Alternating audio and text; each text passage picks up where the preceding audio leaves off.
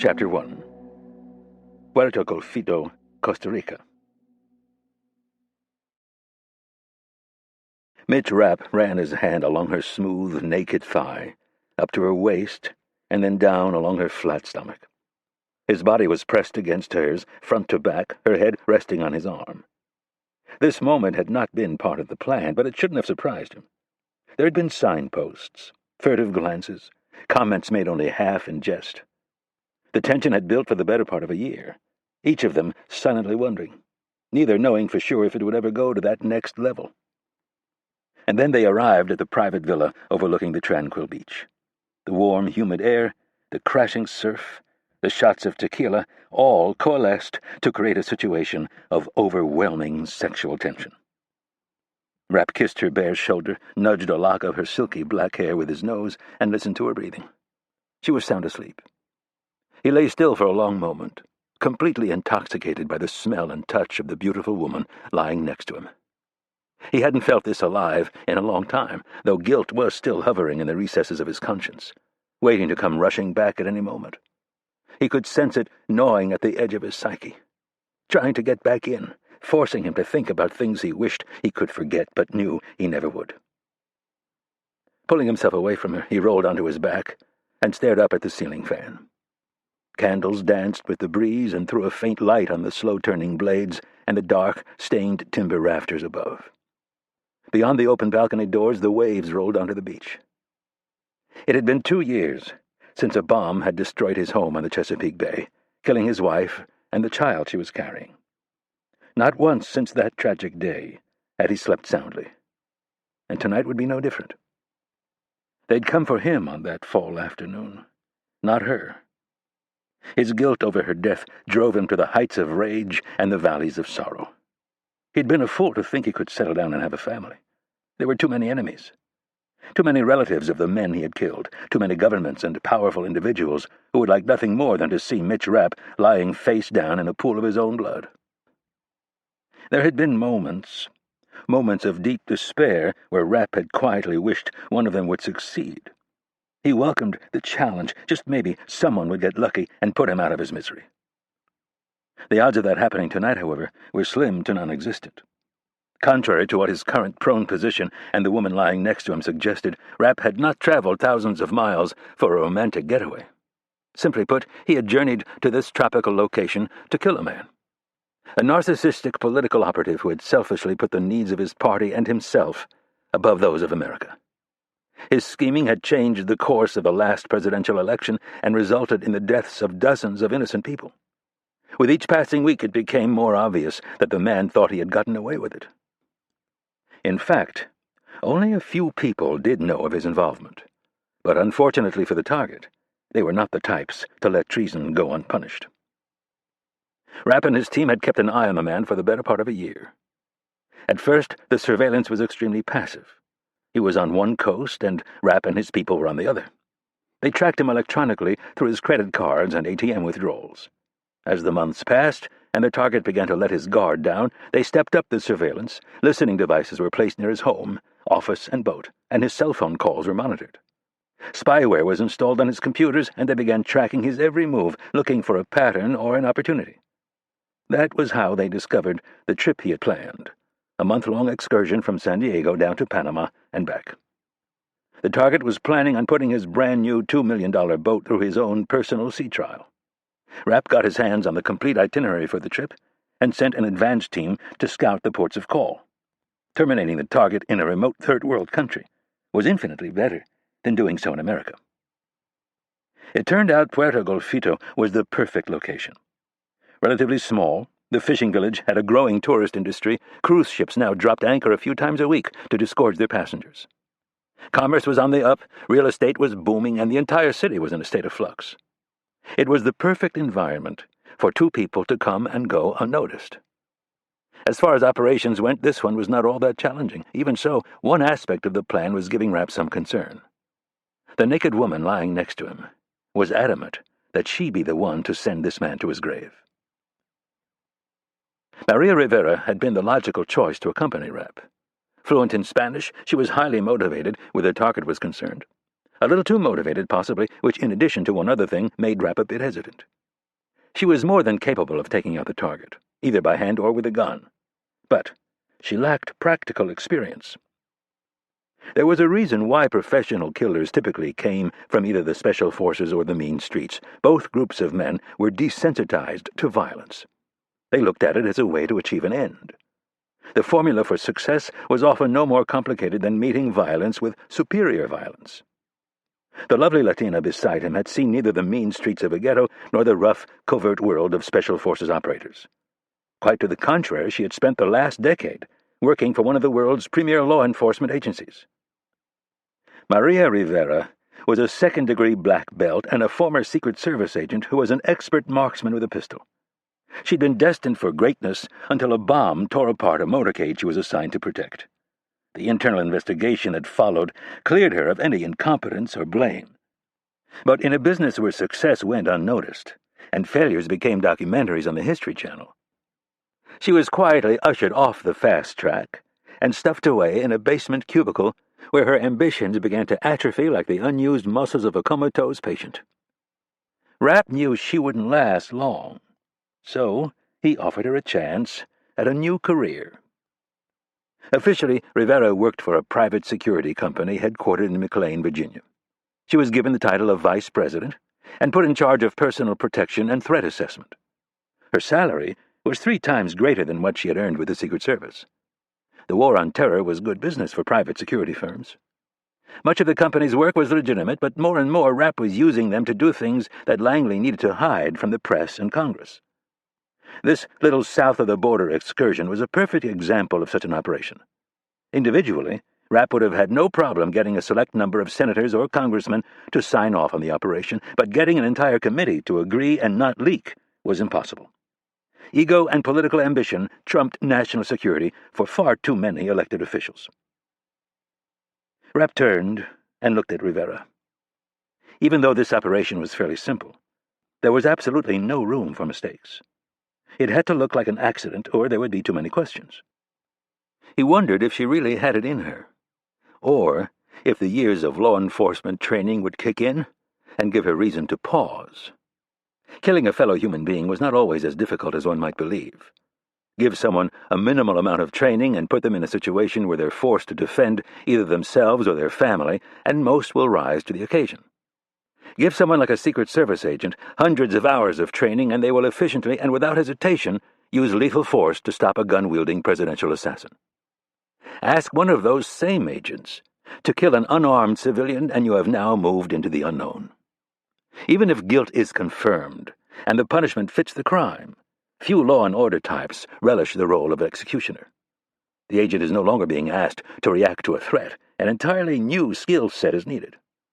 Essentially, you are asking a person who has only played defense to now line up on the other side of the ball and perform with the same level of proficiency. To change one's role so quickly is nearly impossible. To kill cleanly and make it look like an accident was the domain of the rare, tested assassin. Rapp checked Rivera again. She was sleeping soundly. Slowly, he slid his right arm out from under her neck, pulled back the sheet, and slid out of bed. As he covered her with the sheet, her head stirred slightly and then settled back onto her pillow. Rapp backed away and walked across the cool tile floor to the balcony. A soft, humid breeze ruffled the tops of the palm trees below. He looked out across the bay, at the bobbing masts of the sailboats, and searched for the sleek cruiser that belonged to the man they had come to kill. The boat had arrived late in the afternoon and dropped anchor a convenient 200 feet from the nearest boat. The 63-foot Azura with its bright red stripe was easy to pick out among the other white hulls. The man was scheduled to stay in Puerto Golfito for 2 nights. He had yet to deviate from his itinerary, which made Rapp's job all that much easier. The plan for this evening was to watch him, but Rapp was beginning to have second thoughts. He looked up at the quarter moon and the approaching clouds. In an hour, the conditions would be as good as they would get. The forecast called for clear skies the following evening. A quarter moon on the water provided more light than most people would think, and more light increased the odds that they might be seen. Rapp glanced back at Rivera. This one was going to be up close and personal. There would be no detachment through distance and the scope of a rifle. Even though the target was no threat physically, this was for many the most difficult kind of kill. The biggest psychological test. Bare hands, no knife, no gun. Just you and the prey, wrapped in a death spiral like an anaconda squeezing the last breath from some warm-blooded animal it had plucked from the bank of a stream. She would feel the heat of his body, smell his scent, hear his muffled cries, and quite possibly see the pleading fear in his eyes. No, he decided. It was too big a test for Rivera. Silently, he walked over to his bag and pulled out an encrypted Motorola radio. He turned it on and left it across the room on the dresser. With the rest of his gear in tow, he slid out of the bedroom and made his way down the hall to the living room. The large sliding doors were open, covered only by sheer white curtains. Rapp headed for the middle, found the seam in the fabric, and stepped out onto the patio. He put on a pair of black swim skins and walked down the path to the water. The house sat on 5 acres and had its own private beach. Rapp reached the tree line and checked the expanse of sand. It was empty. He slid a Motorola radio and a collapsible headset under the swimskins and strolled casually across the beach with his fins, snorkel, and dive mask. There was no sense in trying to be sneaky at this point. If anyone saw a person in black slinking suspiciously across the beach at this late hour, they were likely to call the police. Rapp waded into the water, getting a fix on the boat. He lined it up with a dip in the tree line at the opposite end of the bay, finished putting on his mask and fins, and began slicing through the water toward the boat and its owner. He was going to squeeze the life out of Stu Garrett, and he knew from experience that he wouldn't feel the slightest bit of compassion. Chapter 2. Isfahan, Iran. The cigarette smoke hung thick in the air as the 3 men eyed each other with a mix of contempt and suspicion. Azad Ashani did not want to be here. The 51-year-old head of Iran's Ministry of Intelligence and Security knew what was coming. Sooner or later the bombs would fall, and the facility where he sat would be destroyed by an American onslaught. There was, of course, a good chance it would be the Israelis, but in the end, would it be any different? The Israelis, after all, would be flying American-made planes and dropping American-made bunker-buster bombs. Ashani studied the concrete walls and ceiling of the cramped office. They were 50 feet underground, in the Isfahan nuclear facility. Ashani had been reassured by engineers and bureaucrats alike that the facility was impregnable. Above them sat a surface building with a rebar interlaced 2-meter slab of super-hard concrete supported by a skeletal frame of massive steel I-beams. 10 feet beneath that sat a 1-meter thick span of concrete and rebar and more I-beams. 10 feet beneath that, the same thing, and so it went all the way down to the 4th subterranean level. The engineers had told him 99% of the American arsenal would be stopped by the massive ground-level slab. The 2nd floor was touted to be 100% effective against the 1% that just might be able to get past the first barrier. This may have comforted many of Ashani's fellow government officials, but Ashani was a born skeptic, not a blind religious fanatic. The American defense industry was constantly churning out new weapons capable of bigger and more amazing feats of destruction.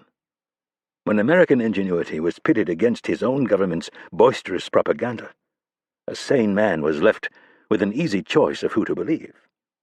On his original tour of the facility, he asked the chief engineer, if the 2nd subfloor is 100% effective, why bother building the 3rd and 4th subfloors? The question was never answered. Ashani had no doubt the facility was marked for destruction, and he was increasingly convinced it would happen within the month.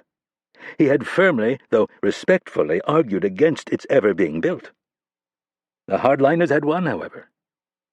They had now poured more than $1 billion into this facility, the one at Natanz, and several others, all while the Iranian economy grew increasingly anemic. Officially, the program was for the peaceful development of nuclear energy. The entire world knew this to be a lie, for the simple fact that Iran was blessed with massive oil and gas reserves. Economically, it made no sense to spend billions developing a nuclear program when cheap oil and gas were abundantly available. What they needed were refineries. With each passing day, Ashani felt a greater sense of impending doom. It reminded him of the feelings he'd had as a graduate student back in 1979. He could see the fall of Shah Mohammad Reza Pahlavi coming as clearly as he saw the ascension of the religious fanatics. Grounded in math and economics, Ashani was pragmatic. There was no denying the fact that the Shah was a puppet dictator who raided the national coffers to pay for his opulent lifestyle. This dislike, however, had to be tempered with an acknowledgement of the fanaticism of Ayatollah Khomeini and his band of black robes. While in graduate school at Shiraz University, Ashani had watched the religious zealots draw his fellow students to their cause. In time, they boarded buses and headed to Tehran for the protests. Ashani remembered thinking that they had no idea what they were getting themselves into. Revolutions were a tricky thing, and this one would be no different. Hardline clerics fanned the flames of the populace's rage and created in the Shah a villain far greater than the facts would support. Young students and professionals who wanted to throw off the censorship and yoke of the Shah's secret police had no idea that they were making an alliance with a group that was no friend of free speech, feminism, and the enlightenment of Persian education. The youth of the country, however, was swept up in the storm of change like an angry, uneducated mob. Very few bothered to stop and think what things would be like after the Shah was removed. Ashani knew, though. In the end, revolutions were almost always won by whichever group was most willing to slaughter any and all opposition. Nearly 3 decades, a marriage, and 5 daughters later, it was clear to Ashani that many of those students regretted what they had done. This was Ashani's 3rd trip in as many weeks to the underground facility. He had been ordered by the president to escort Mukhtar himself this time, as if somehow their mere presence would help protect the place from the impending aerial bombardment. Ashani had absolutely no authority over Iran's Atomic Energy Council or the Supreme Security Council, both of which oversaw the operation of the half-dozen not-so-secret facilities that Iran had invested so heavily in. Nonetheless, they imagined spies at every facility, and they wanted Ashani and his secret police to catch them. That was the reason they gave for demanding more and more of his time, but Ashani knew the real reason. It was classic politics. The writing was on the wall, and the leaders were looking to hedge their bets. There was now a consensus that the Americans or their surrogates would attack.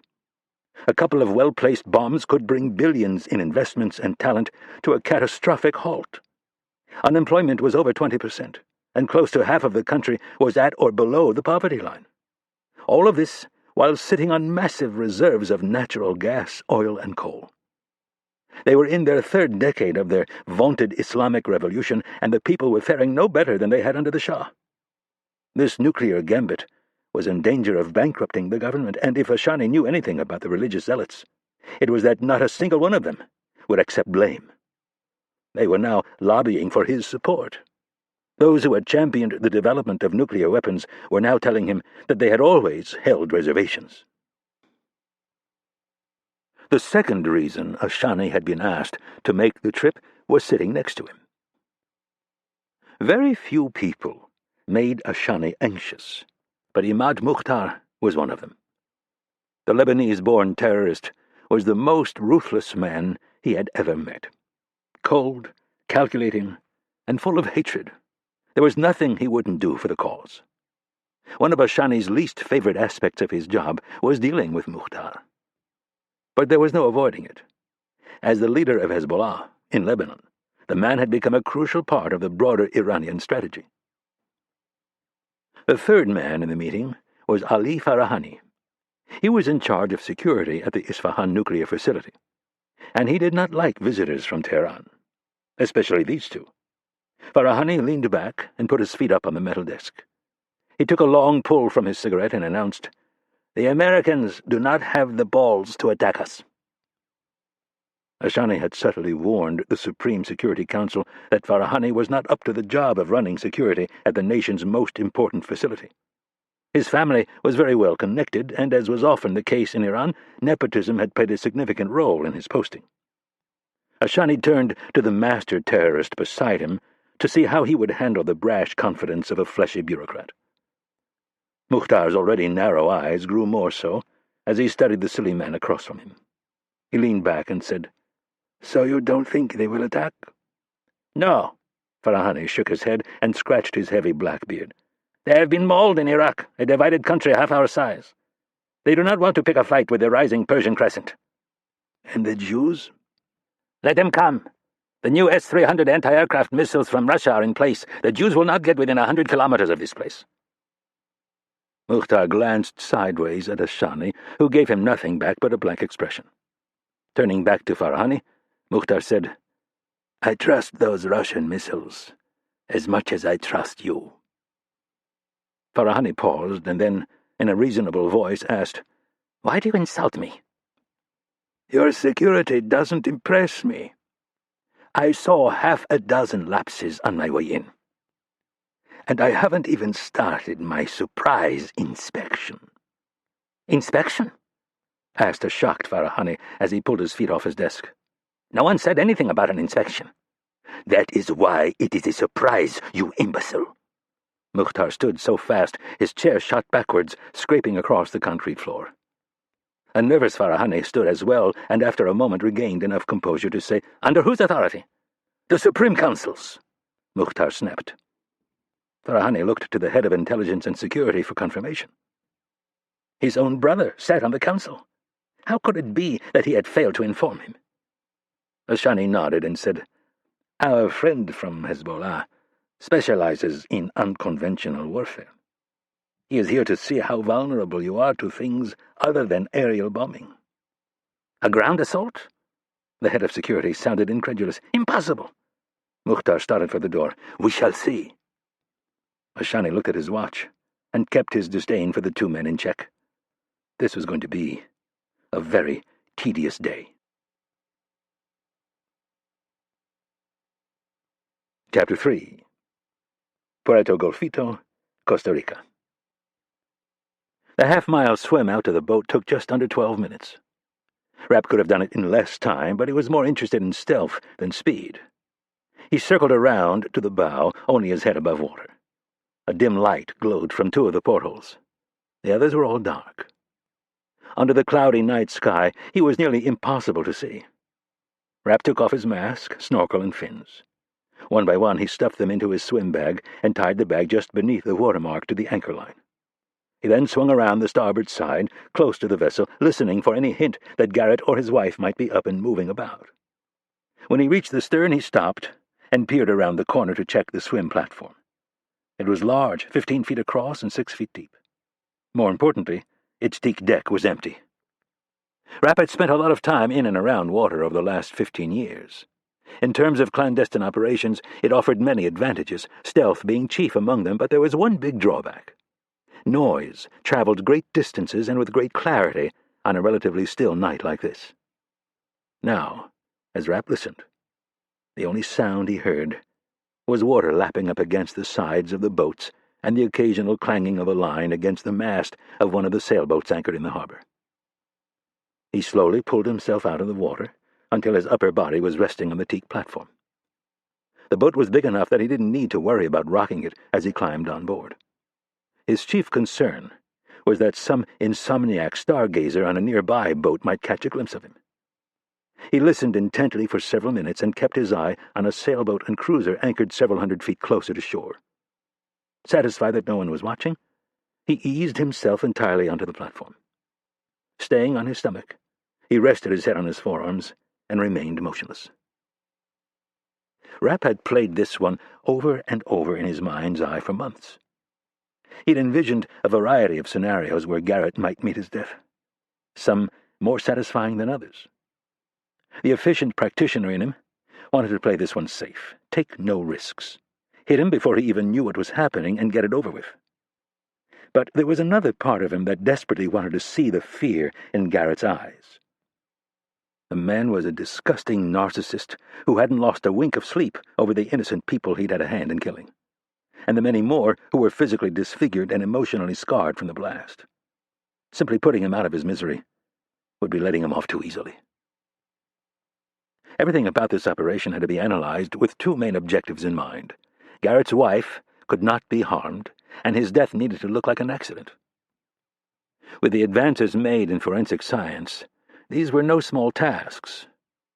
Rapp had focused on Garrett's affinity for boating almost from the start. Thousands of people died every year in boating accidents. Collision, fire, drowning, electrocution, or simply disappearing were all options. Each time a new surveillance report arrived from the West Coast, Rapp took the time to read it thoroughly and in the context of his options. After a while, a pattern began to emerge. Wanting to see things for himself, Rapp traveled to San Diego on a private plane. He arrived after dark and left before sunrise. From the balcony of a rented condo, he spent an entire evening watching the marina where Garrett kept his boat. That one night confirmed the opening that Rapp had detected in the surveillance reports. For several months now, Rapp had imagined killing Garrett more than a dozen ways, but only two stood up under scrutiny. When they found out about the trip he was planning with the new boat, everything fell into place. Even after he told Rivera that she would take point, Rapp continued to play the two scenarios in his mind. He thought of killing Garrett so often that it almost felt like a memory. Virtually every time he closed his eyes, he pictured himself exactly where he was right now, on the aft swim platform of Stu Garrett's yacht. His low profile would rouse no suspicion. Under a clear moonlit sky, he would look no different from a rolled-up tarp. On a night like tonight, he would be nearly invisible. All that was left to do was wait for Garrett. Chapter 4. Isfahan Nuclear Facility, Iran. The janitor pushed the cart down the hallway at a slow pace that appeared to be the result of either an injured left leg or a lack of enthusiasm for his job. He was wearing faded green coveralls with a security badge clipped to the flap of his left breast pocket. His black hair and beard were shot with gray. Over the last year and a half, he had swept, scraped, scrubbed, and mopped virtually every room, hallway, and stairwell in the facility. He was respectful to his superiors, upbeat, and, in general, well-liked by the other people who supported the important scientific work that was being done. The name on his security badge was Moshen Noraste. He was 66 years old. Born and raised in the southeastern Iranian town of Bam, he had lost his wife, 2 children, and 3 grandchildren in a devastating earthquake that had killed over 30,000 people in 2003. Norasta had struggled for years to find work after the quake, and then one day a cousin who worked for the Atomic Energy Organization found him a job at the Isfahan nuclear facility. At first his co-workers did not accept him. With unemployment rates so high, the competition for any job, even janitor, was extremely intense. The locals whom he worked with were resentful of this outsider taking one of their jobs. Within a month or two, though, he began to win them over. Norasta had the penchant and the desire to fix almost anything, especially if it was powered by electricity. People brought in their phones, radios, toasters, vacuums, anything with a plug, and he would fix it. On the weekends and in the evenings, he went to people's houses to help rewire and update their electrical service. He never accepted money. Only a warm meal and some much-needed companionship to help fill the void left by the death of his entire family. Norasta had even been to the home of Ardeshir Hassanpour, the famous Iranian scientist who oversaw the country's uranium enrichment program. Hassanpour had come to his ramshackle shop on the ground level and asked him if he could drop by his house and fix a few things. Norasta said that he would be honored. After installing a ceiling fan and fixing 2 broken lamps, he received neither an offer of payment nor a simple thank you. Sitting down for a warm meal, even with the house servants, seemed out of the question. Norasta remembered leaving the house and thinking to himself that he would feel no empathy for the man when the hammer fell. For the others, though, the ones who had shown him compassion and friendship, he would do everything in his power to make sure they made it out of the facility unharmed. Moshen Noraste's real name was Adam Shoshan. He had volunteered for this operation 3 times before the Director General of Mossad and the Prime Minister finally relented. From the very beginning, their greatest reservations lay in the fact that Shoshan himself was volunteering for the mission. The man simply knew too much. He was a senior officer, not some fresh recruit who'd been plucked from the Israeli army. A 27-year veteran of one of the world's most feared and respected intelligence agencies, Shoshan was Mossad's resident expert on all things Persian. He was fluent in both Farsi and Arabic, and most important, he had spent the first 20 years of his life living in Iran. Born in Tehran, Shoshan was the son of a wealthy diamond merchant who was very influential in the Persian Jewish community. As the Iranian Revolution began to gain momentum, Shoshan's father grew increasingly nervous, and in 1979 he sent his wife and children to live in Vienna with relatives. Once things blew over, he planned on bringing the family back. Unfortunately, they never did. 5 months after sending his family to safety, Shoshan's father was accused of espionage and sedition and put on trial. The sham of a legal proceeding lasted less than 5 minutes. He was denied representation and was not allowed to speak on his own behalf. A guilty verdict was handed down, and Shoshan's father was taken out back and shot in the head. Madame Shoshan was the only surviving male relative. Against the wishes of his mother, he moved to Israel and enlisted in the army right as things were once again heating up in the region. A new group called Hezbollah was on the rise, and the PLO was asserting itself in the occupied territories and beyond. In 1982, he was on the front lines of the invasion into southern Lebanon. While he was on foot patrol, his military career was cut short when a Hezbollah suicide bomber blew himself up in the middle of Shoshan's platoon. A hot piece of shrapnel sliced through his left leg and damaged his hamstring beyond repair. He was still in the hospital when Mossad came calling. It turned out they had had their eye on Shoshan practically from the moment he'd enlisted in the Israeli Defense Forces. Hezbollah was on the rise, and Israel's top spy agency needed people who could analyze and dissect Iran's involvement in the Middle East's newest terrorist organization. Shoshan did exactly that for the next 2 decades. He went from collection to political action and finally special operations, where he rose to the number 2 position. He had been involved in the planning and execution of dozens of assassinations and paramilitary operations, and he had helped recruit and run spies from Tehran to Damascus and beyond. The idea of sending someone to Iran who was well past their physical prime was not taken seriously, at least not at first. Shoshan had not participated in an actual field operation in almost a decade, and at no point had he done long-term undercover work. With few alternatives, though, and Iran inching closer to becoming a nuclear power, Shoshan's idea started to look less ridiculous. It was bold, yet simple, and the Director General slowly began to see the wisdom of the plan. There was one glaring problem, however. If he was discovered, the Iranians would torture him, and, contrary to the statements of Amnesty International, torture worked. No matter how tough the individual, a skilled interrogation team always got what they wanted. Shoshan would be operating deep behind enemy lines with almost no backup. It was a huge gamble, but Israel had few choices. Shoshan rounded the corner with his cart out in front of him. His posture was hunched and submissive, but beneath his bushy black and gray eyebrows, his eyes were alert, scanning the hall ahead. The signal had been given. 15 months of living a lie was about to come to an end one way or another in the next 24 hours. Shoshan wouldn't even allow himself to think about his extraction. The mere thought of seeing his beloved Israel again was enough to entice him into abandoning this underground tomb today, and to hell with the mission. He'd come too far for that, though. He needed to see this through to the bloody end, even if it meant his own bloody end. Up ahead, a door on the left opened, and 2 men stepped into the hallway. Shoshan glanced at the first man and then the other. The man on the left he recognized instantly. He ran the MOIS, or Ministry of Intel and Security. His name was Azad Ashani. The man on the right was a ghost. Someone he had been chasing for nearly a quarter of a century. A man who had killed thousands of Israelis with his reign of terror. Shoshan gripped the handle of the cart tightly in an attempt to control his shock. Could he really be so lucky? Shoshan got control of his nerves and looked up for a second glance. He studied the eye sockets and the forehead, 2 features that were nearly impossible to change. It was him. Shoshan's head began to swirl over the bizarre gift he had been given. He had hunted Imad Mukhtar across 3 continents, coming close only twice. And here they were, face to face, in the dank hallway of an Iranian nuclear facility on the very day that it was marked for destruction. "I have not been impressed with your security thus far," the man on the right said in Farsi. Shoshan slowed to a near crawl.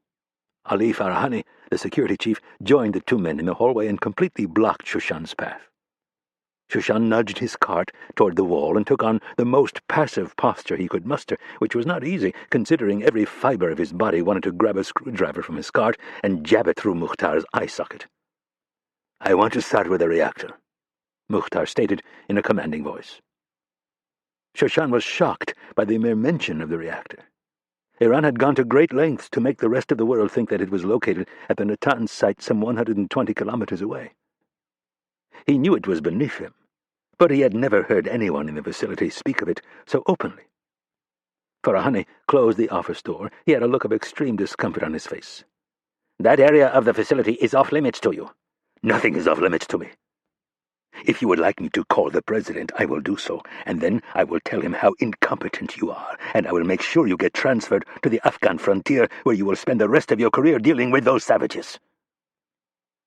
Farahani hesitated. A defeated look fell across his face as he debated his options. After a moment, he relented. "Follow me." The 3 men started down the hallway, walking right past Shoshan, neither man paying him the slightest notice. Shoshan breathed a slight sigh of relief and checked his watch. He was supposed to wait for confirmation before he set things in motion. But how could he refuse this gift? Imad Mukhtar, the man responsible for so many indiscriminate bombings and countless deaths, had walked into a facility he was tasked with destroying. It was an opportunity he could not pass up. Surely his superiors back in Israel would understand. Shoshan picked up his pace. There was much to be done, especially if he wanted to catch them in the reactor room. Chapter 5. Puerto Golfito, Costa Rica. Stu Garrett was not known for his patience. In his mind, this was the singular trait that had propelled him to such great success. He was a decisive taskmaster who worked people as if they were his serfs. He wanted positive results, and nothing less, and compliments to subordinates were almost unheard of. In the world of political consulting and campaign management, he was king. No other living person had successfully managed 2 separate bids for the Oval Office. His ability to orchestrate a campaign had taken on an almost mythical aura in the media and democratic circles. His opponents, on the other hand, thought of him as the most underhanded, unethical jerk ever to stalk the wings of American politics. Garrett wore this reputation as a badge of honor. If his opponents were dumb enough to follow the rules, that was their fault. He was a practitioner of all the most underhanded techniques. To him, politics was guerrilla warfare. Hit-and-run tactics were the marching orders he gave his staffers and operatives. Go on the offensive and never let up, and absolutely never, ever admit any wrongdoing to the press or your opponent. Elections were a competition that took place over a relatively compressed period of time. Garrett often carried the day by sheer inertia, like slowly moving a rugby scrum toward the goal line. This bullish attitude and uncompromising vision served him well in politics, but was about to fail him in another arena, one with a far more serious endgame.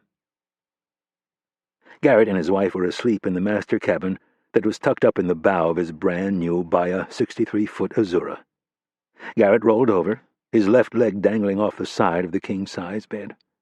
His eyes opened, blinking several times. Slowly, the blue numbers of his bedside digital clock came into focus. It was 2:11 in the morning. He let his eyelids close and rolled onto his back. Occasionally, if he changed positions, it would take the pressure off his bladder and he could fall right back asleep. People all over the world are creatures of habit, and Garrett was no different. He liked to start his day with several cups of very strong black coffee and end it with a bottle of Chardonnay, sometimes 2. These habits and an enlarged prostate made a certain nightly ritual inevitable. At roughly 3 a.m. and 6 a.m., he awoke to alleviate the pressure on his bladder. Simply cutting back on the coffee and wine would have been an easy solution, but Garrett didn't like depriving himself of anything he liked. The way his mind worked, getting up to relieve himself wasn't the problem. It was falling back asleep. The magic bullet he'd found was sleeping on the water, when on land Garrett found it almost impossible to get a good night's rest. On the water, however, he could relieve himself as many times as his swollen prostate required, and the motion of the ocean was guaranteed to rock him back to sleep. The other benefit of boating lay in its solitude. The older Garrett got, the more he realized he simply didn't like people. Most he found to be irritating and obnoxious, but even the endearing ones wore thin over time. He'd made a small fortune getting men and women elected to public office. Professional charmers who could change personas to fit each potential voter. Even these chameleons found a way to get under his skin. After a while, their feigned can-do attitude and politically correct speak became intolerable. Garrett was at his core an irascible man who believed everyone acted in their own selfish interests. The evangelist, who spoke of his love of Christ, did so not out of adoration for his Savior, but out of a need for others to hold him in high regard. Garrett had met one too many Hollywood types who professed their desire to save Mother Earth while ensconced in one of their several 10,000-square-foot homes of which they were the sole occupants. Did they really believe in global warming, or were they simply hypocrites? The town had its fair share of sanctimonious phonies, to be sure, but most simply wanted to be accepted and to be thought of as enlightened, intelligent, and compassionate. Garrett had no such need. He yearned for the acceptance of others about as much as he wanted a sturdy kick in the groin. The visual brought a sly grin to Garrett's face. He was very happy with the way his life had turned out, especially in light of how things were going just a year ago. He'd just finished running his second successful presidential campaign. Having helped orchestrate one of the greatest come-from-behind victories in the history of the country, he was flushed with a sense of omnipotence. Manufacturing a victory was probably a more accurate definition of what he'd done, but he wasn't about to go there. The important thing was that he had done his job. Politics was a rough game, each side willing to do the most unseemly things to win. None of it surprised Garrett. History was filled with examples. Over time, untold numbers of siblings had poisoned and been poisoned while jockeying for the throne. Civil wars fought over mere ideas had killed millions. There'd been too many assassinations, bloody coups, and revolutions to even count that had upset entire continents. Julius Caesar had been stabbed 23 times by a cabal that included some of Rome's most learned and intellectual senators. Hitler burned the Reichstag to the ground and blamed the communists. The examples of men lying, cheating, and murdering their way to power was long and illustrious. For Garrett, if there was any lesson to be learned from history, it was that victory went to whoever was bold enough to take it. Pitted against some of history's more sensational power grabs, Garrett felt that what he had participated in was pretty mild. After all, he would have never joined in the plot if the photos hadn't been thrown in his face. A clear effort by the other side to play dirty. Garrett knew it had been his old nemesis, Cap Baker, who had sent him the pictures. Garrett's candidates, presidential nominee Josh Alexander and his running mate Mark Ross, were getting their asses handed to them by the Republicans. Money was drying up, and the time left to close the gap was shrinking quickly, but they still had a chance. That was until the photos arrived. There were a lot of obstacles Garrett could overcome, but the wife of his candidate caught on film having sex with a Secret Service agent was not one of them. Garrett showed the photos to Mark Ross, Alexander's vice president on the ticket. Ross nearly lost his mind. But after a good 30 minutes of a profanity-strewn tirade, he composed himself. He was not prepared to quit so easily. He had fought too hard to see his lifelong ambition destroyed by some little slut. Ross had contacts from his days at the CIA and as Director of National Intelligence. He went to work on finding a way to neutralize the problem, and in less than a week had reached a deal with a very shady expatriate named Cy Green. Now it had been a little more than 16 months since the attack on the motorcade that had killed Gillian Routport and 14 others, including the Secret Service agent who had been sleeping with her. Garrett had deluded himself into thinking that his role in the entire matter had been that of a bystander. He had neither condoned nor criticized the plans that had been set in motion. He had merely followed orders. Garrett remembered the shock and surprise he'd felt when the bomb attack had worked. The press, the public, even law enforcement bought the entire thing. A splinter terrorist group took credit for the attack on the motorcade, and the hunt was on to track them down. The voters rallied behind Alexander and Ross, and several weeks later they rode the tide of sympathy to victory. Everything was going smoothly up until the week before the inauguration. That was when Mitch Rapp, Langley's top counter-terrorism man, had somehow managed to track down the assassin who had detonated the car bomb in just a few short days. Everything they had worked so hard for began to unravel. Just days before the inauguration, the two men who had helped them pull off their miraculous come-from-behind victory disappeared, never to be seen by anyone again. That was unnerving enough, but mild compared to the shock Garrett felt when he received the news that Vice President-elect Ross had died of a heart attack the morning of the inauguration, in the Oval Office of all places. Garrett knew Ross had a history of heart problems, but he found it hard to accept the timing of his departure. He had no real evidence that Rapp was to blame, but the odds of all three conspirators dying in the same week were impossible to swallow. Garrett's gut told him the CIA was behind the entire thing, but he was hardly in a position to run to the authorities or the media.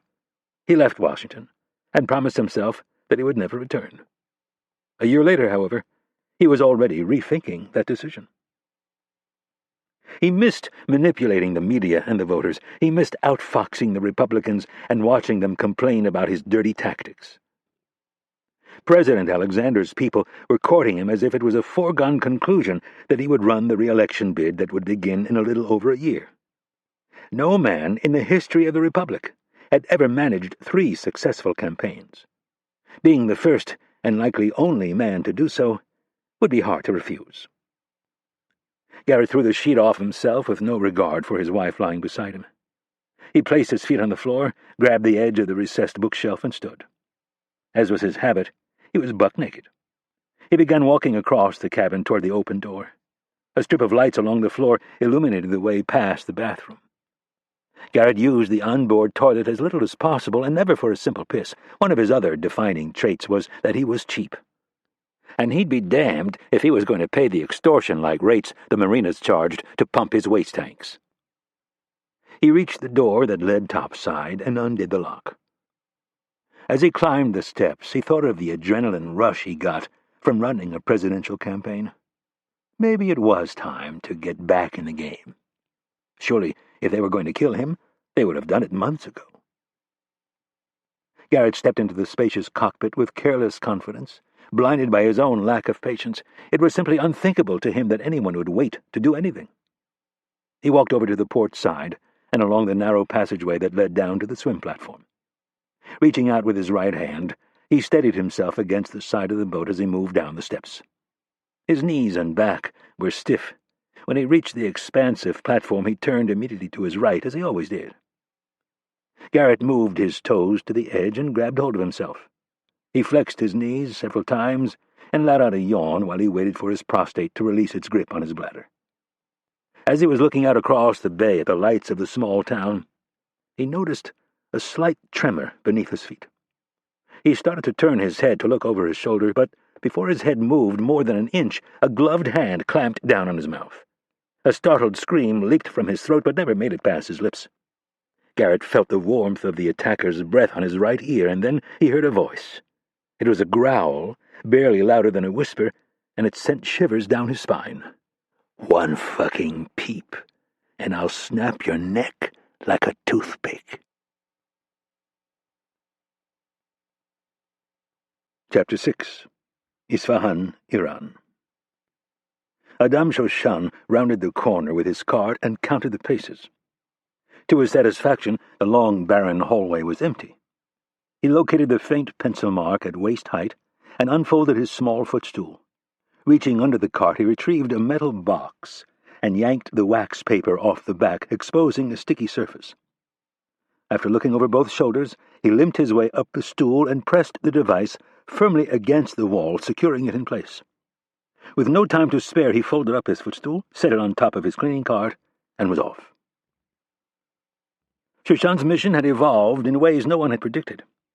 He'd been sent in as a spy in the most classic sense of the word. His mission was to surreptitiously collect intelligence on the Isfahan nuclear facility and nothing more. No unneeded gambles or risks were to be taken. He was to monitor who came and went and at what time. He was to build dossiers on the key scientists, and most importantly, he was to ascertain the capacity of the centrifuge facility buried deep underground.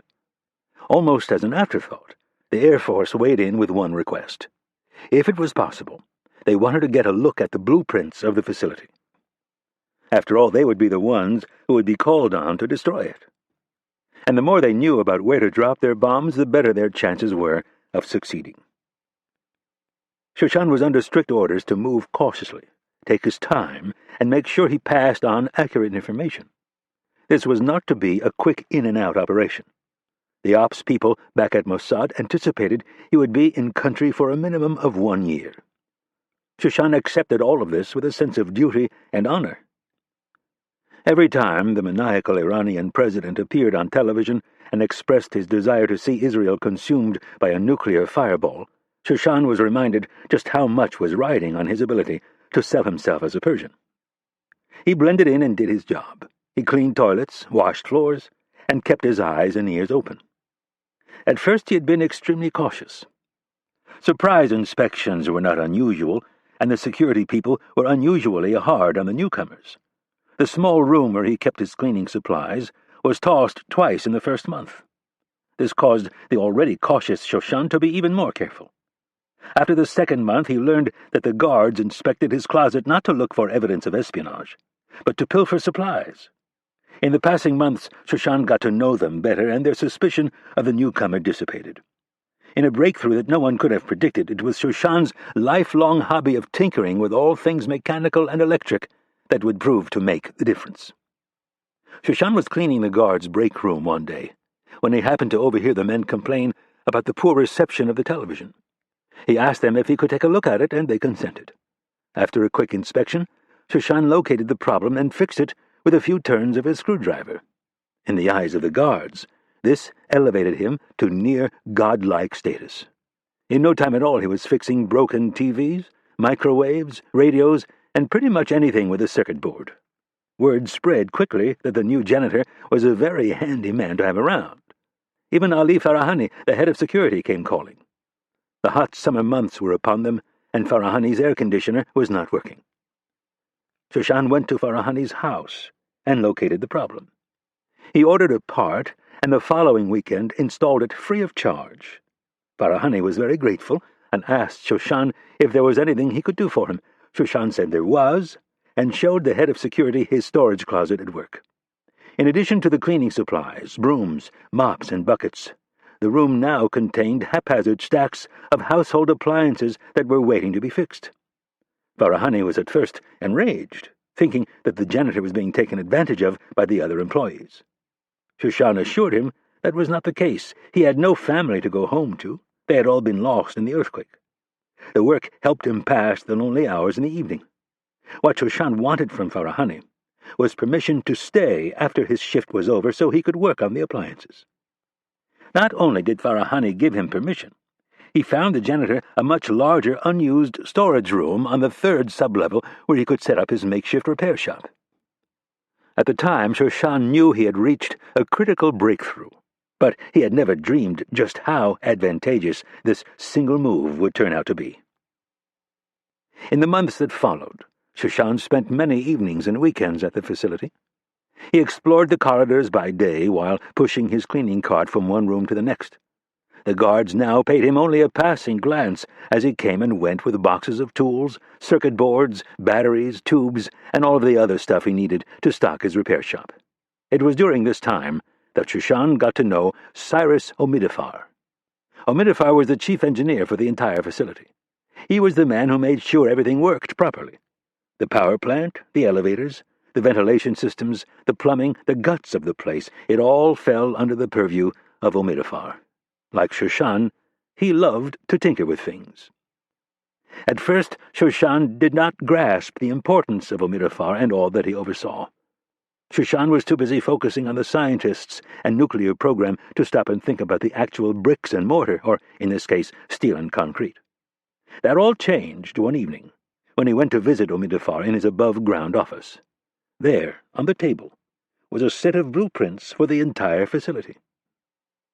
Shoshan remembered the request from the Air Force targeting specialist and immediately cursed himself for not having his tiny digital camera with him. He stood over the prints, trying to grasp as many details as possible while his friend finished up a phone call. When Omidafar was done, he joined Shoshan at the table and announced, "An impressive feat of engineering, isn't it?" Shoshan agreed. "It is designed to act as a series of nets." Omidafar flipped the top page over and revealed a side elevation of the ground floor. "The top floor is 2 meters thick with 6 interlaced layers of rebar. If the Americans drop their bunker-buster bombs, we are very confident this first line of defense will stop them." Shoshan wasn't so sure. Before going in-country, he'd been told that the Americans had their best military minds developing a new series of bunker-buster bombs that would get the job done. Shoshan looked at his friend. "And if it doesn't?" Omidafar shrugged. "There are 3 more floors the bombs would need to penetrate. They are not as thick as the first floor, but they don't need to be. The first floor will stop or slow even their heaviest bomb. If one happens to get through, it still has to penetrate 3 more floors, each of them 1 meter thick with interlaced rebar. The only way the Americans could destroy this facility would be to use a nuclear weapon, and they would never be so reckless." "What about the Jews?" Shoshan asked. He'd learned to take a perverse joy in playing role of Jew-hater. The question made Omidafar pause. He was a practical man, not prone to spewing anti-Semitic remarks. "I am not so sure about the Jews. I advocated conducting this entire operation in secret, but our fearless president likes to taunt our enemies. Now we have made ourselves a ripe target." Shoshan smiled and nodded. His eyes returned to the print, and his inquisitive mind went to work not as a spy, but as someone who was endlessly fascinated by how things worked. "How did you support all this weight?"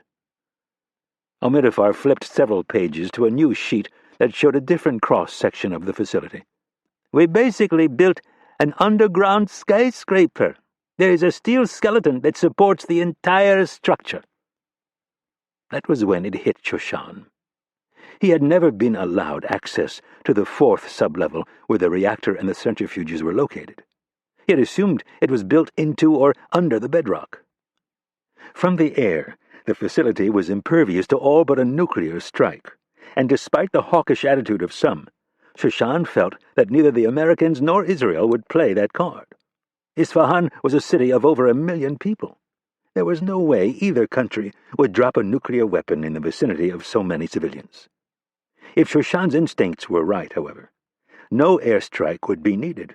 Something far simpler could cripple the entire facility. As Shoshan looked at the prints on that afternoon, he paid particular attention to the size and gauge of the steel that had been used.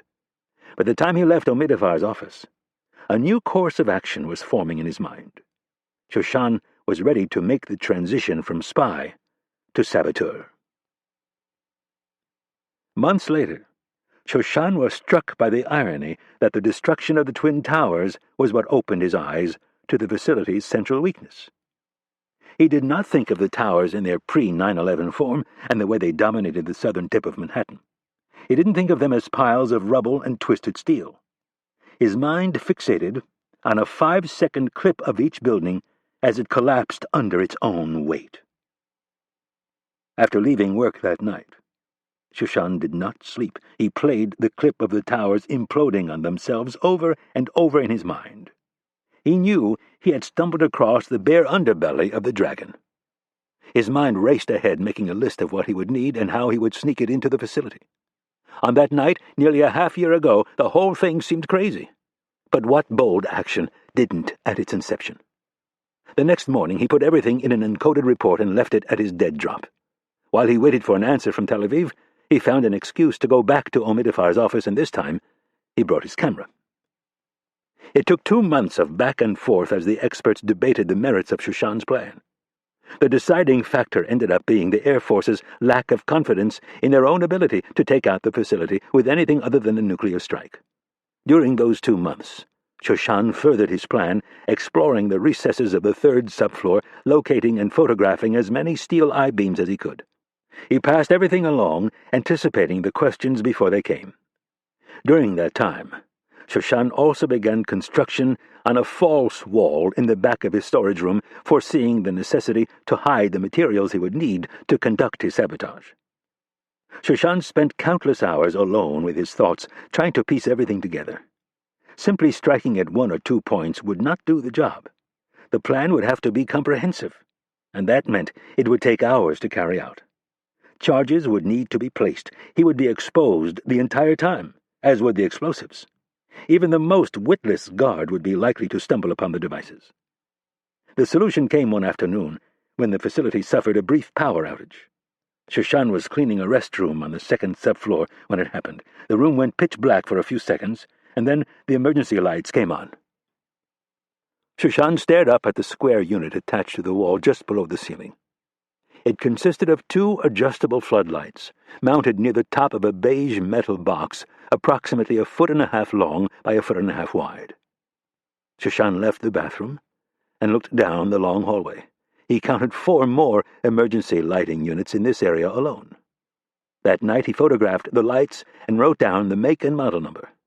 The next morning he informed Mossad that he had found a solution to their problem. 5 weeks later, the first shipment of 12 units left Haifa for Mumbai, India.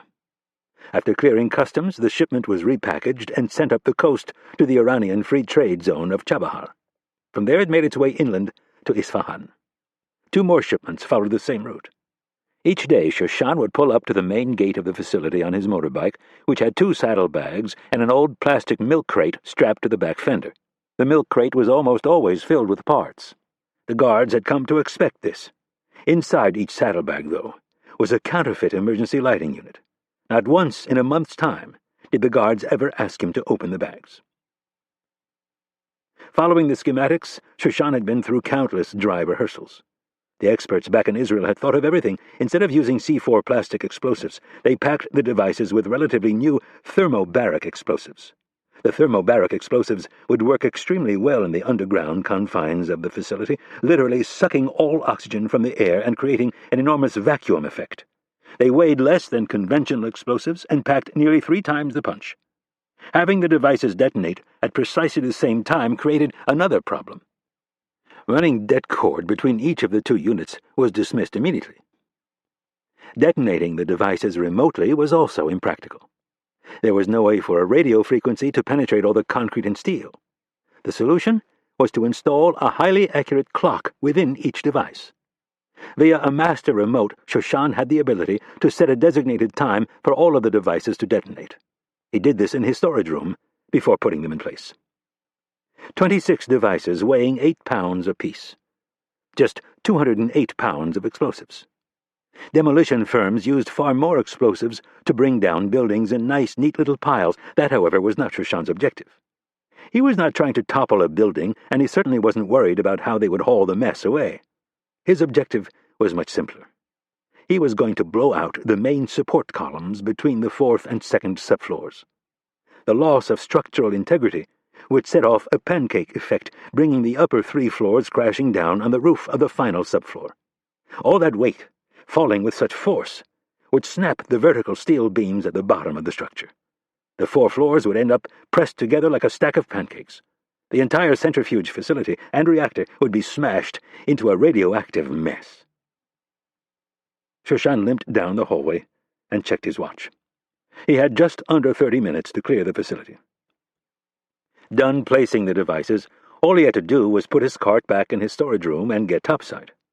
Once the explosion started, he would move for the gate and slip out in the ensuing confusion. He opened the door to his storage room and pulled the cart inside.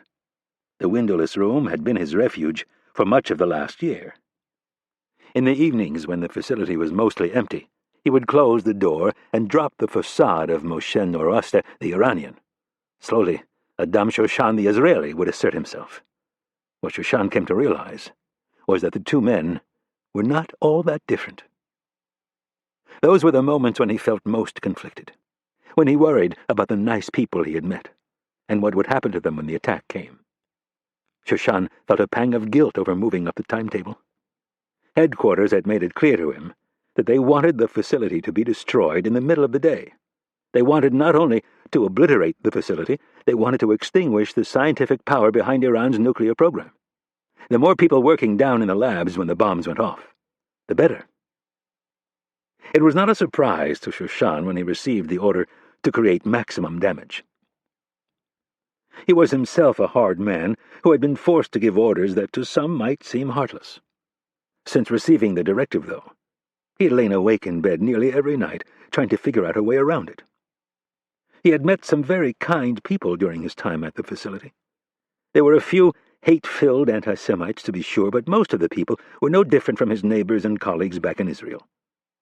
It seemed wrong to him that they should have to die for following the orders of religious fanatics. Seeing Imad Mukhtar, though, had caused most of those reservations to simply vanish. There was perhaps no more vile man in the modern history of Israel. Mukhtar was the purveyor of suicide bombers, rocket attacks on civilians, and countless kidnappings. He had the blood of thousands of Israelis on his hands. As one of the founders of Hezbollah, he was hell-bent on the absolute destruction of the state of Israel and nothing less. The mere fact that he was visiting the facility confirmed Israel's worst fears, that Iran would simply hand off one of their new bombs to a stateless terrorist group like Hezbollah. Catching the man at the facility so close to the appointed hour was simply too difficult to resist. Shoshan took a brief look around the room, pondering if there was anything worth taking. Sanitizing the place was not a concern. What little he had left was well concealed and would be destroyed by the explosion. Shoshan backed out of the room and closed the door behind him. As he headed for the elevator, his thoughts turned to his friend Ali Omidafar. He'd come up with a plan to distract his friend and make sure he was out of the building when the bombs went off. He pushed the call button for the elevator and thought that it was the one humane thing he could do to help assuage his guilt over all the other people who would die. When the doors opened, he found himself standing face to face with Ali Farahani, the facility's head of security. He looked frazzled and in a hurry. Shoshan guessed it had to do with the two men who were standing behind him. Shoshan quickly stepped out of the way and murmured a quiet apology. He kept his eyes averted as the three men got out of the elevator and started down the hall toward Farahani's office. Shoshan stepped into the elevator and pushed the button for the ground floor. As the doors began to close, he looked down the hall at the back of Mukhtar's head, and his subservient expression gave way to a broad smile. Chapter 7. Puerto Golfito, Costa Rica. Rapp kept the cool steel of his knife pressed against Garrett's bare skin as a reminder that his mortality was very much in question. In a voice tinged more with amusement than disdain, Rapp whispered, "You thought you'd gotten away with it, didn't you?" Garrett made a lame effort to break free. "Easy, Stu. If you want to live, you'll do exactly as I say." Giving Garrett hope that he might survive was as important as the obvious threat of force. The right balance had to be struck. Rapp was more than capable of subduing the paunchy political kingmaker, but tonight, brute force would be a last resort. Even the position of the knife had been considered. Rapp held the blade flat against Garrett's skin so as not to leave a thin laceration that would be discovered during his autopsy. This was about deception, and to pull it off, he needed Garrett to hold on to the idea that he might survive the next few minutes. With his mouth mere inches from Garrett's ear, Rapp said, "I wanted to come down here, slit your throat, and dump your worthless ass in the drink, but my boss, for some reason, thinks you might be useful." Rapp paused to give Garrett a moment to realize the false hope. "The only problem for you is, I have a history of disregarding orders." Rapp moved to his right and cranked Garrett's head around so he could look him in the face. Rapp could see Garrett's eyelids narrow as he tried to place the face of his assailant. They stayed that way for several seconds and then suddenly grew wide with fear. Rapp smiled. "That's right, Stu. You know who I am. You tried to screw me over last year by feeding Tom Rich that bullshit story that the Times ran. It ended up blowing up in your face, didn't it? Garrett tried, shaking his head. I'm only going to say this one time. I want to kill you. And I'm pretty sure if I do, Director Kennedy, despite telling me not to, will find it in her heart to forgive me since you are one of the biggest pieces of shit political operators in American history. So, if you want to save your own ass, you'll stop lying to me. Are we clear? Garrett closed his eyes and nodded. All right. Get down on your knees, and then I'll take my hand off your mouth so we can talk. Without giving him time to think, Rapp started lowering Garrett to the teak deck. When he had him kneeling at the edge of the platform, he brought the knife around and placed the dull edge of the blade against Garrett's throat. I'm going to take my hand off your mouth. If you make any noise louder than a whisper, I'll stick this blade straight through your voice box and shove it all the way back to your spine. You'll end up drowning in your own blood, and trust me, it won't be enjoyable. Rapp gave Garrett a long moment to consider the agonizing death and then slowly took his hand off Garrett's mouth. The political consultant and former presidential chief of staff took in a deep breath and whispered, Please don't kill me. None of it was my idea. His voice grew louder. It was that idiot Mark Ross. Quiet, Rapp hissed. Sorry, Garrett said much softer now. It may not have been your idea, but you went along with it. Garrett hesitated and then nodded. You did more than go along with it. You helped carry it out. I was only following orders. Bullshit. You weren't some private on the front line following orders. You're a political whore who doesn't give a rat's ass about anything other than seeing your guy win. You ran that campaign, and you wanted to see Jillian Routbart dead just as bad as Ross did. That woman was not without fault. Why? Because she cheated on her husband? I'm just saying if she would have kept her legs crossed, none of it would have happened. Rapp grabbed Garrett's hair with his left hand and pulled his head back. Why don't you join the Taliban? You're going to sit here and tell me because a woman cheated on her husband, she deserved to die? No, Garrett struggled. I'm just saying if she would have kept her dress on, none of this would have been set into motion. And the 14 other people who died? That was unfortunate. Unfortunate, Rapp hissed. You stole a presidential election by blowing up a motorcade and killing 15 people, and the only word you can come up with is unfortunate. Garrett could sense the anger in Rapp's voice. It was bad. It was wrong. I should have stopped him. You're damn right you should have, you fucking sociopath. Rapp withdrew the blade from Garrett's throat and put it back in its scabbard. With his left hand still holding onto Garrett's hair, he said, And that's why I'm going to kill you. Before Garrett could react, Rapp yanked him to the left. Garrett's reaction was to lurch his body to the right so he wouldn't fall in the water. This was what Rapp wanted. Using Garrett's own momentum, Rapp reversed direction and yanked Garrett's head back toward the port stern corner of the boat. Garrett's temple struck the hard fiberglass with a thud, leaving him dazed and barely conscious, his arms limp at his sides. Rapp let go of Garrett's hair and wrapped his arms around the man's chest in a bear hug. He took a deep breath and propelled himself and Garrett over the edge of the swim platform headfirst. When they hit the dark, cool water, Rapp began calmly kicking his legs, driving them away from the surface. The water seemed to have shocked Garrett back to alertness. He began struggling, but it was no good. Rapp had his fists locked around Garrett's chest. As he drove them deeper, Garrett tried to claw at Rapp's gloved hands. Not having any luck, he reached for Rapp's face, the only part of his body other than his feet that wasn't covered. Rapp responded by lowering his fists a few inches to restrict Garrett's ability to move his arms. He then gave him a quick Heimlich, forcing more air from his lungs. All the while, Rapp's legs kept them under steady propulsion, moving them further away from what Garrett needed most: oxygen. Garrett began twisting his body and moving his legs violently. Rapp kept his eyes shut and drove them deeper. Based on the number of kicks, he guessed they were around 25 feet beneath the surface. It was more than enough. Garrett's lungs would be on fire. He would feel like his chest was going to explode. Rapp stopped, allowing them to level out, and then exhaled a little air from his lungs. They'd been underwater for less than half a minute, but Rapp knew Garrett was near the end. His movements were diminishing in both frequency and force. Rapp loosened his grip a bit to see if Garrett was playing possum. His arms stayed limp at his sides. Rapp opened his eyes and looked up toward the ever-so-faint light on the surface. He released his hold on Garrett and grabbed him by the hair. If the man was still alive, this was when he would make his break for the surface. He didn't, however. He simply floated in front of Rapp, a dark silhouette against the slightly lighter backdrop. Rapp put his hands on Garrett's shoulders, pushed him further down, and then started for the surface. Rapp could see the dark underbelly of the boat and headed for the narrow bow, exhaling small amounts of air as he went. 10 seconds later, he quietly broke the surface and finished exhaling before taking in a short breath followed by 2 deeper ones. His heart was moving at a pretty good clip. Between his pounding heart and with the water in his ears, it was difficult to hear anything. He hovered quietly, taking deeper and deeper breaths. His head was the only thing out of the water. His heart rate quickly recovered, and he shook the water from his ears. He listened for any sign that Garrett's wife had woken up, but there was nothing. After another minute, he gathered his swim bag from the anchor line and started for shore. With any luck, he'd be back in Washington by noon. Chapter 8. Isfahan Nuclear Facility.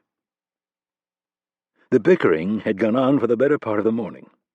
For Ashani, it was like being on a long car trip with his teenage daughters. Most men were easily intimidated by Imad Mukhtar. With his close ties to the hardline zealots and his propensity for violence, it was wise to steer well clear of him.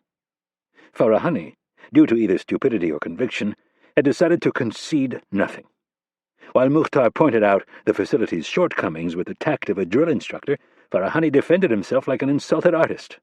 The two fed off each other, the rhetoric escalated, and Ashani found himself wishing desperately that his office would call with an emergency that needed his immediate attention. Ashani leaned against the wall of Farahani's office, watching Mukhtar tick off a list of files he wanted to review. Farahani, in the midst of lighting a cigarette, exhaled a cloud of smoke and shook his head. "I know that man very well. He would never betray the revolution." Ashani had never seen Farahani so stubborn. Maybe after all these months he was finally sick of people making the trip from Tehran to second-guess his every move.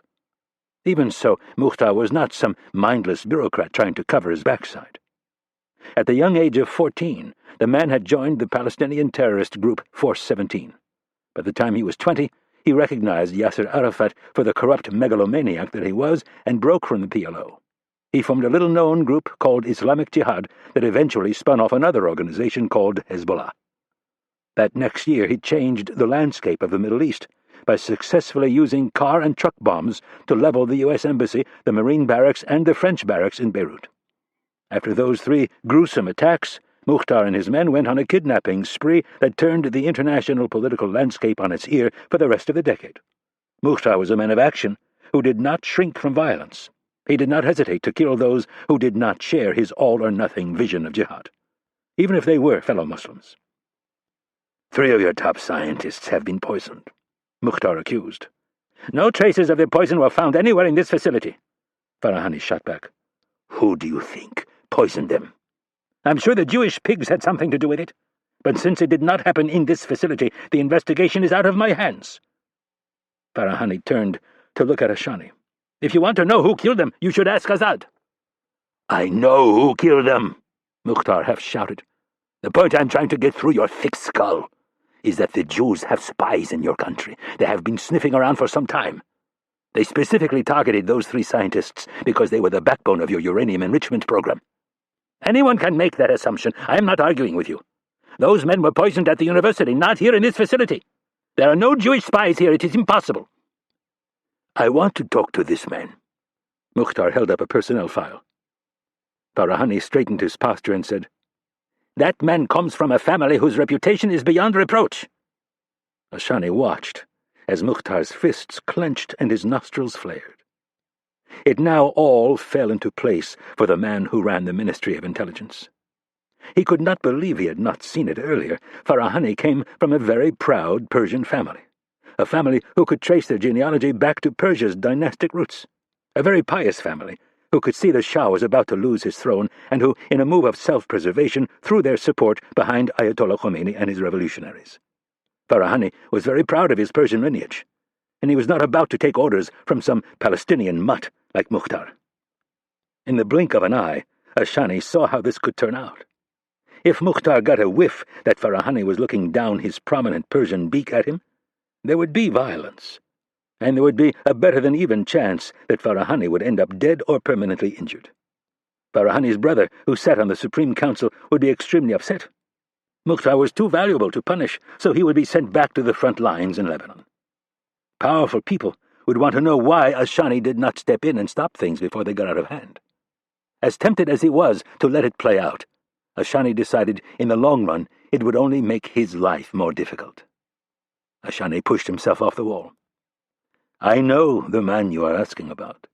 He is indeed from a good family, which is exactly why we should talk to him. Farahani looked at Ashani with a confused, almost hurt expression.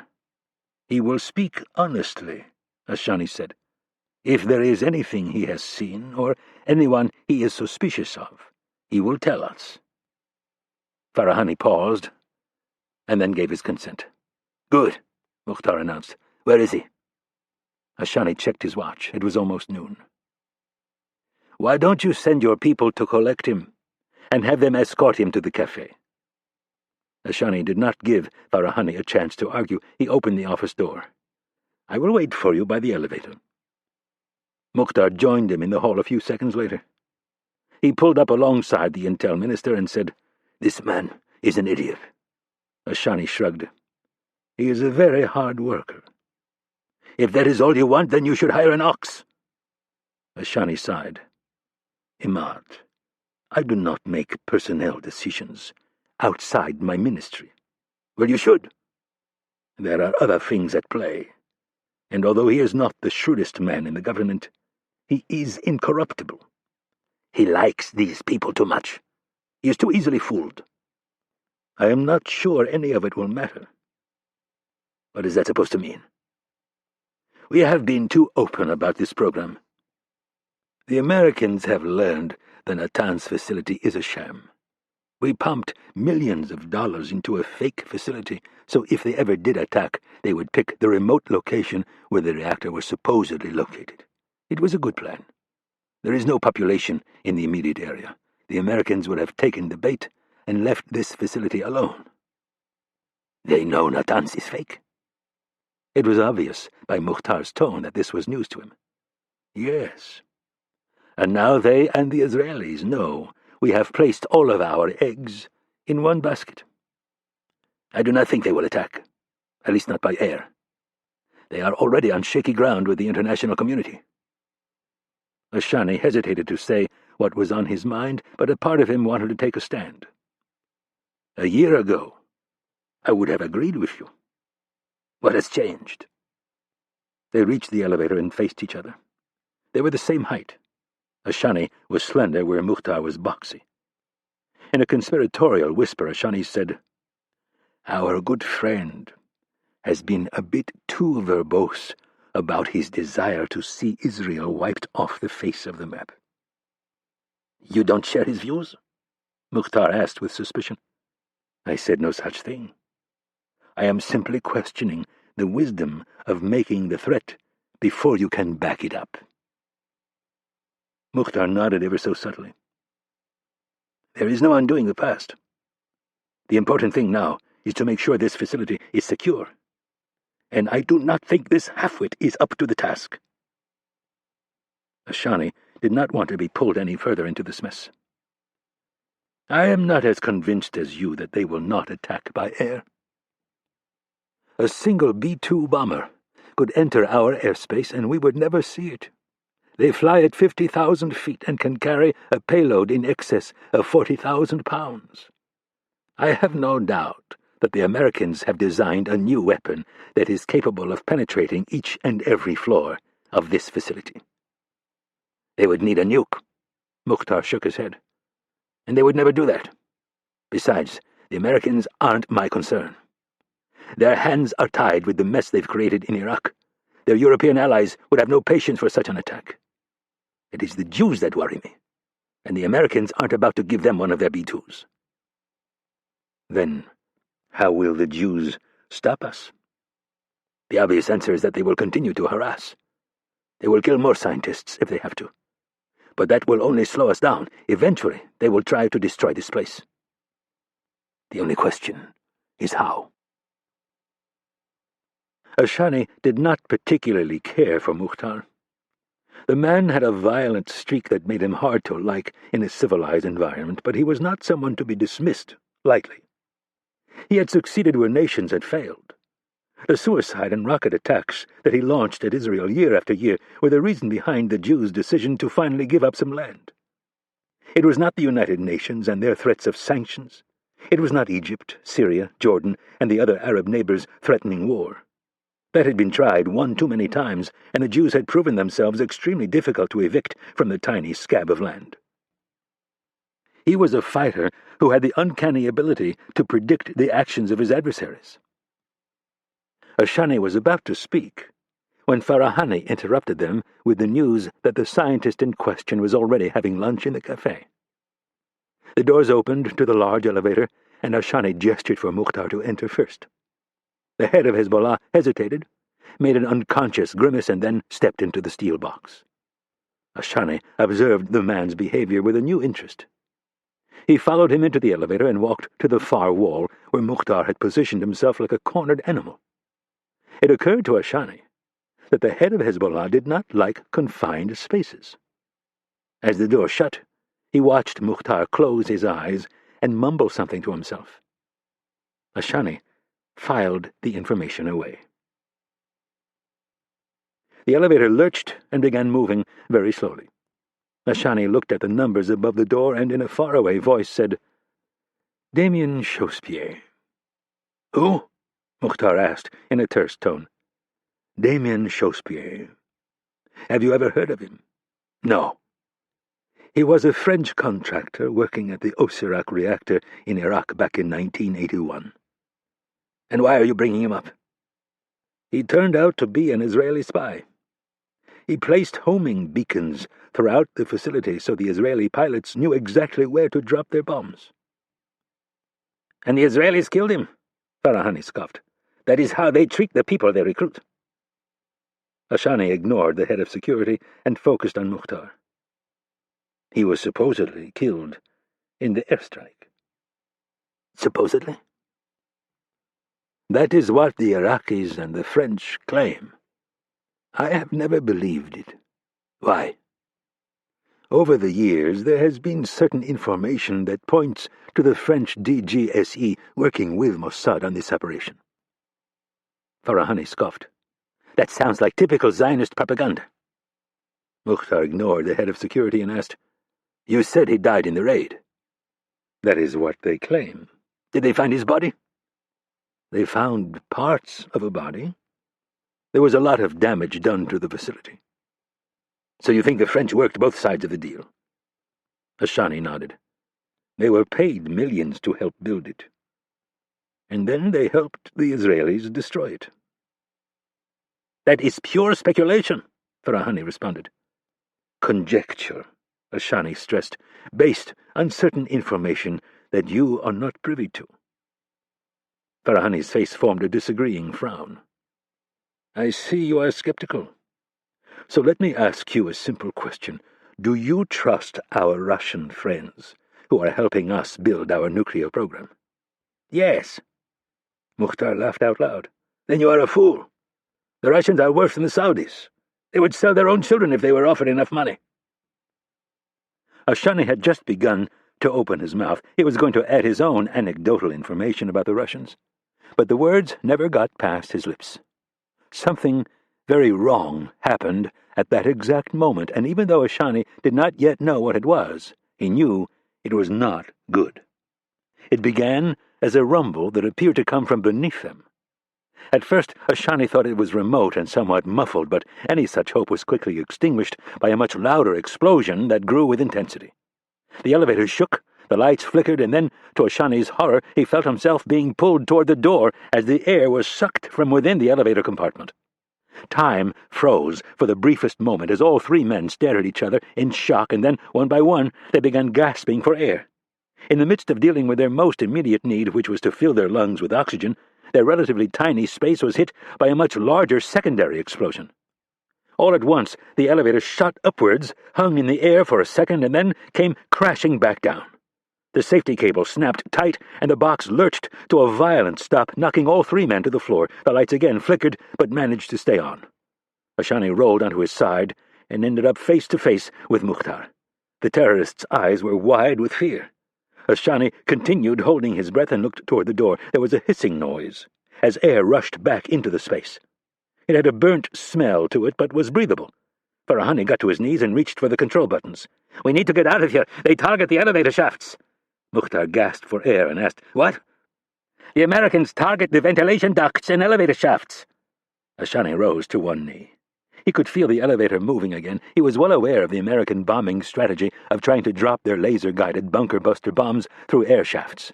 Knowing this, they had taken special precautions to foil such an attack. Not a single duct or shaft went directly from the surface to the last subfloor where the reactor was located. Additionally, every elevator shaft had extra shielding on the surface. Farahani was attempting to pry open the door with his fingers while Mukhtar banged his fist against the door open button. Ashani stayed on one knee. He was not convinced that leaving the relative security of the elevator was such a good idea. What they had just experienced was undoubtedly the first wave of bombs. There would surely be more. Suddenly, there was a noise that was so ominous it caused Ashani to reflexively cringe. It started as a groan, steadily growing in both volume and pitch. Almost something you would expect from some large mammal about to expire. The groaning was joined by loud, popping noises. The elevator shook once again, knocking Farahani off balance and into Mukhtar, pinning him in the corner. For Ashani, there was something strangely familiar about the noise he had just heard, but he couldn't place it. All of a sudden, the doors began to slide open, and from his position on one knee, Ashani was greeted with a sight that made absolutely no sense. Having been underground for the entire morning, the last thing he thought he would see was blue sky. They had always assumed the Americans or the Jews would attack at night. In the midst of the explosions, he had lost track of time. Almost as an afterthought, it occurred to him that something else was wrong. Day or night, he shouldn't have been able to look at the sky. He should have been looking at the ground floor ceiling. Mukhtar pushed Farahani off him toward the now fully open doors. Ashani stood and took a tentative step forward. His brain was still telling him that something was wrong. He kept going back to that horrible screeching noise. Like a fog rolling in off the ocean, a cloud of dust floated up from below, obscuring everything beyond the door. Alarm bells began sounding in Ashani's brain as he realized what was going on. He had heard that screeching noise once, many years before, when he'd participated in a clandestine raid against an Iraqi oil platform. It was the sound of steel twisting and snapping. Farahani ran out of the elevator and dropped like a rock. His scream floated up from below. Mukhtar was right on his heels. For Ashani, what happened next was more a reaction than a decision. His arm shot out and grabbed Mukhtar by the back of his shirt. The master terrorist hung on the edge for a second, one foot safely in the elevator, the other floating above what could have been certain death. Slowly, Ashani pulled Mukhtar back into the elevator. Almost immediately, he knew he had missed a great opportunity. And if Ashani had even a glimpse of the problems that Mukhtar would create for him in the ensuing weeks, he would have shoved him to his death, right then and there. Chapter 9. Atlanta, Georgia. Rapp stared out the window of the Gulfstream 3 as the landing gear thudded into the locked position. Rivera reached out and grabbed his hand, which he took as a good sign, considering the fact that she had been mute for most of the morning. Rapp had never excelled in the relationship department. He was sure if he sat down with a shrink, he or she would be able to surmise his problems in a few minutes, maybe less. His father had died of a heart attack when he was young. His high school sweetheart had perished in the Pan Am Lockerbie tragedy, and his wife had been murdered just 2 short years ago. After that, his inherent lack of trust in people, and you were left with a person who was better suited for bachelorhood. Being the realist that he was, Rapp should have found solace in the knowledge that he was better off alone. He didn't, though. There was a gaping hole where he expected his life to be at this point. He was growing tired of the solitude, not the job so much. He was still extremely passionate about that. It was more what it did to his personal life. Rivera offered hope, though. Yes, her Latina temper could bear its fangs over the most inconsequential things, but the woman had a sense of proportion when it mattered, and even more importantly, a sense of duty and sacrifice. That was something Anna had never understood. His wife claimed to know why he did what he did, but she was never entirely on board. How could she have been? She was a reporter, and he was a clandestine operative for the CIA. She fundamentally believed that media had a right to know everything the government was doing. He fundamentally believed there were certain things a civilized society was better off not knowing. If they had taken one of those pre-marriage tests, they would have failed miserably. Even so, it wouldn't have deterred them. They were madly in love, and not a day passed where he didn't long to hold her in his arms once more. "What are you thinking about?" Rivera's words yanked Rapp back to the here and now like a slap to the face. He slowly turned and looked into the caramel eyes of the woman he had slept with less than a day ago. As bad as he was with relationships, he wasn't so stupid as to tell her he was thinking about his deceased wife. "I'm just wondering why they need me in Atlanta." Rapp was referring to his boss, CIA Director Irene Kennedy. She had called and had their plane diverted while it was over the Gulf of Mexico. "She didn't tell you why?" "Only that the president needed to talk to me." Rivera got nervous. "You don't think?" "No." Rapp shook his head. He knew what she was hinting at. The president knew nothing of Garrett's role in the death of his wife. Rivera looked past Rapp out the window for a moment, and then slowly let her gaze fall on him. She squeezed his hand and said, "I want you to know that I think I know why you did what you did last night, and I'm not mad." Rapp was surprised. "Really?" Rapp had arrived back at the beach a little before 4 in the morning to find Rivera waiting for him. She was sitting at the tree line, holding the secure radio, looking worried. He walked out of the surf and across the soft sand, not knowing what to expect, but was fairly certain she wasn't going to be happy with him. For a brief moment, he even considered lying to her. Since the plan was to kill Garrett on the second night, he thought about telling her he was doing some reconnaissance, but the lie wouldn't hold up for long. The wife was sure to report him missing as soon as she awoke. They needed to leave the country before the police started poking around. Rapp walked up to her and extended his hand. She grabbed it, and he pulled her to her feet. She looked him in the eye for a long moment and then asked, "You killed him, didn't you?" Rapp hesitated and then said, "Yes." After studying him with her discerning eyes, Rivera nodded and in a very casual tone said, "We'd better pack up and get out of here." Rapp was expecting more of a confrontation.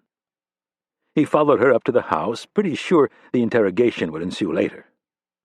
While Rivera got started sanitizing the place, Rapp called the pilots and told them to get the plane ready. It took them less than an hour to put everything in order. As the eastern sky was beginning to brighten, he threw their bags into the back of their rented Toyota FJ Cruiser and locked up the house. They'd flown into Golfito on a rented corporate jet flown by former military pilots who were paid well to keep their mouths shut. Entering the country had given Rapp little concern. He and Rivera had landed at the small Golfito airport, where the customs and immigration controls were almost non-existent. An advance team had already made arrangements for a vehicle in the house. The only downside was all the nosy realtors who trolled the airport looking for potential buyers. The real estate boom had finally reached the remote southern part of Costa Rica. There were a lot of Americans who were living in the area trying to make their fortune. It wasn't unusual for private jets to land at the small airport, but it was not so common as to not be noticed.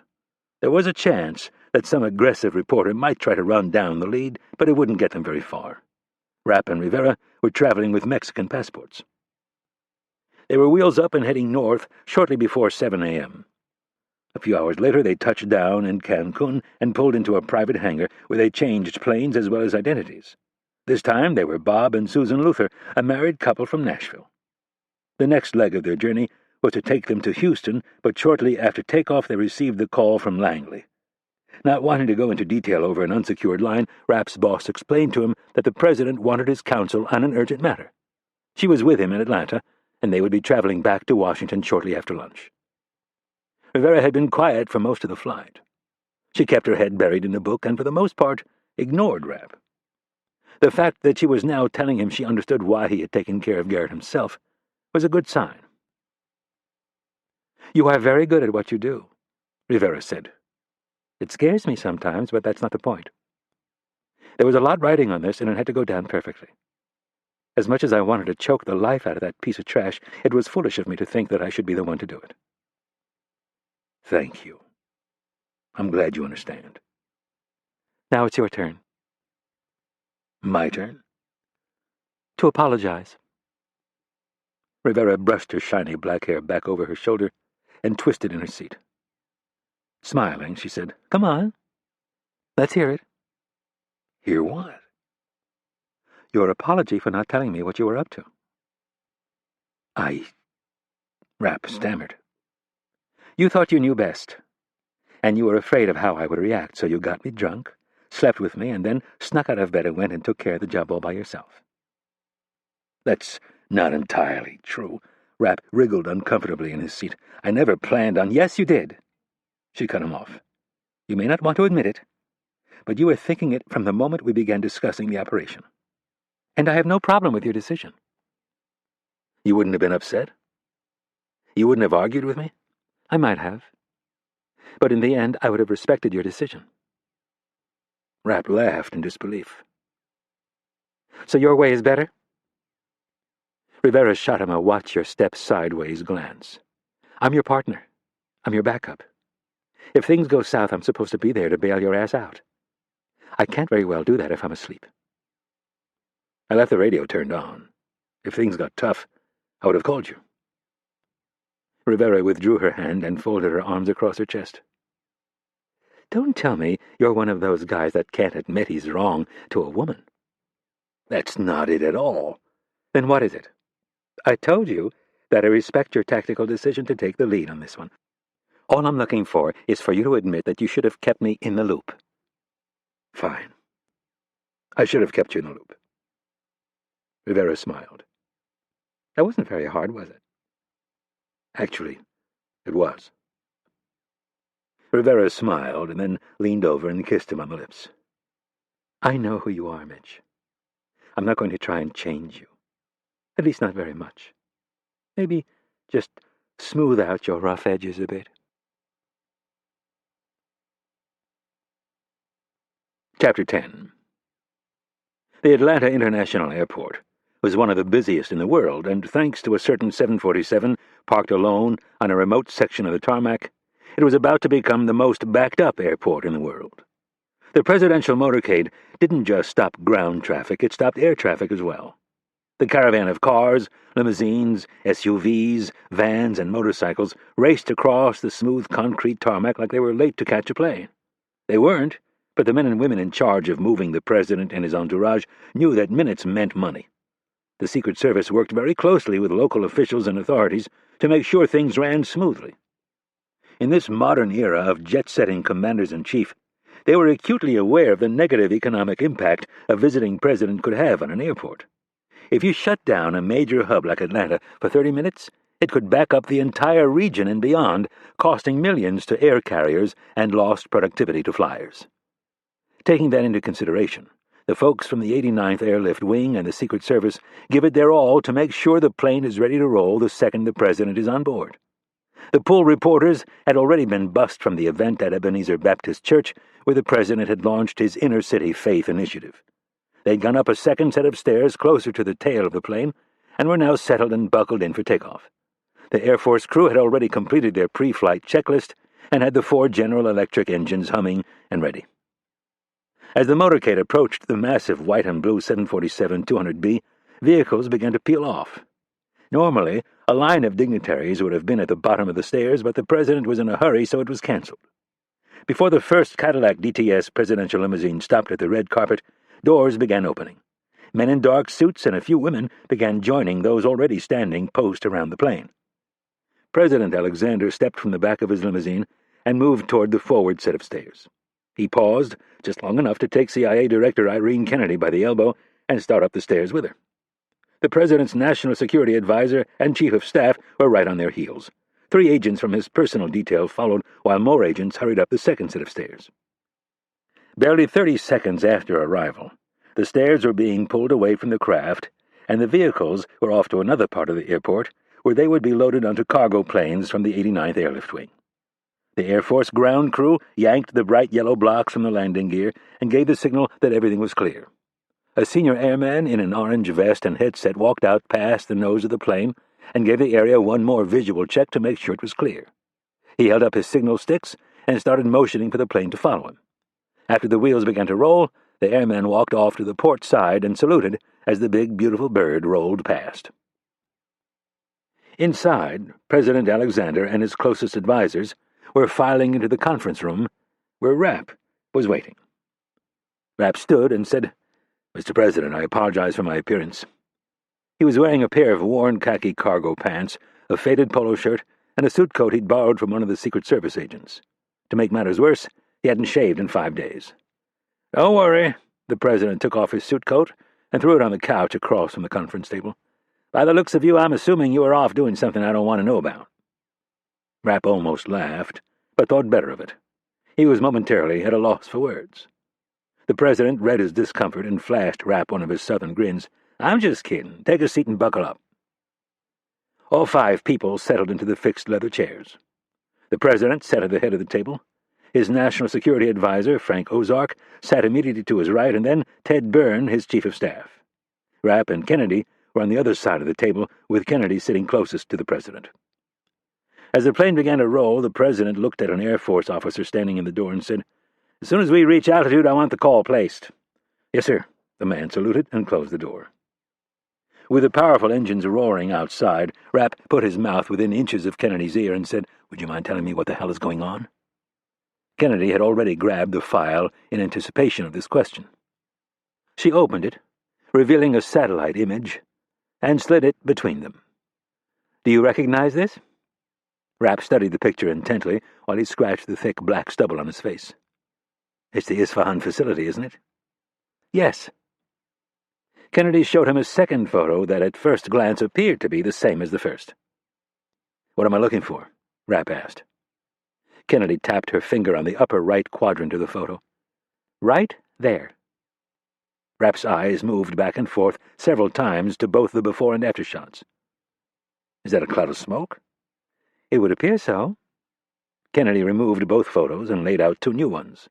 These were blown-up shots focusing on the immediate area of interest. In the first one, you could clearly see the large air-conditioning units on the roof. In the second one, everything was obscured by a large debris cloud. "What the hell happened?" Rapp asked in a hushed voice. "We're not sure." "So it wasn't us?" "No." "Then it had to be the Israelis." "One would assume." Kennedy showed him another photo while the plane taxied to the main runway. The debris cloud was clear in this shot. Rapp studied the shot for a few seconds and then asked the obvious question. "Where the hell is the roof?" "It appears to have fallen into that large hole." Rapp was trying to make sense of it all.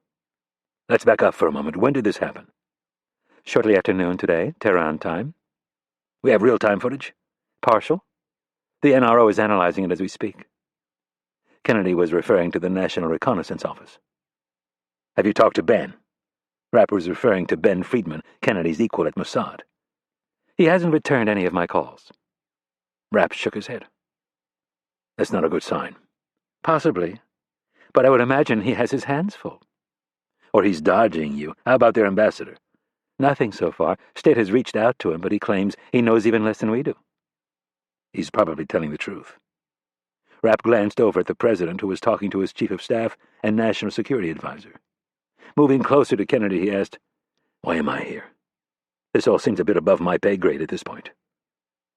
Kennedy pulled her reading glasses to the tip of her nose and said, "I have no idea." Rapp's brow furrowed in disbelief. "Come on." "Seriously. I found out about this right before I gave him his morning briefing." Kennedy tapped one of the satellite photos. "That was why he had me come on the trip. Midway between D.C. and Atlanta, he went into his office to make a call. 10 minutes later, he emerged and told me he wanted you on the return flight to D.C. Rapp leaned back in his chair, folded his arms, considered the possible implications of the president's sudden interest in him, and muttered, "I wonder who in the hell he talked to." Chapter 11. In the last year, Rapp had sat through more video conferences than he had in all his previous years of government service combined. The post-9/11 counterterrorism bureaucracy had exploded from a few hundred dedicated men and women at the CIA, FBI, state, and a handful of other agencies to thousands of people with a combined budget of more than $1 billion a year. In the grand tradition of Capitol Hill, the politicians had thrown vast amounts of money at the problem, whether it was needed or not. New agencies were created like Homeland Security, the National Counterterrorism Center, and the Terrorist Threat Integration Center, agencies that Rapp didn't even know existed, like the National Geospatial Intelligence Agency, were elevated in importance and brought into the big tent of counterterrorism. Rapp still wasn't exactly sure what the geospatial gang did, but he did know they had a shiny new headquarters and a budget big enough to embarrass a lobbyist.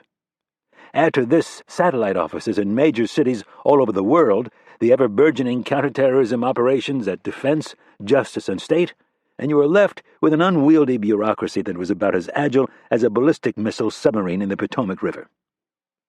One of Rapp's great fears had come to pass. Talented people and countless resources had been sucked into the support side of the business as opposed to the operations side, where it was really needed.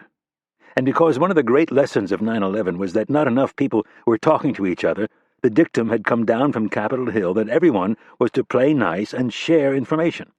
Hence the boom in video conferences.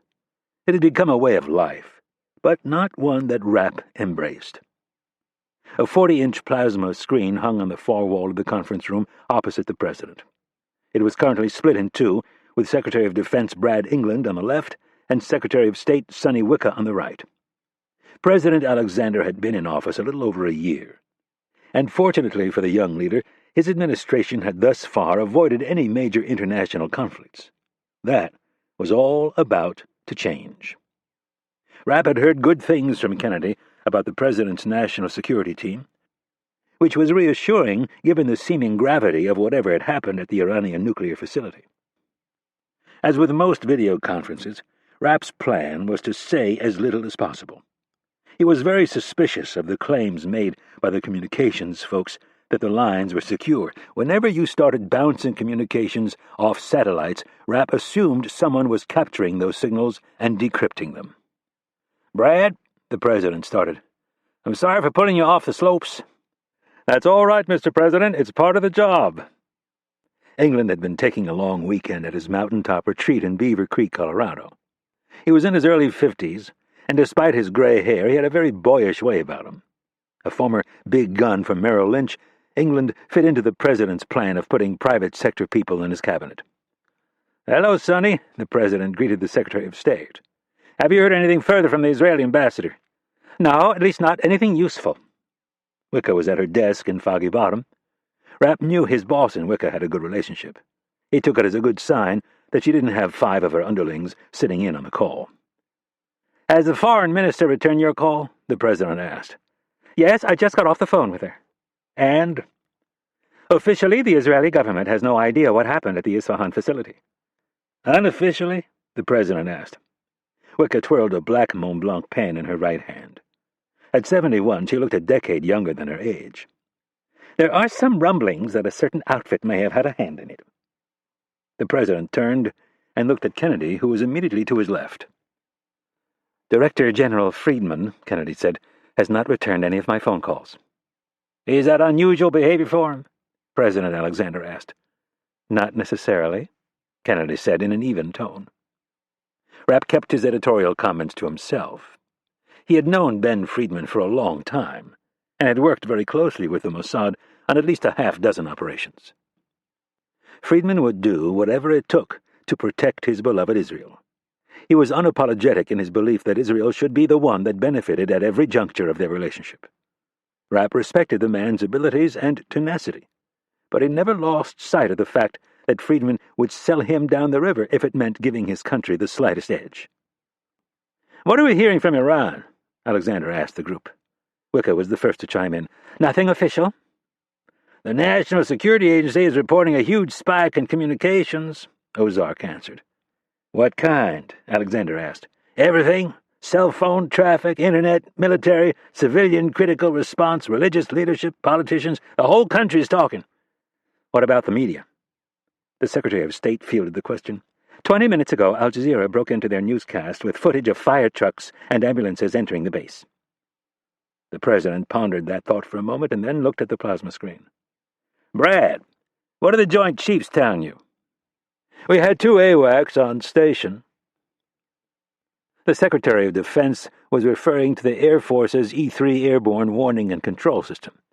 One over Baghdad and the other out over the northern Gulf. Nothing moved through that airspace this morning that wasn't either ours or the Brits. They're sure, the President pressed. Yes. England hesitated. There is, however, one extremely remote possibility. What's that? If the Israelis have developed a stealth bomber, it is possible that they could have pulled it off, but the entire Joint Chiefs think this is not a realistic scenario. Irene? The President asked the director of the CIA. We've heard nothing along those lines. Our own B-2s cost over $2 billion apiece. Their economy could never support that kind of expenditure, and even if they could, why would they risk flying it in broad daylight? I agree, said England. Satellite photos? The President asked. The NRO should have a report for us within the hour. Kennedy took off her reading glasses and set them on her briefing book. I have a preliminary report from my bomb damage assessment experts, England announced. They say they see no evidence of an airstrike. The room went quiet for a full 10 seconds, and then the President asked, So we're left with what? Kennedy picked up a pen, tapped it on her leather briefing book a few times, and in a soft voice said, Sabotage. Or disaster. Disaster? The Iranians aren't exactly known for their stringent building codes. They've had structural engineering problems before, usually during earthquakes, but they did have a relatively new apartment complex collapse a few years ago. It turned out the builder was using substandard practices. Almost 100 people died. And you think they would allow substandard building practices on a project this important? The President's Chief of Staff asked. One would think not, but I've learned the hard way that the Iranians can be very hard to predict. President Alexander thought it over. After a few seconds, he looked at Rapp and asked, Any thoughts? Rapp briefly considered censoring what he was about to say and then decided it wouldn't matter. Without having all the facts, I'd say there's a 95% chance the Israelis are behind whatever happened. There's a remote chance the collapse was due to shoddy construction, but I really don't think it's going to matter. Why? The President asked. The Persian ego will never admit to such a failure. Even if this thing collapsed on its own, they will blame Israel. Either way, they'll be looking for blood. I agree. Secretary of State Wicker jumped in. The only thing I would add is that they are likely to blame us as well. Any chance you can get their foreign minister talking? The President asked. I don't think so. I expect them to close ranks on this one and let Amatullah do the talking. This would be a good time to use our backdoor channel. Alexander looked surprised. I wasn't aware we had one. Kennedy cleared her throat. After 9/11, sir, we opened a line with Iran's Ministry of Intelligence. They're not big fans of al-Qaeda and the other Sunni terrorist groups. They had been keeping tabs on the Taliban and al-Qaeda for some time. They gave us crucial intel that helped us in the early months of the war. Who do you talk to? Azad Hashani, my counterpart. Do you trust him? Trust might be a bit strong, but I consider him to be pretty level-headed. All right, see what you can find out. What about the Israelis? Is it time for me to give the Prime Minister a call? I don't think so, said Secretary of State Wicker. I don't want to put you in a position where he might have to lie to you. The rest of us should see what we can find out first. I agree, said Ted Byrne. Fine. The President checked his watch. I need to make a phone call. Let's reconvene in an hour. The President looked to his National Security Advisor and added, I want all the key players in the Oval Office once we land. Yes, sir? Alexander stood and looked at Rapp. Mitch, would you come with me, please? There's something I want to talk to you about. Chapter 12. Tehran, Iran. It was dark by the time Azad Hashani arrived at the offices of the Supreme Leader Ali Hosseini Nasiri. He was tired and growing more annoyed with each coughing attack. It had been a grueling day that started with a 5 a.m. trip to the airport for the flight to Isfahan. He had just completed the return trip on a military flight after spending all afternoon at the nuclear facility trying to discern exactly what had happened. After he had saved Mukhtar from the fate of falling to his death like Ali Farahani, things went from bleak to dismal. A cloud of dust and debris had come billowing into the elevator and coated every millimeter of Ashani's body. He was forced to cower in the corner and take tight, shallow breaths through his dress shirt that he had pulled up to cover his mouth and nose. More than once, he wondered if his survival was in question. With his eyes burning from the dust and each breath growing more difficult than the previous, he thought of his wife and precious daughters and wondered how they would fend for themselves in a country whose future was so uncertain. When the fine particles finally floated back to the ground, everything was covered with a thick film of gray concrete dust. Ashani rose from his spot in the corner of the elevator, feeling as if someone had laid a heavy blanket over him. The dust cascaded off his body in sheets. He walked to the threshold of the elevator and looked out at the carnage. It was as if a long dormant volcano had awoken and spewed its gray ash down upon the landscape. Ashani stood at the edge, peering through the settling dust at the destruction beneath him, and felt a deep sadness for his country. He had not been a supporter of the nuclear program, and he surely wasn't a proponent of taunting the West before they had achieved the weapons to back up their rhetoric, but this was simply too much to take for the fragile Persian ego, an ego that relied on accomplishments that were thousands of years old. Such total and absolute destruction was unthinkable. It was one thing to see a building with a few relatively small holes where bunker-buster bombs had penetrated. They had discussed this many times. The consensus was that the bombs would not be able to penetrate the first layer of defense, let alone all four. It was conceivable that the upper floors would be ruined. There was even a little-known plan that had been discussed only at the highest level. If the Jews and their handlers were lucky enough to penetrate every level and destroy the reactor, they were going to lie to the world and their own people.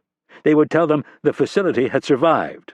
True or not, it was deemed the people would need to hold on to the illusion that their engineers could stop anything the Americans and their lapdog could throw at them. But this, Ashani thought as he looked over the edge, the total and complete destruction of the facility would be impossible to hide. Their inferiority was now laid bare for the entire world to see. He stood in awe of the Americans and their technology. Israeli pilots or not, it was still the Americans who had developed some new bomb able to defeat the best that the Iranian engineers could construct. How had they so precisely targeted the facility as to get it to implode on itself? Had they known all along that they could totally annihilate the facility at a time of their choosing? And if they did, had they intentionally allowed his country to pour $1 billion into the project? As someone who had played in the arena of espionage for more than 2 decades, Ashani was momentarily unnerved by the possibility that his enemies had masterminded such an operation. Rescue workers snapped him from his literal pit of despair. Using ropes, they pulled Ashani and Mukhtar out of the elevator. The 2 men were given water to clear their eyes and cleanse their mouths. Medical personnel looked him over, and before Ashani knew it, he had an entirely new set of problems to worry about. Breathing in concrete dust was bad enough, but if it were radioactive, he'd be lucky to live to the end of the month. Ashani and Mukhtar were stripped naked and run through decontamination tents where they were hosed down, scrubbed 3 separate times, and given blue workers' coveralls to wear. A doctor working in conjunction with one of the scientists who had been lucky enough to be out of the building at the time of the attack told them the levels of radiation were acceptable. Ashani did not find their views reassuring. Understating problems to the populace was just the type of thing for which his government was notorious. The coughing had started almost immediately. The doctor told him tiny concrete particles had lodged in his throat and lungs. He counseled him that the coughing was his body's natural way of cleansing itself. The quack told Ashani he'd begin to feel better in a day or 2. Ashani knew better. He had seen the documentary Sicko by Michael Moore. A brilliant piece of anti-American propaganda, the movie followed a handful of rescue workers who had worked at Ground Zero in the massive cleanup effort after 9/11 as they tried to navigate America's crass, profit-driven medical system. Years later, those men were still suffering from horrible respiratory problems, and more than a few had died. It wasn't until mid-afternoon that Ashani began to realize that he might be looking at things the wrong way. Rescue workers in protective gear were lowered into the massive chasm to see if there were any signs of life. Iran was no stranger to earthquakes, so the first responders had been trained to pick through the rubble with dogs and a variety of devices that helped detect potential survivors. After being assured again by an army officer that the radiation levels were acceptable, Ashani returned to the edge to watch. It was then, peering down into the chasm, that he began to recognize that his initial assumptions had been wrong. The gray dust covered everything, but you could still see cracks and heaved slabs of concrete. Nowhere, though, were there any round holes with twisted and smashed rebar marking the spot where the bombs had penetrated the roof and first floor. Ashani walked the entire perimeter, stepping over debris while he searched for the telltale sign that was always left by a bunker-busting bomb. When he was done encircling the pit, he looked skyward, and it occurred to him for the first time that something entirely different may have happened. It was at that very moment that panic set in among the rescue workers. Several of the men down on the pile were carrying Geiger counters. One of them announced that he'd found a hot spot that hadn't been there minutes before. One by one, the other Geiger counters began chirping like canaries in a coal mine. It was as if an unseen and deadly fog had begun to roll across the pile of destruction. This was what the scientists from the Atomic Energy Organization had most feared. The reactor had melted down. Highly radioactive fission products were releasing into the environment from beneath the debris. The scientists had an emergency plan in the event of a reactor failure, and they wasted no time putting it into play. The rescue workers were ordered out of the hole and decontaminated while the calls went out to the local quarries. 20 minutes later, the first cement truck pulled up and dumped its load into the billion-dollar pit. Another truck arrived a few minutes after the first. Within an hour, twin-axle mixing trucks were lined up 24 deep, 2 trucks dumping at a time. The hopes and pride of the Iranian people were unceremoniously buried under a slag heap of radioactive concrete. A military transport brought Ashani and Mukhtar back just before dinner. President Amatullah had called an evening meeting of the Supreme National Security Council, or SNSC. Ashani stopped home just long enough to shower and put on a suit. He kissed his wife and daughters and left for his office, where his deputy ministers were waiting to brief him. With only 20 minutes to spare, he listened while each deputy reported on what they were hearing. The quick briefing confirmed Ashani's belief that the entire government was operating under the premise that the Americans, or Jews, had decimated the facility with a surgical airstrike. Ashani asked if air defenses had picked up any radar contacts before or after the attack. 2 deputies gave contradicting reports. A third deputy interjected that he had talked with an Iran air pilot who told him he saw Israeli jets in the area. By now, the story was all over the news. Ashani told his deputy to call the pilot back immediately and make sure the man was not fabricating the story for his own self-aggrandizement. The Persian populace had a unique way of inserting themselves into the periphery of a national crisis like this. Ashani stressed that the deputy tell the pilot he would be thrown in jail and tortured mercilessly if he found out the man was lying to him. Ashani left for the office of the Supreme Leader at 8:15 in the evening. By the time he arrived, he had a splitting headache. He knew the upcoming meeting was the cause. The blame game would be in full swing. The peacock president would be intolerable. Ashani normally held his tongue in these meetings, especially when the Supreme Leader was in attendance, but tonight might be different. The realization that he had almost lost his life earlier in the day made him feel less circumspect. Gripped by another coughing fit, Ashani wondered if 1/4 of a century had just been taken from him. If he would spend the next year or two struggling for every breath, and for what? That was the big question. None of this had been his idea. He was the one who had advised against seeking the bomb for this very reason. He had known for some time that Amatullah and his cronies were bad for the future of Iran. But tonight, those feelings were suddenly crystallized and pushed to the surface. Ashani decided that he would no longer sit by quietly and allow Amatullah to misstate the facts. Chapter 13. Air Force One. The President's office on Air Force One was right next to the conference room, just a few steps away. The proximity left Rapp only a few seconds to ponder the Commander-in-Chief's character and why he had taken such a sudden interest in him. At 46, Alexander ranked as one of the youngest men elected to the top office. He was easy to like, but Rapp had a deep-seated distrust of all politicians. Too often, their party and their own political careers took a front seat to national security. Agencies like the CIA were a dumping ground for problems regularly used as a pawn in the game played by the two parties. If something went right, it was the politician who took credit. But if something bad happened, they were quick to lay the blame at the feet of Langley. They weren't all that way, of course.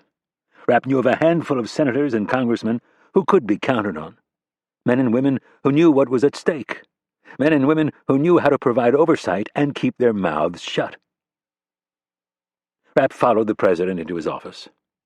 At 6'2", Alexander was an inch taller than Rapp. He was thin, maybe 190 pounds, with a full head of sandy brown hair. His hazel eyes had an alertness that stopped just short of being overly intense. Alexander walked straight across the room between his desk and credenza. He sat in a fixed high-back leather chair identical to the one in the conference room. The chair could be swiveled and moved, as well as locked into position for takeoffs and landings. An identical chair sat across from the desk up against the starboard side of the craft. Rapp eyed the long leather couch and decided it looked less confining. He plopped down, spread his arms out across the back, and crossed his left leg over his right. Alexander eyed a piece of paper on his desk. When he was done reading it, he tore it in half and fed it into a shredder. "You're probably wondering why I asked you to join me on the trip back to Washington. When presidents call on me, I assume I've done something to piss them off." Alexander smiled, producing a set of elongated dimples. "I wouldn't know about that. My immediate predecessor holds you in very high regard." Rapp nodded. There had been some rough patches, but for the most part he had gotten along very well with President Hayes. "Did he also tell you I can be a real pain in the ass?" The smile stayed on Alexander's face. "He didn't have to. In that regard, your reputation precedes you." Alexander pushed a button on the side of his chair, and the back reclined. He spun the chair and put his feet up on the corner of his desk. "You are very good at what you do, Mitch. One of the last things President Hayes told me before leaving office was to use you wisely." "Use?" Rapp repeated the word, vaguely amused that Alexander had chosen it. "Maybe deploy is a better choice. Maybe cut loose is even better. The point is, I'm not foolish enough to think we live in a world where violence is never the answer. There are moments when force will have to be met with force." Rapp liked what he was hearing. "I couldn't agree more. You have many talents, Mitch. What would you say is your greatest asset?" "I'm the wrong guy to ask, sir." "So we can add modesty to your long list of strengths. Well, I'm a politician, so I can't really say being humble is part of my job description. Having said that, though, I do think we have something in common." Rapp raised one of his thick black eyebrows in a manner that said he was intrigued. Internally, he wondered what attributes he could possibly share with a refined, calculating politician like Alexander. "I read the report you prepared last year, the one that outlined how Iran would react if we took out their nuclear program." Rapp nodded. He had written the report before Alexander had taken office. Due to the sensitivity of the subject matter, the distribution was very limited. Rapp was more than a little surprised that Alexander had both gotten his hands on a copy and that he had taken the time to read it. "In light of recent events, are you still willing to stand by what you wrote?" Rapp took a second to recall the specifics of the report. "Since we didn't actually bomb them, it's less clear-cut. But for the most part, I think they'll react the way I predicted. They'll use Hezbollah and its affiliates to launch a series of terrorist attacks and conduct kidnappings of Americans abroad. They'll hit Israel first, and then they'll come after us." "You sure?" 99%. It's not in their character to do nothing." The president thought about Rapp's comment and then asked, "So you think Israel was behind this?" "I've known Ben Friedman for a long time, sir. I've worked very closely with the Mossad. They have a track record of conducting extremely audacious operations. Operations that we would never dream of. Why is that? Survival. They're a lot closer to it than we are. It? The president asked. The heart of radical Islam. They don't have enough real estate to sit back and wait, so short of all-out war, they do what they can to slow the crazy bastards down, like killing those 3 Iranian scientists last year. My greatest fear as president is losing a city, Alexander said in a heavy voice. I know they're out there, these fanatical jihadists. It's what keeps me up at night, knowing that they are recruiting, training, planning, looking for any opening to strike. That they would love nothing more than to level an entire city, every man, woman, and child. You got that right, sir. Alexander's face showed his frustration. There are too many people in my party who think that violence is never the answer. It's a very enlightened and alluring argument when made in a civil society that has a relatively efficient justice system.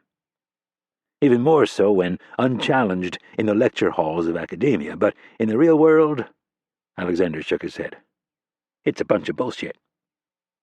You'll get no argument from me, sir. I didn't think so. Back to the attribute that we share. It's called vision. Having a sense of how things will play out when certain things are set in motion. I recognized it in your report. I think you understand the mindset of the Iranian leadership better than anyone I've encountered in my administration. Thank you, sir. Alexander grew tentative for a moment and then lowered his voice. President Hayes told me about your sausage factory analogy. Rapp nodded. The people want to eat it, they just don't want to see how it's made. Exactly. Which brings me to the reason why I have asked you to join me. Alexander took his feet down and leaned forward, placing his forearms on the desk. I am not going to sit here and play by Queensberry rules while the Iranians send their proxies off to wage a war of terror. Rapp sat up a little straighter. I'm listening. Did you know I played football at Alabama? I seem to remember hearing something about that during the campaign. I was a backup quarterback. Got hurt during spring practice, my junior year, and never fully recovered. I was there for Bryant's last year and then Perkins. I learned 2 big lessons. The first, if you plan on running for governor of Georgia someday, you should attend the University of Georgia or Georgia Tech, not Alabama. I saw a double-digit lead in the polls evaporate the week my alma mater faced off against the Bulldogs. I barely held on to win. Lesson 2, blitz. Excuse me? Blitz hard and blitz often. And remember, this is coming from an ex-quarterback. You have to have the athletes and the speed to do it, of course, but there's nothing that can screw an offense up quicker than a defense that knows how to blitz. Do you remember Alabama's 1992 national championship team? No. Their offense was average, but their defense may have been the best that college football has ever seen. They put 10 guys up on the line almost every play. They came so hard and so fast on every snap that opposing offenses were fighting to not lose yards. All they could do was try to react and adjust, find some magic way to slow these guys down. Offenses aren't good at that. They're supposed to make defenses react and adjust, not the other way around. I think I'm with you, Rapp said. I want you to put together a game plan, Alexander said eagerly. A list, really. The who's who of Hezbollah and anyone else that might give us a problem. It stays between the 2 of us and Irene. We review it, and then it gets shredded. I don't want any copies. I don't want any paper trails. I can do that. Good. If we get even the slightest whiff that Iran is going to use Hezbollah to do its dirty work, I want 10 guys up on the line of scrimmage. And I'm not just talking about targeted airstrikes. I want you to be creative. I want you to put them back on their heels. I want you to make them fear for their lives." Rapp smiled and slowly nodded. "I would be more than happy to do that, sir." Chapter 14. Tehran, Iran. Ashani followed one of the Supreme Leader's bodyguards into the meeting chamber and took a seat on one of the long couches. The Minister of Intelligence found the room depressing. The clerics who considered themselves the guardians of the revolution had gone overboard in their effort to purge the opulence of the Shah. The room had been stripped of all paintings and decorative adornments. The walls were white, and the two large windows were covered with a cheap gray fabric that qualified as a curtain only in the sense that it helped block the sun. The carpeting was brown, relatively new and cheap. The wood-framed couches were embarrassing. Covered in an inexpensive floral pattern, they looked as if they could be found in any remnant store the world over. Ashani was reminded of a recent state visit by the King of Saudi Arabia. Not a single hotel in the capital met the monarch's standards, so a team of decorators flew in the week before on a 747 loaded with furniture, art, rugs, and all sorts of amenities to make the king's stay more bearable. The monarch had come to this exact room for an audience with the Supreme Leader. The entire Saudi delegation was mortified that a leader of a country with the resources of Iran would have such little regard for the trappings of international diplomacy. Ashani knew it was all part of a great effort by the clerics who ran his country to show their Arab brothers that they were better Muslims. The Saudis and their Sunni sect of Islam may have been the custodians of Mecca and Medina, but the Shia held true to the Prophet. Unlike the Saudis, they heeded the call of Muhammad and rejected a life of possessions and opulence. Ashani, however, knew this to be an act. Many of these same clerics, who publicly abhorred modernity, were surrounded by luxuries in their homes. They spent thousands of dollars having their robes and vests custom-made for them. There were a few exceptions, of course, and one of them had just entered the room. Ashani looked up and saw Ayatollah Ahmadinejad, the head of the Guardian Council. In many ways, he was the second most powerful man in Iran. After he had run the Ministry of Intelligence and Security for nearly a decade, the Supreme Leader had picked him to head the council that was the behind-the-scenes arbiter and advisor to the Supreme Leader. The move had been welcomed by many at first. Najjar was a hardliner, and as Minister of Intelligence and Information, he had made life very difficult for the media and anyone who chose to disagree with the Supreme Leader. Ashani had worked for Najjar for years, and despite his grumpy disposition, he liked him for the simple reason that there wasn't a single hypocritical bone in the man's body. If you were straightforward and respectful in your dealings with him, things went smoothly. If you weren't, you ran the risk of suffering his monumental temper. Part of their job was to make sure the media was reporting only the news that was fit to print. The Ministries of Intelligence and Information were the official censors of the revolution. Ashani could think of no better example of Najjar's temper than an incident with a newspaper editor several years earlier. The paper was running a series of articles about young Muslim men and women dating. The day before, they had run a photo of a young couple holding hands. Najjar's fervent religious sensibilities were inflamed, and the editor was hauled in for a stern reprimand. Ashani watched with amusement as the smarmy journalist began to explain to Najjar that they could not live in the past forever. The debate grew heated, with the editor refusing to admit he had made a poor decision. Najjar became so enraged that he threw a teapot at the man. Ashani remembered that he was grateful that it was only a teapot. Najjar carried a gun with him at all times and had been known to wave it around and point it at people when he became really upset. In this instance, Najjar decided that rather than draw his gun, he would throw himself at the editor. Najjar wrestled the man to the ground and began chewing on his arm like a dog. The editor was taken to the hospital, where he received more than a dozen stitches. The incident galvanized Najjar's enemies, and within months he was removed from his position as Minister of Intelligence and Information. Any hope that Najjar would be content sitting on the council of old men and simply fading away quickly vanished. In a matter of months, he reformed the council and began to comment publicly and harshly about anything that led the people away from the roots of the revolution. Less known to the people and the world at large was the fact that Najjar had been locking horns with President Ahmadullah with increasing frequency. Looking back on it now, Ashani could see that the Supreme Leader had elevated Najjar to the council so he could act as bulwark against the increasingly bellicose and popular Amatullah.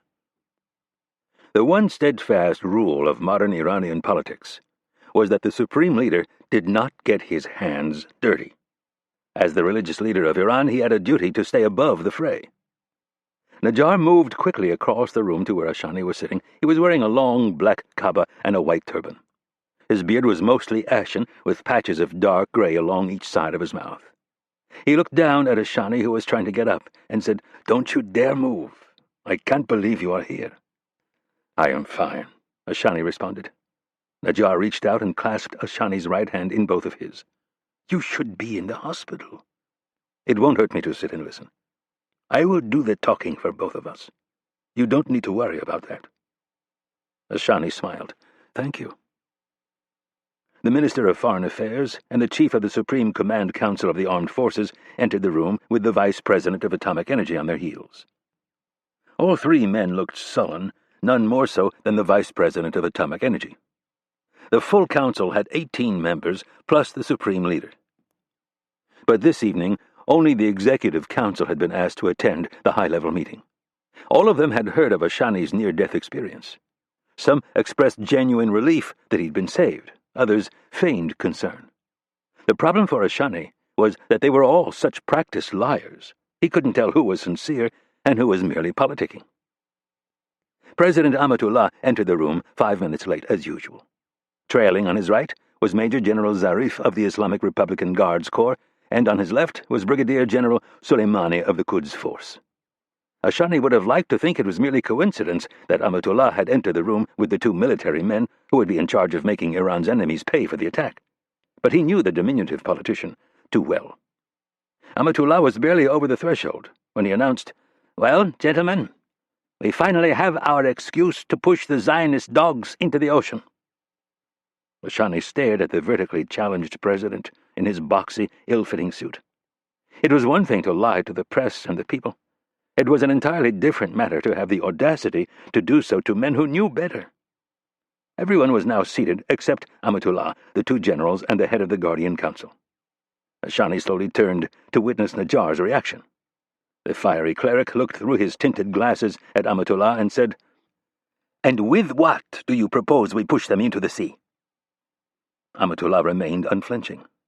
"General Zarif has assured me that the Republican Guard is ready and willing to fight. Over 500,000 men. The Jews will be lucky to field an army of 100,000. "And how will we get them there?" Najjar asked with unbridled contempt. "Should we ask the Americans if we can march them across Iraq? Or should we put them on magical troop transports and float them through the Suez Canal? Do you think the Jews would allow us to put all of our men ashore, or do you think they might sink the transports while they're at sea?" Amatullah gathered himself and in a reasonable tone said, "I was not implying that we could begin military action tomorrow or even next week. I am simply saying that the Jews and the Americans have committed an act of war and we must make them pay for it. I am in complete agreement, but let's not delude ourselves into thinking that we are going to push the Jews into the ocean. It was that kind of thinking that led us down this path to begin with." Najjar had been an early, outspoken critic of the nuclear program. Amatullah feigned shock. "What are you implying?" "I'm implying nothing. I am stating a fact. I was against developing this program for this very reason. I told you years ago that this was how it would end. Countless dollars and irreplaceable scientists, all gone." "We have a right to defend ourselves," Amatullah shouted. "And we have a duty to the Iranian people to do so wisely," Najjar countered forcefully. "You are both right," a calm voice announced from the doorway. Ashani turned to see the Supreme Leader standing tall in his finest robes. The look on his face was one of intense interest. He was a thoughtful man, not known to be ruled by his emotions. And Ashani couldn't help getting the impression that Ayatollah Ali Nasiri often viewed his president and closest advisor as 2 bickering children. Chapter 15. Air Force One. Rapp's preference would have been to have this conversation in person, but there was only a brief window of opportunity. He figured at a bare minimum China and Russia were tracking Air Force One with spy satellites, looking to pluck any signals that were beamed to and from the plane. The techies at the Pentagon and the National Security Agency swore that the communication links with Washington were secure, but Rapp had his doubts. Having read enough history to understand that previous scientists had given those same assurances only to be proven drastically wrong, Rapp operated under the premise that there was no such thing as a totally secure line. Even so, his business was often time-sensitive, and one could not always wait to speak in person. The president had got him thinking. Rapp had always begrudgingly admired the Iranians and the way they churned out propaganda. Their leaders understood the key to survival was to get the people to blame America and the West for all of the ills in their lives. It didn't matter if there was no substance to their accusations. It only mattered that they inflamed their people's national pride. There would be a lot of that going on in the coming weeks. America would be blamed, evidence or not. All they had to do was make the accusation, and it would stick. It wouldn't matter a bit to the Iranian people that America had no hand in the destruction of their facility. So ingrained was their hatred for America that they would believe without asking their leaders for proof. It was this realization, and the president's gloves-off attitude, that steered Rapp's thinking toward a classic clandestine operation. If Iran wanted to play fast and loose with the facts, they were automatically opening themselves up to a counterattack, one that could prove very embarrassing for their loud-mouthed president. The absence of any plane, American, Israeli, or other, over the facility at the time of its destruction left only two options. The first Rapp dismissed because he knew his Israeli counterparts all too well, and because he believed the odds of an accident destroying the facility so completely were simply too large. The second option was that the Israelis did it. Again, knowing them as well as he did, he had no doubt that they had somehow managed to destroy the place. Rapp would find out soon enough. Kennedy had called ahead and made arrangements. One of the agency's GVs was waiting for him at Andrews Air Force Base to take him to Tel Aviv as soon as they landed. She had also left word with her Israeli counterpart that Rapp was on the way and that until he got there, it would be prudent to stay mute on the current crisis in Iran. To put his plan into motion, Rapp needed the help of someone back at Langley. He could make the call on his own satellite phone, but there was a good chance the Air Force crew on board would detect the call and go apeshit. His second option was to elicit their help and ask for the most secure line they had to Langley. More than likely this would work, but it would also alert the Russians and the Chinese that it was an important call. In the end, he decided to make the call on an unsecured line. It would be flagged as routine traffic, and if he stayed vague enough, no one listening in would have any idea what they were talking about. Past the president's office and conference room were a section of seats for his advisors. Similar to first class on international travel, the seats were big with plenty of room. Rapp spotted an open one and grabbed it. Some junior staffer in his mid-20s was in the next seat. The guy tore his eyes away from his laptop and looked at Rapp with an expression that said, "Who in the hell are you?" Instead, he said, "I'm sorry, but that seat is taken." Rapp remembered his appearance was far from White House standards. He smiled and said, "It's all right, I just need to make a quick call." Rapp grabbed the phone from its cradle and started punching the number for an office in Langley, Virginia. He could tell the guy was still looking at him. "Are you with the press?" Rapp glanced over. "That's a good one, Junior." "I don't see your badge," the guy said more firmly, "and the press is not allowed up here." "Badges?" Rapp said with a Mexican accent. "We don't need no stinking badges." The staffer looked back at him with a blank expression. Blazing Saddles. You've never seen it? Rapp could hear the phone starting to ring on the other end. "No." The guy was not amused. "Why aren't you wearing your credentials?" A woman's voice answered on the other end of the phone. "Rob Ridley's office, Penny speaking." "Penny, Mitch here. Is Rob around?" "Where are your credentials?" the staffer persisted. "Hold on a second, Penny." Rapp covered the phone and looked the man in the eye for the first time. "Let me guess. Law school. Ivy League. University of Michigan, something like that? Someplace that taught you to be assertive and persistent?" "Dartmouth." "Good for you. Great school. Now, get lost." Rapp stuck his thumb out and pointed toward the aisle. "I have an important call. Now would be a good time for you to hit the head." "I do not appreciate—" Rapp cut him off. "Go find Ted Byrne and ask him who I am." The young man reluctantly closed his laptop and left. Rapp put the phone back to his ear and said, "Rob." "Well, if it isn't Mr. Big Shot. I hear POTUS asked you to catch a ride with him." "I would think that today of all days you would have more to do than gossip." POTUS was the acronym for President of the United States. Ridley was Deputy Director Operations, Near East Division. His division was at the center of the brewing storm. He was a former Marine, a major league smartass, and one of the most capable people Rapp had ever worked with. "You never call anymore.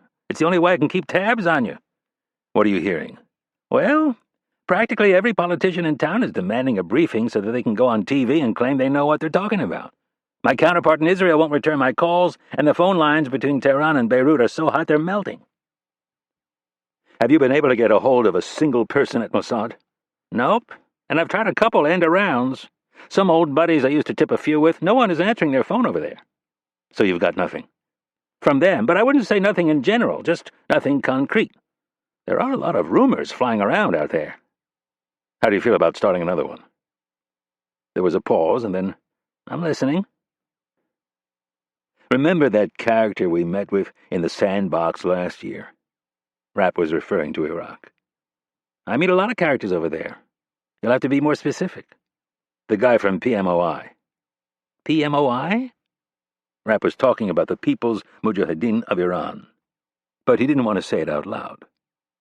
"Remember, we were at the palace, and we stayed up until 4 a.m. drinking brandy and smoking cigars. He told us how a certain leader over there is referred to as the Peacock President." "Oh, yeah," Ridley replied. "I'm with you." "Do you know where he is?" "Last time I checked, he moves back and forth between Mosul and Baghdad. He's got a car parts business, if you can believe it. I hear it's booming." "Track him down and set up a meeting." "For when?" "First thing tomorrow," Rapp said, "and find someone else to brief the president. You're coming with me." "Are you going to fill me in?" "I'll explain it all on the plane. Meet me at Andrews in 2 hours." "You got it." Chapter 16. Tehran, Iran. Ashani found if he took controlled, shallow breaths, it helped minimize the coughing attacks. He sat hugging the arm of the couch, with the chief of the armed forces to his right and the foreign minister next to him. The supreme leader sat alone in a simple chair almost directly across from Ashani. His meeting chamber was void of all technological advances. There were no computers or plasma TVs. No projectors or drop-down screens. There wasn't even a conference table for them to sit around. It was the century-old setting of kings and religious leaders. Supplicants and advisers came to plead their cases, and the monarch would lay down his edict. He was not to be bothered with details or execution.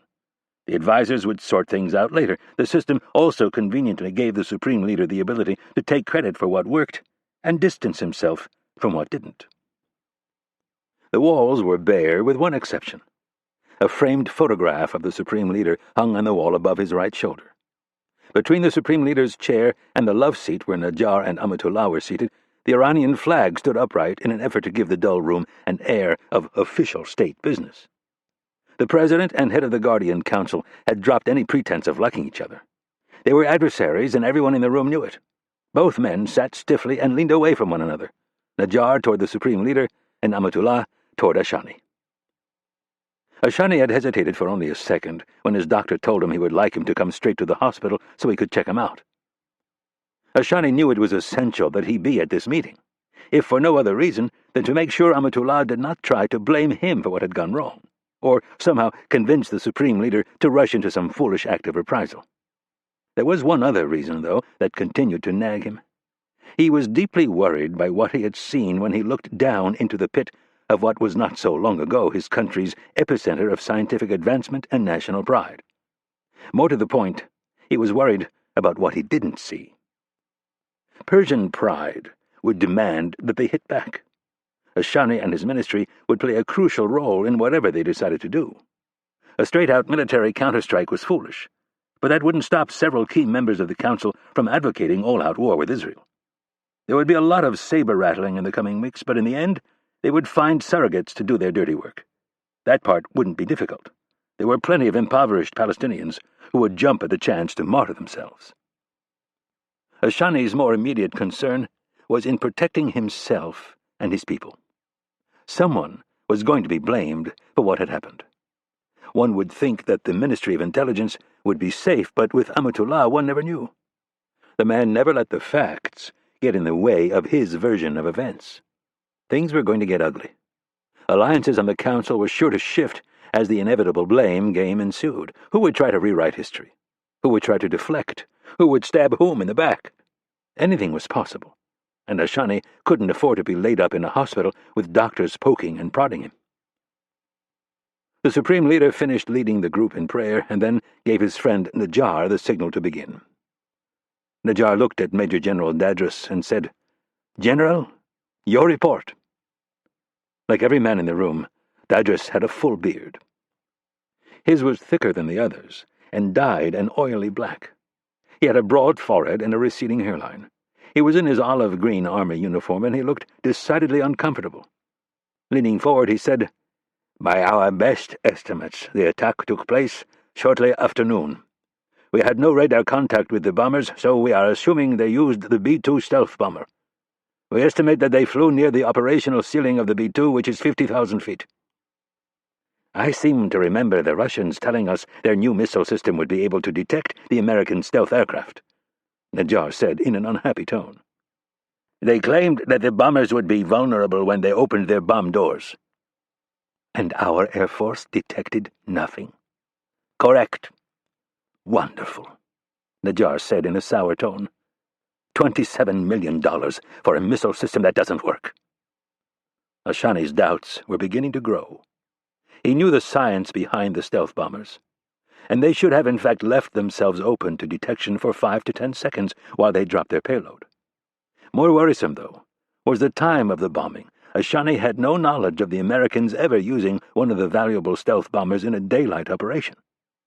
Why would the Americans expose their billion-dollar planes during a daylight bombing run? The answer for Ashani was that they wouldn't. "There is a pilot," Amatullah announced, "who made a positive identification of an Israeli plane in the area. My people are debriefing him at this very moment." Najjar slowly turned his head and looked at the president. "I heard your comments on TV earlier this evening, and I saw your pilot interviewed. I am not sure I believe him." "You are a born skeptic," Amatullah countered. "Have you not listened to anything General Dadris has told us? The Air Force detected nothing. They think the stealth bombers flew at their operational ceiling of 50,000 feet. Commercial air traffic flies at 30 to 35,000 feet. Your pilot must have very good eyes to see a plane from such a distance." 50,000 feet is an estimate by radar operators who failed to do their jobs. At this point, I am more than happy to take the eyewitness account of a veteran pilot." "Really?" Najjar turned to Dadris. "General, how many stealth bombers do the Israelis have?" "None that we know of." "And if the Americans had given them some, do you think they would paint big white and blue stars of David on the wings?" "No." Najjar nodded and waited to see if Amatullah had anything further to add. "You may quibble over the specifics of how it happened, but it is obvious to everyone that it was the Jews and the Americans who were behind this." "Even so, this council would appreciate it if during a national crisis you would consult us before you rushed to get in front of the cameras." Amatullah looked past Najjar to the Supreme Leader. "My apologies." Ayatollah Nasiri acknowledged the apology with the faintest of nods. In a soft voice he asked Najjar, "How many perished?" Najjar turned to Gholam Mosheni, the man in charge of the country's nuclear program, and in a much louder voice asked, "How many?" Mosheni was a large man, probably only a few pounds shy of 300. His forehead was glistening with sweat. 67 scientists and technicians. We were fortunate that they struck during lunch. 23 scientists and technicians were on their break when the bombs fell." "Fortunate?" Amatullah repeated in a whimsical tone. "I'm not sure I would use that word to describe anything that you are associated with." There it was, Ashani thought. Amatullah had chosen his scapegoat. He had been a champion of Mosheni for years, touting him as the man who held the hopes of the future of Iran. In addition to running the nuclear program, it appeared that the diminutive president expected him to stop foreign incursions into their airspace. "It could have been worse," Mosheni replied in a weak effort to defend himself. Amatullah clasped his hands in his lap. His short legs barely touched the floor. "Our nuclear program has been destroyed. We have a toxic hole in the middle of our second-largest city, and the West is laughing at us. Please tell us how it could have been worse." He unclasped his hands and threw them up in the air. "I would love for you to explain to us how it could have been worse." Mosheni's face grew flushed. He kept his mouth closed and refused to speak. His discomfort and embarrassment was obvious. "Has the radioactive fallout been contained?" Najjar asked. "Yes." "The rest of the facility?" "The equipment can be salvaged, but it will have to be moved to a different location." "Natanz?" Najjar asked. "That would be my recommendation." Najjar swiveled his head to look at Amatullah. "I seem to remember you advocating Isfahan to be the main nuclear site over Natanz. Something to do with the fact that the Americans would never attack a site in the middle of a city." The head of the Guardian Council was referring to the country's two main nuclear sites. Natanz was buried in a mountain hundreds of miles away from Isfahan in a remote location. There had been a heated debate years earlier over where to put the most crucial parts of the program. Isfahan was pushed by Amatullah for the reason already stated, and because the country's scientists lobbied hard for the site. They did not want to have to relocate their families to the remote region of Natanz. Amatullah bought time with one of his sly grins. "I did no such thing.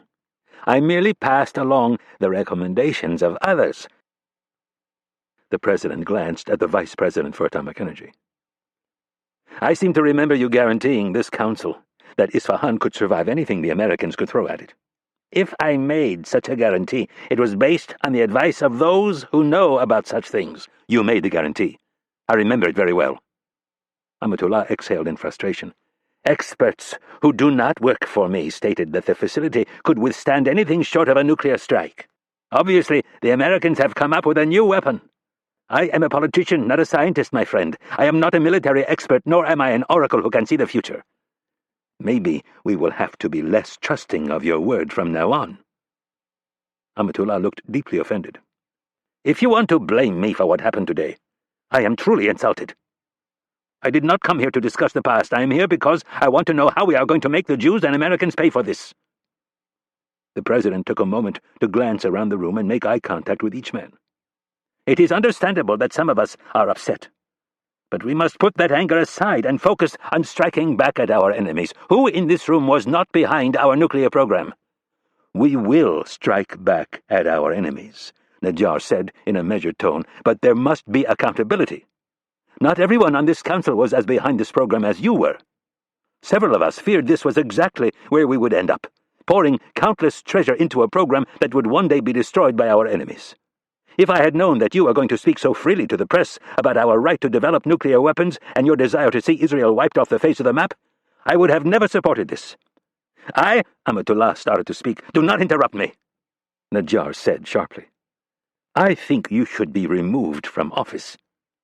The cleric paused to let Amatullah know just how serious he was. "But unfortunately, we can't do that right now. Do you know why?" Amatullah shook his head. "We can't do it because the Jews would be dancing in the street. It would be a dual victory for them. Whether I like it or not, you are exactly who we need to galvanize our people and get them focused on the retribution that must be meted out." Amatullah's face transformed from worry to pride and then elation. "The people will be behind us. I can promise you that. We will strike back at the Jews and the Americans like never before, and I know exactly where to hit them. We will make them pay for their arrogance. We will destroy them." Chapter 17. Air Force One. Rapp approached the president's office door and knocked. He waited a second and then entered. Alexander was behind his desk, and Kennedy was sitting across from him in a chair. Rapp closed the door and sat on the arm of the couch immediately to his right. Kennedy looked at him and said, "We're discussing what I should say to Azad." Rapp thought of the Iranian intelligence minister and shrugged his shoulders. "I heard about your little accident. I'd like to say sorry, but the truth is, we've been quietly hoping the Israelis would take care of this for some time." "I don't think that'll work." "It's the truth." "What did you find out?" the president asked. "The Israelis aren't talking to anyone. From the top down to the mid-level guys, no one is answering their phones." "Your assessment?" "They did it. Rapp said plainly. You're sure? 100%. Mitch, Kennedy said cautiously, you can't give that kind of guarantee. All right, 99.999. Explain. The president leaned back and crossed his legs. The Israelis are very insular. They can close ranks like no other outfit I've ever worked with. They're trying to get their story straight. Figure out if they can weather this and lie to the world that they had no involvement in it. But why wouldn't they have given us some signal that this was coming? Alexander asked. Easier to ask for forgiveness than permission, Kennedy answered. Exactly, said Rapp. The president thought about it for a second, and then asked, What if it was an accident? This was no accident, sir. Israel was behind it, and their silence is all the proof we need. If they honestly had nothing to do with this, they would be calling us asking why we didn't give them a heads up. My guess is that this was a very tight operation run by a very limited team within Mossad, possibly including a few people from the military, the prime minister, and 1 or 2 cabinet ministers. I don't know how they did it, but they caught the Iranians flat-footed. The analysts back at Langley reviewed the satellite footage, and there is absolutely no sign of any activity prior to the place collapsing. No response from the guard barracks on site, no rush of people fleeing any of the buildings, no sign of anything unusual. And why is that significant? There were no gunshots. If this thing were a full-blown commando raid, you would have seen a reaction from the base security. This is part of why the Iranians think it was an airstrike. No one alerted them that anything was wrong. 1 minute the place was there, the next minute it wasn't. The logical assumption for them is that it was stealth bombers, even though to the best of my knowledge we've never conducted a daylight bombing run with ours. The president looked over at Kennedy. I know I've asked this, but is it possible that the Israelis have developed their own stealth plane? Highly unlikely. But possible. Rapp waved his hands in front of him, signifying not to go down that road. The Israelis don't have the money to develop a plane like that. And even if they did, there's still one other piece of evidence that points to an inside job. When you get back to Washington, Secretary England is going to give you a bomb damage assessment report from the Pentagon. I haven't seen it, but I know what it's going to say. How? Because I've been there. I've been in the field marking targets for these flyboys when they drop their bunker busters. I've crawled down into a few of those command and control centers after they've been hit. And they don't look like the satellite photos we've seen of this place. Holes are made. Parts of floors and ceilings collapse, and everything inside is charred. But it doesn't look like the earth opened up and swallowed the whole damn building. And what was it? They had some people on the inside.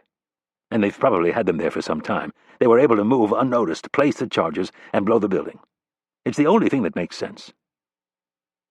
The president swiveled his chair and thought about what he'd heard. After a long moment, he looked up and said, What does it really matter if the Israelis destroyed it by air or by any other means? In the end, they are still the ones who destroyed it. Rapp smiled. It matters because it gives us an opportunity to create an alternative truth and make the Iranians look like they are lying to their own people and the world. The president was speechless for a second. He looked at Kennedy briefly and then back at Rapp. I have no idea what you're talking about. Neither do I, Kennedy added. Have you ever heard of a group called the People's Mujahideen of Iran, the PMOI? They're a group that falls loosely under the control of the National Council of Resistance of Iran. It's made up of dissidents of all different stripes. They live mostly in Europe. They're scientists, teachers, artists, pretty much anyone who felt repressed by the clerics and decided to leave. They were around during the revolution back in '79 and then found out they weren't welcome at the table after the Shah fled. In 1981, hundreds of their top members were rounded up and taken to Evin prison where Khomeini had them shot. The PMOI is also referred to as the MEK. These guys have been our saving grace in northern Iraq. Every time the Sunnis get out of line or the Iranians send one of their Badr brigades into the area to cause trouble, we call in the MEK and they make the problem go away. Aren't they on a terrorist list? The president asked. Bad move by the previous administration. They thought they could get some brownie points with Iran, which was foolish, but now's not the time to get into it. The important thing is that the MEK has become a force to be reckoned with. There are a few reasons why Mosul is far more peaceful than Baghdad or Basra, and one of the biggest ones is the MEK. The Iranian government hates these guys with a passion, and MEK suffers no lost love for the hardline clerics. So how do they figure into the current crisis? They don't, Rapp said with a grin. But we're going to make them part of it. Chapter 18. Tehran, Iran. Ashani felt as if he had been sucked into some alternate universe where up was down and down was up. It was one thing to put on a brave face and plot a proper course of retribution, but this was simply nonsense. The man who had put them in this tenuous position was yet again going to be the chief propagandist in the next phase of the conflict. The last thing they needed was more inflamed rhetoric and promises of grand retribution. The council needed a reality check. Under normal circumstances, Ashani would have never thought of confronting Amatullah in front of the supreme leader. But it was different now. Something had changed within him, and he had no doubt it was precipitated by his close brush with death earlier in the day. He had always known Amatullah was perhaps the most reckless and arrogant man in the government. His inflammatory words, more than anything else, were what had gotten them into this national crisis. There was no limit to the man's ability to delude himself and others. He was incapable of understanding the obvious. Iran's nuclear program was in shambles. Literally, not a speck of equipment was salvageable. All of their intelligence estimates told them that Israel had in excess of 100 nuclear devices, and America had so many they spent hundreds of millions of dollars decommissioning old ones. The idea that they could bring utter devastation to either country was simply ludicrous. Emboldened by his near-death experience, Ashani looked at the diminutive leader and asked, "And just how are we going to destroy them?" "What?" Amatullah was caught off guard by the question. "I said, how are we going to destroy them?" he asked with a slight edge. "We will launch wave after wave of martyrs. We will target their infrastructure. We will bring their economy to its knees." Amatullah dismissed his intelligence boss with an irritating frown. Ashani was not to be deterred. The 9/11 attacks were nothing more than a 24-hour flu for their economy. They bounced back even stronger than before. "We will make 9/11 seem like it was nothing." Ashani gave Amatullah a doubtful look. "And you think the Americans will sit there and take it?" "Yes. They cannot afford to go to war with us. They have learned their lesson in Iraq." "What if you're wrong? Suppose they are willing to go to war with us. According to you, they are behind this attack, which by de facto means they are willing to risk open war." "Never!" Amatullah shook his head vigorously. "That is why they had Israel drop the bombs. They themselves did not have the courage to confront us." The man's absolute confidence in his ability to predict what the Americans would do was unnerving. Ashani turned and looked at the supreme leader. "Mark my words. If we push the Americans too far, they will strike back." "They will never invade," Amatullah said dismissively. "I did not say they would invade. They will drop bombs, and plenty of them." Amatullah scoffed at the threat. "And we will hit them everywhere, not just in America, but all over the world. We will bring their aviation industry to its knees. We will disrupt oil flow, and their economy will collapse." Ashani shook his head sadly. "Escalation will lead to escalation. They will rain bombs down on us like nothing we have ever seen. Mark my words, they will destroy our entire Air Force on the first day, and then they will turn their sights on us." Ashani paused to look around the room, letting each man know that this time their own hides might be on the line. "It will take time for our martyrs to strike, and their success is not guaranteed. The Americans, on the other hand, have us surrounded. They have bases in Iraq and Afghanistan, and they have 2 aircraft carriers in the Gulf. If war starts, they will send a 3rd and maybe even a 4th and 5th carrier." "Good," Amatullah proclaimed. "Let them pack all of their vaunted carriers into the Gulf, where they will be that much easier to sink." He leaned forward and pointed at himself. "We control the Strait of Hormuz, not them." "You underestimate the Americans if you think they are dumb enough to put 5 carriers in the Gulf. They will move their Marine and Navy air units to Qatar, the UAE, or Bahrain. They will have us surrounded on 3 sides." "Never!" Amatullah shook his head vigorously. "Our Arab brothers would never commit such a treacherous act." "Our Arab brothers are not exactly enthralled with our growing influence in Iraq. Don't be so sure of their support.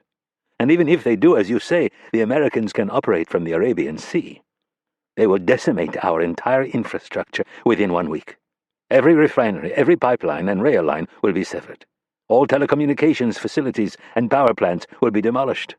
Except in the north, of course, where they will leave everything in place and begin arming the Kurds. It will take years for our already fragile economy to recover, and we will have to deal with an insurrection in the north. You underestimate the strength of our people, Amatullah said dismissively. Unlike the Americans, who are fat and lazy, our people know how to sacrifice and make do. And you, Ashani shot back, overestimate your popularity with the people. Don't be so sure they won't turn on you when their power is out and they have no food on the table. You traitor! Amatullah yelled. How dare you! Ayatollah Najjar reached over and grabbed Amatullah's arm. Both of you, he said firmly, need to remember who you are in the presence of. Both Ashani and Amatullah looked at the Supreme Leader and then averted their eyes in either a sign of compliance or humiliation. The Supreme Leader sat stoically in his chair, his arms at his sides and his long fingers draped over his knees. By design or nature, the man gave off an air of tranquility. In a measured, confident voice, he said, "We have been attacked." He took the time to look each man in the eye before moving on.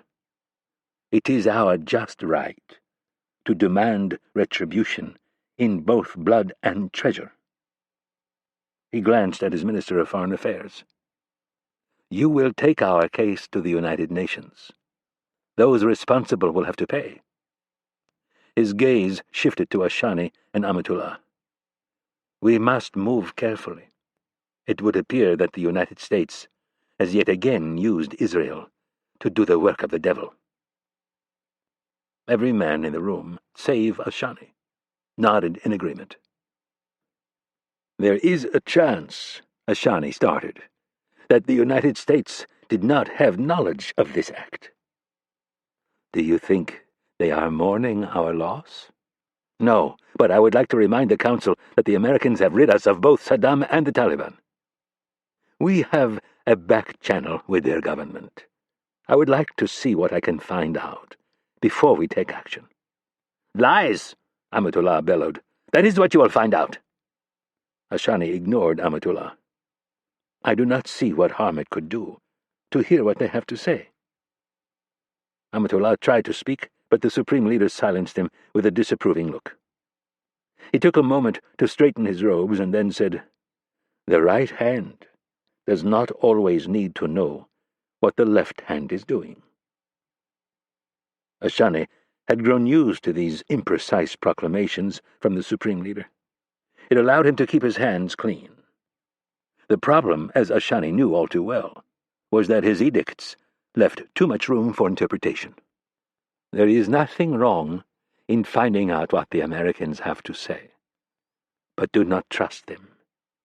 I will leave the details to all of you, but I want to be clear about one thing. This attack cannot go unpunished. The members of the Council nodded enthusiastically, and a few broke into applause. Ashani had the sinking feeling that they were going down a dangerous road paved with emotion and national pride. The thought of where it might lead them brought on a violent coughing fit. Ashani doubled over in pain. The other members of the Council grew concerned until at last it stopped. "Excuse me," Ashani said sheepishly. He felt a wetness on his chin and drew the back of his hand across his mouth. He looked down with embarrassment to see it was covered in blood. The Supreme Leader looked at him with grave concern and said, "My son, you should be in the hospital." "My apologies. I will go at once." Ashani stood and bowed. He felt a sudden shortness of breath.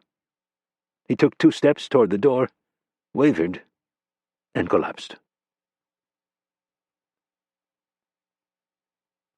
Chapter 19.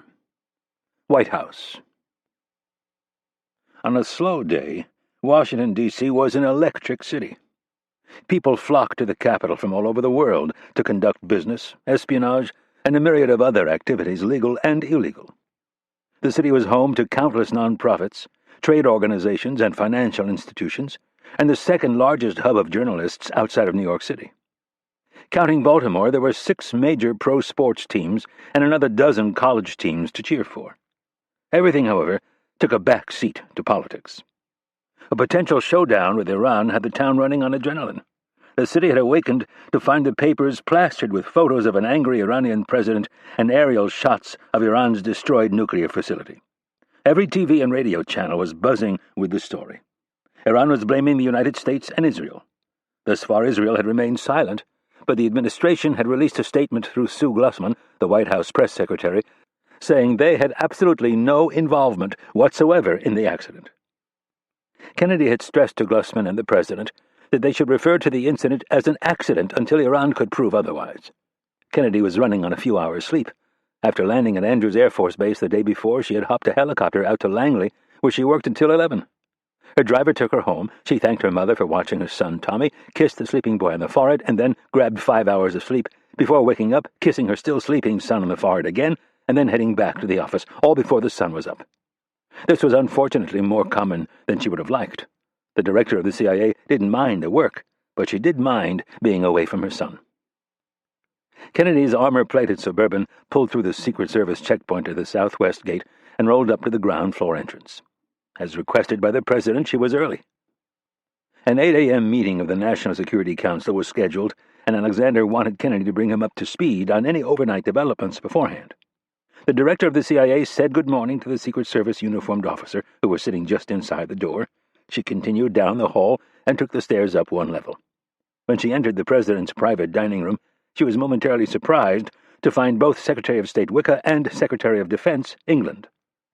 The silver-haired Secretary of Defense was about to stick a spoonful of oatmeal in his mouth when he saw Kennedy. In his typical cut-to-the-chase mode, he said, "I love Rapp's idea. The president was just filling us in. These guys never let the truth get in the way of their message. I say it's time we give them a little taste of their own medicine." Kennedy smiled uncomfortably, which caused the gregarious England to laugh. He pointed across the table to the president and said, "I told you she wouldn't like it that you told us." Secretary of State Wicker was sitting directly across the table from Kennedy. She frowned at England and said, "That's because she is one of the few people in this town who can keep a secret." "Don't worry, Irene," England said. "You don't survive in investment banking by running around shooting your mouth off, at least not for very long." England was referring to his tenure at Merrill Lynch and Piper Jaffray. The president had brought him on board because he wanted an analytical businessman to help him drag the Pentagon into the new millennium. Alexander gestured at the one remaining chair and said, "Please, sit." Kennedy set her briefcase next to the chair and handed her coat to a Navy steward. "What would you like this morning, Dr. Kennedy?" "The usual, Jose, thank you." The president pushed his plate of half-eaten eggs and sausage to the side and wiped the corners of his mouth with a white napkin. "Mitch was right about the bomb damage assessment report?" "My experts," England said, "concur with one exception." Kennedy sat and asked, "What is that?" "One analyst thinks the Israelis dropped a low-yield tactical nuke into the place." "Interesting. One of my people brought up a similar scenario last night. What led your analyst to decide it was a nuke?" "Not so much evidence as plausibility. He says the other way is too complicated, too many variables." Kennedy thought about it for a moment and asked, "How does he say the weapon was delivered?" "That's where his argument gets a little thin. Possibly a cruise missile." "Our satellites would have picked up a missile launch." "More than likely. He also thinks there's a good chance the Israelis must have developed a stealth bomber." Kennedy glanced at the president and then looked back at England. "Your people probably have a better handle on this than my people do. Do they think that Israel developed a stealth bomber?" "No," England said emphatically. "I put the question out last night, and all my experts are in agreement that they just don't have the money." "They might not need as much money as you think," Wicker said. "How so?" the president asked. "They have a history of stealing what they need. That's how they developed their own nuclear weapons program. We did all the research, development, and testing, and they came in and stole all of our data. They even stole nuclear materials from us to make their first bomb." The president looked at Kennedy. "Is this true?" "I'm afraid so. It happened in the 60s. They stole approximately 200 pounds of highly enriched uranium." "I agree it's possible," England said, "but it is still highly unlikely. Remember, this attack happened in broad daylight. My imaging people went back and reviewed every airfield in the country. They paid special attention to the bases in the Negev. They came up with nothing. Every takeoff they discovered was corroborated by other tracking assets. It's too big of a leap of faith to buy into the idea that Israel secretly developed a multi-billion-dollar plane and then flew it during the day.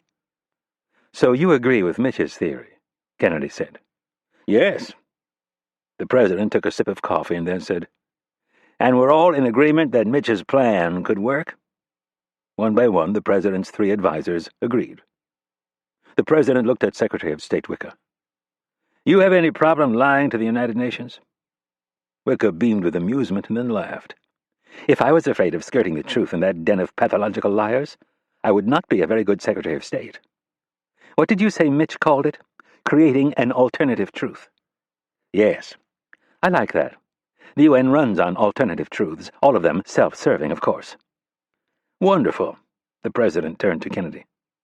"What about your meeting with the Iranian intel chief?"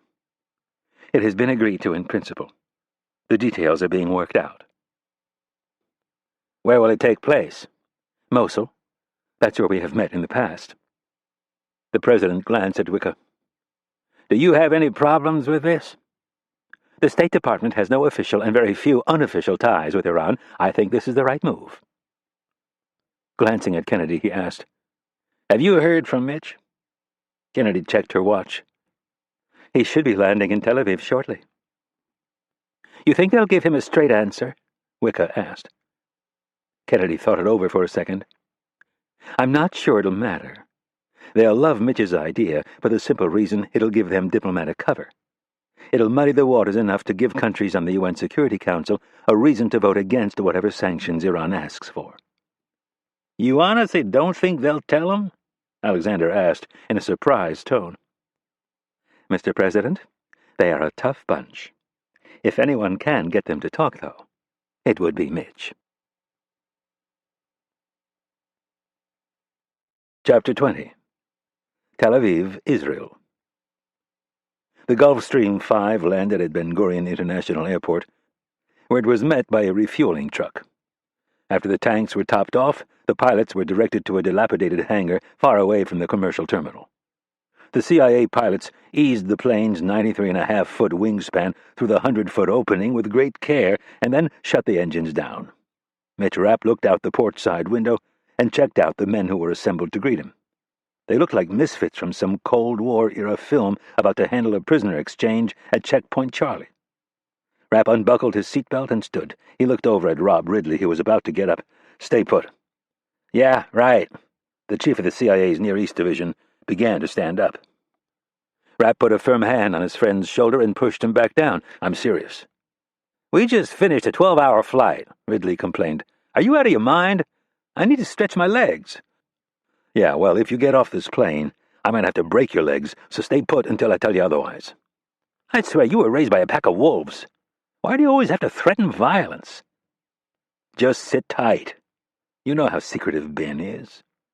Rapp moved past Ridley and stopped next to Marcus Dumond, Langley's resident computer genius and hacker extraordinaire.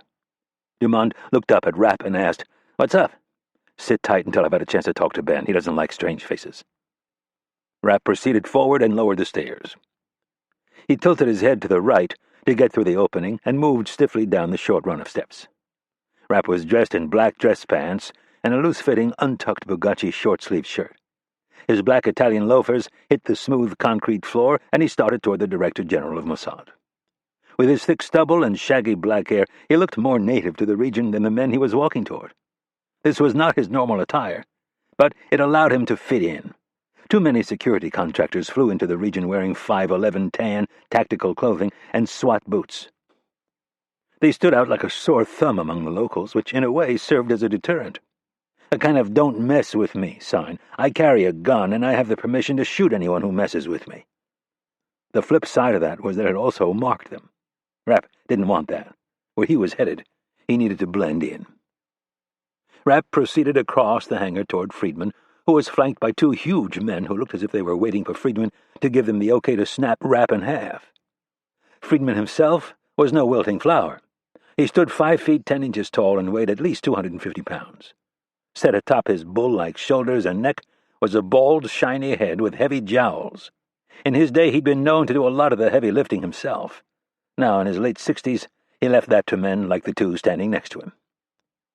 As Rapp neared, he said, "Ben, Good of you to come out here and meet me." Friedman's acerbic expression remained unchanged. "I think of you every day when I get out of bed." "You can still get a hard-on after all these years?" Rapp asked. "Good for you, you old dog." The bone crusher on Friedman's right took a half-step forward. "Easy, killer," Rapp said. "I don't want to have to kick your ass in front of your boss and your twin brother here." "I am referring to the bullet hole you put in my leg," Friedman continued. "Well, Ben," Rapp said, "I hate to think what you would have done to me if I had been dumb enough to assassinate an Israeli citizen and got caught trying to interfere in your country's political process." Friedman raised his chin in defiance and ignored his two bodyguards who were now looking at him. "What? You didn't tell Mongo and Lloyd here?" Rapp asked with feigned shock. "I'd be happy to fill him in on the little operation you were running against your country's most loyal ally. It went like this, boys." "Enough!" Friedman shouted. "Wait for me outside." He snapped at the two men. Like obedient Rottweilers following the command of an owner, they turned and left without having to be told a second time. As soon as they were out of listening range, Israel's chief spy snarled, "What do you want?" "You look a little haggard, Ben. Not enough sleep lately?" "The only reason I am here is because your president requested that I meet you. What do you want?" "I don't want anything, Ben." Friedman scoffed. "I suppose you flew all this way because you missed my pretty face." "No, I flew all this way to thank you." The Israeli spy chief rolled his eyes. "For what?" "For doing us all a favor and destroying Iran's nuclear program." Friedman stared Rapp straight in the eye and said, "I have no idea what you are talking about." Rapp put one foot in front of the other, crossed his arms, and admiringly said, "I think you're the best liar I've ever met, Ben. That means a lot coming from someone as accomplished as you." "Thank you. Now, let's get serious. I know you destroyed that facility, and you know you destroyed that facility. I'm on your side. I told President Alexander you guys did us a huge favor. We did not drop bombs on that facility. I don't care what that crazy little man has said. No Israeli planes were anywhere near his country when this attack occurred, which leaves me with only one conclusion." Rapp smiled. "This should be good." He waved his hand toward himself. "Let's hear it." "I think maybe it was American planes that were spotted over Isfahan." "Yeah, right. One of our pilots decided enough was enough, and he just went and bombed the hell out of that place without getting approval from the Pentagon or the President. All I'm saying is that this plane that was reportedly seen over Isfahan was not one of ours, which means it was more than likely one of yours. You're unbelievable. I fly almost 6,000 miles to save your ass, and you think I'm dumb enough to buy some load of crap like that? I don't remember asking you to save my ass. You didn't, but I'm going to anyway. I don't need your help. The hell you don't," Rapp said with frustration building. He took a step back and then admitted, "Maybe I was the wrong guy for the president to send, considering our history, but here it is. I am sincerely grateful that you guys had the balls to do what needed to be done. The president, while he can never say so publicly, feels the same way. I have permission from him to launch an operation that will take the blame off you guys and expose the Iranian leadership for the lying bastards that they are. I don't—" Rapp cut him off. "Ben, please let me finish. I know you did it, and I know how you did it. There was no plane or planes, no missiles, nothing like that. You had someone on the inside. You guys blew that damn thing up and it collapsed into a nice little pile right on top of itself. I admire you for it. And if you weren't such a pain in the ass, I'd probably give you a hug right now." Friedman's already sour face twisted into a deeper frown. "How many people have you discussed this with?" "Only Irene and the president." Friedman exhaled and took a look around the hangar.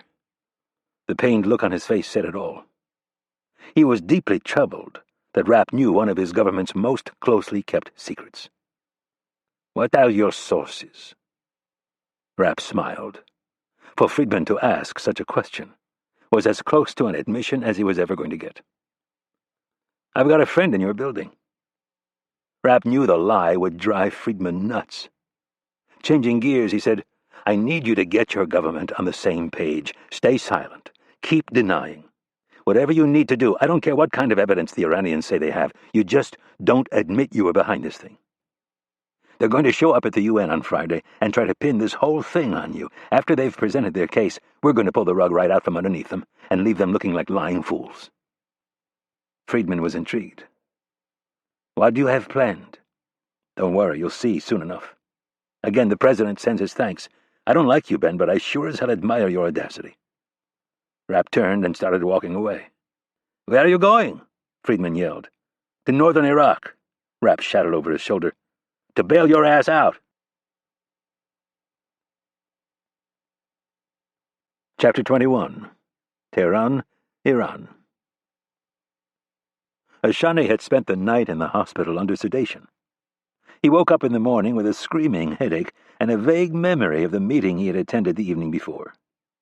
His wife and daughters were there to explain what had happened and offer comfort. They made a great joke out of the fact the doctor wanted him to abstain from work and talking for at least 2 days. His lungs were operating at 10% of their normal capacity due to the amount of dust he had inhaled. The doctors tried to remain positive. They told him that with rest and antibiotics to ward off an infection, he should be back to himself in a week or so. Ashani got the distinct impression they were lying to him. Deputies from the Ministry of Intelligence began showing up at his bedside by mid-morning to deliver briefings and keep him apprised of what was going on. At first these were nothing more than routine reports, although in the wake of the attack on Isfahan there was a new sense of importance to everything. His wife hovered nearby, and twice she tried to stop people from getting into the room. While Ashani appreciated her trying to protect him, it was not realistic. He needed to know what was going on. It was shortly after noon when Ashani started to get the feeling that trouble was brewing. There were little signs here and there that Amatullah was putting the country on a full-blown war footing. To a certain degree this was fine. It would force the Americans and the Israelis to react. Putting bases on high alert and organizing protests was one thing, but ordering the entire Iranian submarine fleet to sea was an entirely different matter. The Americans were very skittish about the Kilo-class submarines his country had purchased from Russia. Putting all of them to sea, as well as the mini-subs and the noisy Iranian-made subs, would make the Americans even more skittish.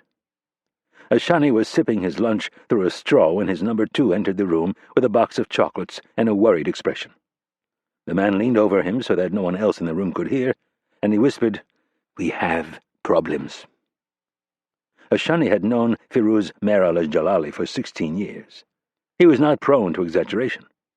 The worried look on his face told him the problem was internal. Ashani lifted his hands from his lap and made a shooing motion. 4 people filed out of the room, but his wife held her ground. Ashani's jawline tightened, and he jerked his head toward the door. His wife shook her head in disappointment and left. Jalali pulled up a chair and sat at the edge of the bed. "Has your room been inspected?" Ashani nodded. The sad truth was that he was more concerned with espionage from within his own government than from a foreign agency. "The mutt," Jalali said with a look of disgust, "is prancing around, demanding this and that. He acts like he's running things." Ashani nodded. His friend was talking about the abrasive Mukhtar. The man's non-Persian roots did not endear him to Jalali and many others. "Amatullah has told us to give him whatever assistance he wishes. The man is planning attacks on a scale that will provoke the Israelis and the Americans to strike back. And that isn't even the worst of it. Our fearless president has come up with another one of his ideas." Jalali held his index finger next to his right temple and rolled it over and over in a circular motion, the universal sign for crazy. "He wants us to put together a plan to sink one of our own tankers in the Strait of Hormuz." Ashani's eyes grew wide. "I know," Jalali shook his head. "He wants to frame the Americans. He says everyone will believe us, and it will further isolate the U.S. Ashani checked the door, and then, in a quiet voice, croaked out the words, "You can't be serious." "I am. He says it will put oil prices through the roof, which will give the Treasury a much-needed boost, but mostly he says it will cement the fact that the Americans are waging war against us." Ashani could feel his blood rising. He thought of Amatullah's stupid plan to kidnap the British sailors and Marines the previous spring. It had been his crazy idea to create an incident after several high-ranking Iranian officials had defected to the West. While Amatullah thought the entire thing played very well with his countrymen, he had never realized the damage it had done to them internationally. It showed him to be a thug and a man who lied with great ease. The British, with the aid of the Americans, had presented rock-solid satellite images that the sailors had been plucked from Iraqi water, not Iranian. Amatullah had declared the evidence fabricated and was willing to put his fate in the hands of the UN Security Council, but Ayatollah Najjar intervened at the last minute and convinced Amatullah to release the hostages. The propagandist then had the gall to hold a staged ceremony where he announced the release as a gift to the British people. Ashani knew he had to get hold of Najjar and try to talk some sense into someone before these reprisals began. Glancing toward the door, he whispered to Jalali, "You need to get me out of here." Chapter 22. Washington, D.C. CIA Director Kennedy looked out the heavily tinted side window of her armored Chevy Suburban with a dazed expression. The buildings, pedestrians, and naked trees zoomed by like a reel of film and fast-forward. She was running on fumes, and it was only 4 in the afternoon. Her expanded security detail was plowing its way through early rush-hour traffic, trying to get her to the State Department. Secretary Wicca had requested an informal meeting to help her prepare for her presentation at the UN. This was all a new experience for Kennedy. To say that the previous Secretary of State disliked the CIA would have been too strong. It was probably more accurate that he was guarded, which was not unusual. Association with the CIA had a way of making most people nervous. Kind of like being around someone with a communicable disease.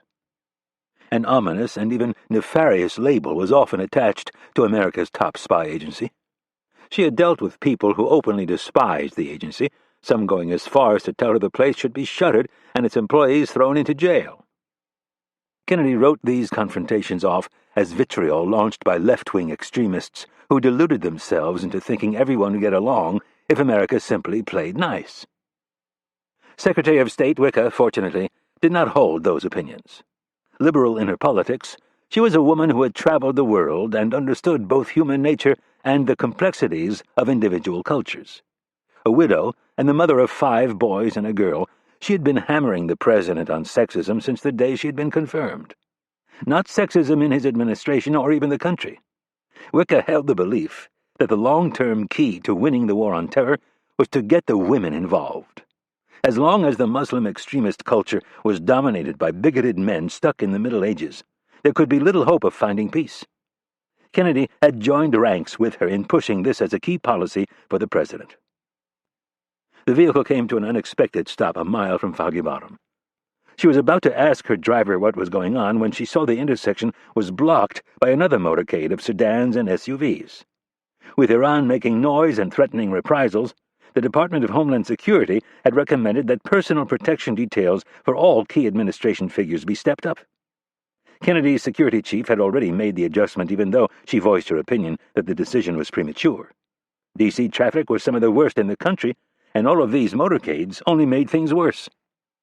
Just as the intersection cleared, Kennedy's mobile secure telephone unit began buzzing.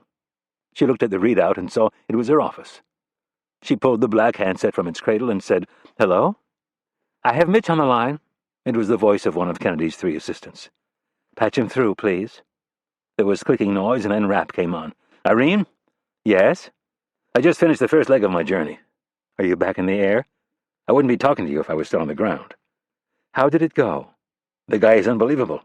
He actually tried to blame it on us at one point." Kennedy sighed. Moments like this made her wonder if Ben Friedman was actually an ally. "What did he say?" "He tried to say it was our planes that were seen in the air." "How did you respond?" "I told him there weren't any planes in the air, theirs or ours. That was when I saw the chink in that ugly mug of his. He started to get real evasive and nervous, especially when I laid out for him exactly how the place had been destroyed." "How did he react?" "Worried. He wanted to know who I had talked to." "And?" "I told him I had a source inside his government." Kennedy smiled and said, "You didn't." "Damn right, that prick.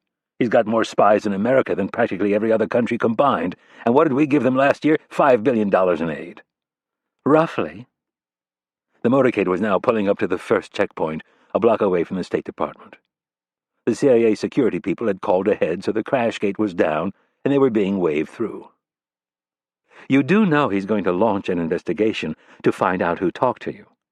Good, it might keep him out of my hair for a while. I told him to stay silent and tell his government to keep denying. You didn't tell him what you were up to, did you? No. Good. The motorcade breezed through the checkpoint and pulled up in front of the main entrance. Anything else? No, our guy in Mosul has everything set up. I'll call you as soon as I finish the meeting. Thanks. Kennedy placed the phone in its cradle and waited for the door to be opened. It seemed like overkill, but it was the policy of her protective detail. They wanted to sweep the area to make sure there were no threats before she left the cover of the Suburban.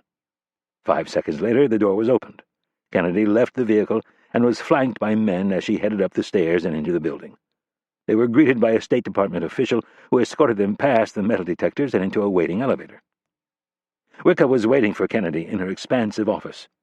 While the outside of the Harry S. Truman building would not ever be chronicled in the annals of great American architecture, the secretary's office was impressive.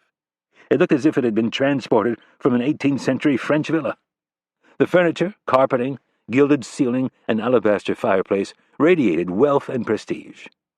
The Secretary of State looked over the top of a pair of horn-rimmed spectacles perched on the end of her nose. Her short, frosted hair was cut in layers. She pushed her chair back and stood. "Thank you for coming, Irene." "My pleasure, Sonny. Can I get you anything to drink?" "No, thank you, I'm fine." Wicca walked over to a small, wet bar and grabbed 2 coffee mugs. She set them down and pulled a bottle of Hennessy brandy out of the cupboard. She poured some brandy into each mug and then carried them over to where Kennedy was standing. "You look like you could use some." Wicca handed Kennedy one of the mugs. Kennedy smiled. "Nice choice of stemware. This place is filled with prudes and teetotalers. It's not like the old days, I'll tell you that." Kennedy held up her mug. "To the old days." Wicca raised her mug and clanged it against Kennedy's. "Although I suppose in the old days they would have never let us out of the secretarial pool." "That's right." "Well, screw the old days." Wicca pointed toward the fireplace and 2 waiting chairs. "I saw in the paper today Stu Garrett drowned while vacationing in Central America." "Costa Rica," Kennedy offered. Wicca took the chair on the right and studied Kennedy for a moment. Finally she offered, "The man was a real jerk." Kennedy pursed her lips while she thought of an appropriate response. She got the sense Wicca might know more than she was letting on. "He had a knack for getting under people's skin." "He sure did." Wicca took a drink and said, "I hear you're leaving for Iraq in the morning." "Yes." "Be careful." "I always am. I mean extra careful. I don't trust the Iranians." Kennedy brought the mug up to her lips but didn't take a drink. "I've found Ashani to be a pretty reasonable person to deal with. I don't know him, but he's not the one I'm worried about. It's that little Amatullah who scares the heck out of me." Wicca took a drink of brandy. "Why is it that these wacky dictators are all short?" "Coincidence." Kennedy took a sip. "Saddam was over 6 feet tall." "What about Hitler? He couldn't have been more than 5'10". "Yeah, you're probably right." "Pol Pot? Kim Jong-il? Chairman Mao?" "What about Stalin?" "I don't think he was short." "Well, whatever it is, I don't trust Amatullah. Just be very careful while you're over there. Especially after I put on my little performance in New York tomorrow. They are not going to like being embarrassed like that." "No, they won't, but that's why I'm going over there, to offer them the olive branch." "Don't forget that men like Amatullah don't want peace. They need us as an enemy to stay in power." "True, and that's why I'm the one making the trip and not you. There's nothing official about this. Not until they agree to keep a leash on Hezbollah. I'm not saying I don't agree with the plan. I do. I'm saying be careful." Kennedy smiled. "I will. So, what can I help you with for tomorrow?" Chapter 23. Mosul, Iraq. The sun was dropping beyond the horizon as the Gulf Stream 5 descended out of a patch of wispy clouds. The city of Mosul spread out beneath them, the Tigris River slicing along the eastern edge of the metropolitan area of 2 million. 5 main bridges connected the old city to its sprawling suburbs. The city's roots were steeped in trade.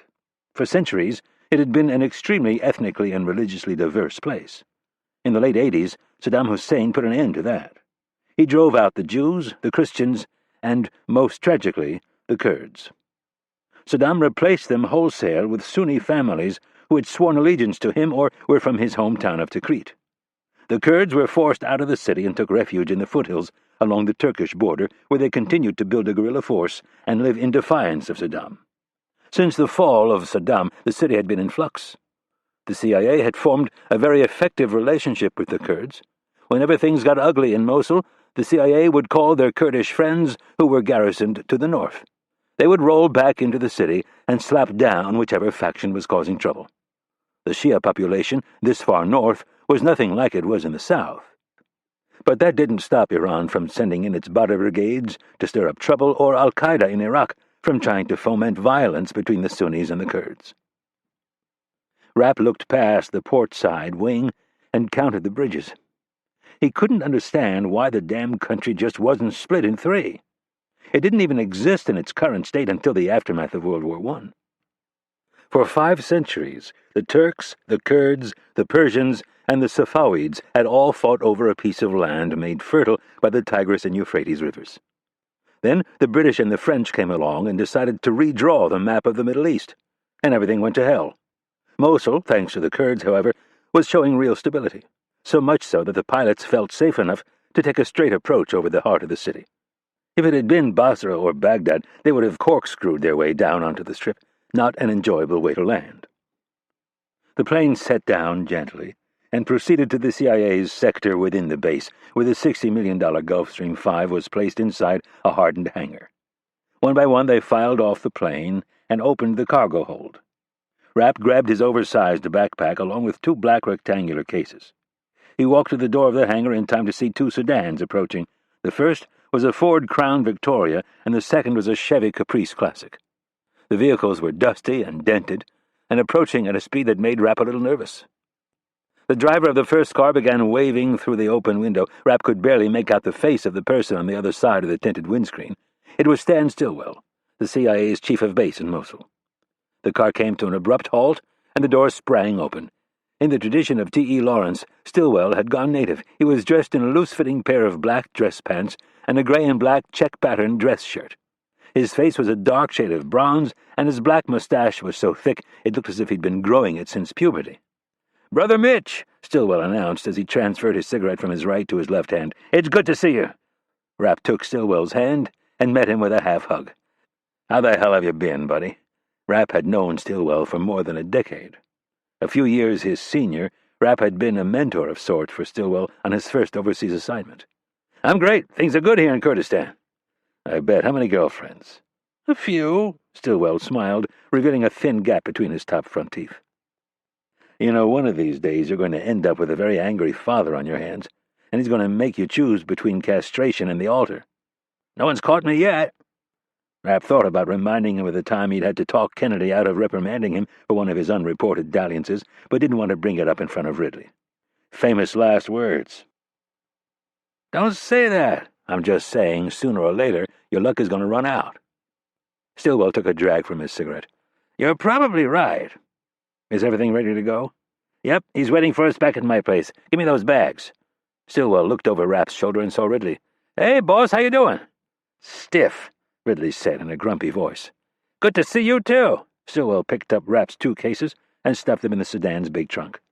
"Boss," he said to Ridley, "why don't you ride with Mike in the second car? I don't expect any problems, but there's no sense of making it easy for them." "Stan," Rapp said as he pointed to Dumont, "meet Marcus." "Hey, Marcus, let me take those bags from you." Stillwell grabbed the first black case and almost dropped it. "Jesus! What in the hell do you have in here?" "Equipment." "No shit." Rapp walked to the rear of the car where everyone had congregated. Looking at Stillwell, he asked, "Did Rob brief you on everything?" "Not all the details, but I can see where you're going." "And I love it." "What about Massoud?" Massoud Mahabad was MEK's main guy in Mosul. "He thinks it's great." "Can we depend on him?" Stillwell tossed his cigarette to the ground and fished a new one from a crumpled pack. "Massoud is probably the most trustworthy person I've met since I've been here." "Good. Do we need any extra hardware for the drive?" Rapp was referring to guns. "No, we won't be stopping." "Are you sure?" Rapp asked, in a doubtful tone. "If it'll make you feel better, go ahead." Stillwell lifted up the right tail of his dress shirt to reveal a Glock pistol and 2 extra magazines. "There's a 12-gauge mounted on the ceiling and a P90 under the dash." "Good enough for me. Let's roll." Ridley and Dumont got in the second car, and Rapp got in the first car with Stillwell. The first thing Rapp did when he got in the front seat was reach under the dash and yank the P90 from its spring-loaded grips. The small bullpup submachine gun was extremely accurate and great for tight fights.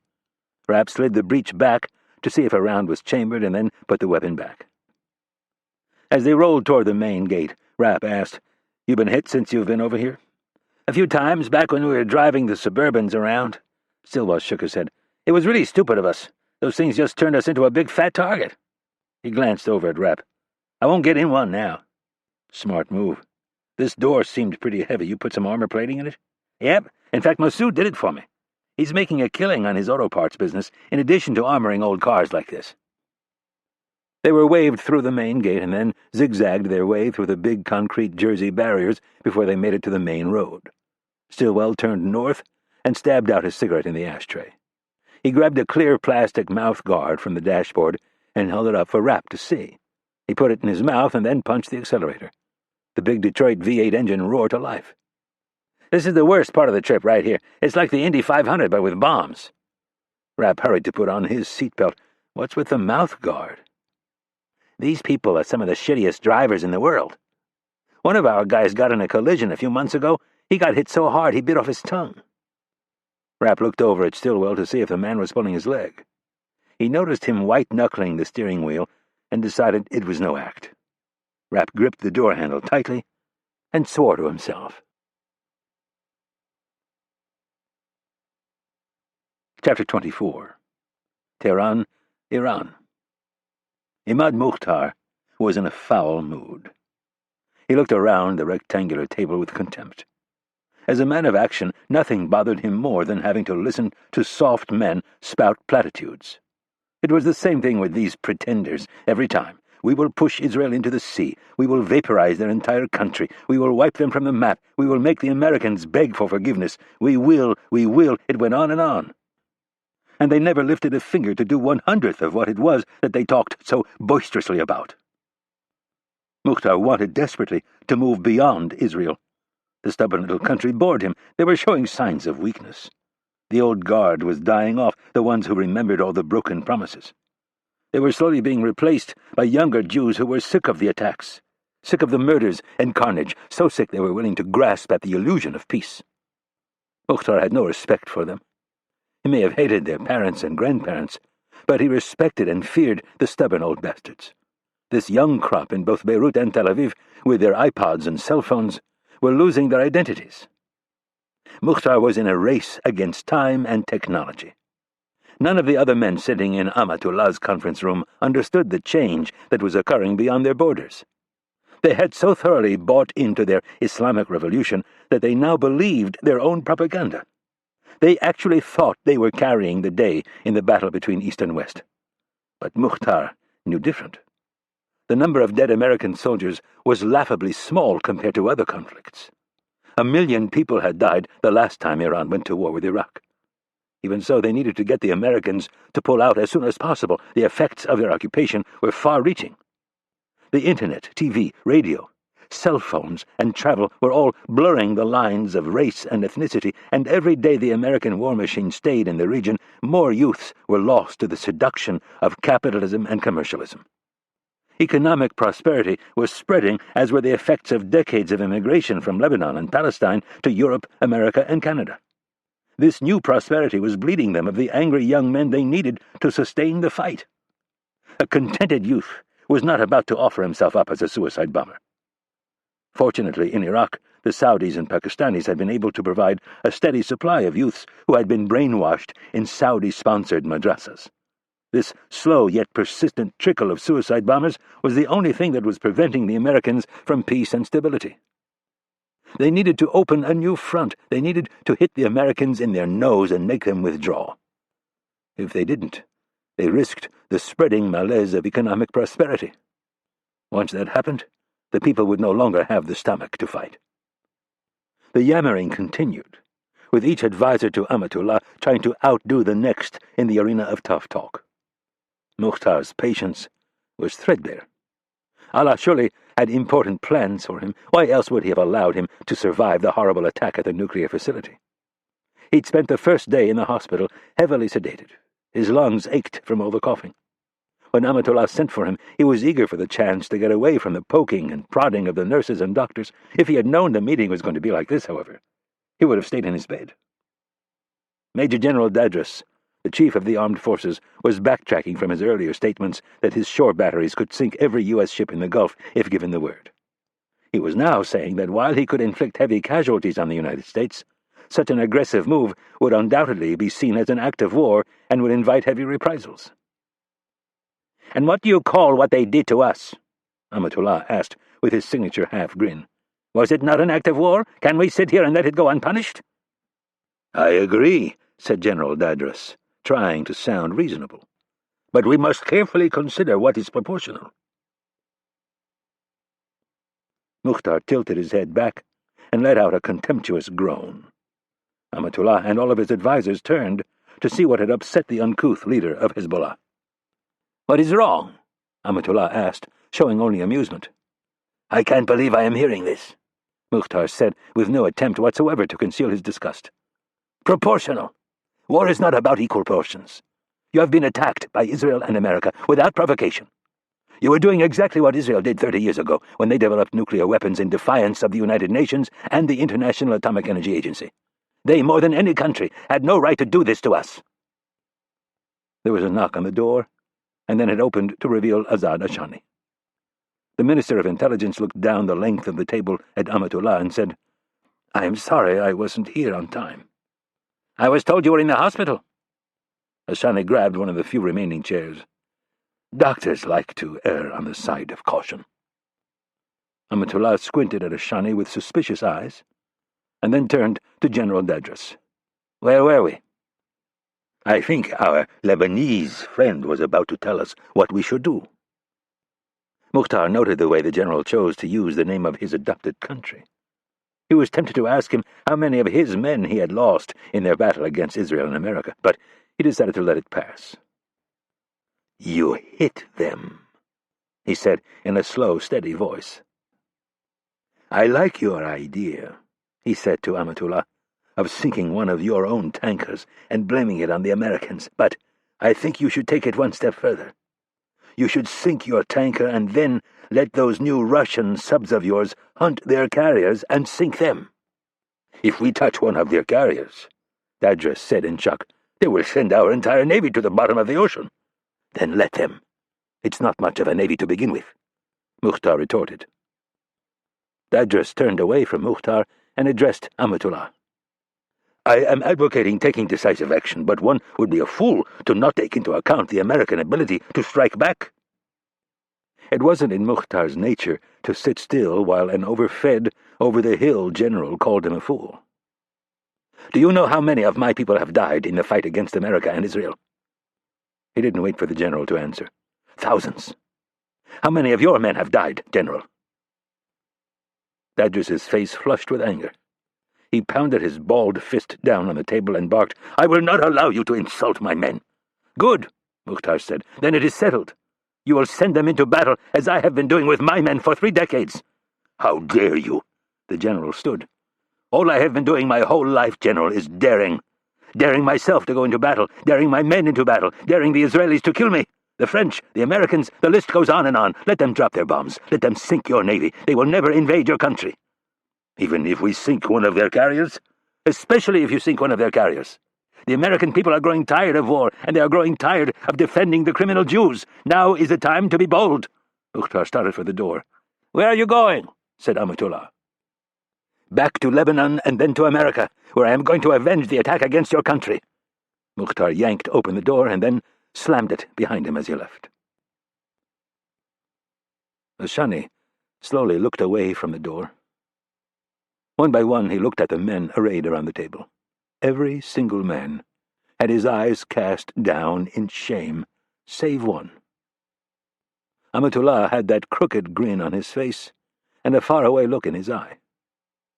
Ashani watched as the corners of his mouth turned upwards to form a smile of satisfaction. He was already troubled by what he had heard, but now the Minister of Intelligence got a new sinking feeling in his stomach. Something told him Amatullah had recruited Mukhtar to goad these men into taking reckless action. Ashani had no doubt what the Americans would do if one of their carriers were hit, especially if they could claim they had no hand in the attack that destroyed Isfahan. Ashani knew his colleagues well. If their honor were called into question by a half-breed like Mukhtar, they would take action. He needed to give them time to cool down. Ashani cleared his throat loudly and said, "Minister Salehi will be addressing the UN Security Council in a few hours. I have been informed that the U.S. Secretary of State has flown to New York and would also like to address the Council. The director of their CIA has reached out to me and would like to sit down and discuss what happened." "And your point is?" Amatullah asked. "Before we do something that could place this government and its people in harm's way, I think we should talk to the Americans and find out what they might be willing to offer us to avoid further conflict." One by one, the advisers slowly nodded their heads in agreement. Amatullah looked at the men and said, "I can wait another day or two at the most before we take action. But I want plans drawn up. When I give the order, I want them implemented immediately. Have I made myself clear?" One by one, each man at the table said they understood, even Ashani. Despite his health, he would be heading to Mosul in the morning. If he didn't speak to Kennedy soon, things might spin out of control. Chapter 25. Mosul, Iraq. As the chief of base in Mosul, Stilwell could move far more easily around the city than both the chief of base in Basra and the chief of station in Baghdad. His counterpart in Basra lived on the base at the airport and was in constant fear of being kidnapped or assassinated. The chief of station in Baghdad rarely left the Americanized Green Zone, and when he did, it was usually in a helicopter. Stilwell liked to keep 3 safe houses in rotation at any given time. Every couple of months he'd rent a new one and close up one of the old ones. They were all fairly nondescript, 2-story brick or stucco homes with high walls and a strong gate. He staffed them with private contractors and never stayed in one more than 2 nights in a row. He was constantly changing his routine so as to confuse anyone who might attempt to kidnap him. Dozens of contractors and private citizens in Mosul had been ambushed and held for ransom. About half of them made it back alive. The other half ended up floating downstream in the river. Massoud would from time to time provide a shadow for Stilwell to see if anyone was following him. Massoud's men caught a local thug getting a little too close a few months earlier and put him in the hospital with a broken jaw and 2 broken legs. As they crossed over the Tigris, Stilwell brought Rapp up to speed on Massoud. "He's been trying to get this house for 3 years. "Why this house in particular?" Rapp asked. "It's on the east side of the river. There's more land, and it tends to be less violent. It also puts him that much closer to the Iranian border, which for some reason means a lot to him." As they crossed over the river, Stilwell pointed north. "You see that patch of land past that other bridge with all the trees? It looks like a park." "Yeah. That's his new place. It used to belong to one of Saddam's cousins. The guy had a monopoly on the textile industry in northern Iraq. With Saddam's help, he used forced labor to run his factories. I guess the guy made a killing." "Did we get lucky and drop a bomb on his head?" "Nope, he took off to Jordan the week before the war started. The guy's been holding out hope that he would be able to return. A few months ago, he finally saw the light and sold to Massoud." They made it across the bridge and turned north. A mile later, they turned onto a quiet road, and then, a few hundred yards after that, they approached a massive steel gate with guards milling about. The men recognized Stilwell and greeted him with smiles and waves. A signal was given, and a 12-foot-high steel gate began rolling back. "They're not going to search us?" Rapp asked. "Massoud and I are tight. They trust me." As they drove up the tree-lined drive, Rapp got his first glimpse of the house. It was massive. I don't remember him being this wealthy when I was here last year. Is this guy into anything other than used car parts? Rapp asked with suspicion. He might be into a few other things. Like what? Guns? He's an arms dealer? More of a financier. He helps put the deals together. Anything else I should know about? Saddam's cousin, the one he bought this place from? Yeah. He also bought his business. At a steeply discounted price, I'm sure. Stillwell stopped in front of the massive portico. These Sunnis have been screwing people for years. You're not going to get any sympathy out of me. Rapp opened his car door and stood, taking in the full scope of the front of the house and the motor court. Masood Mahabad had done very well for himself. Mitch! Rapp turned to see Masood coming toward him down a walking path covered with crushed rock that looked as if it led to an orchard of some sort. The man stood 5 feet 8 inches tall, and Rapp figured he weighed over 200 pounds. He had mostly gray hair and was probably in his late 60s. He was wearing a short-sleeved Tommy Bahama shirt. Rapp began walking toward the man. "Thank you for traveling all this way to see me," Masood said in perfect English as he extended his hand. "If I'd known you'd moved into this beautiful place, I would have planned on staying longer." "You are welcome to stay as long as you like." Masood took Rapp's hand with both of his and smiled warmly. "I can't thank you enough for what your country has done for the Kurdish peoples. And I can't thank you enough for your loyalty and support." "You are welcome." Masood looked over Rapp's shoulder and said, "Hello, Rob. How are you, my friend?" "I am good, Masood. And how's your family?" "Good. Thank you for asking, although every time this one comes around I have to lock up my daughters." Masood looked at Stillwell. "They all swoon over him." Ridley shook Masood's hand. "I can have him castrated if you would like." "Yes, castration," Masood laughed heartily. "That would be very nice." After the laughing died down, Rapp introduced Dumont, and then Masood led them through the house. He stopped several times to discuss artwork that he had purchased and pieces he was hoping to get his hands on. The place looked more like a small palace than a house. The interior walls were constructed of limestone blocks. The main staircase, with its black iron banister, dominated the left side of the entry hall. Antique tapestries and oil paintings covered the walls. They made it out onto the veranda just in time to see the sun floating on the western horizon. The entire city of Mosul lay before them, with the long shadows of evening stretching toward them. Indoor furniture and rugs had been moved outside and were waiting for them along with 2 butlers. Drinks were served, and then appetizers. They all sat, and Masood worked his way around the group, offering each guest a cigar from his humidor. As the sun went down, heat lamps were set up and ignited. After everyone had lit up, Masood settled into his oversized chair and looked at Rapp with a devilish smile. "You are aware of my hatred and disdain for that little peacock Amatullah." "Yes, I am," Rapp replied. "And you know I would love nothing more than to see him embarrassed." "That makes 2 of us." "Then I'll do whatever I can to help you. Tell me more about your plans." Rapp set down his scotch and took a long pull off his Monte Cristo cigar. "I want you to think this through because there could be reprisals." Masood grunted with disdain as he shook his head. "I am not afraid of the Iranian government or their cowardly Badr brigades." "You know their history as well as anyone.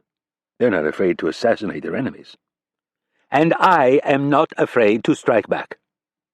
If what Stan has told me is true," Masood gestured at Stillwell, "and you have a chance to really embarrass that little bastard, to catch him in one of his lies, then I want to be involved." "What about the MEK and PMOI? Do you need to speak to them before you agree to this?" "I could speak for the PMOI, but I won't. The MEK I can and will speak for, and if I am right about what you would like to accomplish, the MEK is more believable." "I agree. We will support any attempt to create instability within Amatullah's administration." "Compensation?" Rapp queried. Masood adopted an uncomfortable expression and shifted in his oversized chair. "You have been very good to us." "And you to us," Rapp replied. "There might be some dealings you could help me with, but I don't want to make this about that. We are allies. We will both benefit from this." "True. Now, tell me of your plan. I am very interested to hear more details." Rapp held up his glass to toast Masood. Here's what we're going to do. Chapter 26. Tehran, Iran. Ashani checked his watch. If his driver made good time, they would avoid being late. The Minister of Intelligence popped the top off a small container of sedatives his doctor had given him and downed a few. Between meetings, he had gone back to his office at the Ministry of Intelligence and checked in with his deputies. The get-together with Kennedy was set for the following afternoon in Mosul, where they had met the last time. Everyone was on edge except Ashani, which made him wonder if it was the pills. Ashani's head of security was not happy about the rushed nature of the meeting. He wanted more time to do an advance review of the site. This did not come as a surprise to Ashani, since his security people by necessity were paranoid. He had to calmly tell them to stop sweating the details. The last thing the Americans would want right now would be to make matters worse. Ashani's security chief, Rahat Tehrani, told him it wasn't the Americans he was worried about. It was the Mujahideen-i-Khalq. Tehrani explained that there had been a spike in MEK communications in just the last day, and there were reports of civil disobedience in the northern provinces. Ashani wrote it off as the Kurds picking an opportune time to stir up trouble. Ashani assured Tehrani that he could relax, but inside he held some doubt. With every crisis, the northern provinces were becoming increasingly bold in their defiance. The last thing they needed at the moment was to have to put down an insurrection. As they neared the presidential palace, the streets became choked with pedestrians and buses. Amatullah had sent his propagandists out into the city to foment an anti-American demonstration. Classes were cancelled at the universities, and free buses were provided. They were all headed for the old American embassy. Even though the Americans had been gone for more than a quarter-century, Amatullah and the other revolutionary faithful still used the compound as a rallying point to preach against the great Satan. They reached the gates of the presidential palace and entered the lush grounds. Ashani had no desire to see Amatullah for a second time in what was becoming a very long day, but he had learned in the past that a request from Amatullah was really a command. Ashani was shown into a comfortable room next to Amatullah's office for the viewing of Minister Salehi's presentation to the United Nations Security Council. Brigadier General Soleimani of the Quds Force was already there, as well as Gholam Mosheni, the Vice President for Atomic Energy, and Major General Zarif, the head of the Republican Guards. Tea was offered to each man. Ashani said hello to everyone and took a seat next to Soleimani on one of the leather couches. The big-screen TV was tuned to CNN. A man and woman were on the screen talking about the tension in the chamber between the Iranian foreign minister and the U.S. Secretary of State. Amatullah entered the room holding a glass of water. He was smiling from ear to ear. "I just spoke with Salehi. France, Russia, and China have all agreed to back our resolution. He said if we withdraw our language about the U.S., he thinks England will back it as well." "What about the other members?" Ashani asked. "South Africa and Italy are on the fence. Everyone else is behind us," he said. "The Israeli ambassador looks very uncomfortable." "They didn't send their foreign minister?" Mosheni asked in a surprised tone. "No," Amatullah answered. "They obviously don't want to embarrass him." Amatullah sat down seconds before Salehi began to talk. The Iranian foreign minister was sitting at the large semicircular-shaped desk that looked down into the well where the 15 members of the Security Council sat at a long rectangular table. Ashani had received a copy of the speech and skimmed it in advance. It was less than 5 minutes long. The first third dealt with a sovereign country's right to seek energy independence and be safe from the aggression of other nations. Everyone on the Security Council knew the facility at Isfahan had nothing to do with energy independence and everything to do with nuclear weapons, but that didn't deter Minister Salehi from playing his part. The middle third of the speech outlined the damage done by the attack. Salehi pounded his fist on the desk as he gave the number of dead: 328 scientists, technicians, and laborers. Ashani knew that the actual number was roughly a third of that, but Amatullah wanted it tripled for effect. On the screen behind Salehi flashed the photos of some of Iran's best and brightest scientists. Salehi listed the price of the facility at $3 billion, again roughly triple the actual cost. Most egregious of all, however, was the mess that had been created. The beautiful city of Isfahan now contained a nuclear disaster second only to Chernobyl. The damage to the citizenry was incalculable. The last third of the speech spelled out the recourse Iran was seeking.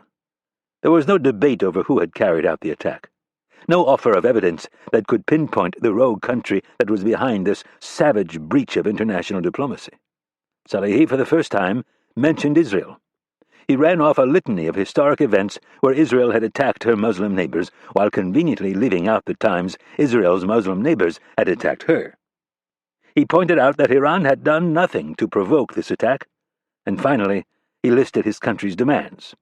The price was steep: $10 billion in reparations, plus whatever the cost would be to clean up the Isfahan site. Ashani knew about these points and had helped craft them. In light of the destruction of the facility, he felt they were reasonable, and in fact he thought the Americans might even pay. The next demand was intended to make Israel squirm. Ashani didn't think they would get it passed, but it was worth a shot. Salehi demanded that Israel admit that they had a nuclear arsenal and allow UN inspectors full access to their facilities. The Israeli ambassador actually appeared to squirm when this point was made. Ashani thought Salehi was done, but the man took a drink of water and announced that he had one more point. He began by recounting the horrible downing of Iran Air Flight 655 by the U.S. warship Vincennes, which had resulted in the deaths of 290 people, 66 of whom were children. He listed another half-dozen merchant ships and Iranian naval vessels that had been sunk. He decried America's continued support of Israel and their abominable persecution of the Palestinian people. He said his country would no longer tolerate the bullying of the world's lone superpower.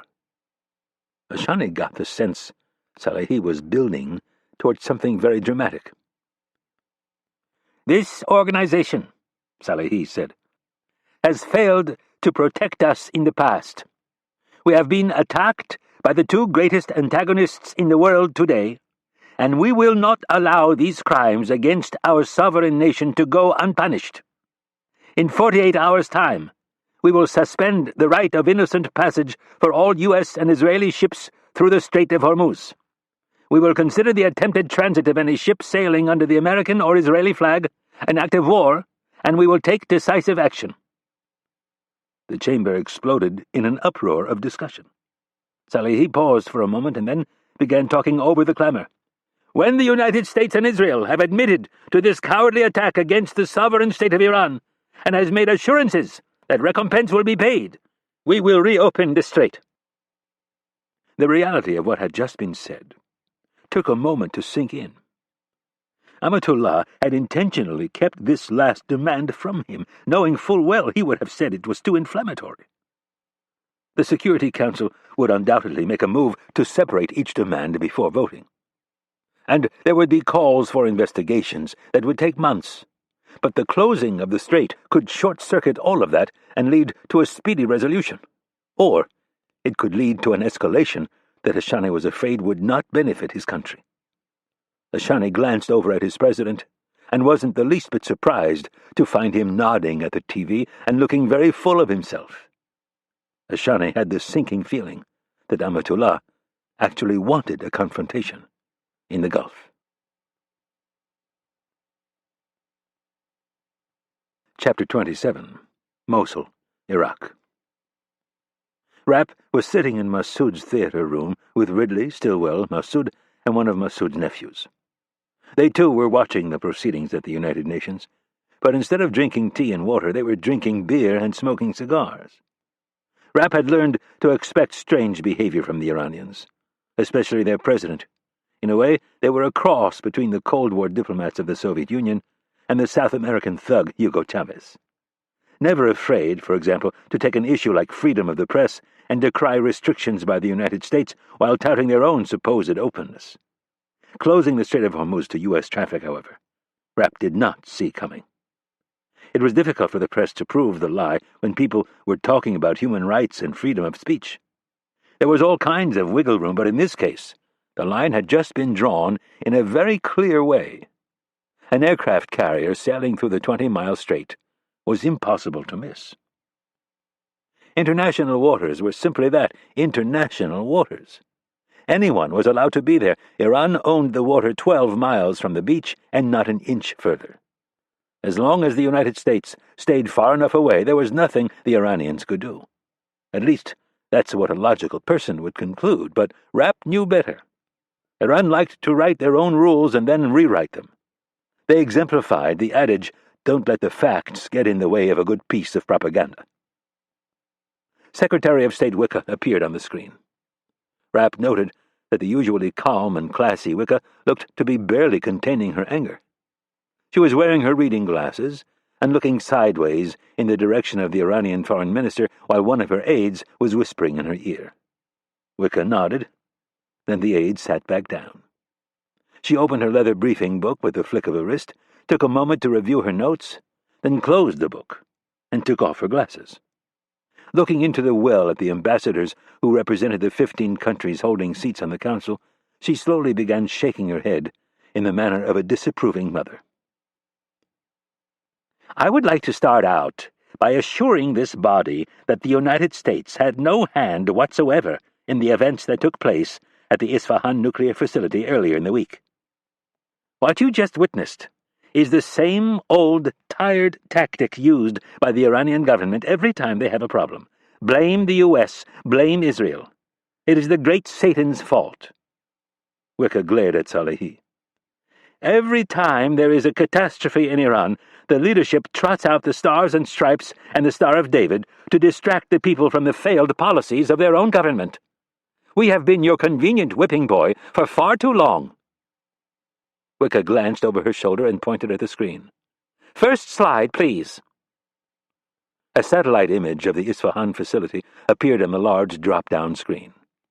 These photos were taken in the moments preceding the destruction of Iran's nuclear facility.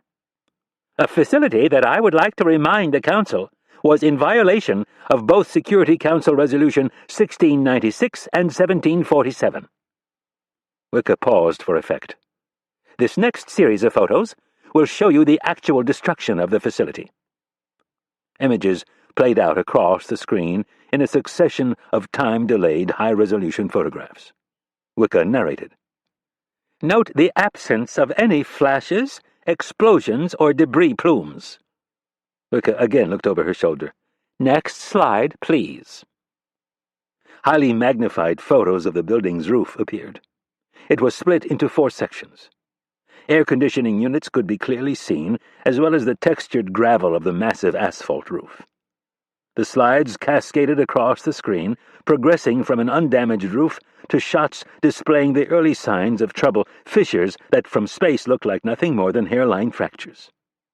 Red arrows pointed to each crack, and a side-by-side comparison of the before and after photos was shown. The next series of slides showed cracks emanating from the center of the roof outward, like a jagged spiderweb. The lines were now clearly visible, and there was no need for the red arrows. "Notice," Wicca said, "at no point can you find the telltale sign of a bomb breaching the roof. Our experts have gone over these photos in great detail, and we encourage the other permanent members of the Council to do the same with your own satellite imagery."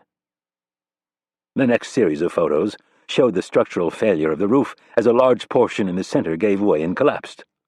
Other sections followed in quick succession. It literally looked as if the earth were swallowing the building en masse. The last image showed the beginnings of the debris cloud billowing up from the center of the massive rectangular hole. Not only is the roof not breached by a bomb, there are none of the telltale explosions one would expect to see from an aerial bombardment. We have shown these photos to dozens of experts, both civilian and military, and they all agree that what happened at Isfahan was a complete structural failure from the inside of the building. There was no external attack. No bombs dropped from planes as the Iranian government claims. Wicca looked directly at the Iranian foreign minister and said, "At first we thought the collapse was possibly due to faulty construction, but we began to rule that out yesterday as new information became available." Wicca looked over her right shoulder and gave a slight nod to her deputy. "The Iranian government would like the world to believe they enjoy the full support of the Iranian people, when in fact the opposite is true. The People's Mujahideen of Iran, the National Council of Resistance of Iran, and the Mujahideen-e-Khalq are just a few of the many groups who stand in opposition to the dictatorial Iranian government. The names of the groups played across the screen. For over 25 years, the hardline clerics have attempted to thwart these groups by assassinating their leaders and imprisoning their members for daring to speak out against their harsh policies. By strictly controlling the press, the Iranian government has managed to, for the most part, hide this growing insurgency from the rest of the world. That is, until now. With the Internet, it has become increasingly difficult for dictatorial regimes like the one in Tehran to control the flow of information. The following is a statement released by the Mujahideen-e-Khalq, or MEK, as they are more commonly known. I would like to stipulate that this video is available on the Internet for anyone who is willing to look. Al Jazeera, I have been told, has also started airing it in the past hour. Rapp watched as the video that was shot in Massoud's house the day before appeared on the screen. There was a man sitting on the ground with his legs folded in front of him. He was wearing green military fatigues and a black hood with slits for his eyes. A Russian-made AK-47 rested on his lap. Behind him, a blue banner covered the wall, in both Persian and English, with the words, "Free Iran" and "Mujahideen-e-Khalq." The man under the hood was Massoud's nephew, who was fluent in both Farsi and English. He started out speaking Farsi and then switched to English. The people of Iran have suffered for far too long while their leaders have enjoyed the spoils of the late Shah Mohammad Reza Pahlavi. The brave Iranian people stood up and threw off the oppressive bonds of the Shah, only to have their revolution stolen by a group of selfish men who have lined their pockets while the rest of us have struggled to feed our families. They have held on to their power by strangling all dissent. There is no free thought, no free speech, and no freedom of faith in Islam. Only the harsh edicts that are thrown down by selfish men who live in the Shah's palaces where they drink his wine and watch pornography on their satellite TVs. Rapp smiled as he listened to the words he had written. He had hesitated to use the line about pornography due to certain sensibilities. To those living in the West, the accusation would sound ridiculous, but to the people living under harsh Islamic law, the accusation had the potential to stir up a deep-seated suspicion that those who made the laws lived above them. Such an accusation in this part of the world had the potential to incite a riot. They are protected by a secret police, the masked man continued, that is far more ruthless than the dreaded Savak of the late Shah. They have beaten, tortured, and assassinated anyone who dares open their mouth in disagreement. They have spent billions in the pursuit of nuclear weapons, while the average citizen struggles to heat his home and feed his family. What have we as a people gained in this pursuit of nuclear weapons that we do not need and the world does not want us to have? The answer is nothing. They have turned our once great nation into a pariah of the free world. I ask my fellow Iranians, how is this life any better than the one we had under the Shah? The sad truth is that it isn't. And that is why we destroyed the nuclear facility at Isfahan. We have infiltrated the ranks of the guardians of the revolution and virtually every entity within the government. The Isfahan facility stood as an example of everything that is wrong with our leaders. Do they care about our economic and spiritual well-being? No. They only care about the power they have so hungrily hoarded for themselves. We allowed these selfish old men to steal our revolution, and we have paid a heavy price. Many of our fellow countrymen are dead because we did not act sooner. Well, it is time for a second revolution. It is time to throw off the repressive bonds of the hardline clerics and their little puppet dictator. With the destruction of the Isfahan facility, we have marked the beginning of the end of these tyrants and the start of the fight for a true Islamic and democratic Iran. Chapter 28. Tehran, Iran. Secretary of State Wicca's remarks were met with extreme prejudice. Even Ashani, who considered himself to be far more rational than the other men gathered in Amatullah's office, listened with the long-held belief that candor was an extremely rare commodity at the United Nations. Wicca's first point, however, couldn't have been more accurate. Every time Amatullah ran into trouble with the people or the supreme leader, he would run to the nearest microphone and deliver a speech bemoaning the evil nature of the United States. Then, for good measure, he would warn of Israel's impending destruction. It was classic propaganda through deflection. The satellite photos showing the destruction of the Isfahan facility were met with snorts of derision by the others, but for Ashani, they struck a chord. He began listening with far greater intensity as the woman laid out the facts that dovetailed with his own suspicions. The first sign that something very serious was about to be levied came when Wicca began listing the various dissident groups within Iran. Ashani's mathematical mind was geared to make quick linear progressions. He saw, in the naming of those three groups, exactly where Wicca was going with her presentation. He almost said something to Amatullah. A quick phone call to the Ministry of Communications could have shut the broadcast down, but something had changed in Ashani since the attack.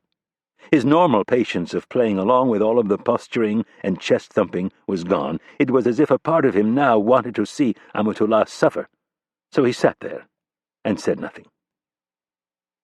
When Wicca announced the video by the Mujahideen Iqalq, the entire mood in Amatullah's office changed in an instant. Smirks were replaced with frowns, and flapping mouths grew silent. Ashani watched as Amatullah leaned forward. The Iranian president said, "What trick is this?" Ashani watched the first words of the MEK spokesman with guarded interest. He knew firsthand how terrorist groups loved to take recognition for the dirty work done by others, because he had helped orchestrate such statements before. Many of Hezbollah's operations were deemed too controversial for them to take credit, so they allowed fringe groups to bask in the glory instead. The MEK was no fringe group, however. They had grown significantly in influence and numbers in the northern provinces, so much so that government units could not operate without fear of attack. The words that came out of the TV were without a doubt the most subversive to be spoken in Iran since 1979.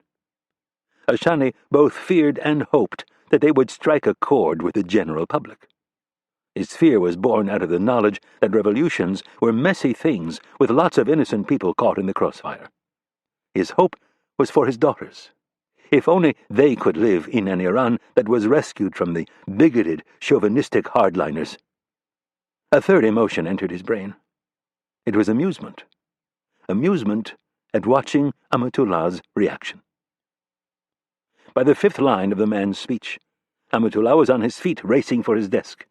He grabbed the phone and pressed a single button. Ashani could not see the number that was being dialed, but he did not need to. He knew who Amatullah would be calling. The Ministry of Communications. The state-run television had been told to broadcast Minister Salehi's address to the UN. They had been advertising it all day and were planning to air the lie-filled response of the American Secretary of State. The viewing numbers would be huge, and the accusation that Amatullah and the other leaders watched pornography would not be received well. Ashani thought it was a stroke of genius. True or not, it didn't matter in a society as sexually repressed as Iran's. The accusation merely needed to be leveled, and the damage would be done.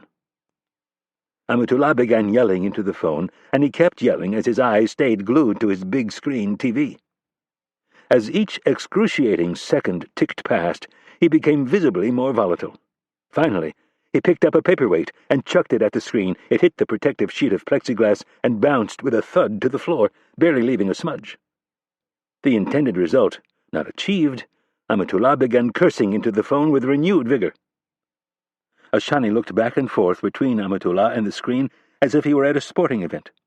He had secretly wondered when this moment would come. With the war next door in Iraq, the MEK had grown in both strength and audacity. For years it was his ministry that hunted down the dissidents and revolutionaries and assassinated them. In recent years, it was his own people who lived in fear. The incidents were isolated to the northern provinces, but the tide was nonetheless turning. He had been warning Amatullah and the rest of the council that they were in real danger of the insurgency spreading to other provinces. But Amatullah and his core advisers were so blinded by their own plans to sow insurrection in neighboring Afghanistan and Iraq that they refused to heed his warnings. Almost as if it had been cued by a producer, the screen in Amatullah's office turned to fuzz just as the masked MEK spokesman finished saying, With the destruction of the Isfahan facility, we have marked the beginning of the end of these tyrants, and the start of the fight for a true Islamic and democratic Iran. Chapter 29. Mosul, Iraq. The beat-up Cutlass rolled down the mostly empty street. The extra weight of its armor plating made for a sluggish ride.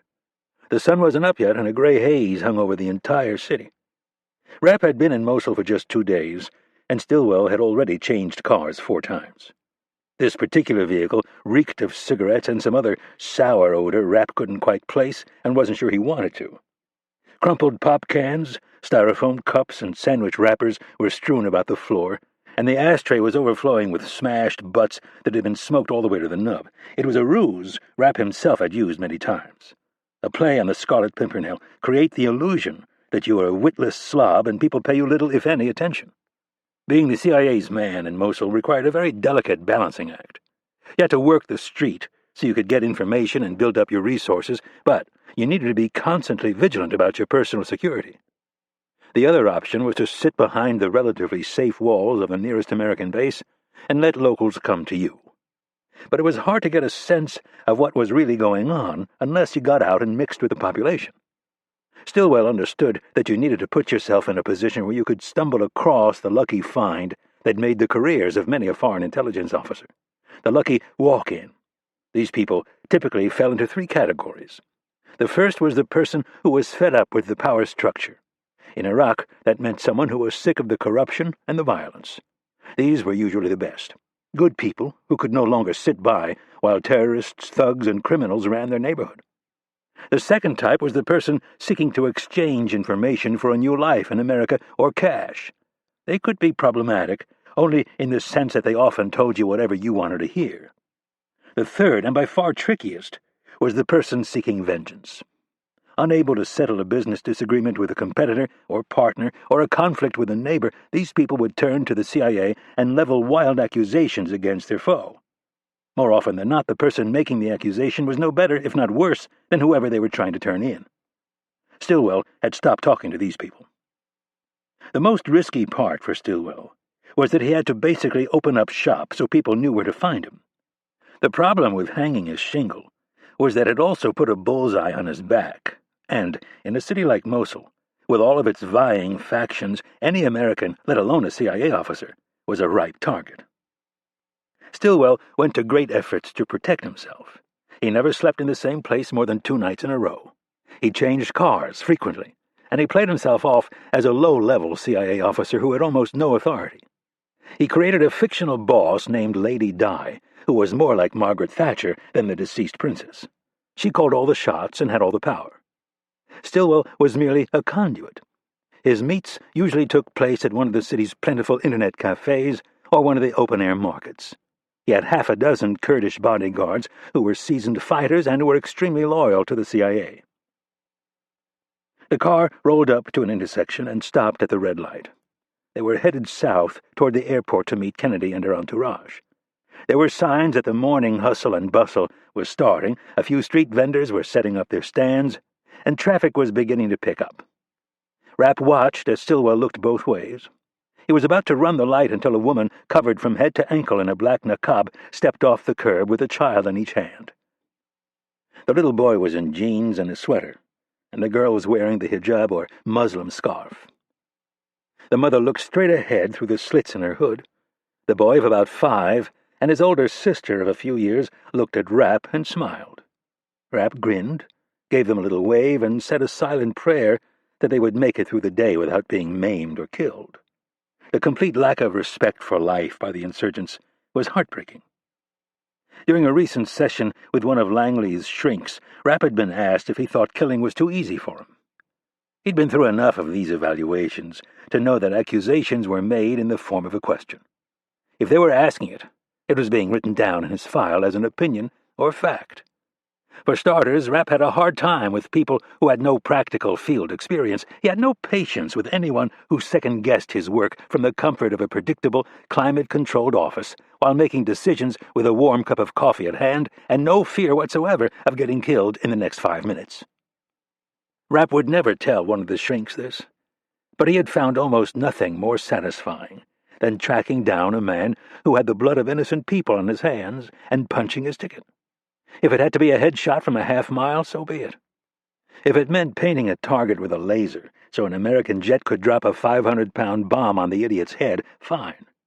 But if he had his choice, he preferred close proximity. Rapp wanted to look them in the eye, while it dawned on them that their pathetic life was coming to a painful conclusion. His victims were thugs and bullies who thought of themselves as brave because they loaded a car with explosives and then conned some delusional teenager with a death wish into driving it into a building or crowded market. What was their endgame? How could any moral person think such an action could be sanctioned by a supposedly compassionate deity? The answer was less complicated than many believed. These were men, and make no mistake about it, they were always chauvinistic, bigoted men, devoted to a perverted interpretation of Islam.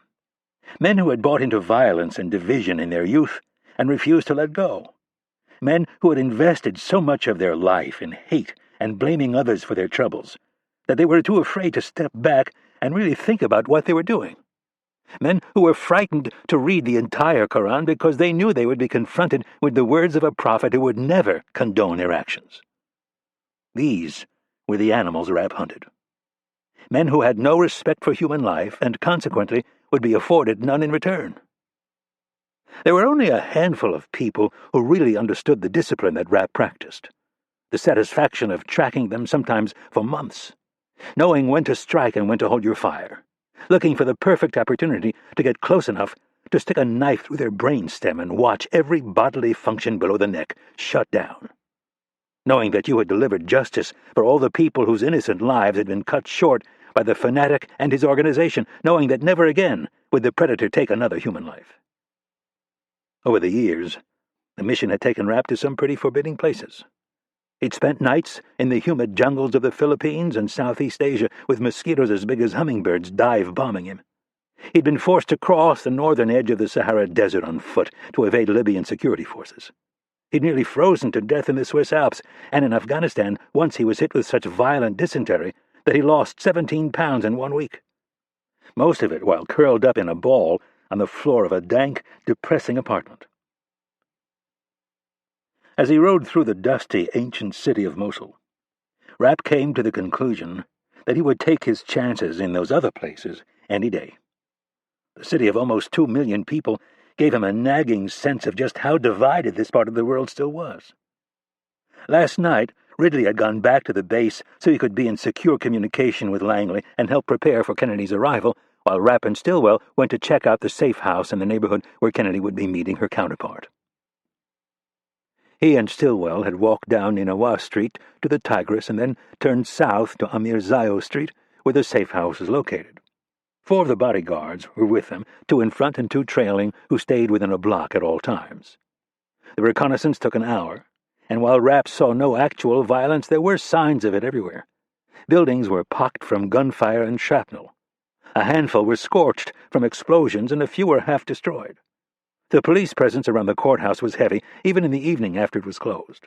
The main roads were clogged with orange and white taxis and old Japanese-made cars. At one point, a U.S. Army column of Stryker vehicles rolled by. The 8-wheeled armored combat vehicles stopped traffic and rattled windows. Rapp observed as some people stood and watched while others melted away down alleys and inside shops. The tension was obvious. Half of these people wanted the conquering army gone, while the other half desperately wanted them to stay and keep the country from sliding into a full-blown civil war. It was this tension that gave Rapp a sense of foreboding. Like a big storm was coming, and there was nothing he could do to stop it. The inability to clearly assess who was a threat and who wasn't complicated the situation in ways that caused immeasurable stress. It was nearly impossible to keep all the players straight, and even if you could, there was no guarantee that some of them wouldn't switch sides in the heat of battle. Stillwell was the one reassuring factor. The man had done his job to near perfection. The safe house was located directly across the street from where the meeting would take place. It was at one of Stillwell's internet cafes where he would meet his contacts. The owner was the cousin of one of Stillwell's bodyguards. Stillwell slid him an extra $1,000 a month in cash just to use the place.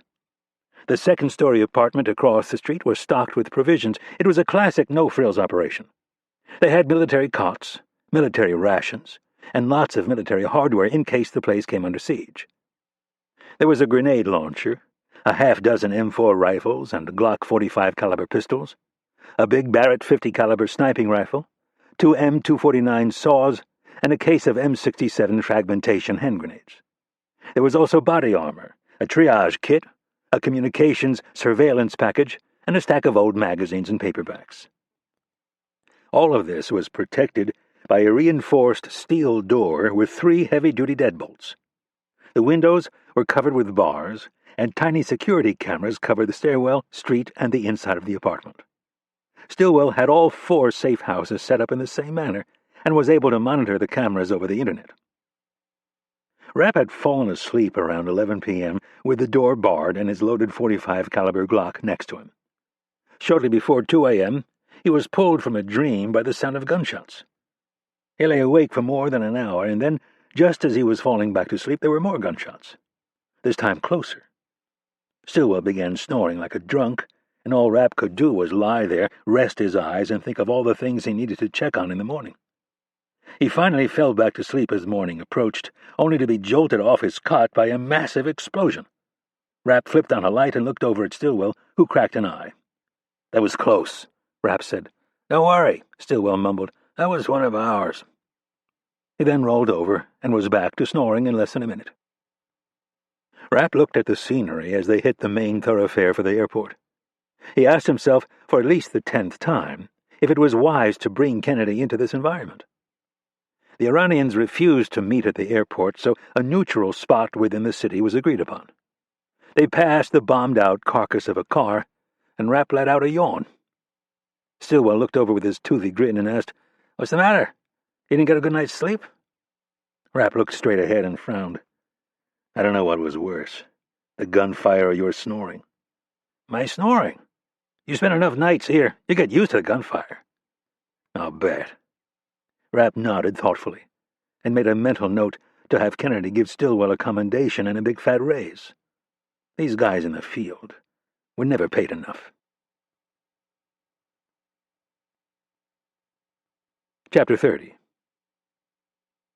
The Russian-made Hind Mi-24 helicopter came in fast and looped around the ruins of the ancient city of Nineveh. Ashani looked down at the crumbling Assyrian ruins and thought of his own country's place in history. He didn't remember all the facts, but he knew the capital of the Assyrian Empire had fallen approximately 1,000 years before the prophet's arrival. The Medians and the Babylonians had crushed the city and then, in turn, were conquered by Cyrus the Great. The days when the Persians controlled everything from the Mediterranean to modern-day India were long gone.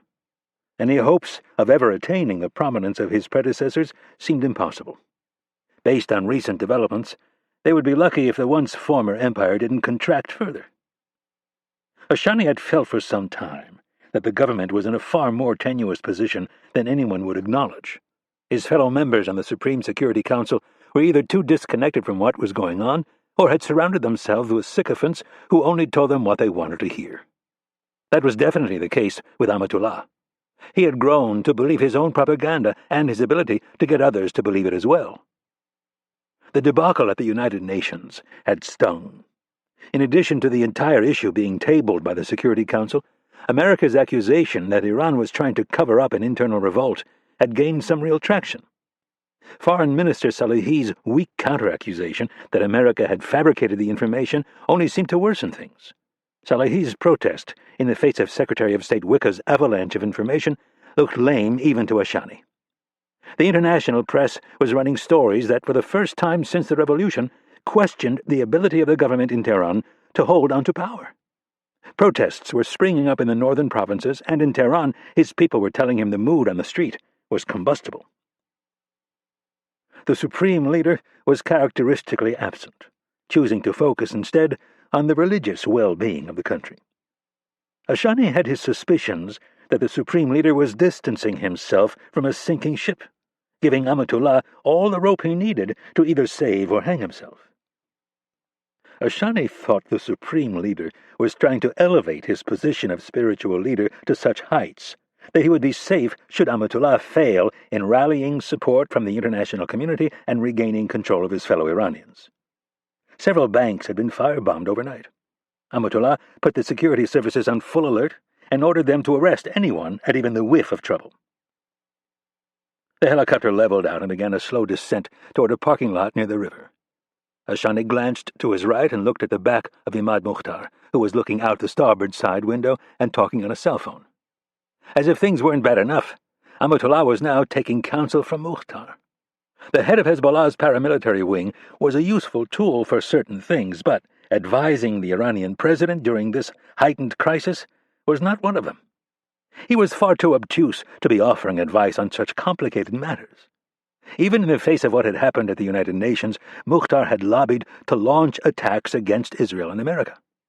When pressed as to why by Ashani, he proclaimed that, guilty or not, the two nations had benefited by the act and should be punished.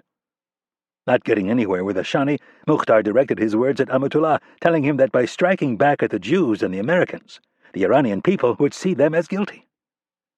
"And if they decide to strike back?" Ashani asked yet again.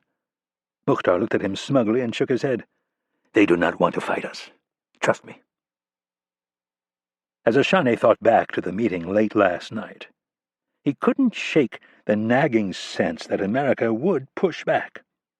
Not a single member of the Supreme Council had any idea just how shaky their footing was. Ashani could feel the trouble in the wind. Civil disobedience was up. More and more women were wearing makeup and designer clothes that showed more skin than the clerics would ever tolerate. A crackdown was looming, and this time Ashani had a growing suspicion that it would send the people into a real revolt against the harsh policies of their government. Amatullah would do whatever it took to keep his blessed revolution rolling on. It was all he had, all he knew. He had invested too much time and effort to let it fail, even if it was beyond saving. Ordering him to bring Mukhtar on such a delicate mission was proof that Amatullah was desperate. The two men were up to something, and Ashani was sure that whatever it was, it would only make matters worse. Ashani was informed of this strange addition to his entourage only this morning. He immediately put a call into the presidential palace to ask why. When Amatullah finally got on the line, he told Ashani that Mukhtar needed to talk to Hezbollah's commander in Mosul. The man had very important information that the Americans had backed the entire MEK operation to sabotage the Isfahan facility. Ashani wondered what could have possibly developed after he had left the presidential palace at midnight. All night, Amatullah had been holding firm that America had fabricated the evidence at the UN, which in his mind proved they had been the ones who had destroyed the facility with their stealth planes. Now, he was suddenly reversing course and claiming the facility was in fact destroyed by sabotage. None of it made any sense. The helicopter set down in a nearly empty parking lot. Mukhtar extended his hand to Ashani and said, "Remember, Allah favors the bold. He has great plans for us. That is why we survived the attack in Isfahan." "Allah is great." Ashani exited the helicopter and approached his security chief, who had flown in the night before to coordinate protection with their people from Department 9000, the group that recruited, trained, and funded Shia insurgents in Iraq. Men from the local Shia militia were providing transportation and security to and from the meeting. All of them were wearing black hoods. Ashani greeted his security chief and then turned to an American who he had met twice before. The man from the CIA stepped forward and extended his hand. "Minister Ashani, thank you for coming all this way." "Mr. Ridley," Azad said in perfect English, "you have traveled much further than I." He shook the man's hand. "That's true," Ridley replied, "but we still appreciate you making the effort." "I appreciate Director Kennedy reaching out. Not talking only leads to further misunderstandings." Ashani noticed Ridley looking over his shoulder. He turned and saw the back of Mukhtar. The terrorist was holding a large briefcase and walking hurriedly to the other side of the parking lot. Mukhtar stepped into a blue and white police SUV that was sandwiched on each end by police pickup trucks with heavy machine guns mounted in the beds. Policemen wearing black hoods were loaded into the back of the trucks. "Who's that?" Ridley asked. For a moment, Ashani toyed with the idea of telling the American spy the truth. Mukhtar was on the FBI's list of most wanted terrorists. The man from the CIA probably had the ability to call in an airstrike on very short notice. It would have simplified his life greatly if the man were dead, but he couldn't bring himself to do it. Ashani instead chose to ask a question of his own. "I trust Director Kennedy is waiting?" Ridley kept his eye on the other man and watched as the police vehicles began to move. He hoped whoever Stillwell had hired was getting shots of the man. "Yes. As soon as I tell her we're on the way, she will move." "Good. I am looking forward to speaking with her." Chapter 31. Director Kennedy's plane landed just before sunrise. Ridley and General Tom Gifford, the base commander, met her. She was then escorted by Gifford to the officers' quarters where she was given a room. After a hot shower and a change of clothes, she grabbed some breakfast and went over to the CIA's station, located within a sector of the base that was highly secure. It consisted of 4 trailers that formed a square with an open courtyard in the middle. The courtyard was filled with satellite dishes and arrayed antennas. Double layers of sandbags were stacked along the walls of the trailers, as well as the roofs, where the bags sat atop reinforced plywood planks. Random mortar attacks on the base were not uncommon. One trailer was devoted entirely to the sensitive communication equipment. Another was split into 4 offices and a reception area. A third trailer doubled as a lounge and conference room, and the 4th trailer served as a bunkhouse and storage area. On the far side of the compound, 4 empty cargo containers had been strung together to form a makeshift jail and interrogation facility. The entire area was ringed with a heavy-gauge fence and razor wire. Stillwell escorted Rapp through the security checkpoint, and they found Kennedy in the communications shack. She was receiving a briefing from the deputy director of the CIA's Global Ops Center back in Langley. While Rapp waited for her to finish the video conference, he took the opportunity to sit down with the head of Kennedy's security detail and go over the plan. Rapp had known Tom MacDonald for 5 years. He had the perfect mentality for his job. He was steady, alert, and typically unflappable. The first thing Rapp noticed was that MacDonald seemed unusually edgy this morning. Rapp soon found out why. MacDonald had flown in with Kennedy just a few hours earlier, but he'd sent an advance team out the day before. 6 men accompanied 3 armored Suburbans in the belly of a C-17 Starlifter. They unloaded the equipment and decided to take 2 of the Suburbans off base and do a dry run to the meeting place and back to the airport. The men got momentarily lost in a bad part of town and came under fire. Both vehicles made it back to the base, but one of them was pretty shot up. MacDonald had taken a look at the vehicle right before Rapp arrived. They counted over 40 hits from small arms and rifle fire. The armor had performed as advertised, but the vehicle was out of commission. MacDonald didn't even want to tell Kennedy about the incident, and Rapp agreed. MacDonald wanted to arrange transportation through General Gifford and one of his striker brigades, but one of the negotiating points for the Iranians involved military units. If they saw any American military personnel at the site of the meeting, they would walk away. Down one vehicle and limited in his options, MacDonald was now going to have to borrow an unarmored SUV from the private security contractor who was going to augment his protective detail. Rapp was tempted to scrap the entire plan and put her in the backseat of one of Stillwell's beat-up sedans, but it wasn't his call. In an effort to reassure MacDonald, he explained that he and Stillwell would be directly across the street during the entire meeting. He went over the arsenal that Stillwell had assembled and told him if anything went wrong, they would be able to bring a significant amount of firepower to the fight. "All you have to do, Mac, is get her to the meeting and back to the base. I checked out the entire neighborhood with Stillwell last night. He's got the thing wired. He's had lookouts posted since 7 this morning, 4 of them, 2 blocks away in every direction. He knows the owner of the cafe, and he's got a half-dozen Kurds on standby. These guys know the neighborhood, who belongs there and who doesn't. If anything doesn't seem right, they'll let us know." "What do you think of the route?" MacDonald asked as he pointed at a map with a red line showing the roads they would take. Rapp studied the options. On the bright side, they were only 5 miles from the airport.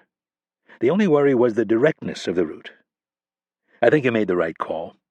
You could take her north and across one of the bridges, but it would double if not triple the length of time you'll have her on the road. And you still have to get her back to this main road, which Stillwell told me is like the Indy 500 with bombs. I know, I was already briefed by the base commander. He put sniper teams out last night and has a bomb unit on standby. Rapp looked at the map again. I think you've got the right idea here. Limit her exposure. Get her from point A to point B as quick as you can. All right. MacDonald studied the map. This isn't like Washington. No, Rapp said. It sure as hell isn't. The door to the communications trailer opened, and Kennedy entered the room. Mitchell, she said as she walked toward Rapp. Good morning, boss. Rapp checked out her outfit. She was wearing a pair of black hiking boots, a pair of jeans, and a form-fitting black jacket called a manteau. A black hijab was draped around her neck and shoulders. Kennedy had spent a significant amount of her youth in the Middle East. Rapp was happy to see she still remembered how to blend in. Kennedy offered her cheek to Rapp. He leaned in and kissed her. How are you feeling? She asked. Fine. You look tired. She studied him with a frown. Rapp pointed at her and looked at MacDonald. She's like my big sister. Does she ever tell you that you look like crap? MacDonald smiled. Nope. I didn't say crap. I said tired. You meant to say crap. You're just too polite. Well, you look really tired. You have dark circles under your eyes, and you... Kennedy leaned in and sniffed the air. You've been smoking, she said disapprovingly. Yes, I've been smoking. That's what people do over here. Everyone smokes. That's how you fit in. Otherwise, you look like a politically correct American, and then they either shoot you or kidnap you, which is a hell of a lot more hazardous to your health than a few smokes. Good point, Kennedy conceded. What's gone on since last night? The resolutions that were brought on behalf of the Iranians have been tabled, but they are holding firm that they are suspending our right to innocent passage through the Strait of Hormuz. Yeah. Let's see them try to enforce that one. My fear is that they will. You can't be serious. It would be the most lopsided naval engagement in history. That's my point.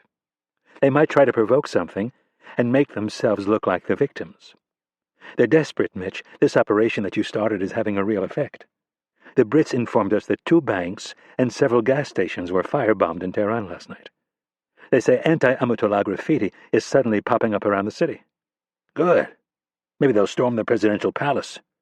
If only we could be so lucky. Stillwell entered the room and said, Good morning, Director. Morning, San. I just got a call from Rob. He says Ashani has landed and is on his way. It's time to go. Rapp looked at MacDonald and said, Give me a 5-minute head start, and then don't stop for anything. I won't. He turned to Kennedy and with a reassuring smile said, Good luck. I'll be close by in case anything goes wrong. Chapter 32. The street was blocked at each end by police cruisers. One of the blue and white cruisers backed onto the curb to allow Ashani's motorcade to pass. The 3 vehicles stopped directly in front of the cafe. Ashani opened his door and stepped down to the curb as the masked men in his security detail spread out. Ashani thought the whole thing a bit overdone.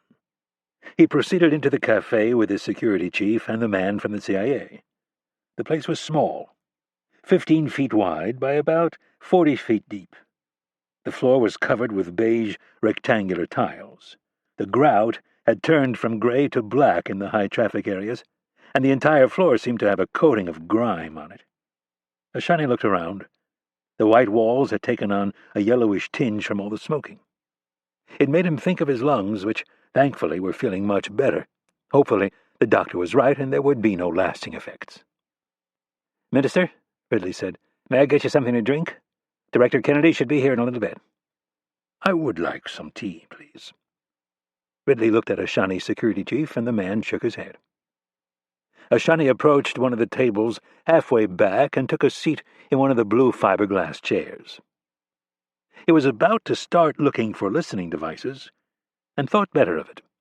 The Americans had such good technology, it would be a waste of time. It was more than likely that they would be using lasers or directional microphones to capture the conversation. Ridley came over with his tea and a jar of honey. Ashani was amused that the man from the CIA knew he liked his tea with honey, but he didn't show it. He thanked him, and was about to mix in the honey when he saw his counterpart's entourage show up. Ashani set the honey down and stood. He watched as a large man carrying a machine gun entered the room in front of Kennedy. He surveyed the entire place and then stepped out of the way and gestured for the director of the CIA to enter. Kennedy stepped over the threshold and took off her oversized black sunglasses. Ashani had met face-to-face with the director of the CIA on 2 previous occasions. According to his dossier on her, she was 46 years old. She also happened to be the youngest person to ever run the American spy agency and the first woman. She had a Ph.D. in Arabic studies and was the divorced mother of a boy approximately the age of 10. Ashani knew that obscure fact because several years ago Mukhtar and his animals at Hezbollah had come to him with a proposal to kidnap the boy. Ashani gave the paramilitary leader of Hezbollah a stern rebuke for even considering such an operation. "Director Kennedy," Ashani said as he extended his right hand, "it is good to see you again." Kennedy smiled. "I wish it was under better circumstances, Minister Ashani." "Please, call me Azad." "Only if you'll call me Irene." "Of course. Sit." He motioned to the chair across from his. "May I get you something to drink?" "Tea would be nice." Kennedy pulled out her chair and sat. Ashani looked to his security chief and nodded toward the barista behind the counter. He then joined Kennedy at the table. He studied her face for a moment and thought she looked at ease. Either she was very good at dealing with stress or she was a good actress. He guessed by the lack of worry lines around her eyes that she handled stress well. Gesturing toward her face, Ashani said, "You did not have to wear the hijab on my account." Kennedy touched the black scarf she had draped over her head and shoulders. "I don't mind it. I wore one as a girl." "You lived abroad?" Ashani was playing dumb, as he knew that she had. "Yes, Cairo, Damascus, and then Beirut." Ashani nodded and acted surprised. "But then again, I'm sure you knew about Beirut." "What about Beirut?" he said with a straight face. "I did not come here to open old wounds, but I think it's very important that we be honest with each other if we are going to find a way out of this mess." Ashani hesitated and then said, "I would agree."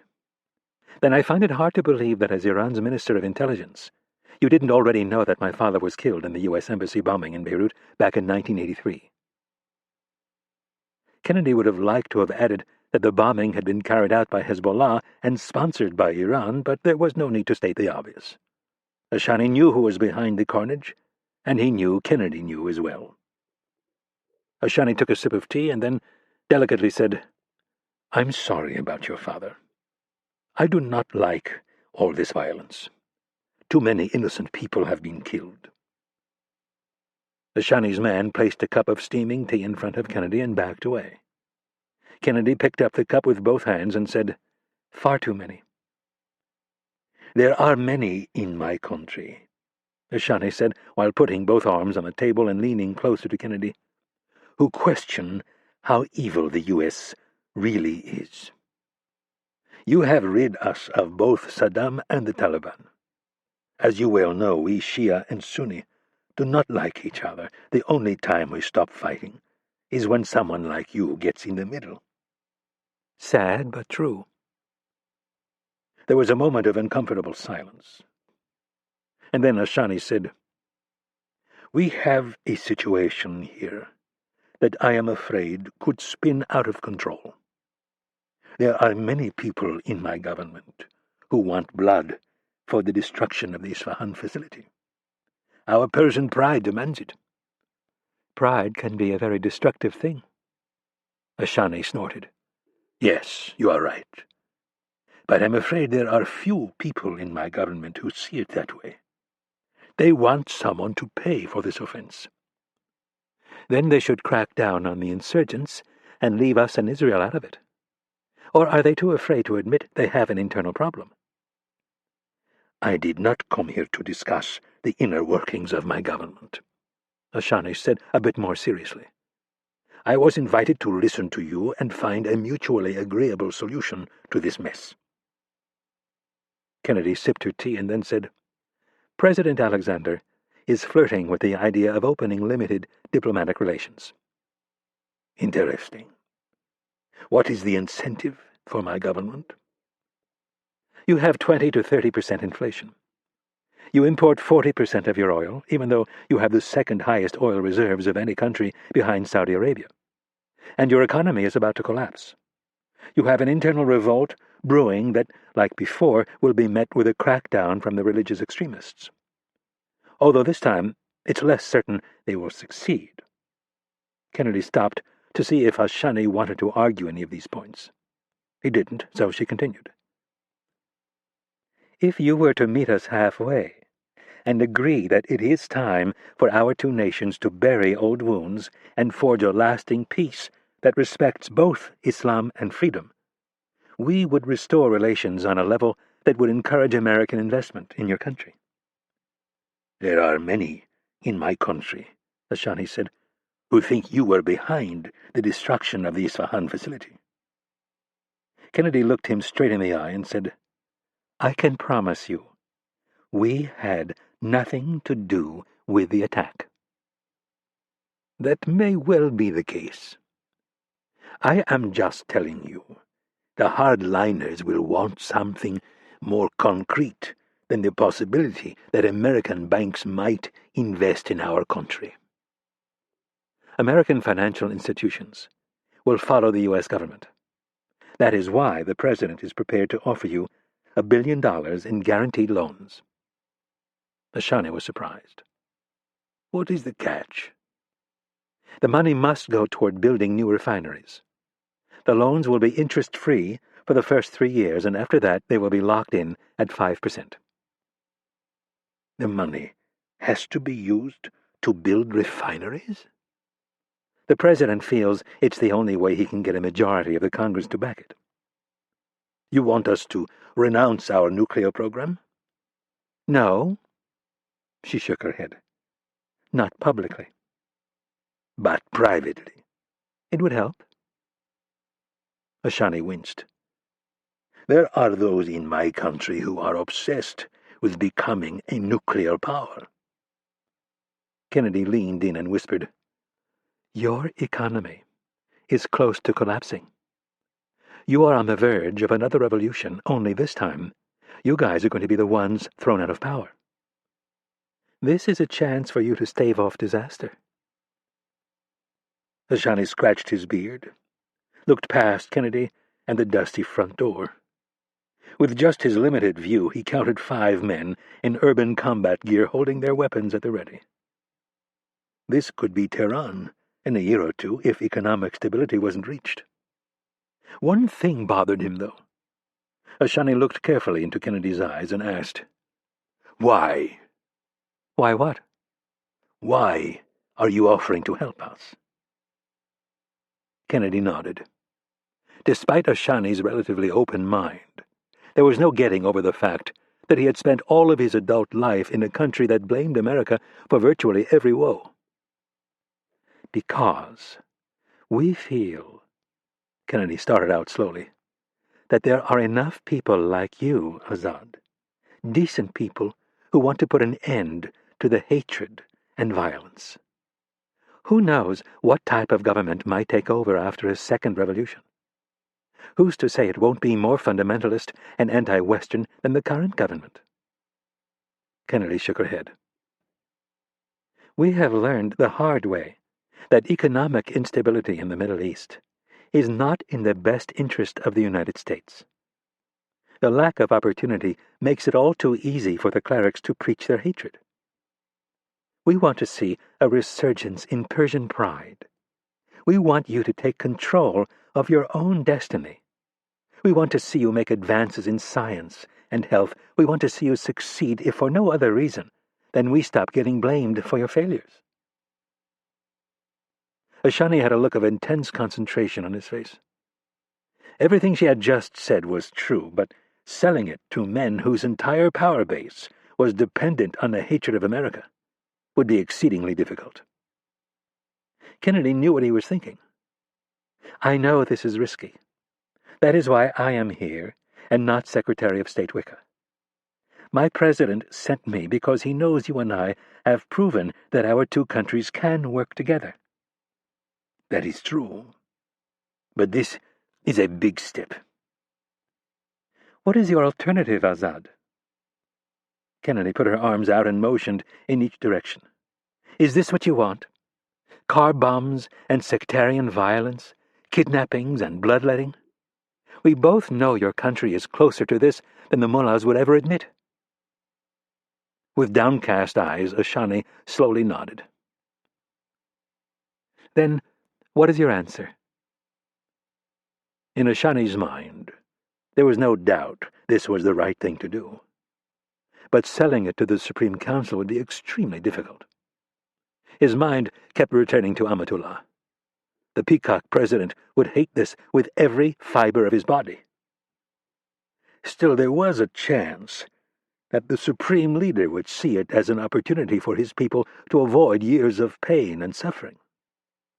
Finally, Ashani looked at Kennedy and said, "It is my sincere hope that this will be recorded as the moment our two countries forged a new and lasting friendship. I must warn you, though, that this is going to be very hard for me to sell to the Supreme Council." I know it will. But I hope, for the sake of both our countries, you succeed. Chapter 33. USS Virginia, Gulf of Oman. Captain Pete Halberg was a prime candidate for an ulcer. The 45-year-old graduate of Annapolis never lost his temper, not with his wife, not with his 6 kids, and never with his crew. He internalized stress by shoving it down into the pit of his stomach, where he fed it with black coffee, usually 10 cups a day or more. His only saving grace was the 20 minutes he put in on the heavy bag in the bowels of his sub's engine room.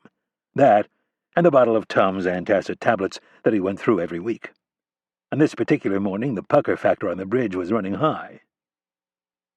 Command of any submarine was an intensely stressful yet rewarding job.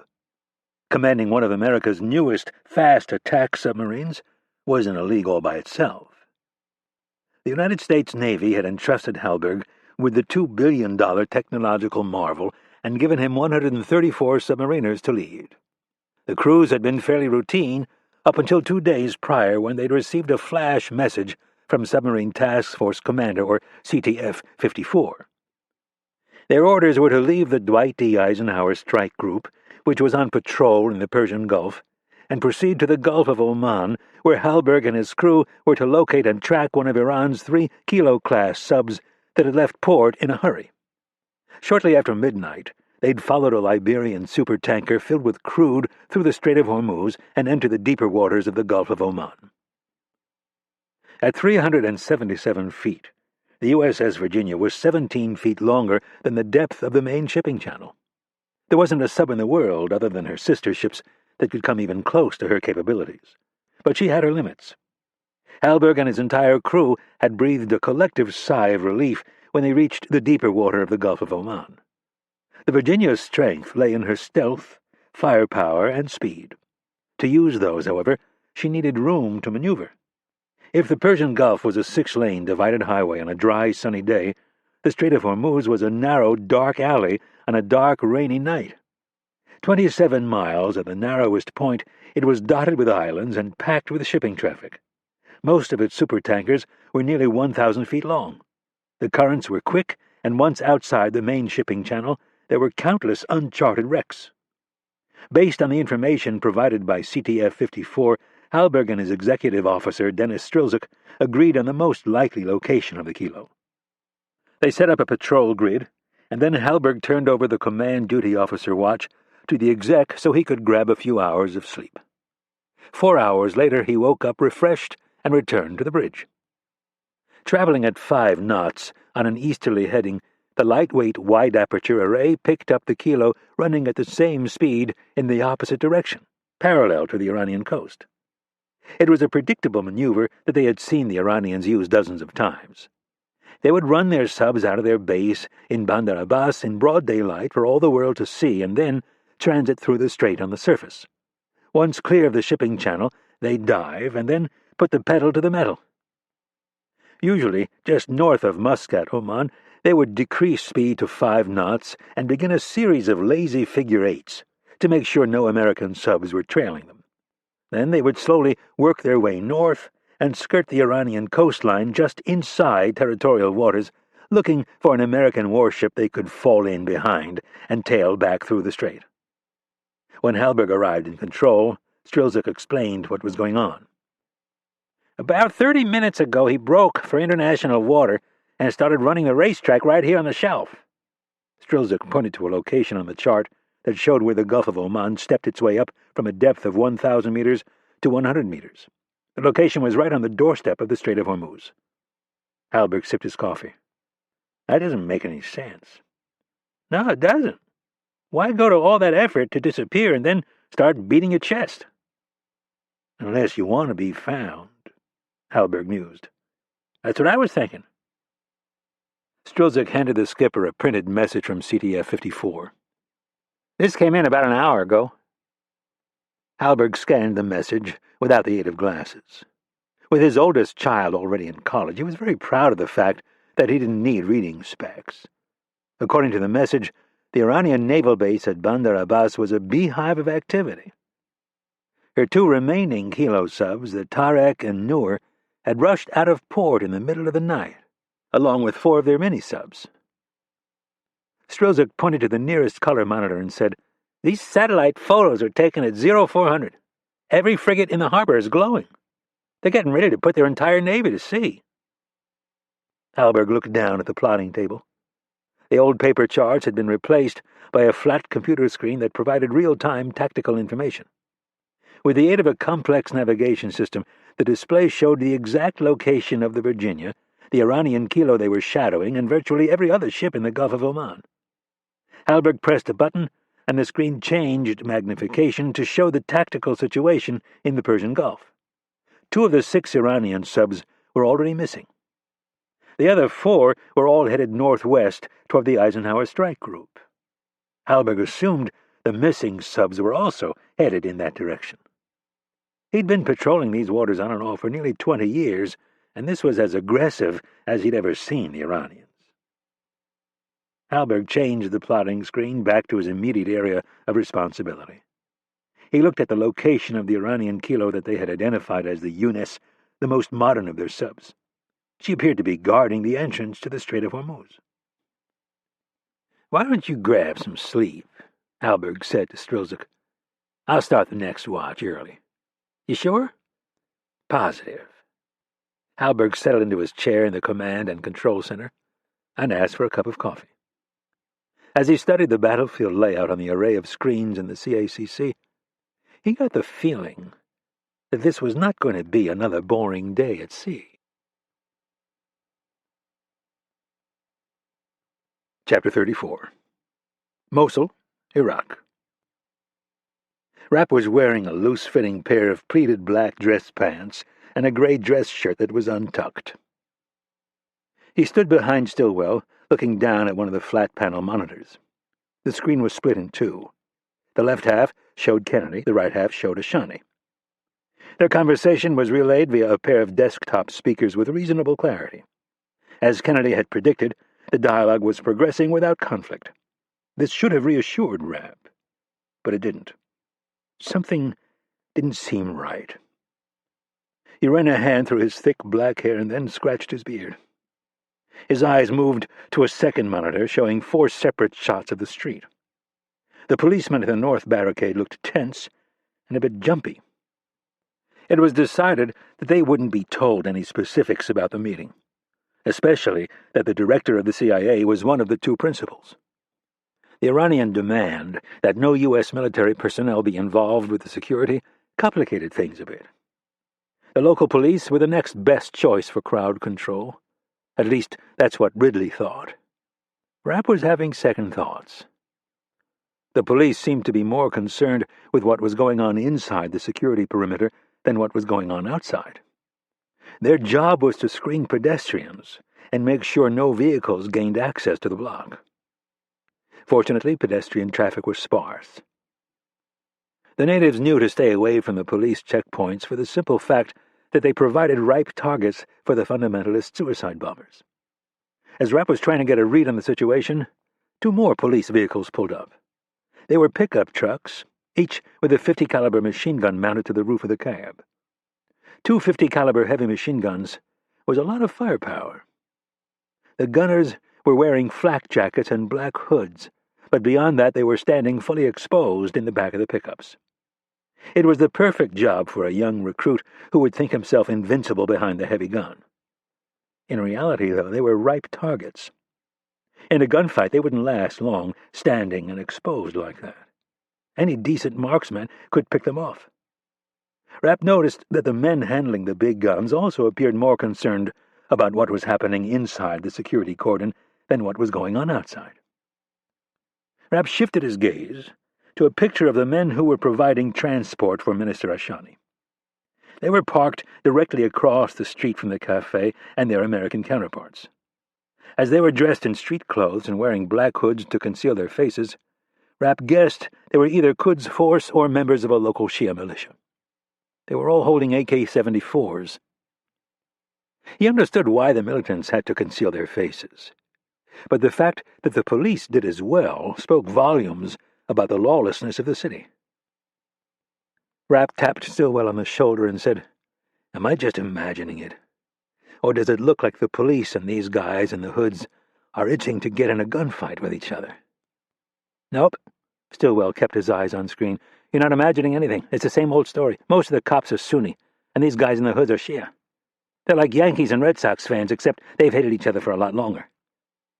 "Yankees and Red Sox fans don't kill each other." "They might, if they had to live in the same city."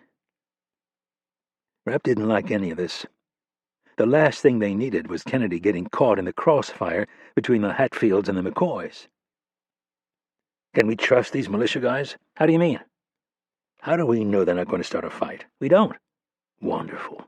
Mitch, the only people I trust in this town are my Kurds." Rapp looked down at all the cops. "Not even the police?" "Least of all the police." "You can't be serious." "I sure the hell am. They're one of the most corrupt groups in the damn city. If a fight starts, there's a better than 50% chance they'll just run." "Then why are we using them?" "Because we don't have a lot of options." "Shit. Mitch, it's not as bad as you think. These guys have no idea who they're protecting. All they know is they're going to get a nice big cash bonus from us if this thing goes off without any problems." Rapp looked at the security monitor with renewed concern. He pointed at the screen and said, "Look at these 2 idiots. They've got those 50s pointed in the wrong direction." Stillwell checked out the screen and shook his head. "There is no such thing as muzzle discipline over here. There isn't a day that goes by where I don't have to tell some idiot to lower his gun. And they're all walking around with the damn things chambered, safety's off, and their fingers on the trigger. Accidental discharges are as common as car wrecks, and they aren't good drivers." Rapp swore to himself. An accidental discharge in a situation like this would likely result in 1,000+ rounds flying through the air in every direction. He walked over to the window and looked through a slit in the curtain down at the street. Rapp had a secure radio clipped to his belt and a wireless earpiece in his left ear. He touched the transmit button and said, "Mac, how are you feeling?" Rapp looked directly at Kennedy's security chief, who was blocking the entrance to the cafe. "Just great," he said sarcastically. "I'm surrounded by men in masks carrying bigger guns than mine who would love nothing more than to kill our boss. Other than that, it's a wonderful morning. The sun is out, the temps in the mid-60s. I feel like I'm on vacation." "I know. It sounds like they're wrapping it up. Irene's gotten through all her main points. It shouldn't be much longer, and then you guys can get the hell out of here and back to the airport." "I'm counting the seconds." "Hang in there." Rapp clicked the secure radio out of the 2-way mode and looked to the far end of the street. Several of the cops were now milling about with Russian-made rocket-propelled grenade launchers resting on their hips. "This place is fucking crazy," Rapp mumbled to himself. There was way too much unsecured firepower. Subconsciously, he brought his left hand up and touched the .45 caliber Glock 21 pistol on his left hip. Underneath his oversized gray shirt, Rapp was wearing level 3 body armor with a ceramic chicken plate over his heart. The Glock was in a paddle holster with 2 spare magazines clipped to his belt. Rapp turned his attention away from the street for a moment and eyed the small arsenal Stillwell had assembled on the other side of the room. On the floor was a black composite case with 2 locking clasps. Rapp walked over, knelt, and popped the 2 clasps. He lifted the lid and revealed his personal arsenal. A 5.56mm rifle with a suppressor, a spare .45, and a Glock 17 with a suppressor, all sitting in foam cutouts. The M4 was made by Sabre Defense. It was a Mossad Ayoub special, broken down into a lower and upper receiver.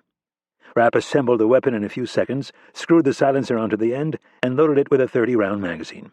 He checked to make sure the safety was on, then chambered one of the 233 rounds, grabbed 2 spare magazines, and walked back to the window. "Call the base," he said to Stillwell. "And make sure the quick reaction force is at the gate, ready to move, and I mean locked and loaded, engines running." "Will do." Rapp clutched the grip of the M4 and checked his watch. It was 11:17. He looked down at all the firepower on the street and couldn't shake the feeling that something wasn't right. One misstep by either group, and Kennedy and her detail would be caught in the crossfire. Rapp could hear Kennedy's voice coming from the speaker behind him. His eyes narrowed as another police pickup truck joined the other 2 at the far end of the street. This one was carrying 8 men, all in uniforms and black hoods.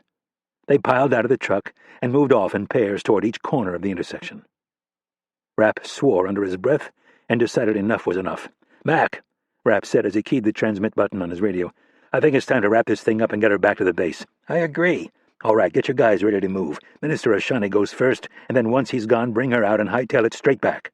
"You want me to tell her it's time to go?" "That's right. Just whisper in her ear that something urgent has come up. They broke the ice. Next time they can meet in Geneva where we won't have to deal with all these crazy bastards." "Roger." Rapp moved his eyes from the front door of the cafe to the militiamen and then the cops at the far end. The sliding glass door was already open. He took a step back so the muzzle wouldn't stick out beyond the curtain and raised his rifle. With both eyes opened, he looked through the L3 EOTech sight and centered the red dot on the head of the .50 caliber gunner on the far right. He guessed the distance to be about 140 feet. An easy shot. Rapp moved the sight from one gunner to the next and quietly said, "Just stay calm, boys. This'll all be over in a few minutes." Someone who must have been an officer walked up to the 2 men manning the .50 caliber machine guns and started yelling and pointing in different directions. After a moment, the men retrained their guns in the opposite direction. Rapp lowered his rifle and relaxed a bit. Chapter 35. Irene Kennedy stood inside the cafe and watched Ridley and Minister Ashani cross the street. Both men looked back as they were about to climb in their vehicle. The meeting had furthered Kennedy's belief that the Iranian intelligence minister was someone she could work with, someone she could possibly trust. She smiled warmly at Ashani as he waved at her. Kennedy held her black sunglasses in her right hand and waved back. She could have talked with the man for hours. There was so much they could work on. The relatively short meeting had reconfirmed for her that it was time to bury the hatchet with Iran, especially if more men like Ashani were in power. The rest of the men piled into the other 2 sedans, and the motorcade sped off. Kennedy put on her sunglasses and wondered what she was going to do with Rapp. She'd known Mitch since he was a 21-year-old lacrosse star at Syracuse University. She had recruited him. She'd helped train him, and she'd been his handler for most of his storied career.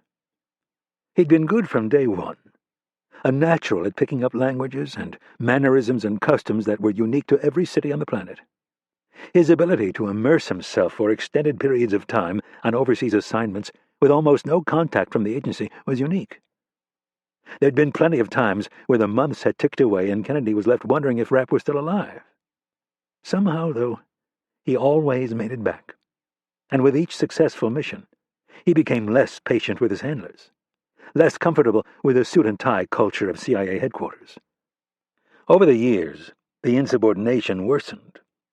Kennedy's mentor, Thomas Stansfield, told her the good ones were always a bit rebellious. They didn't fit into the bureaucratic structure of Langley. Their missions were too fluid to have real structure. Add to that the reality that they knew everything they did would be picked apart by people who had never been on an overseas assignment in their entire career, and you had a problem. His marriage had seemed to help a bit. At least Anna had made him see the other side of things. After she was murdered, though, he retrenched, and the circle of people he trusted contracted further. Any semblance of patience was now gone. Sitting down with Ashani was a rare opportunity. To have it cut short simply because Rapp thought it was dragging on was infuriating. Kennedy turned to MacDonald and asked, "Why did Mitch think it so imperative that he had to end my meeting?" "There was a lot of tension out here between the minister's people and the police. It looked like a gunfight was about to break out." "You can't be serious." "Boss, I don't joke about stuff like this. Now can we please get you back to the base?" Kennedy folded her arms and looked across the street at the second-story apartment. She couldn't see Rapp, but she knew he was up there. Kennedy shook her head and said, "Fine, let's go." MacDonald signaled for 3 more of his men to come over. A 4th stayed by the rear passenger door of the Suburban. The 4 men moved in unison with Kennedy in the middle. The director climbed into the back seat. One of the men followed her and closed the door. Another bodyguard entered from the other side, so Kennedy was sandwiched in the middle. MacDonald stood by the front passenger door and gave the hand signal for all the other men to load up. When everyone was in their vehicle, he jumped in the front seat of Kennedy's Suburban and gave the order to move out.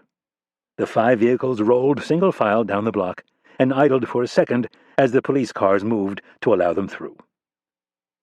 Kennedy looked through the front window as they followed the other Suburban past the 2 police cruisers and turned left. She noted the dozens of masked police officers standing on the other side of the street. They were all in black hoods, holding either machine guns or RPGs. Kennedy reached for her BlackBerry. She pressed several buttons to take it out of silent mode, and then, just as she was about to open an email, there was a thunderous explosion. The Suburban lurched to a stop. Kennedy looked through the front window, eyes wide and mouth agape, at the sight of a fireball engulfing the vehicle in front of them. Chapter 36. Rapp watched Ashani's entourage move out in a hurry. These militia guys didn't mess around. He moved to a second set of windows to get a better view as they accelerated toward the police checkpoint. This was the moment he'd feared. He half expected the cops to unload on the 3 vehicles in a modern-day Iraqi version of the climactic scene in Bonnie and Clyde, where their getaway car gets shredded by a fusillade of bullets. To his relief, the cops cleared the way, and the 3 sedans sped down the open street toward the Tigris River and their waiting helicopter. Rapp returned to the other window. The hard part should be over now that the Hatfields have left town. "I agree." Stillwell tapped a few keys and changed the camera angles on the main monitor. "This was a hell of an idea you had, Mitch. Could be one for the history books." "You're getting a little ahead of yourself there, Don Juan. There are plenty of crazy-ass mullahs back in Tehran who are going to hate this. Even if they don't take us up on the aid package, you've managed to deflect attention away from us in Israel. We'll see." Rapp watched Kennedy climb into her armored Suburban. The security guys all hustled back to their vehicles and mounted up. The lead Toyota 4Runner started to move. It was all much slower than Ashani's motorcade. One by one, the other vehicles followed leisurely down the street. The 2 police cruisers slid into reverse and provided a gap. The lead vehicle entered the intersection and took a hard left. Next came the first armored Suburban. Rapp had seen Kennedy get in the second Suburban. The other 3 vehicles were all white Toyota 4Runners that looked like they were on loan from a United Nations convoy. As Kennedy's Suburban started its turn, Rapp noticed something strange. The police on the left side of the street started running in Rapp's direction. Rapp pushed the sliding glass door open and stepped out onto the balcony. He looked to the sidewalk beneath to find out what was going on. There was nothing. No pedestrians, no vehicles. Nothing. He looked back at the running officers and noted that several were looking back over their shoulders. They weren't running towards something. They were running away from something. Rapp redirected his gaze to the intersection just as the last vehicle was making its turn. A flurry of motion just beyond the white SUV caught his attention. Rapp watched as the 2 police officers manning the .50 caliber machine guns swung them around. Other officers began jumping behind vehicles and taking cover behind buildings. Rapp's body started to tense. His eyes narrowed and his right hand reached for the safety on his M4 rifle. Every survival instinct in his body was suddenly screaming that something was wrong. He leaned over the balcony to see if there was some hidden threat that he had yet to identify. As he was doing so, he reached under his shirt and keyed his secure radio so he could hear Kennedy's security detail. The thunderous report of one of the .50 caliber machine guns caused Rapp to flinch. In this urban setting of hard asphalt and concrete surfaces, the concussion of the weapon boomed like a cannon.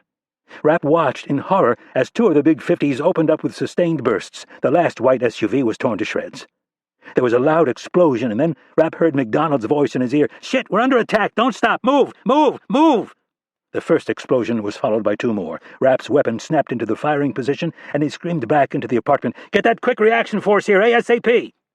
Rapp saw the rear driver's side door of the last SUV open. An obviously wounded security contractor fell out of the vehicle and attempted to seek cover behind the rear wheel. A group of cops, hiding behind the trunk of their cruiser, opened fire on the man, mercilessly pounding him with dozens of rounds. Rapp took in a deep breath and denied himself the immediate gratification of killing policemen first. They could wait. The dull black suppressor on the end of his weapon only added to its accuracy.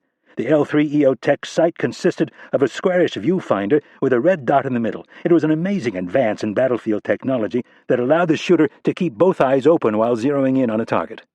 Rapp centered the red dot on the head of the .50 caliber gunner on the far right, leaned forward ever so slightly, and squeezed the trigger. The light kick of the M4 rifle threw the muzzle skyward less than an inch. Rapp's countless hours of training kicked in. He brought the muzzle back on line and swept it to the left in search of the next target. He placed the dot on the open mouth of the gunner, who was screaming while he unloaded his heavy-bore weapon on the other vehicles. Rapp squeezed his trigger. The sight jumped and then fell back into place in time to show a cloud of blood silhouetted against the man's black hood as the .223 round blew out a large chunk of his skull. The masked cop continued to clutch the handles of the .50 caliber machine gun for another second, and then his entire body fell backwards over the side of the truck. "Grab a gun and get out here!" Rapp yelled to Stillwell. He was tracking his weapon in search of the other .50 caliber gun when he saw one of the police officers taking aim with an RPG. Rapp brought the red dot back, centered it on the man's head, and fired. The bullet struck the cop in the side of the head just as he was firing his grenade launcher. The force of the bullet sent the grenade off course and into a building where it exploded, taking out 3 cops. Rapp found the third .50 caliber gun and missed the man on his first shot. He quickly reacquired the target and sent him spiraling out of the truck bed. Rapp began moving from one target to the next in a steady, methodical, unrushed pace, counting each expelled cartridge as he went. "Mac," Rapp said as calmly as he could, "give me a status report." He continued to shoot and count as he waited to hear from Kennedy's security chief. He squeezed the trigger for the 30th time and then dropped to his right knee, ejecting the magazine and reaching for a fresh one. He looked back into the apartment at Stillwell and saw him loading the squad automatic weapon. As Rapp slammed a fresh magazine into his M4, he tried to visualize the battlefield and what was happening around the corner to the rest of Kennedy's motorcade. Rapp fought back a sense of doom. There was no time for that now. He needed to stay focused and try his best to hold them off until reinforcements arrived from the base. He chambered around, stood, found a new martyr trying to man one of the .50 caliber machine guns, and hit him in the side of his head. Rapp heard moaning over his earpiece. "Mac, is that you? Are you all right?" Rapp searched for a new target, which wasn't easy. The cops had started to figure out that a good way to get killed was to try and man one of the .50 caliber guns. "Mac!" Rapp called out again. He watched as 2 of the cops pointed down the street and then jumped in one of the squads and peeled out. Rapp's spirits soared for a second. He didn't think the striker column could have gotten here that fast, but it had to be why the cops were running. As quickly as his spirits had soared, they sank like a rock in a pond when he saw a beat-up sedan race through the intersection toward Kennedy's motorcade. The vehicle was followed by 2 more, and then 2 vans and a truck that stopped in the middle of the intersection. Some of the cops took off while others stayed and began stripping off their uniforms. Rapp stopped shooting for a moment, not sure who he should target. Stillwell joined Rapp on the balcony and said, "We got some bad news. The quick reaction force has a problem."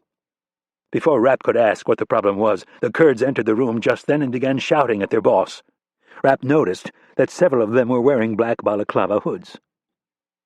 He looked at all the firepower in the corner of the apartment, and then the street that was suddenly crawling with hooded militia types. Rapp yelled for everyone to be quiet and asked Stillwell, "What kind of problem?" "I didn't get an answer out of them. All I was told was the base was under lockdown." Rapp let loose with a string of profanity and then looked at one of the hooded Kurds. He stuck out his hand and said, "Give me your balaclava."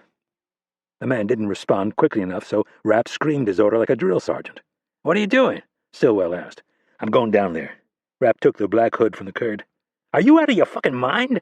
"I don't want to talk about it. Open up those crates." Rapp pointed to the stockpile of weapons. "Put half the guys up on the roof and the other half out on the balcony and start pounding the shit out of anything that moves except me." Rapp put on the hood and looked at the Kurds. "Don't shoot me! Black pants, gray shirt, black hood." He touched each garment. "Everybody, except me." Chapter 37. Imad Mukhtar looked through the dusty storefront window and surveyed the scene on the street. A block and a half away, the police had set up their barricade just as they had told him they would. Mukhtar had leaned heavily on Ali Abbas. He'd handpicked Abbas 2 years earlier to be Hezbollah's commander in Mosul. During that time, Abbas had built up a very effective network. He didn't have as many successes as his counterparts in other cities like Basra and Baghdad, but his job was much more difficult due to the large Kurdish population. He had been put here to collect intelligence and run limited operations against the Americans. One of the things they had discovered was the near-total corruption that was rampant in the Sunni-dominated police department. Virtually every man on the force had moved to the northern city on Saddam's orders as part of a plan to lessen the influence of the Kurds and Shiite populations. Now that Saddam was gone, they were doing whatever it took to survive. In many ways, they were more like local organized crime than a police force. If someone wanted protection, they had to pay for it. Even those who wanted to be left alone had to pay money. Getting the police to cooperate had required a lie and a large portion of the $250,000 that Amatullah had given him. Abbas had told Mukhtar that the police would more than likely not be involved in the plan if they knew the intended target was someone as high-ranking as the director of the Central Intelligence Agency. A similar operation that they ran in conjunction with the Iranian Quds Force had brought too much heat down on the police in the days that followed. So a convenient lie was constructed. They told the police commander that the intended target was a Jewish banker from Switzerland. Mukhtar knew that both sides had agreed the local police would be hired for traffic and perimeter control only. It was agreed that they would not be told who was at the meeting. Mukhtar offered the commander more money. The man took the offer and then intimated that he would also like a cut of the ransom. Mukhtar acquiesced after another 10 minutes of negotiating. The commander tried to negotiate further, but Mukhtar had had enough. He told the man his exposure was minimal. Mukhtar already had the men and the police vehicles. All the commander needed to do was keep his own men away until the dust had settled and the American military showed up. Then he could come in and act as if he knew nothing. Mukhtar kept his eyes on Abbas. He was wearing a police uniform and standing in the next corner, waiting to signal Mukhtar that the motorcade was about to move. Mukhtar had already called him and told him to tell the imbeciles in the pickup trucks to point their guns in the other direction until he gave the order to attack. The Americans were stupid, but not that stupid. Amatullah had made it clear that it was crucial that Minister Ashani make it back alive. For their plan to work, they did not need the public embarrassment of such a high-ranking official caught meeting with the director of the CIA. In most cases, Mukhtar thought people expendable, but not this time. He owed Ashani for saving his life. If it weren't for the minister, he would have followed that idiot Ali Farahani down into that pit of radioactive waste. The thought of such a death caused his hands to tremble momentarily. Several years earlier, during one of their brief wars with the Zionists, an Israeli bomb had found the building where he was staying and had almost killed him. Mukhtar had been trapped in an almost entirely collapsed basement for 2 days. He'd lost 3 fellow warriors on that one attack. Their dusty and mangled bodies were emblazoned on his memory. That, and his near death at Isfahan, had brought him to the conclusion that he would never again set foot in a bunker. He would take his chances above ground. Abbas moved closer to them and pulled a white handkerchief from his back pocket. He began waving it wildly and then held up both fists, telling Mukhtar Kennedy was in the 2nd Suburban. It was the signal they'd been waiting for. Mukhtar turned to the 14 men standing at the back of the shop. "They are coming. Put on your hoods." The Lebanese terrorist grabbed his cell phone and hit the send button. 3 rings later, an eager voice answered. Mukhtar said, "It is time." He didn't wait for a response. He dropped the phone to the floor and drew his Markov pistol, the one he had told each man he would use to kill them if they did not use proper restraint. Chapter 38. The orange and white taxi had been cruising the southern edge of the old city for the better part of an hour. One man sat in back and the other drove. They stopped for coffee once and at a newsstand a second time. 50 minutes into their patrol, they headed further south. They had selected their spots the evening before. The locations were some of their best. Both were within 2 miles of the base's main gate, which was crucial. Sahar and Ziba were Iranian Revolutionary Guardsmen who were now attached to the Quds force. They were part of a small cell whose specialty was mortar attacks. They'd been in Iraq for only 5 months, but they knew their way around well. When they received the final call, they were only 3 blocks from their first launch point. The small car sped down the garbage-ridden street and stopped next to a dilapidated warehouse. Both men jumped out. The car was left running, and the trunk was opened. Sahar, the larger of the two, grabbed an M224 60mm mortar. Fully assembled, it weighed close to 50 pounds. He set the base plate down exactly in the middle of a chalk-drawn circle that he had put there the night before. He then moved the feet of the bipod so they were positioned directly on top of 2 marks. The elevation and traversing screws were already dialed and locked in. Sahar stepped away from the mortar, and on his way back to the trunk passed Ziba, who was headed toward the tube with a round in each hand. Sahar put on a pair of heavy leather gloves and grabbed 2 rounds for himself. They had done this dozens of times, but they had attacked the main base only once, and that had been months ago. They had found out the hard way that the Americans had very advanced fire-finding artillery radar. One of their first missions had been to fire on the main runway as a cargo plane was coming in for a landing. They set up their mortar, got a shell, and then dropped it in the tube. With a thud and whoosh, it was gone. They stood there waiting to hear the explosion. It came a few seconds later, and they clapped and laughed with elation. Sahar was about to drop a second round in the tube when they heard the whistle of an inbound artillery shell. The only thing that saved them was a nearby sewage ditch that they reached as the first of 6 shells pounded their position. The car was completely destroyed. Sahar had lived and learned. On this particular day, Sahar and Ziba were less than enthusiastic about their job. The man from Hezbollah had told them what he expected of them, and it was too much. 6 mortar rounds, fired from 1 tube, would take nearly 20 seconds. More than enough time for the Americans to fire back at them, and with shells a hell of a lot bigger than the ones they were firing. They told him his plan wouldn't work, and he immediately called their devotion into question, even their manhood. Sahar and Ziba had taken the bait and had told the man they would do it. Neither man had slept well, and in the middle of the night they agreed that 4 shells would be enough. They would then drive to a second position and fire 2 more. Sahar returned to the mortar tube and looked at his friend, who nodded that he was ready. Sahar dropped the shell in the tube, and each man took a half-step back. There was a loud bang and whoosh as the shell was sent skyward. Gravity would play its role within a second and pull the round back down to earth, hopefully placing it near the front gate of the base. Ziba dropped the second round in the tube, and off it went. The last 2 shells were launched, and Sahar grabbed the hot tube with one hand and the bipod with the other. He heaved the 50 pounds of metal into the trunk and ran for the driver's door. Just as he was sliding in behind the wheel, he heard the blood-curdling whistle of an incoming round. Sahar stepped on the gas with all his might, and the small Toyota took off. A second later, the first round hit, causing the ground to shake for blocks in every direction. The rear window shattered from a piece of shrapnel, but the car kept moving. Ziba was now sitting in the front seat with Sahar. The 2 men looked at each other and laughed nervously. At 24 and 25, they still found humor in such things. 8 blocks later, they pulled up to their second location. Again, Sahar grabbed the mortar and Ziba grabbed 2 rounds. Sahar placed everything on the proper marks and then reached out for Ziba's second shell. He nodded for his friend to proceed. Ziba cradled the shell with both hands and tipped it until it slid backwards down into the tube. The 60mm shell boomed out of the tube with force. The street had dirt and sand covering most of the asphalt. The launch kicked up a cloud of dust, which caused Sahar to lose sight of the tube for a second. Once he reacquired it, he rushed to load his shell. His nerves were frayed, and the dust was making things difficult. Under better conditions, he probably could have loaded the round without incident. But as soon as he heard the demonic shriek of multiple inbound shells, he panicked and missed the tube entirely. The shell hit the ground with a clank, and Sahar thought for sure that it would explode.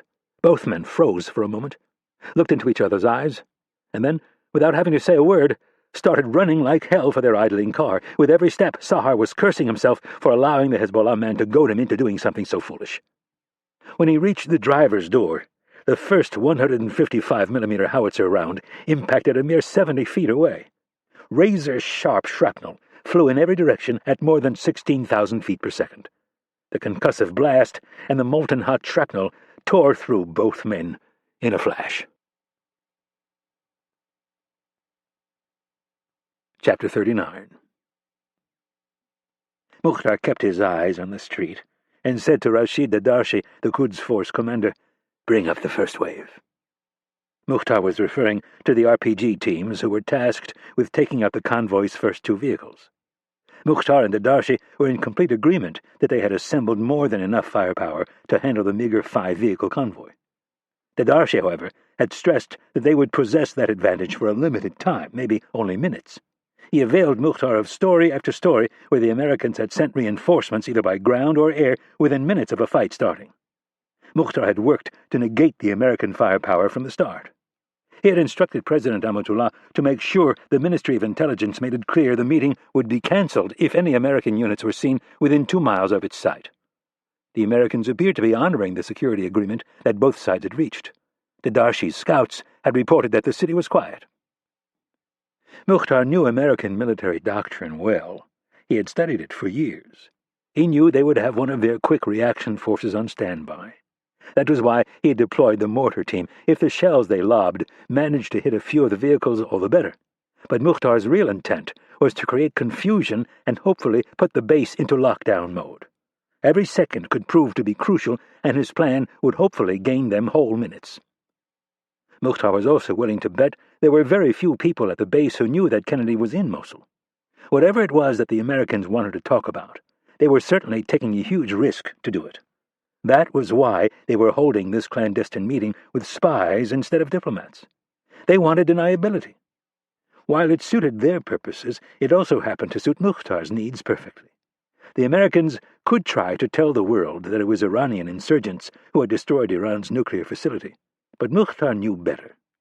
The Americans were behind the attack. He had no proof, but his faith told him they were guilty. He was going to show them for the liars that they were, and with Amatullah's bold help, they would begin driving them out of the region. Mukhtar saw the police vehicles that had been blocking the street begin to move. He kept his eyes on the street corner and said, "Send them out, and move the next group up." The Quds commander signaled for the first 4 men to move. They filed out the front door of the shop and turned left.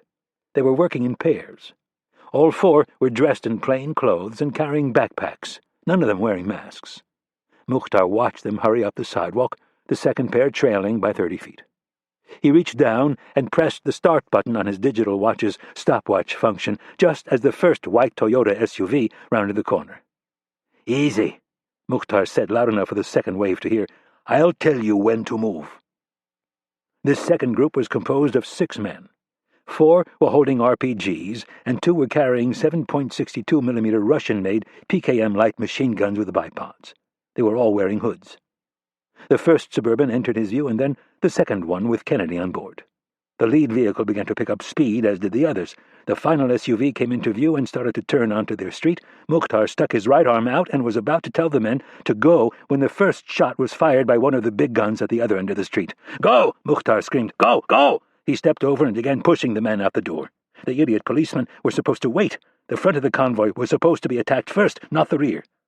The first man at the door sprinted across the street and stopped between 2 parked cars.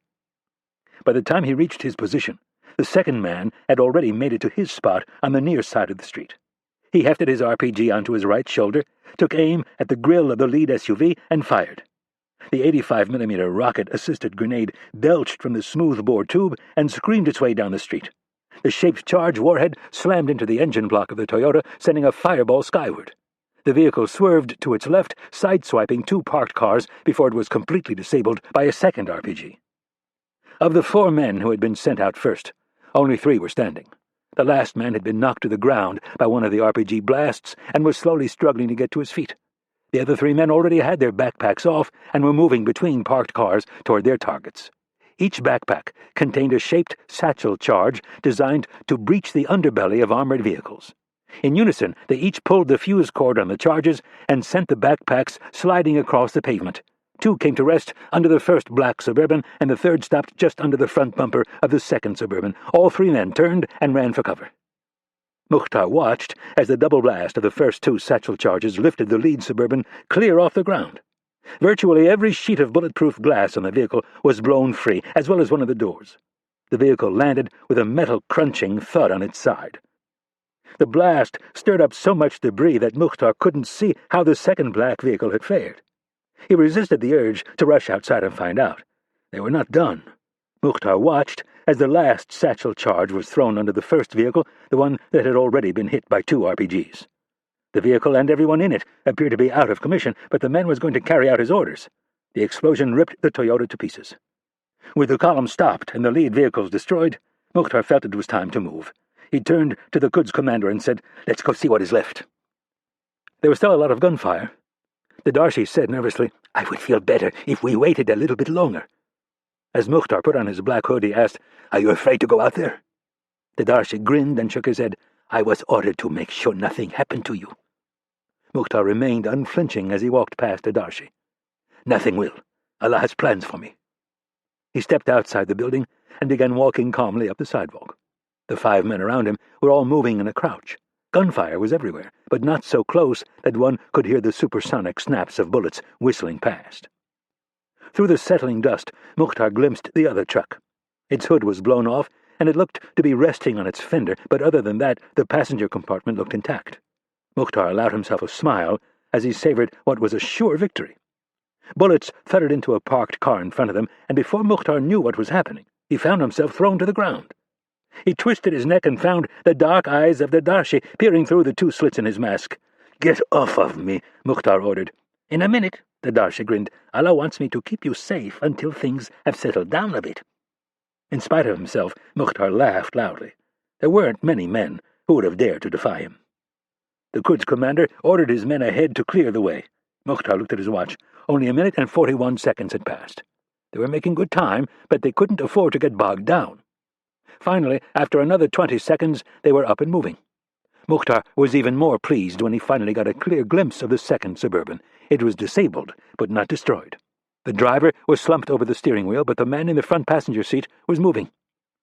Mukhtar approached the vehicle to get a good look. Right there, in the middle of the back seat, he locked eyes with the director of the CIA. "She is alive," he said loudly as he stepped aside and pointed at the driver's side passenger window. "Take it out." One of the Darshi's men shouldered a .50 caliber rifle and took several steps back. Everyone, including Mukhtar, covered their ears. The first shot splintered the glass and left a small hole the size of a quarter. The second shot took out a fist-sized hole. Mukhtar held up his hand, signaling the man to stop shooting. He approached the window with a smoke grenade in one hand and his Markov in the other. He pulled the pin with his teeth and stuffed the grenade through the hole. Another man was standing ready with an industrial saw in case they needed to cut into the vehicle. Mukhtar didn't think they would need it. These men would choose survival, even if it were only for a few more seconds. As they waited for the smoke to build up, 2 cars skidded to a stop just short of the Suburban. These were meant to transport Mukhtar, Kennedy, and a security detail. "Remember," Mukhtar yelled, "nothing happens to the woman." He stepped closer to the truck and made sure he stayed away from the opening in the window in case one of the bodyguards decided to fire out the hole. "Come out, and no one will be harmed." He waited a few seconds, checked his watch, and started to get nervous.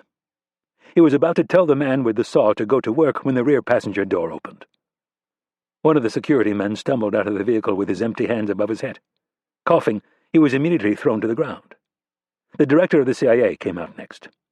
Mukhtar grabbed her roughly and pulled her away from the smoky vehicle. 2 more men came out of the truck, also gasping for air and coughing. They were thrown to the ground next to the first one. Mukhtar yanked the hijab from Kennedy's head and slapped her across the face. Her sunglasses went flying. She staggered for a moment and then slowly turned to face him. The man from Hezbollah looked into her eyes, relishing the fear he would find, but instead was confronted with the blankest expression he had ever seen. There was no emotion in her eyes. In fact, she looked as if she had been drugged. Mukhtar slapped her again. She lowered her head for a second, and then slowly regained her posture, standing up straight and staring back at him with the same flat, brown gaze. Mukhtar forcefully grabbed her hair and dragged her back to where her bodyguards were lying on the pavement. He pointed his Markov pistol at the first man and squeezed the trigger. With all of the explosions and heavy machine gun fire that had been going on, the relatively light report of the 9mm seemed ridiculous. The damage it caused, however, wasn't. A pool of blood began spreading beneath the man's head.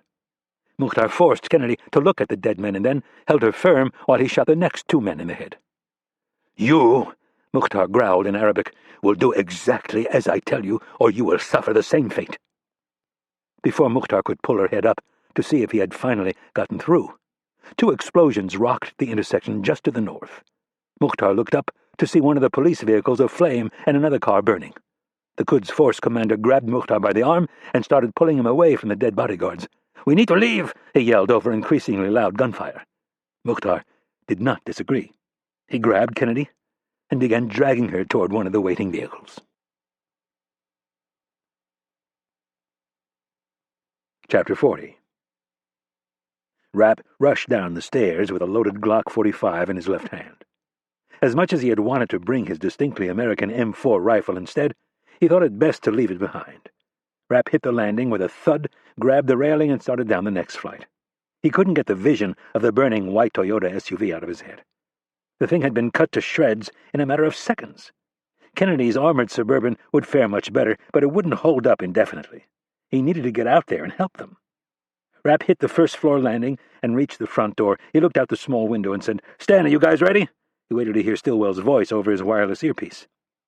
"Mitch, I think this is a bad idea," Stillwell said in a worried voice. "The base says they have air assets on the way, and the quick reaction force is rolling. The smart thing to do is sit and wait." Rapp lowered his head. He knew this wasn't the brightest thing he'd ever done, but sitting and waiting for reinforcements to show up while Kennedy and her people were in all likelihood dying simply wasn't in his programming. "Stan," Rapp said firmly, "we're done talking about this. On the count of 3, I'm coming out the door. Are you with me or not?" "Yeah," Stillwell groaned. "1. Rapp tugged on the black balaclava hood to get a better opening for his eyes. 2. He took a breath and told himself he was crazy. 3. He put his hand on the doorknob and waited to hear Stillwell and his men open fire. Right on cue, there was a massive volley of gunfire. Rapp leaned his shoulder into the door, hit the small stoop, took a hard left, and started running for his life. The first thing Rapp noticed were 4 men standing behind an old blue Chevy Impala that had been backed up on the sidewalk to form a makeshift barricade. All 4 men were pointing their rifles directly at him. Rapp had no choice but to keep moving toward them. If he stopped and went back, they would shoot him for sure. If he kept rushing toward them, they would hopefully think he was one of them. As planned, 2 explosions rocked the opposite corner. Rapp winced as tiny pebbles of debris pelted him. The men behind the car elevated their weapons and began firing at Stillwell and his men. Rapp reached the corner and hopped up onto the trunk of the car. He slid across on his butt and was helped to the ground by one of the men. Rapp tried to steal a quick glance at the convoy, but the street was covered in smoke. Of the 4 corners of the intersection, this was safest. The 2 just to the north were getting absolutely hammered by Stillwell and the Kurds, and the 4th corner, just behind him, had received its first incoming grenade. Bodies were everywhere, and confusion was spreading rapidly. Rapp had the .45 caliber Glock in his left hand, and kept it up in the air so it was there for anyone to see who might be watching. His right hand slowly slid under his shirt and drew his silenced 9mm Glock from its paddle holster. Rapp moved up behind the first man and placed the tip of the silencer right between his shoulder blades and slightly to the left. At the same time, he extended his .45 and aimed it down the street. Rapp fired the 9mm and slid his right knee under the man's butt to stop him from falling. He kept his left arm raised and angled the 9mm to the left. He fired one quick, suppressed round, striking the second man in the head. He instantly collapsed. Rapp fired another shot into the third man's head, and then finally the 4th. Rapp dropped to his knee as if he was seeking cover. He placed his back against the Impala, and for the first time he took in the full scope of the carnage. Through the billowing smoke, he saw what was left of the vehicles. His heart sank. The 4th vehicle was as bad as the 5th. The white skin was riddled with blackened .50 caliber holes the size of fists. The lead vehicle was in flames, and the first Suburban was in 2 pieces. The second Suburban was shrouded by white smoke rather than the dark gray smoke caused by explosives. From what he could make out, Kennedy's vehicle looked pretty much intact. Just beyond the Suburban, Rapp noticed some movement. There were men in black hoods moving around. He looked up and down the cross street. Stillwell and the Kurds were pounding the hell out of the militia and the few remaining cops. Rapp decided to move closer. "Stan, I'm moving to take cover behind the last Toyota. Make sure your guys don't shoot me." Rapp could hear Stillwell passing on the information to the Kurds. A moment later, there was a slight lull in the shooting. Rapp stayed low and scrambled the 30-odd feet to the front fender of the Toyota. The dead security contractor was lying a few feet away. From this new angle, Rapp could see a group of the militiamen moving hurriedly toward 2 big late-model American sedans. There was a brief opening, and he got a glimpse of Kennedy. She was being forced into the back seat of the sedan by one of the men. Rapp was on one knee, his eyes surveying the tactical situation. From left to right, he counted 11 men, not counting the ones in the vehicles. They were all carrying machine guns. About half of them were in positions of cover, and they were alert. At best, he could take down 2 or 3. The rear door of the first sedan closed, and the tires began spinning on the pavement. Rapp's hope sank as the vehicle took off. Through the back window, he saw the man grab his boss by the hair and force her down. "Stan," Rapp said tensely. "Irene is alive. I repeat, Irene is alive. They just put her in the back of a gray Ford LTD. There's a second car following with a bunch of militia guys inside. It's a white 4-door, maybe a Chevy, I can't tell for sure." Rapp watched both vehicles take a right at the next corner. He passed the information on to Stillwell and then said, "Tell the base commander Kennedy has been kidnapped. He needs to get roadblocks set up ASAP, and I want every Predator and helicopter he has in the air immediately. Then call Global Ops and tell them to light a fire under everyone's ass." Rapp had a vision of Stillwell having to explain the situation from start to finish with each call. Rapp realized he needed to speak to the president directly so the orders could be issued from the top down without question. He was about to tell Stillwell to get him a line to the White House when he noticed a police officer in a hood come running up to one of the men standing by Kennedy's smoking Suburban. The police officer pointed in one direction and then the other. The man he was talking to began barking orders to the men around him. "Stan, I need 3 of your Kurds down here right now." Rapp holstered the .45, scooted back a couple of feet, and lay down on his stomach. He was just behind the driver's side front wheel of the Toyota. Looking under the SUV, he could see both men from the knees down. Rapp switched the 9mm to his left hand and lined up the shot. The men were approximately 50 feet away. "Tell them to hurry up," Rapp whispered, and then gently squeezed the trigger. The bullet spat from the end of the circular suppressor, and seconds later the man on the left collapsed to the pavement. Rapp already had the sights trained on the second man. He fired again with the same results. The police officer joined the first man on the ground, both of them writhing in pain. Rapp stayed right where he was and waited for the inevitable. 2 men appeared at the exact same time. They both bent over to grab the man Rapp guessed was their leader. These guys were well trained. Rather than administer first aid on the spot, they were going to drag him to a safer location. Rapp dropped both men with shots to the head. They crumpled to the asphalt. The one on the left motionless, the one on the right twitching. "Stan, where are those Kurds?" Rapp whispered as he searched for more targets. "They're on their way, and the striker column is 2 minutes out. Tell your boys not to shoot me when they get here." Another man showed up to drag his commander to safety, and Rapp put a bullet through the top of his head. Knowing he was pushing his luck, he got to his feet and quickly moved to the rear fender of the Toyota. He leaned against the truck, ejected his magazine, and put in a fresh one. The cops and militia to the north were in full retreat. A block away, he spotted a group of men disposing of their weapons and tearing off their hoods and uniforms. Rapp circled around the back of the Toyota and looked back down the street toward the 2 wounded men. Beyond them, he found 2 militia members taking cover behind Kennedy's still smoking Suburban and 3 more hiding behind parked cars. At the far end of the block, there were more men fleeing on foot. As far as Rapp could tell, the 5 remaining men must have figured there was a sniper in one of the buildings across the street. Rapp looked over his shoulder and saw 4 of Stillwell's Kurds approaching the Impala he had slid over when he'd first reached the intersection. Rapp waved his hand to get their attention and then motioned for them to stay put on the other side of the vehicle. He took one last peek around the fender of the Toyota and decided to make it quick. Rapp drew the .45 caliber Glock and put it in his right hand. With a gun in each hand, he crouched and ran for the sidewalk. As he passed around the end of the first parked car, he hit the sidewalk and began sprinting toward the 3 men who were taking cover behind a parked car. They paid him no attention. Rapp covered the ground in under 2 seconds. The men were talking among themselves, probably trying to figure out whether to grab their commander or abandon him. As Rapp drew almost abreast of the first man, he extended the silenced pistol, aimed it at the man's right temple, and fired at near point-blank range. Before the other 2 men even realized what was going on, Rapp fired 2 more quick shots, hitting both men in the face. Never breaking stride, he cut between 2 parked cars and charged at the last 2 men. He lowered the silenced 9mm and raised the .45 caliber Glock. Both men were kneeling. The man on the right tried to swing his rifle around. Rapp fired from a mere 10 feet away and kept charging. The heavy round snapped the man's head back into the Suburban. The man to the left was so startled by the shot he froze.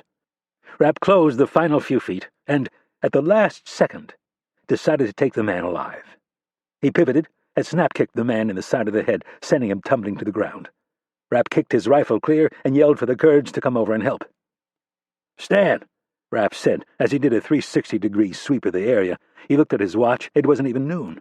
The president was more than likely in bed. "Send one of the Kurds down here with a satellite phone." The scene had changed drastically in less than a minute. The police and the insurgents were all gone. The gunfire had fallen silent. All that was left were dead bodies and broken vehicles. It was the aftermath of battle. Rapp eyed the 2 men he had shot in the knees. The policeman had rolled onto his stomach and was trying to crawl away. Rapp then looked to his feet at the 4 men from Kennedy's security detail. They were all lying face down, with bullet holes in the back of their heads. MacDonald wasn't one of them. Rapp turned and checked the front seat of the Suburban. There was a body in the front passenger seat, but it was missing a face. Rapp knew it was MacDonald. That was where he'd been sitting when they'd left the cafe. The anger came boiling up from deep in his gut. Rapp made no effort to control it. He turned and eyed the pathetic piece of shit in the police uniform who was still trying to crawl away. Rapp raised the .45 caliber Glock and fired the weapon. The heavy round hit the man in the ass and blew out a chunk of his right hip socket. The man may as well have been hit by a bolt of lightning. His entire body snapped rigid for a moment, and then he began screaming in pain. Rapp holstered the 9mm, but kept the .45 ready. He pulled off his own hood and yelled for the Kurds to do the same as he walked over to the man the police officer had been talking to. Rapp reached down to yank off the man's hood. As he did so, the man's right hand lashed out. Rapp stepped clear as the tip of a knife sailed wildly past his abdomen. Before the man could take another swipe, Rapp brought his right foot crashing down on his shattered knee. As he convulsed in pain, Rapp found the hand with the knife in it and sent his left foot crashing down with bone-crushing force. The knife was instantly released. Rapp kicked it clear and snatched the hood off the man's head. Rapp wasn't surprised to find a bearded man with brown eyes in his mid to late 30s. Wherever he had come from, he was not Arabic. His skin was too light and brow too pronounced. He could be an Iraqi, but the pronounced brow and high cheekbones told Rapp the man was more than likely Persian or Kazakh. "Where did they take her?" Rapp asked conversationally. The man clenched his teeth and said nothing. Rapp stepped on his knee again. After a few seconds, he released his foot and repeated the question, this time in Arabic. "Fuck you!" the man screamed in English. Rapp thought he caught a slight Persian accent. He answered the man in Farsi, saying, "I don't think so." Leaning in closer, he lowered his voice and asked, "Do you like being a man?" The fierce brown eyes stared defiantly back at Rapp. "The 2 of us," Rapp pointed to himself and the man on the ground. "We're going to find out the hard way." Reaching under his shirt, Rapp drew his matte black ZT knife and dangled it in front of the man's face. "That woman you just helped kidnap, she means a lot to me." Rapp's eyes turned crazed. "Trust me, when I tell you, you're going to tell me where she is." The man twisted his face into a frown and spit on Rapp. Rapp didn't even blink, let alone bother to wipe the spit from his cheek. He took his knife and drove the 4-inch blade into the man's right shoulder socket. With a violent jerk, he twisted the knife a quarter turn. The man gasped at the sheer pain and then let loose a stream of profanities, all in Farsi. The words confirmed for Rapp that the man was Iranian. Rapp leaned hard on the knife, and when the man opened his mouth to scream again, Rapp stuffed the barrel of his .45 into his mouth. Bringing his nose to within an inch of the other man's, he said in Farsi, "I don't care how tough you think you are, you Persian piece of shit. You'd better hope for your sake that she gets returned quickly, and she better not have a single mark on her, or you're going to be eating your own nuts for dinner." Chapter 41. Strait of Hormuz. They'd lost the Iranian kilo. Halberg stood in the combat and control center of his sub, sweating profusely. He took a drink of water and silently watched his men work. They'd lost plenty of contacts before, but never in a situation this tense. His steel-blue eyes darted from one screen to the next. A digital readout on the plotting screen read 1432 and counting. That was how long it had been since the kilo had broken contact. They were nearly 3 months into a 6-month patrol, and the men had conducted themselves wonderfully, until now. Halberg had been in the engine room, hitting the heavy bag, when the officer of the deck had sent word that the Iranian sub had vanished. Without saying a word, Halberg peeled off his boxing gloves, grabbed a towel, and headed to the CACC. His XO met him at the plotting table and played back the tactical information on the screen starting 2 minutes prior to losing contact. 10 seconds of footage told Halberg all he needed to know. He saw what the Iranian captain must have done. The man had timed things perfectly. Just as he finished one of his lazy figure-eights, he had made a dash across the outgoing channel and the bow of a heavily laden supertanker that was making a lot of noise and churning up a lot of muck.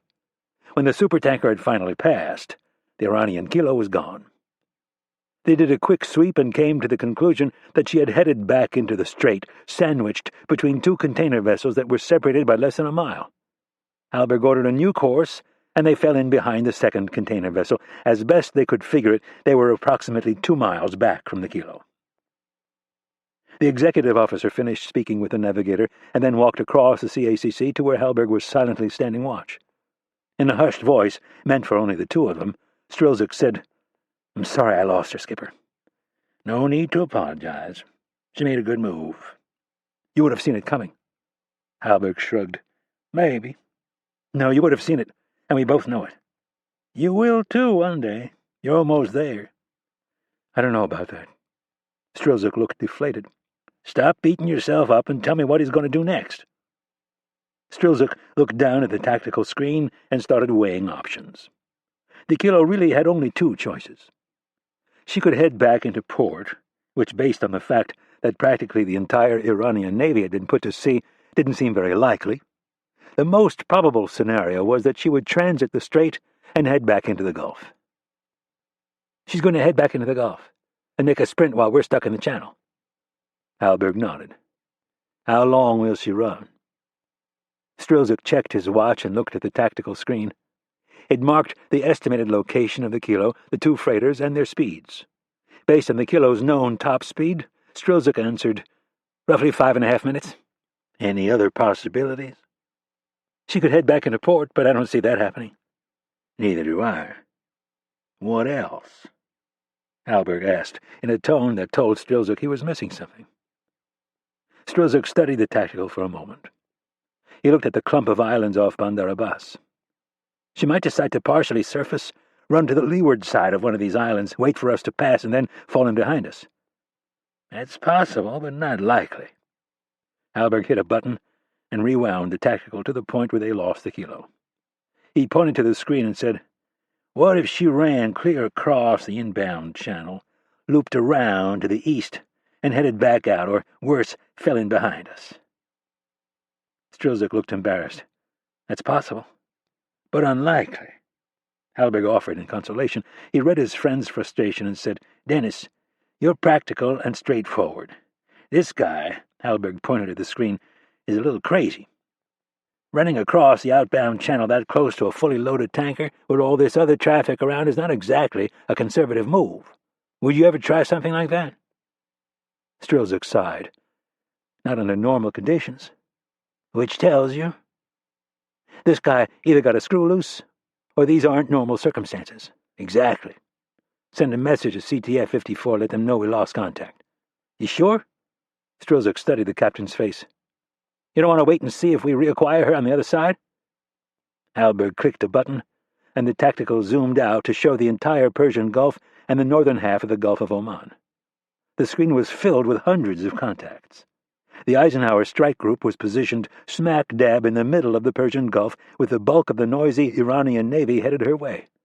It was the perfect screen for a quiet diesel submarine. 1 missing kilo was bad enough. 2 could wreak havoc on the strike group. Halberg decided to swallow his pride. "The sooner we let them know, the better." "I'm sorry, Skipper." Halberg brushed off the apology. "I'm sure we'll find her when we clear the channel, and then we'll fall in behind her and make sure she behaves." Chapter 42. Mosul, Iraq. Rapp looked through the thick windshield of the up-armored Humvee as they rolled through the main gate. He had his satellite phone held to his right ear and a look of impatience on his face. The bulk of the quick reaction force was still back at the site of the attack, securing the perimeter and collecting bodies. Rapp had commandeered a Striker and 2 Humvees to transport him and the 3 prisoners back to the base so he could begin interrogating them immediately. "Chuck," Rapp said to the man on the other end of the line, "it's the Wild West out here. I have no idea who took her, but I'm going to find out, and I can guarantee you it isn't going to be pretty." "Mitch," said the deputy director of the CIA, "get her back, but I'm telling you this as a friend. This thing is going to attract a lot of heat. Every reporter and politician in Washington is going to want to dissect every aspect of not just the kidnapping, but the aftermath as well. And they can all go fuck themselves. Mitch, Charles O'Brien sighed, that's the kind of attitude that's going to get you into a lot of trouble. Let me make this real clear for you, Chuck. Rapp's voice was tense. I don't want to hear another word about my attitude. I don't want anyone looking over my shoulder, and I sure as hell don't want anyone second-guessing what I do. We've got maybe 24 hours before they break her. The rulebook is out the window. This is gangland violence time. Don't send me any analysts from Baghdad. I need knuckle-draggers. I need guys who are going to kick down doors and kick the shit out of people until they give us answers. Mitch, I think you need to take a step back and reassess how you're going to handle this. I'll be at the White House and they're going to torture her, Rapp growled.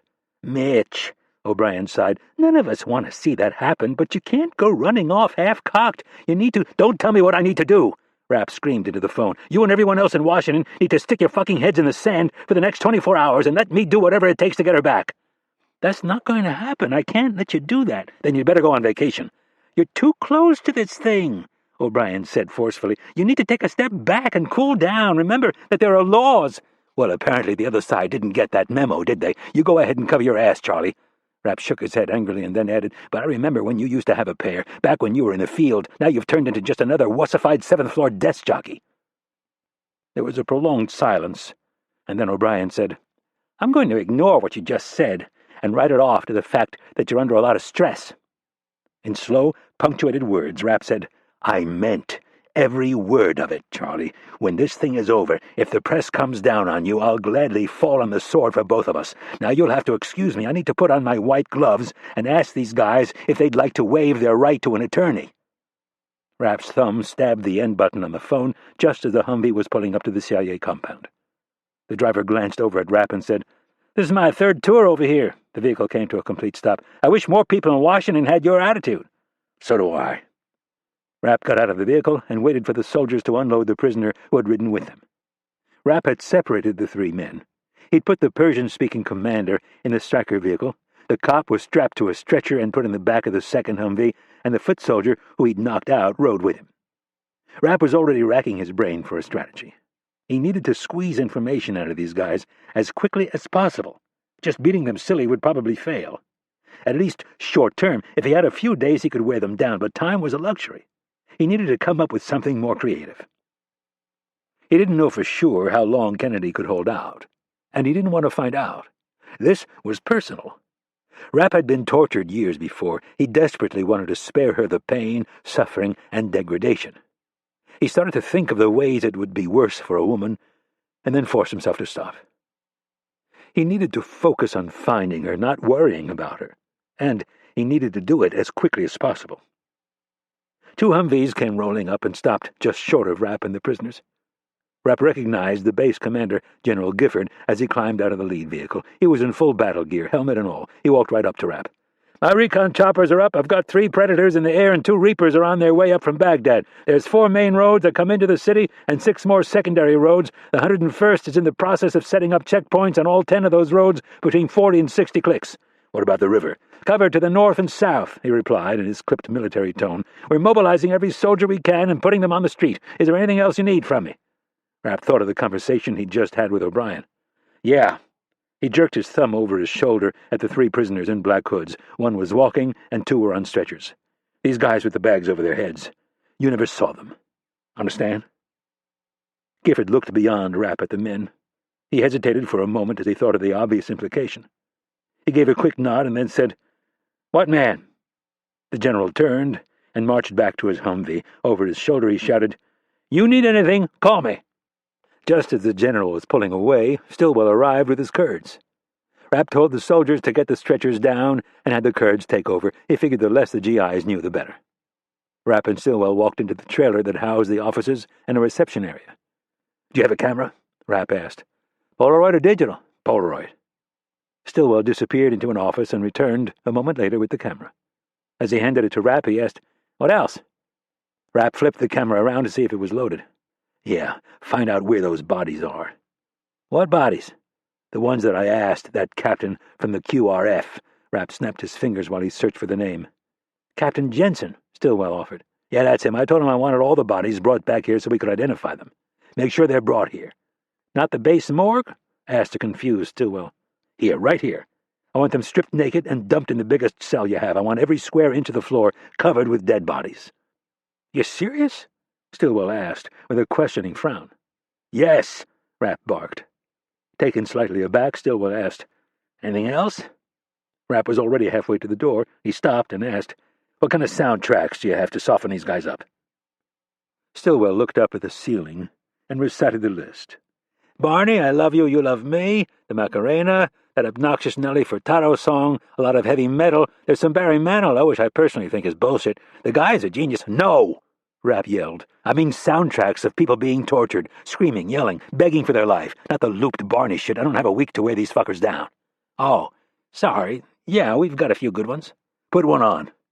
Rapp left the office and walked across the compound. The interrogation containers were around back next to a massive tan hangar. The containers had been placed side by side and covered in 3 layers of sandbags. Only one door and an air-conditioning unit weren't covered. Rapp walked in the door and past a small desk and a bank of surveillance monitors. 12 10-inch screens, one for each cell. A man in jeans and a T-shirt was sitting behind the desk with his feet up reading a magazine. Rapp stopped and pointed to the monitors.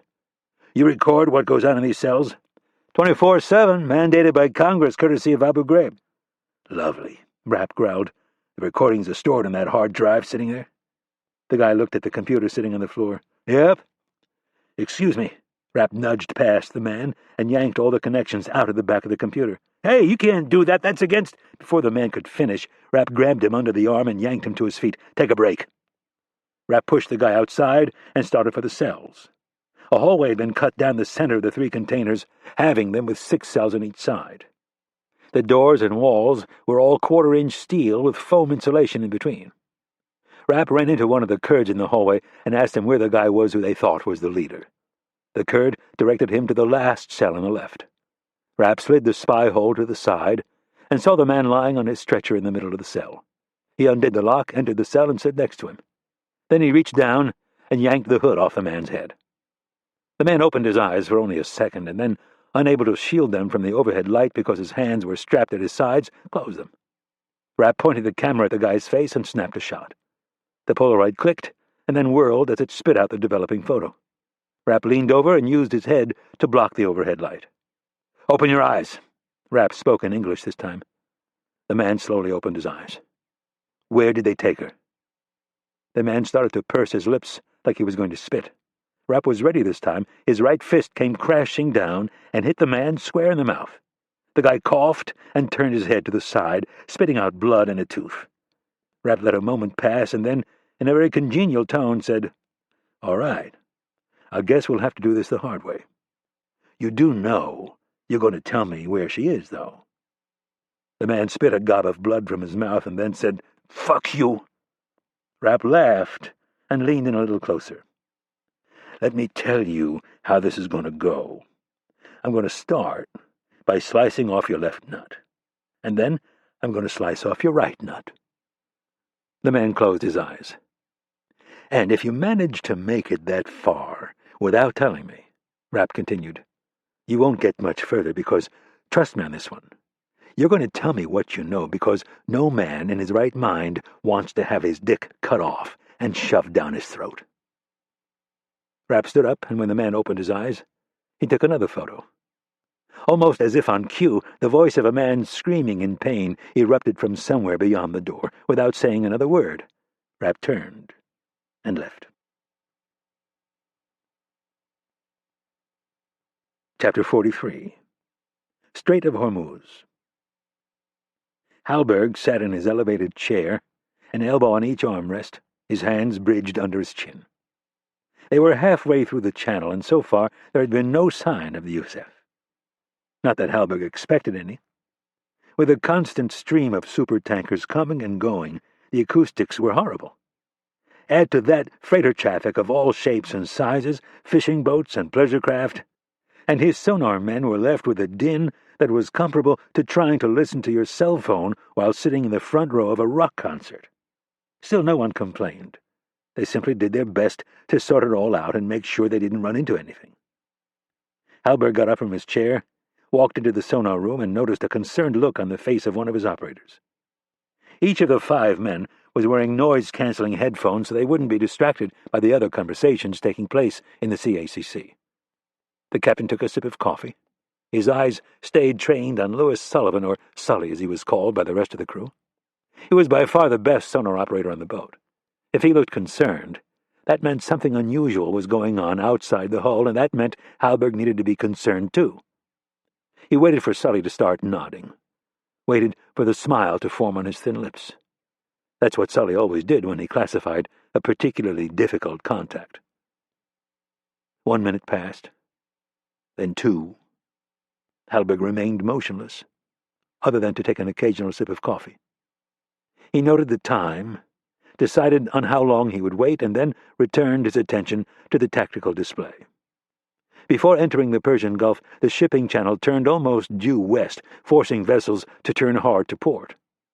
Halberg had set a course for the inside edge of the channel. If the Yusef was trailing the first ship by 200 feet or more, they stood a good chance of picking her up as she executed her turn and came out in front of the tanker that separated them. Halberg glanced over at the sonar station just as Sullivan was looking over his shoulder back at him. This was not a good sign. Halberg stared intently at Sullivan, who had moved the large, bulky headphone from his left ear. "What's up, Sully?" "We picked up the Sabalan heading out of port." Halberg nodded. He'd already noted this ship on the broadband sonar. The Sabalan was a British-made Vosper Mark V-class frigate that had been commissioned in 1972. Back in 1988, an A-6 intruder from the USS Enterprise dropped a 500-pound bomb on her in retaliation for an Iranian mine that had blown a 15-foot hole in the side of the USS Samuel B. Roberts. Instead of allowing the Navy to finish her off, then Secretary of Defense Frank Carlucci decided to spare the Sabalan. The ship was then towed back into port and repaired. By surviving the attack, the ship had become an Iranian national treasure. Nothing unusual, just cruising along at the standard 15 knots. About 5 minutes ago, her Rolls-Royce turbines started howling. She's been steadily picking up speed. And if she holds her current course, it looks like she's going to try and slide in between the 2 container ships. You think she's going to sit on top of the Yusef and help screen her when she clears the channel? That's what I thought until a few minutes ago. It's hard to be sure, Skipper, with all that noise out there, but I think the Yusef has been blowing ballast. In fact, I think her sail might be out of the water. Halberg couldn't hide his surprise. You serious? I know I'm a bit of a screwball, Skipper, but I would never joke about something like this. Halberg glanced around the CACC. Strilzik and the navigator were watching them. The captain looked back down at Sullivan and said, "Keep me posted." As he walked over to Strilzik, he wondered why in the hell the Yusef would be showing the top of her sail. Strilzik glanced at the fire control panel and noted the assumed position of the other sub. In 40 more seconds, she would be clear of the container ship and they could get a glimpse of her. Halberg was about to order the photonics mast raised when Sullivan called for him. "Skipper, I've got her. She's taking on ballast and increasing speed." Halberg quickly moved his attention back to the sonar monitor. He looked down at the updated location. She'd been right where they thought she was. Halberg was in the midst of trying to figure out if he could pass the container ship on the inside turn when he noticed a commotion among the sonar operators.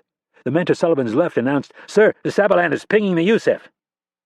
Before Halberg could absorb the comment, Sullivan announced, "The Yusef is flooding tubes." "You sure?" Sullivan didn't bother to answer the question. "The Yusef is opening rear torpedo doors, sir." Strilzik joined Halberg at the tactical. "Strange place to be running a drill." "I was just thinking the same thing." "Torpedo in the water," Sullivan said loudly. "Battle stations," Halberg said, without wasting a second. The order was repeated throughout the ship in a matter of seconds. Halberg was about to order the sub to flank speed when the bearing of the torpedo showed up on the tactical. The torpedo was clearly headed for the Iranian frigate Sabalan. "Sully," said the captain, "confirm that bearing." Sullivan reconfirmed the bearing of the torpedo. Strilzik said, "Are we sure that's the Yusef?" "It isn't one of ours." 21 seconds to impact," Sullivan announced. Halberg looked at Strilzik. "I want visual." Strilzik ordered the photonics mast raised and joined Halberg in front of the color monitor. Sullivan began counting down from 10. As he reached 2, all 5 sonar men took off their headsets. Halberg increased the magnification on the camera, and the Sabolan went from a speck to a clearly visible ship plowing through the water. As Sullivan's countdown reached 0, Halberg watched a geyser erupt from under the Sabolan's bow. For a moment, it looked like the entire ship had been lifted out of the water. As she settled down, her back broke, and the front third of the frigate started sinking. "Send a flash message to CTF-54, Halberg said. He paused to look at the sonar monitor. The Yusef was passing the container ship in front of her and sprinting toward the Persian Gulf. "Set course to follow the Yusef." Chapter 44. Mosul, Iraq. Rapp walked through the short sandbag tunnel and into the trailer that housed the offices. He was looking at the last of the 6 photos he'd taken. The colors were growing more vivid with each step. The castration speech had gone over swimmingly. He delivered it to each of the 3 men, and they all took it differently. The first one, the one who Rapp had punched in the mouth, went into shutdown mode. Before the speech, the man had been cussing up a storm and acting as defiant as a teenager. As Rapp described how he would dissect the man's groin, he watched the fight drain out of him. He had either decided it wasn't wise to antagonize Rapp any further, or he was working to come up with a plan. More than likely, a lie that would keep him firmly in the sexual category of his choice. The second man, the policeman, was either a great actor or an absolute crazed lunatic. With each increasingly descriptive word about what Rapp planned to do, the man only laughed harder. He had a kind of crazy bring-it-on attitude that Rapp had seen before. He was the type that either cracked right away or never did. There was very little in between. Rather than waste time, Rapp decided to find out if the guy was a pretender or a crazed true believer. The army medics had cut away the man's pants so they could bandage the bullet wounds to his knee and butt. He was still on a stretcher, his lower body covered with a drab green army blanket over which he was bound by restraints. Rapp yanked the blanket out from under the straps, exposing the man's genitals. He drew his knife and held it in front of the man's face. "What's your name?" Rapp asked in an easy, even tone. The man laughed hysterically and refused to answer. Rapp placed the tip of the knife against the man's left testicle and repeated the question. The man's laugh turned into a crazed cackle. Rapp forced the knife downward, twisted it, and jerked it back up. A hunk of flesh flew from the tip of the knife and smacked against the cold steel wall of the cell. The man twisted back and forth on the gurney, struggling against his bonds and screaming at the top of his lungs. After 10 seconds, the man stopped his wailing, looked at Rapp through moist eyes, and continued to laugh, maniacally. Rapp looked down and simply said, "I'll be back for the other one, in 5 minutes." With that, he left the cell and went to find the last prisoner. This was the one Rapp had knocked out rather than kill. Rapp guessed since he was younger than the other 2 by at least 10 years, he would be the easiest to break. After delivering the castration speech, Rapp stood, took a second photo, and told the man he'd give him a few minutes to think about life without a pecker, and then left. Rapp entered the reception area and found Stillwell and Ridley standing behind a desk looking at a large flat-screen monitor. Rapp held up a photo of the man whose left nut he had just cut off and said, "There's no way in hell this guy's a cop." Ridley pointed at the screen and said, "I just got off the phone with Chuck O'Brien, and I think he's right." Ridley pointed at the screen. "You've lost it." "What in the hell are you talking about?" "I'm talking about," Ridley pointed at the screen in front of them, "you cutting off that guy's testicle. You think we've only got one workstation to keep an eye on the prisoners?" "Oh, don't tell me you've gone soft, too." "It has nothing to do with going soft, although I'm not so sure about your methods. It's about the fact that this is a U.S. military base. This isn't some dark facility in the stands. The military keeps records. They keep track of who comes and who goes, and these GIs gossip more than a bunch of goddamn sorority sisters. Then there's the press. And I don't even want to think about what's going to happen when that guy ends up with a lawyer someday." "That guy is never going to end up with a lawyer," Rapp said forcefully. "You don't know that." "Oh, I sure do, because after I'm done cutting his dick off, I'm going to drag him into one of those other cells, and I'm going to blow his brains out right in front of the other 2. "Mitch!" Ridley screamed. "You can't do that. We have a team of interrogators on their way up from Baghdad. These guys are the best in the business. They will get every last ounce of information out of them." Rapp folded his arms across his chest. "Great. Why don't we just grab some lunch and a cup of coffee, kick back, shoot the breeze, and give these pros some room? That sounds like a hell of a plan. Then, a week or a month from now, when they finally squeeze the information out of these guys, we can try to get Irene back. In the meantime, I'm sure they'll treat her like a queen. It's not going to take them a month. It's not going to take me more than an hour." "Mitch," Ridley sighed, "I personally don't care what you do, just so long as you don't leave any permanent marks on these guys." I personally don't give a shit what you think, Rob. We're not in Washington. We're in a fucking war zone where our boss, the director of the CIA, the person who knows every damn spy we have in every damn country, has just been kidnapped. Do you think those guys are flying in a team from Damascus? A team that's going to make sure they won't leave a mark? Anguish gripped Rapp's face and he screamed, "They're going to torture the shit out of her, Rob, and I'm not going to sit here and debate with you what I can and can't do." Rapp took the 6 Polaroid photos and threw them down on Stillwell's desk. "Scan those into the system and see if you can find a match. Where's Marcus?" "I don't know. Find him." Stillwell picked up the photos just as the phone started to ring. He grabbed the handset with his other hand and said, "Chief of Base, Mosul." He listened for a moment and then looked at Rapp. "Yeah, hold on." He held the phone out for Rapp. "It's the White House. The president wants to talk to you." Rapp thought about not taking the call for a second. Most of his career had been based on asking for forgiveness rather than permission. But this was the president, not one of his colleagues from Langley. Rapp thought of the conversation they'd had on Air Force One. He didn't get the sense Alexander was the type of man who would try to put a leash on him. Even so, Rapp reluctantly stuck out his hand and took the phone. Chapter 45. Washington, D.C. The warning came in while the majority of Washington was asleep. The duty officer in the White House Situation Room received the call from the CIA Global Ops Center shortly after 5 a.m. Within minutes, phone lines were buzzing around the Capitol and beyond. There were plans in place for such things. Security details were rousted, motorcades were sent out early, and key players in the national security arena were told to get to their respective offices immediately. Secretary of Defense England was the first cabinet-level official to receive the bad news. A former Merrill Lynch executive and the head of their London office, England rose at 5 a.m. every morning so he could spend some time monitoring the European markets before heading into the Pentagon. He was sitting at his desk in his study when the call came in. The ring, 2 quick chimes followed by a third, longer one, was distinctly different from all of the other phones England's job required. At this early hour, England instantly knew the ring was a harbinger of bad news.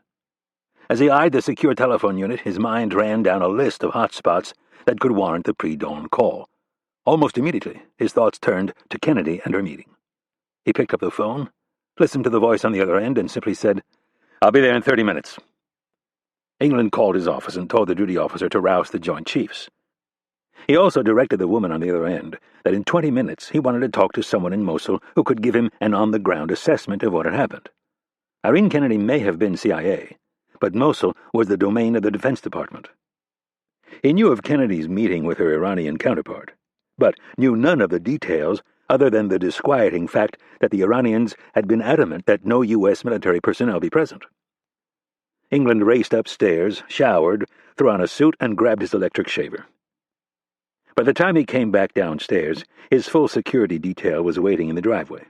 England jumped in the back seat of the armored black Suburban and started running the electric razor over his mostly gray stubble. His thoughts turned to Kennedy almost immediately. All he had been told by the Situation Room duty officer was that Kennedy's motorcade had been hit in Mosul. The director of the CIA was believed to be alive and taken hostage. Everyone else had been wiped out. England liked Kennedy. He liked her style, the way she kept things brief and to the point. Washington, England had found, was a town with an inordinate amount of people who liked to hear themselves talk. Kennedy was a breath of fresh air, highly intelligent, and as well versed in Islam and the Middle East as anyone he'd ever met. He had grown to depend on her input. England was an old acquaintance of the president. He had no government service on his record, military or otherwise. As the president had told him at the time of his nomination, he wanted England for his analytical mind and his ability to not just win an argument, but get others to agree with him. He'd also spent decades trying to anticipate trends, constantly looking into the future and attempting to predict how things would play out. As his vehicle moved through the pre-dawn streets of D.C., he tried to do the same now with this crisis. Unfortunately, the first thought that entered his mind were the tapes of Muslim extremists decapitating their prisoners. The beheading of the director of the Central Intelligence Agency would be a powerful piece of propaganda. England pushed his personal feelings aside and played out parallel permutations in his mind. As harsh as it sounded, the quick beheading of Kennedy might not be the worst thing for America. The celebration among the Islamic radical fundamentalists would more than likely be short-lived. Europe, Australia, Japan, Russia, and possibly even China were likely to see in the end the beheading of a woman and the mother of a child, not the leader of America's chief spy agency. Such a barbaric move by the terrorists could end up harming them in the long run. As cruel as it sounded, Kennedy knew too much. A drawn-out hostage situation would provide her captors with the opportunity to compromise America's national security on a scale that was almost unthinkable. Just the thought of having to advise the president in such a manner made England extremely uneasy. He was too positive a person to settle for such a dismal outcome so early in a crisis. There had to be a better way to resolution. As England's Suburban passed through the Secret Service checkpoint on West Executive Drive, his secure phone rang. The duty officer at the Pentagon informed him that she had General Gifford on the line. England had met Gifford twice before on recent trips to the region. "Tom," England said, "I'm walking in to meet with POTUS right now. Can you give me the brief version of what happened?" England listened while Gifford passed along the condensed version of an already condensed version that had been given to him from the commanding officer of the Quick Reaction Force. When Gifford was done, England thanked him and told him to stay by the phone. There was a good chance the president would want to talk to him. England entered the West Wing and went straight to the Situation Room, where he found President Alexander, National Security Advisor Frank Ozark, and Attorney General Pete Weber. The three men were sitting at one end of the massive, shiny wood conference table. They all had their elbows on the table and were staring at a gray, star-shaped speakerphone. "Mr. President, I'm afraid he's out of control." England unbuttoned his suit coat and sat in the leather chair next to Ozark. He recognized the voice coming out of the speakerphone as that of CIA Deputy Director Chuck O'Brien. The president sighed and sat back in his chair. "Chuck, considering the situation, I think his rage is understandable. Sir, I'm as big a believer in Rapp's abilities as anyone. I just think that his judgment is clouded at the moment. He's too close to this thing." England cleared his throat and said, "Chuck Brad England here. What has he done that has you so worried?" "Apparently several of the attackers were left behind and taken prisoner. One of the men, who we think may be a policeman, was wounded. After the attack was over, Rapp shot the man in the backside while he was laying on the ground." "The policeman?" asked a surprised Attorney General. "Yes, we think local law enforcement may have aided the insurgents. Rapp then decided to conduct a battlefield interrogation with one of the other men. According to early reports, he pulled out a knife and stabbed the man in the shoulder while he was subdued." The Attorney General looked extremely uncomfortable. "Were there witnesses?" "This all happened in a residential neighborhood," O'Brien replied. "My guess is there were plenty of people who saw it." "Oh, God," the Attorney General moaned. "Any reporters on the scene?" "Not that I know of." "Again," England said, "I apologize if I missed something, but why are we so concerned with how Rapp is handling prisoners? I just got off the phone with the base commander in Mosul. He says the local police didn't merely look the other way. He says they opened fire on Director Kennedy's motorcade." "That's correct," O'Brien's voice sounded from the speakerphone. "So let me get this straight. The director of the CIA has been kidnapped, her personal security detail was all shot execution style, and we are worried about Mitch Rapp roughing up a few prisoners?" "I personally could care less about these men, Brad, but mark my words, when the dust has settled, the Hill is going to have a lot of questions. They're bound to launch hearings into how this happened and how all of us acted in the aftermath. Right now, Rapp is out of control." "Correct me if I'm wrong, but isn't he always out of control? Isn't that one of the reasons why he gets stuff done while everyone else sits around and talks about it?" "Mitch Rapp is very good, but there have been plenty of times when he's gone overboard." England looked at the president and then said, "Chuck, I'm going to try and be gentle here. You've got a lot of pressure on you right now. One of Director Kennedy's greatest strengths was that she got results. She also knew how to keep the president insulated from some of the less than civil stuff that is sometimes required in your covert world. Do you follow what I'm saying?" O'Brien didn't answer right away. After a moment he said, "Yes, but I still think it would be a good idea for the president to talk to him, just briefly. My point is we can get answers out of these guys without cutting off appendages." "I agree," the Attorney General said forcefully. President Alexander looked to England, who simply shrugged in a manner that said, "What harm could it do?" "All right," the president said. "Have you people put the call through?" "Will do, sir." There was a click as the line went dead. The president leaned forward and pressed a button on the speakerphone. He then looked up at his old friend England and asked, "Your thoughts?" "My thoughts," The Secretary of Defense leaned back and sighed. If we don't get her back soon, and I mean really quick, we are going to have some major problems. The President rubbed his forehead. How the hell did this happen? Don't even go there, sir. It won't do us any good at this point. We have to deal with the here and now. Let's talk to Rapp, find out what he has, and then we can make some contingency plans. The President nodded. A few seconds later, a voice came over the speaker announcing that Rapp was on the line. The President leaned forward and stabbed the speaker button, saying, "Mitch, it's the President here. Are you all right?" "I'm fine, sir." "Do I have this right that you saw Irene being put into the back of a sedan and driven away?" "That's correct, sir." "Any ideas who was behind this?" "No, but I have 3 prisoners, sir. In fact, I'm in the process of interrogating them right now. I'm confident 2 of them will talk. The 3rd looks doubtful."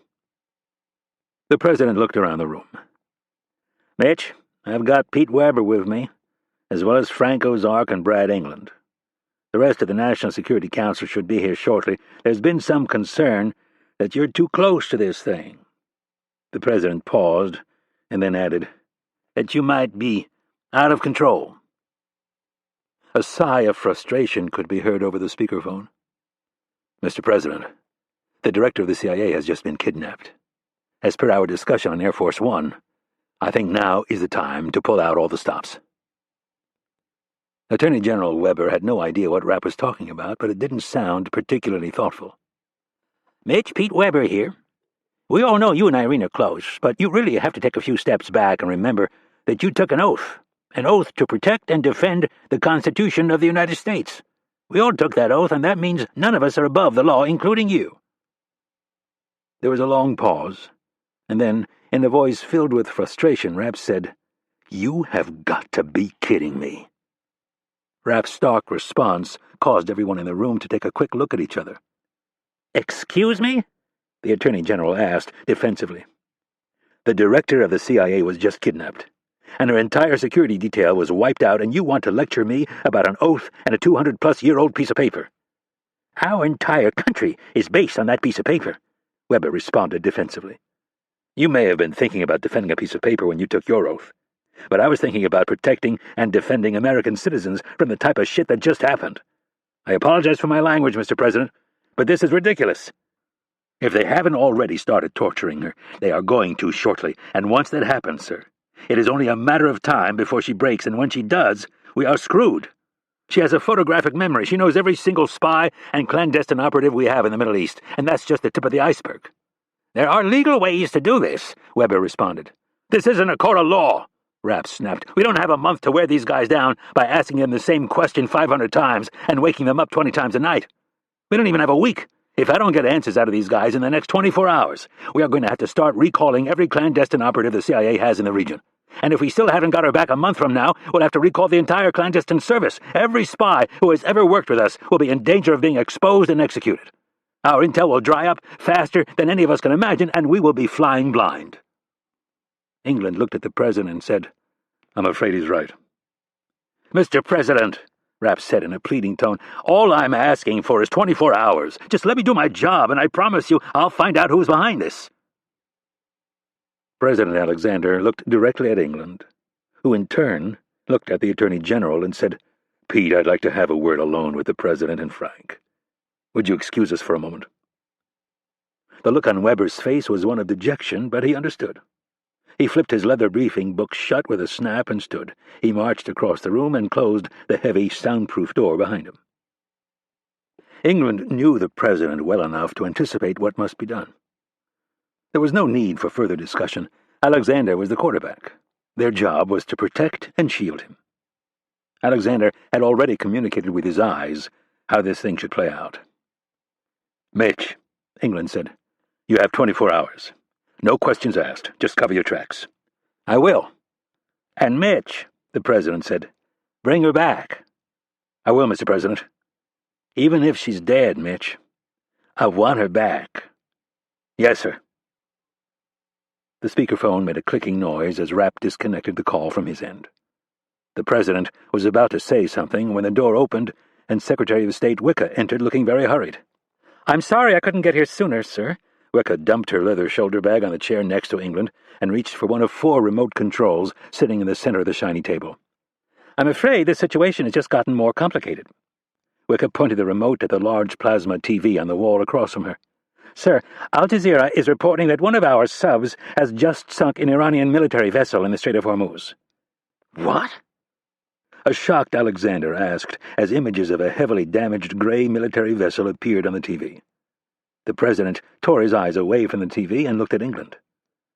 The Secretary of Defense was already reaching for the phone. "I'm on it, sir." Chapter 46. Mosul, Iraq. Irene Kennedy lay on the dirt floor and tried not to move. She was wearing only her bra and panties and was partially covered by an itchy wool blanket. A foul canvas bag was tied around her head. Even though she desperately needed to go to the bathroom, she was not about to ask her captors. They had already savagely kicked her for attempting to sit up.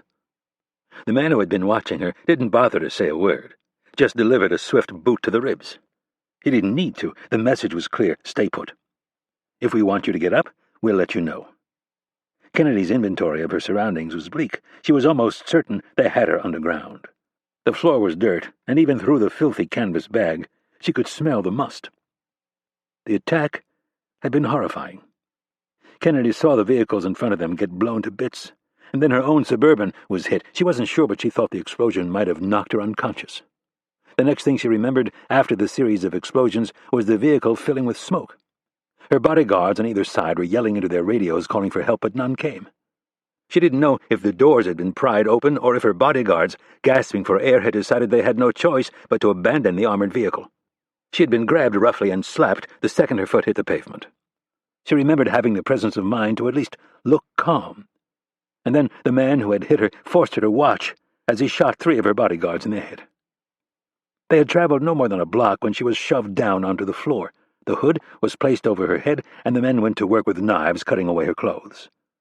After that, they bound her wrists, knees, and ankles. A few minutes later, she guessed, they pulled into a garage where she'd been transferred from one vehicle into the trunk of another, although it was possible they had simply moved her to the trunk of the same car. She guessed that for a good 30 minutes, the car drove around the city. She could tell by the motion and noise that they were stuck in traffic. At one point, she heard the men in front arguing. They were talking in Farsi. They said something about roadblocks and having to abandon their original plan. Shortly after that, they dumped the car. The men wrapped her in a blanket and moved her from the trunk to her current location. One man had carried her over his shoulder, and she got the sense they had walked down several narrow flights of stairs. Every time the man hit a landing, he would turn and the hood on Kennedy's head would brush against the wall. She'd heard an old door open with a creak, and then she was dumped on the floor like a sack of fertilizer. Kennedy rolled onto her side and attempted to sit up. That was when one of her captors kicked her in the ribs and flipped her onto her back.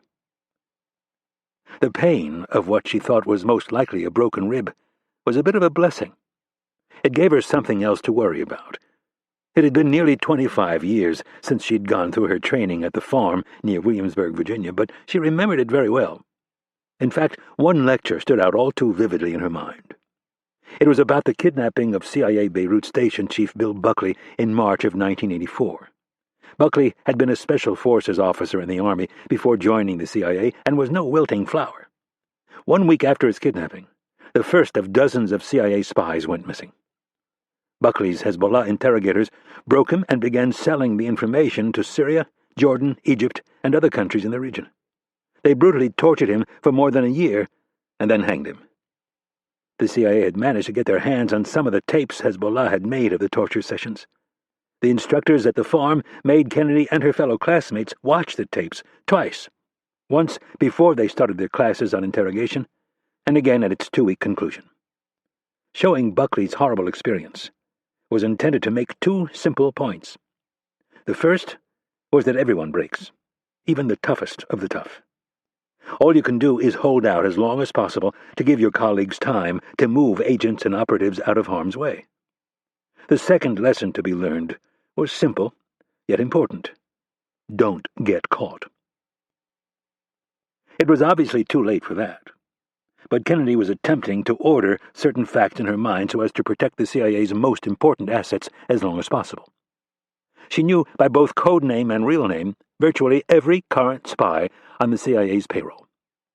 For the moment, Asia and Africa were of little concern. The two most immediate problems were the Middle East and Europe. Kennedy was going down a list in her mind, country by country, of who had been most effective and who had been the least valuable.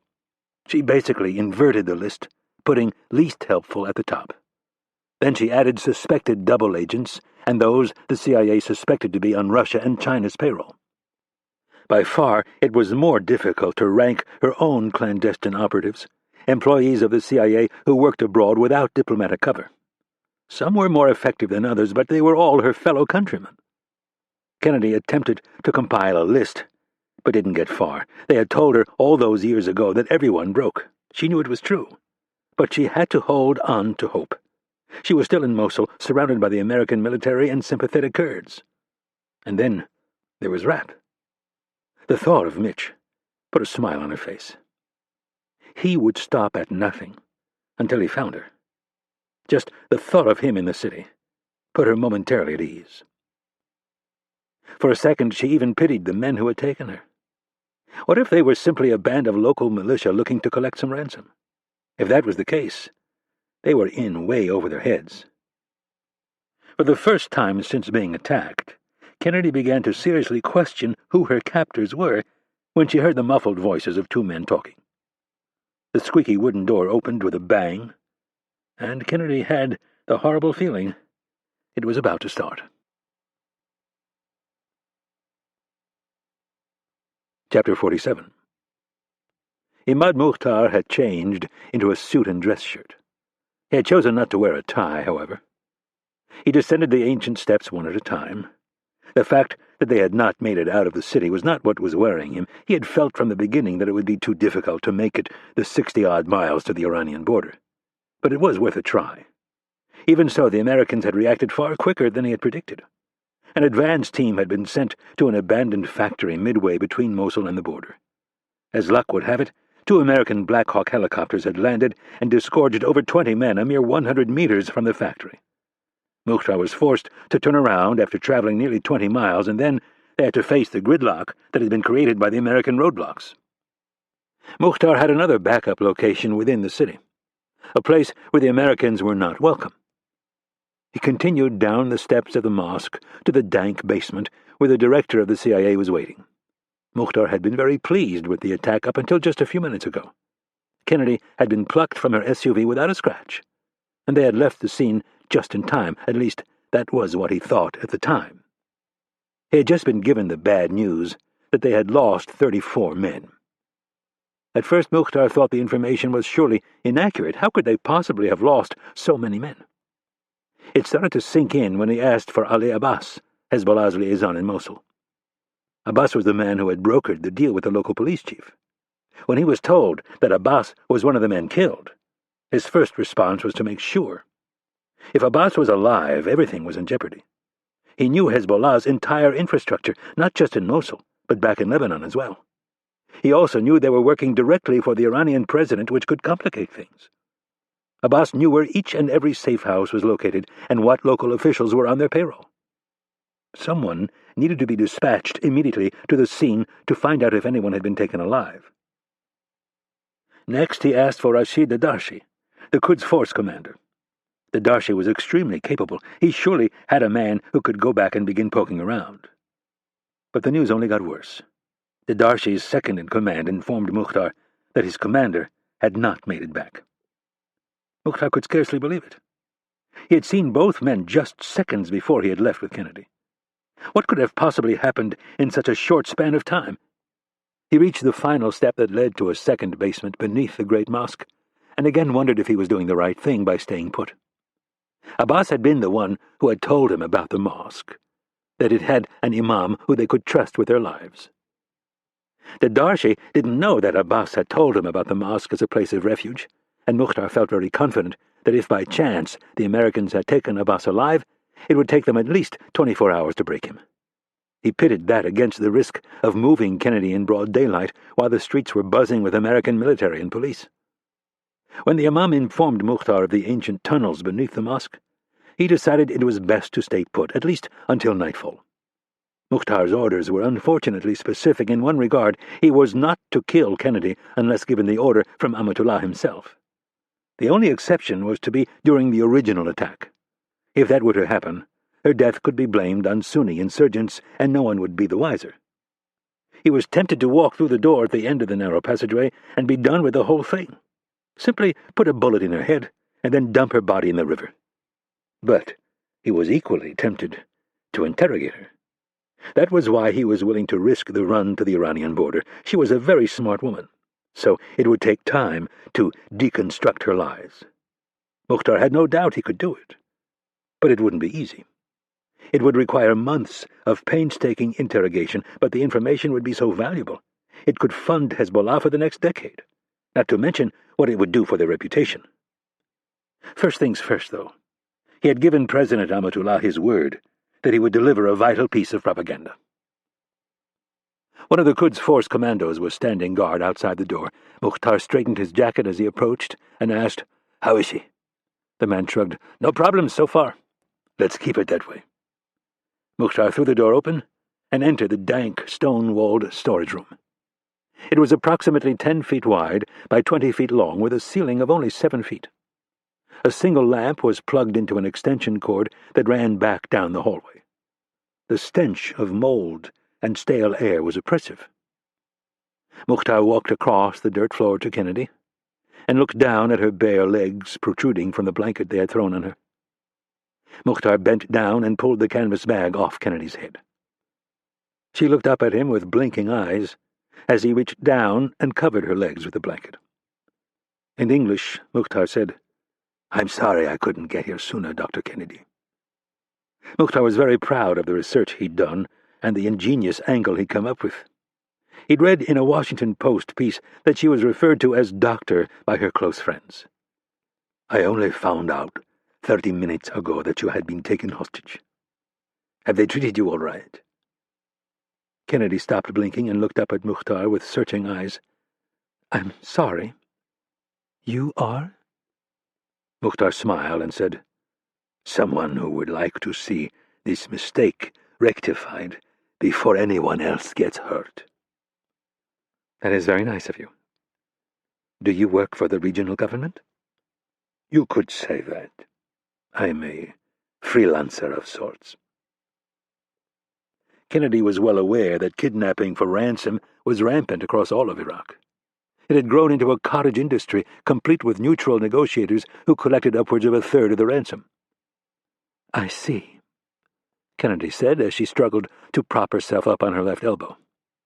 "Here," Mukhtar offered as he grabbed her around the shoulders and helped her sit up. The blanket fell partially away, exposing her bra and bound wrists. Mukhtar drew a knife and cut the plastic flex cuffs on her wrists and then her knees and ankles. Kennedy clutched the blanket and covered her exposed skin. "Thank you.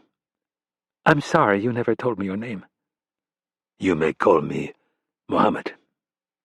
"Of course," Kennedy replied a bit suspiciously. He might as well have said John Doe. "You said this was a mistake. I'm sorry, but I find that a bit hard to believe." "I'm sure you do. But I think I can explain." Mukhtar glanced at the guard sitting in the corner and in Arabic asked him if he could have a moment alone with the prisoner. The lumbering man slowly got off his chair and left the room. "The police force here in Mosul is extremely corrupt. They were not told that you were in that convoy." Kennedy knew they had not told the police for that very reason. "Then who did they think was in the convoy?" "They are not telling me that.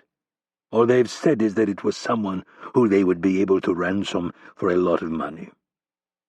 "Have you contacted my government?" "Not yet." "Why not?" Mukhtar glanced nervously over his shoulder and then, in a much quieter voice, said, "Some of them want to kill you. Some of them want to negotiate with your government, and some of them would like to sell you to another government." "Who are you talking about?" "A local group, but very powerful. More like your mafia than one of our militias." "Sunni?" Kennedy asked.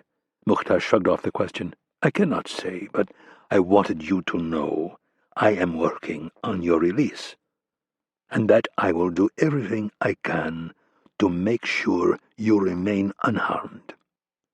Thank you. Mukhtar stood. Now I must go. But first, if you will allow me, I need to take your photo. Kennedy looked hesitant. It is for your own good, so I can prove that you are alive. That sounded like a good idea to Kennedy. She clutched the blanket around her shoulders and sat up as straight as her broken rib would allow her. Mukhtar snapped her photo with a digital camera and said, I will be back to check on you in a bit. Is there anything I can get for you? There were a lot of things she would have liked, but she decided to keep it brief. I need to go to the bathroom. I will see if I can arrange that. Anything else? Some clothes would be nice. Of course. I will see what I can do. As Mukhtar left the room, he gave Kennedy one more comforting smile and then closed the door behind him. He waved for the guards to follow him down the hallway. When they were far enough away, Mukhtar lowered his voice and in Farsi said, Wait 5 minutes, and then bring her a pot to go to the bathroom in. I want you to watch her do it. If she gets shy, rip her panties off, but do not rape her. At least not yet. When she is done, you can slap her around a bit, but do not hit her face. Then put the hood back on her. Do you understand? Both men smiled and nodded. Good. I will be back in 1 hour. Chapter 48. Rapp stood behind Marcus Dumond and watched the younger man's fingers fly over the computer keyboard with the skill of a concert pianist. Dumond was by far the most accomplished hacker at Langley, and perhaps in all the U.S. government. The MIT graduate had scanned the photos Rapp had taken and was now running a search through multiple databases to see if he could come up with a match. How long will it take? Rapp asked as he zipped up the khaki flight suit Stillwell had given him. It could take 5 minutes, it could take 5 hours. That's even if we have them in one of the databases. You talked to NSA? Yep, they came up with nothing. Rapp had asked Dumond to contact the National Security Agency and see if they could locate Kennedy's secure mobile phone. Even if it was turned off, they should have been able to locate it. The fact that they couldn't meant her captors must have destroyed it. Any other ideas? Rapp asked. Not really. Dumond kept working on the keyboard. I'll keep pounding away on this while you start pounding on them. Dumond nodded at the stack of photos. I want you listening to the interrogations. I'll try to do as much as I can in English. But if I switch to Arabic or Farsi, Stan will be with you to translate. Once we find out where these guys are from, I'll need you to work your magic and try to confirm what they're saying. No problem. All right, let me know the second you find anything. Will do. Rapp walked down the short hallway and poked his head in Stillwell's office. It reeked of cigarette smoke. The chief of base was working his contacts, trying to find out where the local police commander had run off to. Stillwell interrupted the person he was talking to and told him to hold on for a moment. He covered the phone and said, What's up? I need a video camera and some rubber gloves, some drugs, too. Stillwell held up a finger and put the phone back to his mouth. Ferris, I'm going to have to call you back. Stillwell tried to hang up, but it was obvious the man had more to say. Yes, there will be money, lots of it. Stillwell looked at Rapp and asked, How much? For the police chief or Irene?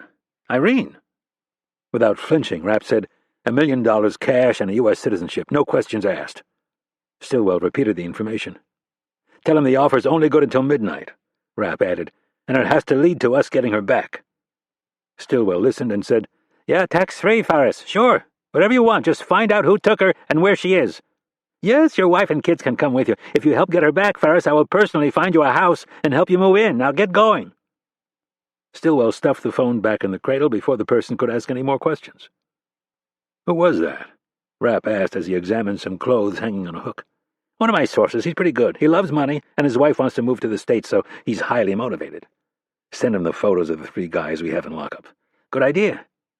Stillwell looked up Farris's email address, typed a quick note, and attached the photos. What are these? Rapp pointed to the clothes. Stillwell glanced up and smiled. Those are my clerical robes. No better way to pick up women. You can't be serious. Not about picking up women, but you'd be amazed the doors those things open. What did you find out about the police chief? Fucking rat bastard is nowhere to be found. I hope someone put a bullet in his head. I'd like to talk to him first. You know what I mean. Yeah. What kind of drugs do you have? Concern on his face, Stillwell asked, Are you hurt? No, I want to soften these guys up before I start in on them. Stillwell opened his desk drawer and grabbed a set of keys. He stood and said, Follow me. The two men left the trailer and stepped out into the bright afternoon sun. They were cutting across the courtyard, dodging satellite dishes and antennas, when they ran into Ridley, who was talking on a mobile phone. Ridley held up his hand to stop the other two men and said to the person he was talking to, Of course I'm going to pay you. Just send me the damn photos. Ridley stuffed the phone in his pocket and said, Mitch, I know the president gave you a blank check, but I want you to at least consider something. Rapp stepped around him and kept walking. Ridley fell in line and followed the two men. I think it's great that the president gave you the green light, but we both know if this thing ends badly, all of us are going to get thrown to the wolves. The damage to the agency could be catastrophic. Rob, if we don't get Irene back alive, I really don't give a shit who's thrown to the wolves. You don't care if this mess sets the CIA back another 20 years? As Stillwell punched a code into a cipher lock on the door to the storage trailer, Rapp said, How are we going to suffer any more under these idiots than we already have? By you mutilating prisoners. Do you have any idea how that will play with the average citizen? They're going to think we're a bunch of monsters. Right now, I am a monster, just like the guys who took Irene. That's how you fight this damn war, not with politicians, reporters, and lawyers. Stillwell opened a small refrigerator and started reading off labels.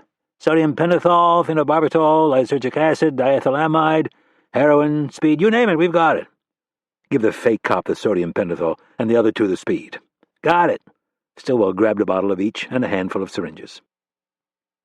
Ridley was still hovering. Mitch, please, just don't do anything permanent. I mean, come on, you can't cut the guy's dick off. If that ever gets out, it's going to look so bad. Stillwell was poking around the storage shelves. Without bothering to turn around, he said, He's got a point, Mitch. I mean, you're just threatening to cut these guys, right? You're not actually going to do it, are you? Stillwell found a box of latex gloves and handed a pair to Rapp. Rapp took the gloves and thought about the question for a moment. He had absolutely no problem doing whatever it took to get these guys to talk, but he saw a possible middle ground that might work to heighten the anxiety of his prisoners. Looking at Stillwell, he asked, Did your Kurds get those dead bodies stripped and dumped in a cell? Last I checked, they were working on it. All right, Rapp said to Ridley. For now, I won't cut their peckers off, but I'm not going to make any promises. Pointing to Stillwell, Rapp said, Give each of them a healthy dose, and I'll be in there in 5 minutes.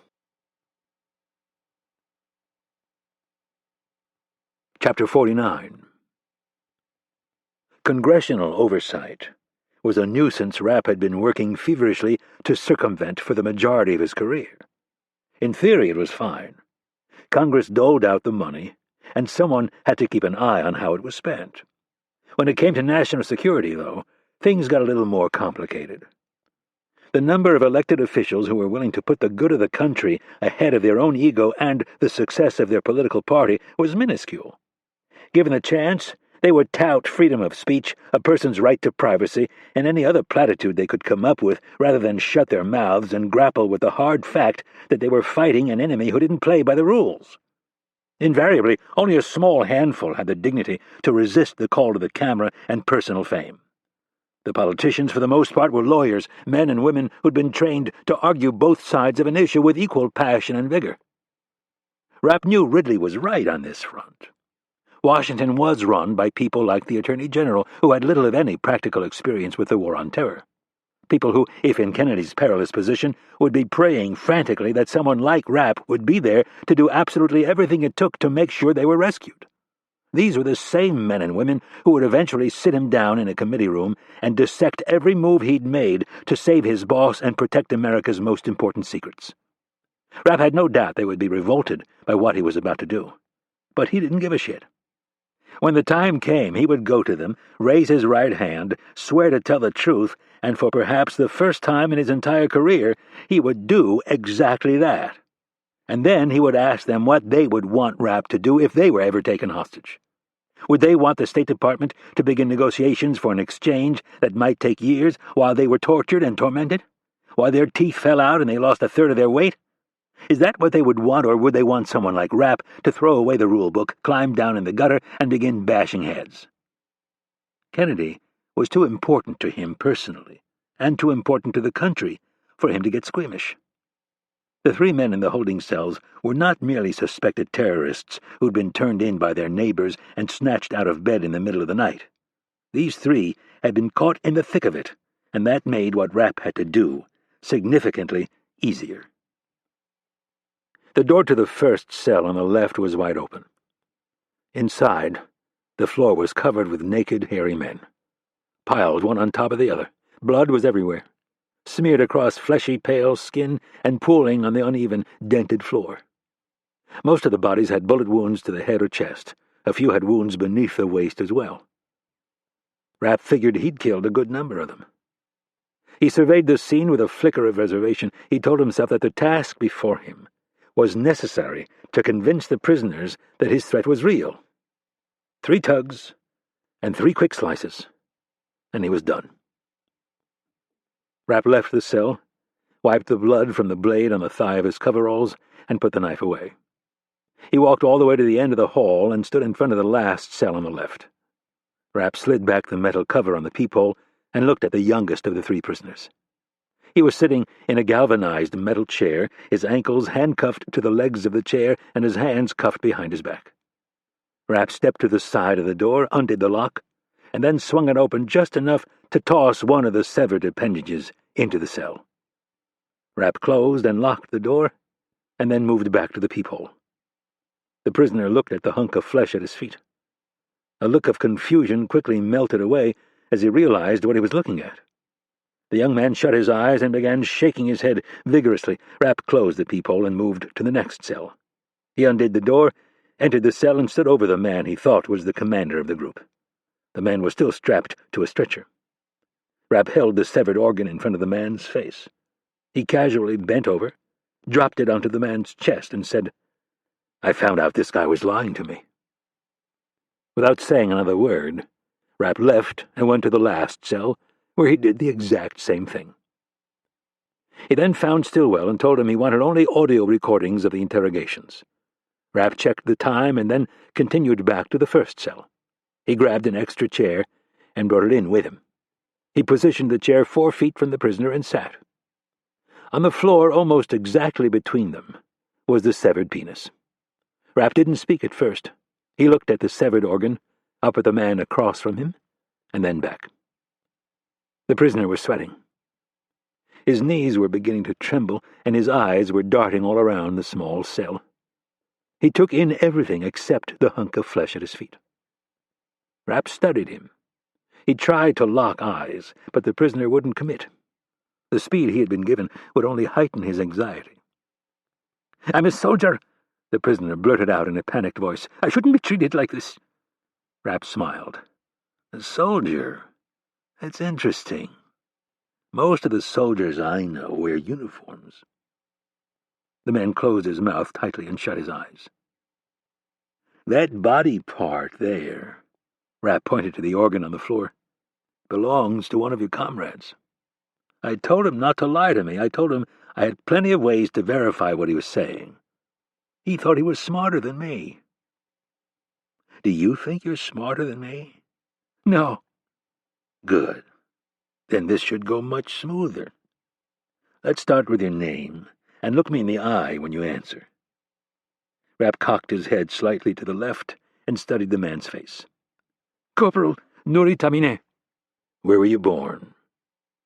The man hesitated. "This is the speed round, buddy. Rapid fire. You don't have to think about these. Just answer. I got 5 guys in another room that can hack into any computer system in the world. I've got another room full of people back in Washington working the phones. We've got spies in every frickin' government in the region. Right now they're calling around about you, and if what you say is true and you're a soldier, we'll find your military records. If the photo doesn't match the name, or we can't find you, I'm going to cut off your left nut just like I told you I would. Your friend there," Rapp pointed to the object on the floor, "he gave me the wrong name, the wrong town, and a bullshit date of birth. He made it real easy for me. I just cut everything off in one fell swoop. You probably heard him screaming like the peckerless little pussy that he now is." Rapp pulled out his knife and extended the blade. "Here's how dumb the guy is. After all that, he's in so much goddamn pain he ends up telling me his name anyway. The point is, you're going to end up telling me everything. So you might as well hold on to your manhood." Rapp pointed the tip of the knife at the man's crotch. "Now, are you ready for the speed round?" The prisoner nodded quickly. "Name." Rapp fired the question like a drill sergeant. "Corporal Nuri Tamine." "Place of birth." "Qom." The only city Rapp knew of by that name was approximately 100 miles southwest of Tehran. "Date of birth." 14th of January, 1982. "You said you're a soldier. What unit?" 23rd Special Forces Division, Jerusalem Force. Rapp kept his emotions in check. The man sitting before him was not some insurgent volunteer. He was an Iranian soldier, a member of their elite Quds force, or, as some of the more anti-Semitic men referred to it, Jerusalem Force. His involvement in the kidnapping of Kennedy caused Rapp to see things in an entirely different light. "How long have you been in Iraq?" Rapp asked while he tried to think of the implications of direct Iranian involvement. "Almost 2 months." "All of it in Mosul?" "Mostly. And the surrounding area." Rapp wondered if Minister Ashani had ordered this. Up until now he had thought the man very reasonable. Now he wondered if the sincerity he had shown Kennedy was all an act. "You married?" The man looked away nervously and hesitated. "Don't lie to me." "Engaged." Good leverage, Rapp thought to himself. He unzipped the thigh pocket on his coveralls and pulled out the stack of Polaroids. He flipped through until he found the one he was looking for. He held the stack in front of Tamineh's face and said, "Careful on this one. Name and rank, just like it says in the Geneva Convention, which also says you're supposed to be in uniform, but we'll talk about that later." The young Iranian looked at the photo and hesitated. "Your fiancée," Rapp started, "will never marry you if the goods are damaged." Rapp could tell the speed had taken full effect. Tamineh's knees were shaking and his eyes were darting around the room. "Look at me!" Rapp screamed. "Is she pretty?" "Who?" the man asked, genuinely confused. "Your fiancée." "Yes." Rapp stuck the tip of the knife up against the man's crotch. "Then you're screwed.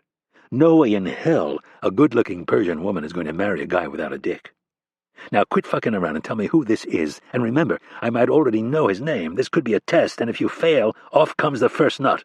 "Captain Rashid Dadarshi, my commanding officer."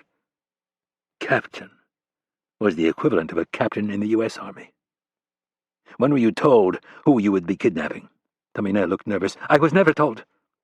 "Never," Rapp said forcefully. "Never. We were only told it was an American and that we were not to harm her." Rapp looked at him skeptically, even though he had a suspicion the man was telling the truth. "We were only told yesterday of the plan." "Who told you?" "Captain Dadarshi, of course." "No one else?" Tamineh shook his head. "Then who the hell is this?" Rapp shuffled through the photos and held up the one of the man who had been dressed as a police officer. Tamineh took one look at the photo and his face twisted into a disgusted scowl. "That is a Palestinian dog. He is not part of my unit." "Name!" Rapp barked. "Ali Abbas," the man offered willingly. "If he isn't Quds Force, then who is he with?" "Hezbollah." "Hezbollah?" Rapp repeated as he stood. "What the fuck is Hezbollah doing in Mosul?" "I do not know. I am only a corporal." Rapp had a good sense that the man was telling him the truth. But he needed to keep him on the edge for a bit longer. He stuck his knife under the Iranian's chin and lifted it until he was looking straight into his eyes. "I'm going to go check your story. And if I find out you lied to me about a single thing, I'll be back for your nuts." Chapter 50. Rapp closed the door to the cell and hustled down the hallway. The looped recording of a man being tortured was playing on the overhead speakers. Rapp ignored the agonizing screams and grappled with the implications of what he'd just learned. From the onset of the attack on Kennedy's motorcade, he'd assumed it was Sunnis who were behind the plan. The Sunnis ran the police force and had been known to work with al-Qaeda in Iraq on a limited basis. Iranian and Hezbollah involvement brought things into a much more complicated light. At first, Rapp couldn't believe they would be so reckless as to actually kidnap the sitting director of the CIA, but the more he thought about it, the less he was surprised. Clearly, these were desperate men willing to take great risks to hold on to power. Dumond had set up shop in the conference room. He had 2 of his high-powered laptops plugged into full-size monitors and was working both. Stillwell was sitting next to him, taking notes and helping translate. Rapp stopped in the doorway. "Any luck?" "Not yet." Dumond didn't bother to look up from the screen. "I'm not sure the Iranian army has these personnel records on their network." Rapp was afraid of that. What about public databases? Motor vehicle registry, utilities, birth records? I'm searching all of them. Ridley joined Rapp in the doorway. He was holding a stack of freshly printed 5x6 photos. These just came in. Ridley handed the stack to Rapp, who began peeling through them. That first one is of Minister Ashani right after he arrived. Rapp reached the third photo, and Ridley stopped him. The vantage was from the front of the helicopter and showed Ashani walking to the right. On the left side of the helicopter, there was another man in a dark suit walking in the opposite direction. Who's this? I don't know. Rapp flipped through a couple more photos and stopped on a headshot of the mystery man. The digital photo had been cropped and blown up. The quality wasn't perfect, but it was still easy to make out the man's features. He had a dark brown beard, and even though he was wearing sunglasses, there was something vaguely familiar about him. Rapp continued going through the shots and stopped on the second-to-last one. It showed the mystery man climbing into a police SUV that was bracketed by 2 police pickup trucks, both with .50-caliber machine guns mounted to the roofs. Rapp quickly shuffled back to the best photo of the mystery man and handed Ridley the rest of the stack. Charlie's in the Situation Room with the president, right? Yes. Get on the horn with him and tell him we're 90% sure Iran is behind the kidnapping of Irene. 90%? Ridley questioned. We haven't even verified that this Tamine is who he says he is. That's why I didn't say 100. Trust me, Rob. We need to get the National Security Council talking about this. If it is Iran, it'll take them half a day to figure out who the hell to even call. Rapp began moving toward the door. Irene doesn't have that kind of time. Rapp went straight back to Tamine's cell. He threw open the steel door, walked right up to the seated and handcuffed man, and thrust the photo in his face. Who is this guy? The Iranian's eyes were literally bugging out of his head, and he was sweating profusely. I don't know. Bullshit, Rapp screamed. I mean, I don't know his name. I don't know him. I saw him for the first time today. Rapp felt his jaw tighten. Through clenched teeth, he asked, when and where? It was this morning. Right before the attack. We had been moved into position before dawn and were waiting. He showed up maybe an hour before the attack and took over. Is he Special Forces? No. The prisoner frantically shook his head. I don't think so. He gave Captain Dedarshi orders? Yes. Was he from the Ministry of Intelligence? I don't know, the man pleaded. Rapp eyed him. There were no signs that he was being anything less than truthful. You have no idea who the man is? No. It would stand to reason that the mystery man worked for Ashani, and it would also stand to reason that a lowly corporal would have no idea who the man was. Rapp didn't want to try to figure out his next move in front of the prisoner. He left the cell without saying another word and closed and locked the door. He began pacing up and down the hall while the torture track played as background noise. His mind turned the facts over and over, looking at each bit of information from every angle he could think of. He couldn't believe he hadn't seen it earlier. Rapp snatched the two-way radio from his hip. He hit the talk button and said, Rob, get me a number for Minister Ashani. Chapter 51. Tehran, Iran. The helicopter ride from Mosul to the border had taken just 20 minutes.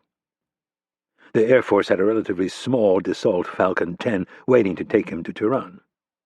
For most of the hour and 10-minute flight, Ashani made notes to himself.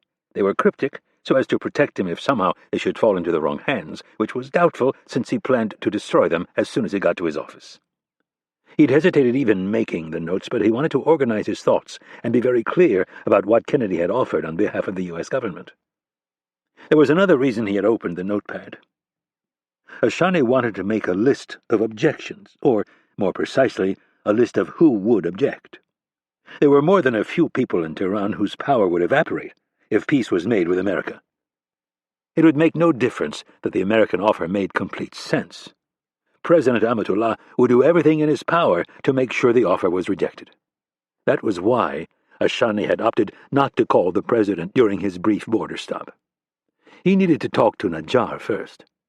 As head of the Guardian Council, he could influence many people if he was persuaded. If Amatullah found out first, he would find some way to have his PR machine kill the offer before it was ever seriously considered. Shortly after the plane landed in Tehran, Ashani looked out the window and got a sinking feeling in the pit of his stomach. In addition to his normal car and driver, there were 2 additional vehicles and another 8 armed men. Ashani looked at his security chief, Rahat Tehrani, who had the same look of concern on his face. "Stay here," Tehrani said, "and I will see what the problem is." Ashani glanced out the window and watched his security chief approach the group of men. At that precise moment, he realized he had forgotten to turn his cell phone on upon landing. Ashani hit the power button and watched the color screen come to life. A picture of a spinning globe flashed on the screen before it changed to a list of icons, and then the phone started to beep as it retrieved voicemails first and then emails. After a few seconds, the beeping stopped, and Ashani saw that he had 8 voicemail messages and 23 new emails. The amount was not unheard of, but it was a bit high. He was about to begin scrolling through the emails when the phone began ringing. The readout on the phone would tell him only that the information on the person who was calling was unavailable. Ashani pressed the talk button and said, "Hello?" "Minister Ashani?" the caller said in English. "Yes? This is Mitch Rapp. I work for Director Kennedy. Do you know who I am?" Ashani glanced nervously out the window and said as casually as he could, "I'm afraid everyone in our line of work is aware of your reputation." "Good, then you'll know how serious I am when I tell you that I'm going to kill you." "Excuse me?" Ashani said in genuine surprise. "I know what you've been up to. If Director Kennedy is not released in the next hour, I'm coming after you. And if, as you say, everyone in our line of work is aware of my reputation, then you know I will succeed. I will hunt your ass down and kill you, and no level of security will stop me. Mr. Rapp, I can assure you that I have no idea what you are talking about, and I do not take kindly to your threats. What are you going to do? Take out a fatwa on me? Well, let me tell you something. I'm not some defenseless author who's going to go into hiding because you thin-skinned little pricks decide I've offended Islam. I bite back, and I'm going to hunt down every single one of you fuckers that had anything to do with this." Ashani was literally speechless. He was all too well aware of Mitch Rapp's abilities. On at least 2 occasions, the American operative had sneaked into Iran. Both times his targets were terrorists who had traveled to Iran in an attempt to avoid the reach of the U.S. government. Both men were extremely well protected, and neither had survived his run-in with Rapp. Despite his dry throat and trembling hands, Ashani attempted to sound calm. "Mr. Rapp, I have no idea what you are talking about, and as I said, I do not appreciate being threatened. Well, you'll have to excuse my poor manners, but in light of the fact that my boss has been kidnapped and her entire security detail killed, I really don't give a shit what you appreciate and don't appreciate." Ashani's mind was swimming. All he could think to say was, "In Mosul?" "No, in Paris, of course in Mosul." "I can assure you that I have no idea what you are talking about." "Well, I have a stack of photos and 3 prisoners who say otherwise." Ashani looked up as Tehrani came back on the plane. The security chief started to talk but was silenced by Ashani, who waved him off the plane. "Mr. Rapp," Ashani said with as much sincerity as he could muster, "I do not know what you are talking about. I have a great amount of respect for Director Kennedy. Go sell your bullshit to some moron who's buying. I don't have the time for this, and if you want to live, you'll get your ass in gear and have her released within the hour." "Mr. Rapp," Ashani said with a trace of panic in his voice, "I have no idea what you are talking about." "You're telling me that she left a meeting with you, traveled a block and a half, and was attacked by a platoon of Quds Force commandos, and you had no idea?" "What?" "And I suppose that guy who flew in with you on your helicopter, you have no idea who he is either, because I've got a bunch of Iranian soldiers in custody who are telling me he ran the operation to kidnap Director Kennedy." Ashani's mouth was agape as he pictured Mukhtar blessing him and running toward the waiting police vehicles. "What's wrong?" Rapp yelled. "You finally run out of fucking lies to tell me?" Random pieces of information fell into place as Ashani replayed the events of the past several days. Ashani was left no other conclusion than the dreadful reality that he had been deceived by his own government. Amatullah and Mukhtar had clearly been conspiring, but to what end, Ashani couldn't see. "Mr. Rapp, I have not told you a single lie. I'm afraid this entire operation was kept from me." "Well, you'll have to excuse me if I don't take you at your word," Rapp said sarcastically. Ashani's chief of security was back in the door, looking very nervous. Ashani waved him away. "Mr. Rapp, I am going to do everything in my power to make sure Dr. Kennedy is released safely." "Who was that man who flew in on the helicopter with you?" Ashani hesitated. "I'm going to have to get back to you on that." "Bullshit! You've given me no reason to believe you. Give me one good reason why I shouldn't tell the President to proceed with the strike that the Joint Chiefs are recommending. What strike? Operation Medusa. They want to cut off the head. Your homes, your offices, they're all in the targeting package. Mr. Rapp, I urge you to tell the President to give me time. Why the fuck should we trust you? You set us up. You kidnapped a sitting director of the CIA, the President's closest national security advisor. You think he's going to negotiate for her release? He's going to use this as an excuse to bomb you fuckers back to the Stone Age. I just landed in Tehran. Please, give me some time to find out what is going on. You don't see what's going on here, do you? I'm in Mosul. President Alexander is sitting in a bunker right now, surrounded by a bunch of generals who think this is a blessing. They've already launched the B-2s from their base in Kansas. They're on the way. You can help avoid this. The man who rode in on the helicopter with you, what is his name and where did he take Director Kennedy? That man, Ashani hesitated, is someone I detest. Name! Rapp shouted. Ashani looked out the window at the waiting men, and it occurred to him that they might be there to arrest him, or, at a bare minimum, keep an eye on him. This might be his last chance to freely discuss things with Rapp. Imad Mukhtar, Ashani said, with loathing in his voice. Imad Mukhtar! Rapp practically screamed. You mean Hezbollah's head of paramilitary operations? Yes. Where did he take her? I have no idea, but I'm going to do everything I can to find out. Do you have a pen? Yes. Take down my email address and send me your phone number. Ashani gave him the information and then promised he would get back to him within the hour. He ended the call before Rapp could threaten him again. He stood, his mind reeling with horrible possibilities. Amatullah had clearly not told him of this operation because he knew he would have never agreed to go along. The question now was, who else had Amatullah recruited? Who could Ashani trust?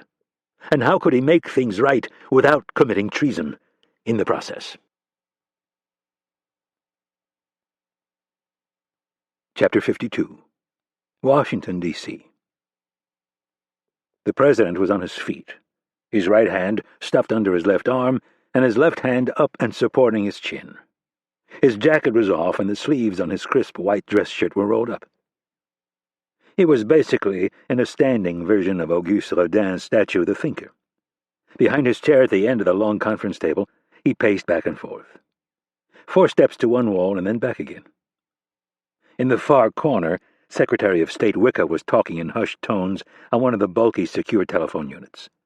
She was in the midst of calling a half-dozen key allies and explaining to them that despite what they were seeing on TV, the United States had not attacked the Iranian vessel.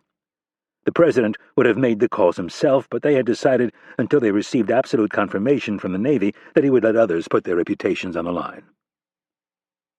Secretary of Defense England was sitting near the President with a phone clutched tightly to his ear. His deep baritone voice had a tendency to carry, so most of the other cabinet officials had either left the room or moved further away, like Wicca. From time to time, England would raise his head and relay to the President what the Joint Chiefs were telling him. Everyone, from the Secretary of the Navy down to the theater commander, had denied the report of a U.S. submarine involved in the sinking of an Iranian frigate. Now England was attempting to speak firsthand to the task force commander for the subs in the region. The door to the conference room opened, and Ted Byrne, the President's chief of staff, entered with a deeply concerned look on his face. He moved quickly around the far side of the table and intercepted the President. I just got off the phone with Mark. Mark? The President asked. Stevens. Mark Stevens was the President's Treasury Secretary. Alexander nodded for Byrne to continue. The European markets are in a free fall. Shit. I should have seen that coming. Oil futures? Through the roof. They jumped to $90 a barrel, and there's rumors that Iran is calling for an OPEC embargo of the United States. Before the President could decide what assets to put on this new front, Secretary of Defense England's voice drowned out the entire room. You're sure? England half yelled. Have you seen the footage? England looked at the President and smiled. Great work, Captain. Send it.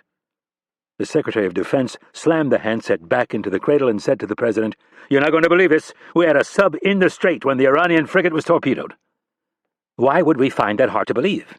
The Chief of Staff asked in a sour tone. That's what the Iranians are claiming. They're claiming we sunk their ship, and they're full of it. We had the USS Virginia tasked to follow the Yusef, one of Iran's 3 Kilo class subs. The Virginia followed the Yusef into the strait and has the sonar tapes of the Yusef firing on its own ship. Why on God's green earth would they fire on their own ship? Byrne asked. Because they want to make it look like we did it, the president answered. Exactly, England agreed. The task force commander is sending the contact tapes as well as footage of the Iranian ship being hit. CIA Deputy Director O'Brien entered the room, looking harried. Mr. President, I just spoke to Rapp. He has confirmation that Kennedy's kidnapping was an Iranian operation. The room went silent. The president asked, What kind of confirmation? One of the prisoners has confessed that he's a member of the Quds Force. For lack of a perfect analogy, that means he's Iranian Special Forces. He identified one of the other prisoners as his commanding officer, and the third he says is a member of Hezbollah. The president looked around the room at the other members of his national security team. So, this was no random attack by local insurgents. No, sir. In fact, we have an even more damning piece of evidence. O'Brien looked over his shoulder and nodded to a tech who had followed him into the conference room. A series of photos appeared on one of the large plasmas. O'Brien pointed to the photo in the upper left corner and said, These were surveillance shots taken of Iranian intelligence minister Ashani as he landed in Mosul this morning. The deputy director pointed to a second photo. Here, he's shaking hands with our deputy director of operations, Near East Division. On the far left of the frame, you can see a man walking in the opposite direction. O'Brien's finger moved to the second row. This man walking right here toward the police vehicles. Rapp took this photo, O'Brien said, pointing to the last one, and showed it to one of the prisoners who didn't know the man's name but said he arrived in Mosul this morning and took over the operation to kidnap Director Kennedy. The man Rapp has been interrogating, O'Brien looked down to consult a piece of paper. A Corporal Tamines says he was not told who they were kidnapping, only that this man was adamant that it was a woman and she be taken alive. The president looked angrily at the screen. Who is he? It's Imad Mukhtar, sir, the head of Hezbollah's paramilitary wing. The president stared at the screen in absolute disbelief at the Iranian's audacity. You're sure? O'Brien looked at the president with a partially dazed expression. Well, sir, this information is coming in pretty fast, so we haven't had a chance to source it properly. In fact, the only photo we have of Mukhtar is nearly 30 years old. So you're not sure, the president said, with no attempt to hide his irritation. Let me explain further. Mitch called Minister Ashani and asked him who— The president interrupted. Mitch called Minister Ashani directly? Yes, sir. O'Brien cleared his throat and said, After the prisoner— The deputy director stopped to consult his notes. An irritated President Alexander said, Corporal whoever, I don't care what his name is, tell me about Mitch's conversation with Ashani. O'Brien looked extremely nervous about his next words. Mitch told Ashani he was going to hunt him down and kill him unless Irene was released within the hour. Good, Secretary of Defense England announced. Other members of the National Security Team looked less enthused. How did Ashani react? The president asked. This is where it gets a little tricky. Mitch said Ashani seemed genuinely surprised by the whole thing. What do you mean surprised? The president pointed at the screen. He rode in on the same helicopter as this Mukhbar or whatever his name is. All I'm doing is relaying what Mitch told me. He thinks there's a chance Ashani was kept in the dark. Or he's trying to save his own ass, England said. Maybe, replied O'Brien, but he's the one who identified the man as Mukhtar. Can we corroborate that info with another source? Asked the president. Mitch is working on that right now. The president was about to ask how, and then he thought better of it. Instead, he clenched his jaw in anger and said, I can't believe they had the gall to launch this operation right under our noses and think we wouldn't find out. I'm not sure we would have found out, sir, if Mitch hadn't taken those prisoners. This was O'Brien's way of attempting to say he had been wrong about trying to put a leash on Rapp. Maybe not, the president mused. Turning to the Secretary of Defense, the president asked, What's their end game? What are they trying to accomplish? I'm not sure. This isn't exactly rational behavior. Sympathy, sir, announced Secretary of State Wicca as she walked up to the group twirling her trademark reading glasses in her right hand. I just had a very enlightening conversation with France's foreign minister. He says he received a call from Iran's foreign minister claiming that his country is under attack by the U.S. He requested that France sponsor a resolution in the UN condemning the attack and asking that the U.S. pay reparations for both the vessel and the nuclear facility at Isfahan. He urged that the UN Security Council hold an emergency session to vote on this issue. He said if the UN didn't take care of the problem, OPEC would. "Oh, God," Byrne moaned. "We'd better find a way to defuse this before oil prices shoot past $100 a barrel." "Prices will snap back as soon as this thing is over," England said dismissively. "The important thing is to make sure this damn Iranian sub doesn't sink any of our ships, and that we get Director Kennedy back as soon as possible. I think the way to do that is to turn up the heat on these guys. I think you should hold a press conference and put the facts out there, and I think you should consider laying down an ultimatum for the release of Kennedy." "What kind of ultimatum?" the president asked. "I would consider calling her kidnapping an act of war." "Whoa!" Byrne put his hands up in a cautionary manner. "I know this is going to sound callous to some of you, but it has to be said." The chief of staff looked at the other key advisors. "Maybe this is the price we have to pay for taking out their nuclear program." "Ted," England sneered, "we had nothing to do with taking out that facility." "I know, but we benefited from it." Byrne could tell by the expressions on everyone's face that they were not buying his rationale. "All I'm saying is that before we rush off to war, we take a look at the big picture. Losing one person in exchange for making sure Iran doesn't get the bomb is not a bad deal." Secretary of State Wicca's normally calm demeanor turned to one of overt irritation. In a voice laced with sarcasm, she said, "I think that is great advice, Ted. In fact, maybe I could call Iran's foreign minister and work out a prisoner exchange. You could take Irene's place, and then we could just write you off." Before Byrne could respond, the White House press secretary entered the room and announced that President Amatullah was about to begin a press conference. The attention of everyone in the room shifted to the wall of large plasma TVs. All but one showed the bearded and tieless Iranian president stepping to the podium. Chapter 53. Mosul, Iraq.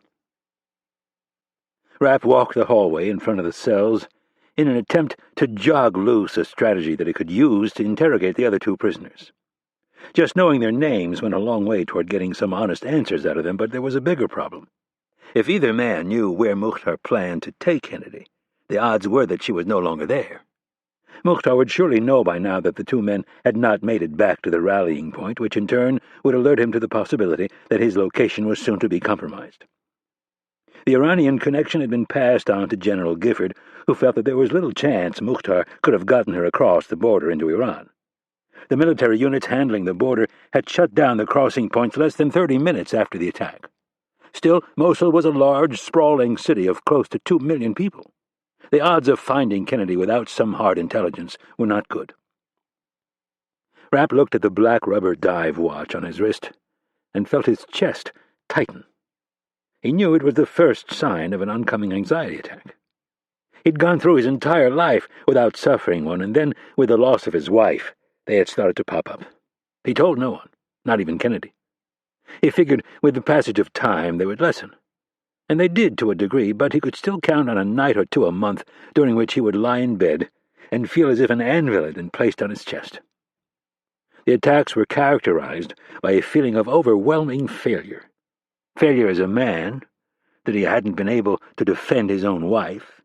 Failure that he'd been so selfish as to ever marry her in the first place. Rapp held no illusions about who he was or what he did. He'd been at war with radical Islam a good 10 years before the country even knew there was a war. He'd threatened, beaten, tortured, and killed so many men it was hopeless to even attempt a tally. During all of that, though, he'd clung to the conviction that he was very different from the enemy. As strange as it would seem to many in a civilized society, he was able to live with what he did because of who he did it to. Unlike the people he hunted, Rapp made every effort to make sure non-combatants stayed exactly that. Women and children were strictly off-limits. Thankfully, in the chauvinistic world of radical Islam, this was far easier to accomplish than one would think. The men Rapp hunted, however, made no such distinction. In fact, they sought out the innocent to amplify their terror. Imad Mukhtar was such a man. Rapp knew the story of Mukhtar all too well. A highly reclusive leader of the Hezbollah's security section had cut his teeth in Beirut in his late teens. He was rumored to be behind the suicide attacks on both the U.S. Embassy and the Marine Barracks. What worried Rapp most about the man, though, was his involvement in the kidnapping of CIA Station Chief Bill Buckley. Mukhtar and his compatriots had squeezed every last bit of information out of Buckley over the course of a year and then hanged him. The thought of Kennedy suffering at the hands of such an animal was agonizing. With each passing minute, he feared his ability to save Kennedy was slipping away. Rapp had waited long enough. Strategy or not, he needed to begin breaking these two and hope whatever he got out of them remained current. Rapp yanked open the cell door and approached the man on the stretcher. As he pulled out his knife, Rapp said, "Name and rank?" The man looked up at him with dilated pupils and a sweat-drenched face. The severed sex organ was still on his chest. "I don't know what you're talking about." "Fine." The man's right pants leg had been cut away above the knee by the army medic who had treated his bullet wound. Rapp stuck the tip of the knife under the remaining portion of fabric and began slicing away.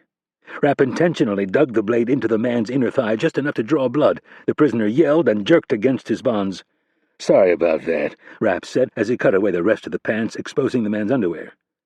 "Do you have a preference? Left nut, right nut? It doesn't matter to me." "What are you talking about?" the man said with genuine horror. "Which nut would you like me to cut off first, your left nut or your right nut?" Rapp fished the tip of the knife under the elastic band of the man's briefs and with one yank shredded the underwear. "Wait!" the man screamed. "What do you want to know?" "Your name, Captain." "That's right," Rapp said in response to the look of shock on the man's face. "I know quite a bit about you, so don't even think about lying. Now tell me your name." "Captain Rashid Dadarshi, and I demand to see a representative from the International Red Crescent." Rapp laughed. "You demand?" "Yes, it is my right." "And how is it your right?" "My country is signatory of the Geneva Convention, as is yours." "Listen, if you had been wearing a uniform and fighting U.S. troops, I would be more than happy to call the International Red Crescent, but you weren't. You're just another piece of shit terrorist." "I am not. I'm an officer in the Iranian Revolutionary Guard." "Where's your uniform you didn't wear to work today?" "I demand—" Before Dadarshi could finish the sentence, Rapp stepped on his wounded knee. Dadarshi screamed in pain, and Rapp said, "I don't want to hear that word come out of your mouth again. In fact, if you say it, I'll carry out my threat, and if you don't believe me, you can ask your friend from Hezbollah." Rapp saw the admission on the man's face and said, "That's right. Your buddy Ali Abbas has been singing like a little girl. I actually had to cut one of his nuts off to get him to talk. Since then, the guy's been very helpful, giving me the location of your safe houses and who your local contacts are. We've got people checking on them right now, and if it turns out he lied to me about a single location, I'm going to cut off the other one. Now, how about you?" Rapp reached into his pocket and pulled out the surveillance photo of the man who had ridden in the chopper with Minister Ashani. "The trick here is that I know a hell of a lot more than you think I do, but I don't know everything. So if you feel like gambling with your family jewels, you go right ahead and try to lie to me. The man in this photo," Rapp held it up, "who is he?" Dadarshi closed his eyes and said, "Imad Mukhtar." "Good answer, Captain. And how do you know him?" "I met him for the first time this morning." "Where?" "At one of the safe houses." "And why did he come to Mosul?" "To oversee the operation." "The attack on the motorcade?" "Yes." "And who was the target of that attack?" Dadarshi hesitated and looked to his left. "Not a good question to gamble on." "The director of the CIA." "And where were you planning on taking her?" Rapp asked, as casually as possible. "We're going to try and make it across the border." "Where were your backup locations?" "There was a warehouse, approximately halfway between Mosul and the border." "You're going to have to do better than that." "You will have to get me a map." Rapp thought about it for a second, and then grabbed the two-way radio.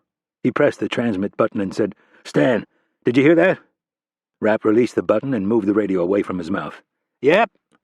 "Bring me some maps." Rapp lowered the radio and studied the Iranian officer lying on the stretcher. "While we wait for the maps, I want you to tell me about the backup locations you have in the city." Chapter 54. Tehran, Iran. Based on his conversation with Rapp, Ashani had been certain the extra men at the airport were there to arrest him, but he soon learned he was wrong. An American submarine had sunk the Sabalan in the Strait of Hormuz. President Amatullah had declared a state of emergency and called for a meeting of the Supreme Security Council. Under normal circumstances, Ashani would have had little difficulty believing that the Americans had acted so recklessly. All he had to do was revisit the tragedy of Iran Air Flight 655. On Sunday, July 3, 1988, the commercial airliner left Bandar Abbas for a short flight to Dubai when it was shot down by the USS Vincennes. The Americans reacted to the tragedy by giving their cowboy captain a medal. In light of Rapp's phone call, however, Ashani had his doubts as to what may have led up to the Sabalan being sunk. This time, however, Ashani got the feeling that it was Amatullah who was acting like a reckless cowboy. He remembered the first meeting they'd had in the wake of the disaster at Isfahan, how Amatullah had come strutting in with General Zarif and General Soleimani in tow, his promises of making the Americans and the Jews pay. Ashani had never encountered a more duplicitous man than Amatullah. He was a master manipulator of public opinion. Ashani looked out the window of his barely moving sedan at the sea of bodies marching rowdily toward the old American embassy. Apparently, Amatullah had closed the schools and ordered mass protests against America's aggression in the Strait of Hormuz. It was very convenient for Amatullah that Ayatollah Najjar was in Isfahan with the supreme leader, meeting with aggrieved families from the tragedy at the nuclear facility. Ashani had so far been unable to reach Najjar and was growing increasingly nervous. If Amatullah was crazy enough to kidnap Irene Kennedy, what would stop him from killing Najjar, his chief rival? The three-car motorcade finally reached the gates of the presidential palace. The normal security detail had been augmented by tanks from the Revolutionary Guard's 18th Armored Division. As the soldiers made way for his sedan, Ashani got the sinking feeling that Amatullah would not hesitate to use these shock troops to seize power. He would feel much better when Najjar and the supreme leader returned to the capital. After entering the palace, Ashani was escorted to Amatullah's office suite, where he found Foreign Minister Salehi, Brigadier General Soleimani, Major General Zarif, and a handful of aides. They were all gathered around a large television watching a news conference, or so he thought. As Ashani drew closer, he could see that their focus was on President Amatullah, who was in the midst of delivering one of his impassioned speeches. He was dressed in his signature boxy tan suit with a dress shirt and no tie. Ashani found the fact that he was making a statement a bit odd, since he had yet to meet with the Supreme National Security Council to discuss the situation. But then again, the man had a history of not letting facts get in the way of his message. Amatullah was going through a timeline of the events that led up to the sinking of the Sabalan. Apparently, 2 separate ships reported picking up a submarine on surface radar, as well as visually confirming the vessel only minutes before the Sabalan was torpedoed.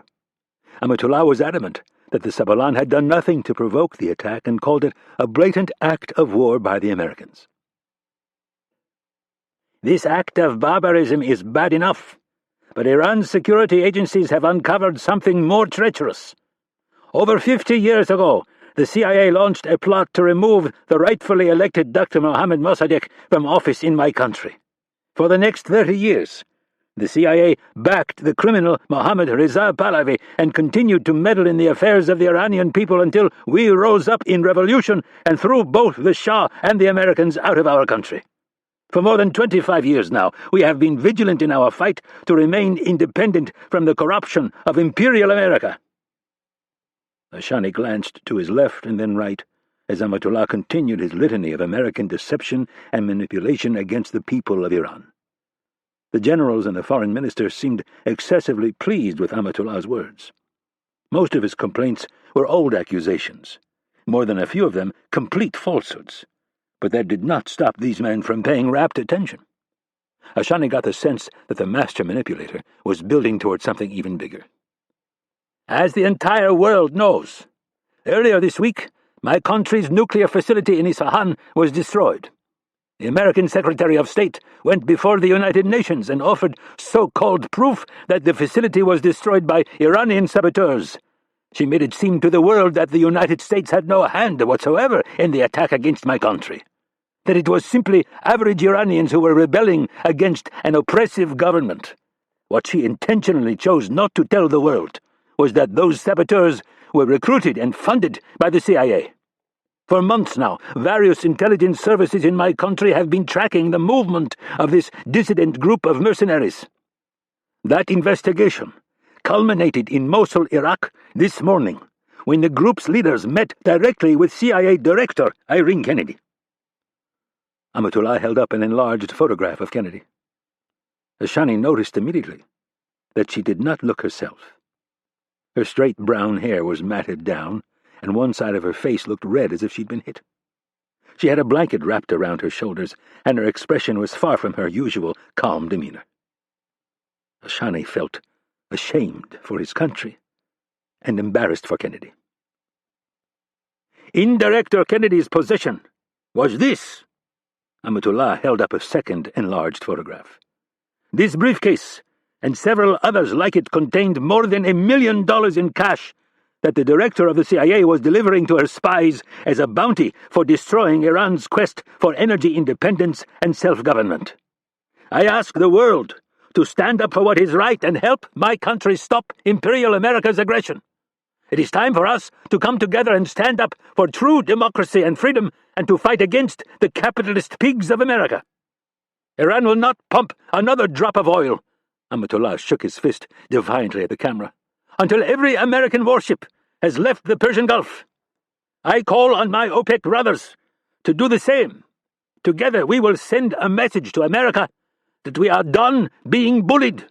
We have already demanded compensation of $10 billion for the destruction of the Isfahan facility and the hundreds of Iranians who were killed in this attack by America and her spies.